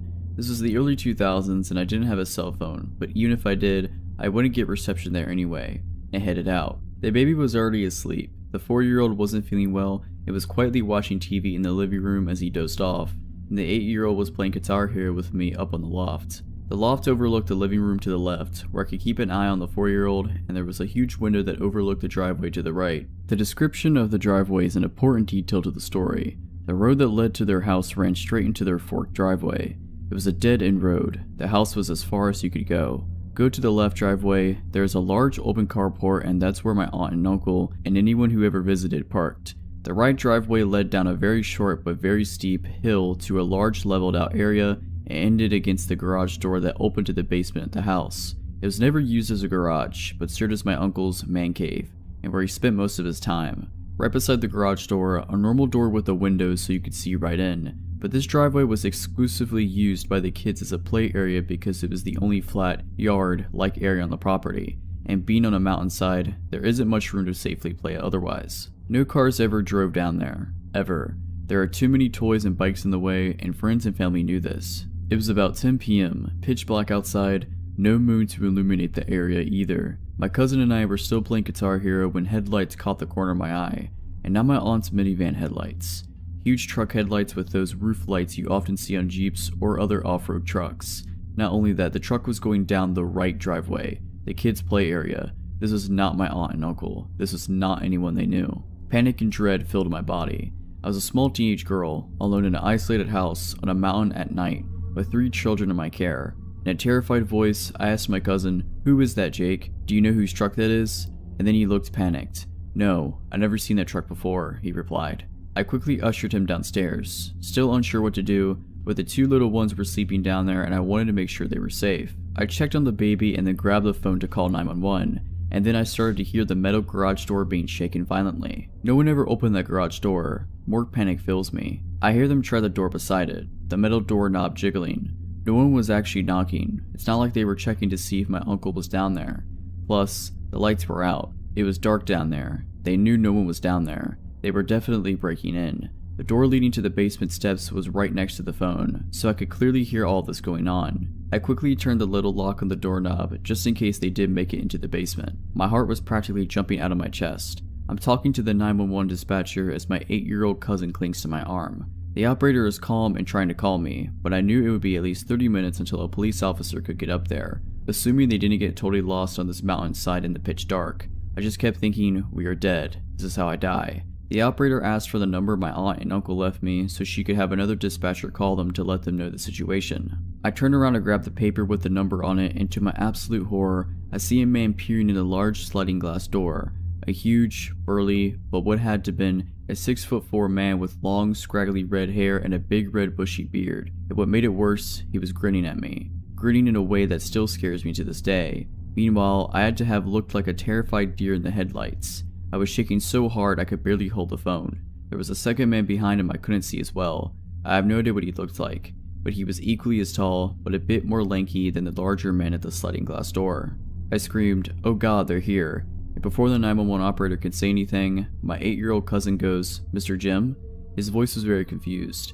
It wasn't like my cousin was happy or even relieved to see him. I asked, "Do you know who that is?" But before my cousin could answer, I turned my attention to the man in the door. "I'm on the phone with the police," I shouted. I'm grateful he didn't try that door, because I do not think it was locked. The man stared at me hard for a moment, eyebrows furrowed, like deciding what he wanted to do next, but he then just backed away into the darkness. What seemed like an eternity later, I saw the truck lights back up out of the driveway and then back down the road until they disappeared. I was still really scared, and so was my cousin. He had only met that guy a few times, an acquaintance of his dad. It wasn't like it was a close family friend, and obviously, because again, he went down the wrong driveway. Visitors never go down that way. The 911 operator asked for a description of the man, then told me they'd gotten in touch with my aunt and uncle and they were on their way home. She stayed on the phone with me until the police officer showed up a bit later to make sure that the men were gone, and they stayed with us until my aunt and uncle got home so they could ask them some questions. My uncle was furious, not at me for calling them home early, but at this Mr. Jim guy. My aunt was mad at my uncle and told him to tell Jim to never come back. I didn't know at the time, but my uncle had a drug problem. I don't know what Mr. Jim or his accomplice were doing, or what they would have done if I wasn't on the phone with the police, but that grin was not a friendly one. It was sinister, And again, he also had to have known my uncle was not there, because the basement was dark. He would have seen through the windowed basement door. He had also tried lifting the garage door, something not even my uncle did. He intended to break into the basement, that much is clear to me. There's no other explanation. I never did babysit for them again, and I don't think I ever even went back up there because not long after, my aunt divorced my uncle and moved out. So Mr. Jim, the grinning mountain man who tried to break into the house where I was babysitting, let's not meet again. A few years back, my girlfriend and I, having hiked several other parts of the Appalachian Trail, decided we wanted to give the southern portion of Virginia's trail a shot. It is about 166 miles long. It runs through George Washington and Jefferson National Forest from Roanoke County to Pearisburg in Giles County. This is definitely one of the more remote and less traveled parts of the trail, which is exactly what we were looking for. We gathered our gear and made our way to the start of the Virginia Creeper Trail to begin our journey. We had planned our journey to end at Damascus and figured that by the time we got there, we would be more than ready to get home to our own beds. It was early October and the changing of the leaves and colors were amazing. The air was crisp and cool, perfect hiking weather with beautiful scenery. The majority of the trip was pretty uneventful, just your typical hike, but our last couple of nights is where things got weird. On this portion of the trail, you're supposed to camp on the trail or a designated shelter. We didn't really want to run into other people and didn't want anyone coming up on us in the middle of the night. We decided to ignore those suggestions and find our own little spot off the trail. A little searching around and we found a spot a little ways off the trail in the middle of a small clearing. It was perfect. We set up camp, cooked some food, talked for a while, then snuggled up and went to sleep for the night. Somewhere around 2 a.m., I was awoke by my girlfriend shaking me awake telling me, "Get your gun, someone is outside walking around our tent." She informed me that she woke up to what sounded like someone right outside the tent, running a knife or something along the side while circling us. When hiking, I carry a 1911 with me. You never know exactly who or what you might run into when on such a long hike in a remote location. I got the 1911 out of my pack, and then we sat silently, listening for any sounds. A few minutes of nothing but the breeze blowing through the trees, and then I heard branches snapping. It sounded like it was a bipedal, based on the way the steps were paced. I turned on the flashlight and flooded the area with light. I thought I saw someone move behind a tree. I yelled out and told them to go away and that I was armed. I kept the light on the area with my gun drawn and slowly approached towards the area where I thought I saw the figure. Then, from my right, I hear what sounds like someone running away through the woods. I spin and face my light that way, and then from the original spot, hear who or whatever was there take off into the woods. There's no way I'm giving chase, so I return to the campsite. I tell my girlfriend about what happened, and I end up sitting guard outside the tent, in the darkness until daybreak. In the morning, I looked around a bit for signs of who or whatever it was, and I discovered a boot print in some soft, moist dirt not far from our tent. It wasn't mine and it wasn't my girl's. This freaked me out as it confirmed that someone, perhaps more than one, was skulking around our tent in the dark. I kept it to myself because I didn't want to freak my girl out any more than she already was. At this point, we were pretty deep in and still had 2 days left. That day we walked a little faster than normal and covered as much ground as possible. When it came time to set up camp, I found a spot near a cliff where we could place the tent in a small overhang and prevent anyone from coming up behind us. The whole day up to this point I had a feeling we were being followed. I had no confirmation of this as I hadn't seen or heard anyone else, but it was just a gut feeling. We set up camp and made some food, then retreated to the tent. I assured my girl that if I slept at all, it would be with one eye open. After a while, she drifted off to sleep and I stayed awake listening to the sounds of the woods at night. I was awake for a few hours, just waiting to see if anything was going to happen. At some point, I guess my exhaustion caught up with me and I drifted off. I woke sometime later to what sounded like someone going through our stuff outside the tent. I grabbed my gun and woke my girlfriend, shushing her to be quiet. From that faint glow of the fire, I could see someone's silhouette against the tent. There was really someone out there. I yelled out to them something along the lines of, "We are armed, get out of here." They dropped what they were doing and bolted. I came out of the tent, gun drawn and ready to shoot someone. Our stuff was strewn all about. They had rummaged through quite a bit of our stuff. I walked to the edge of the woods in the direction of whoever was out there had fled. There was a creek nearby and I walked to the edge, where there was a small trail running alongside it. Down the creek I could see a light.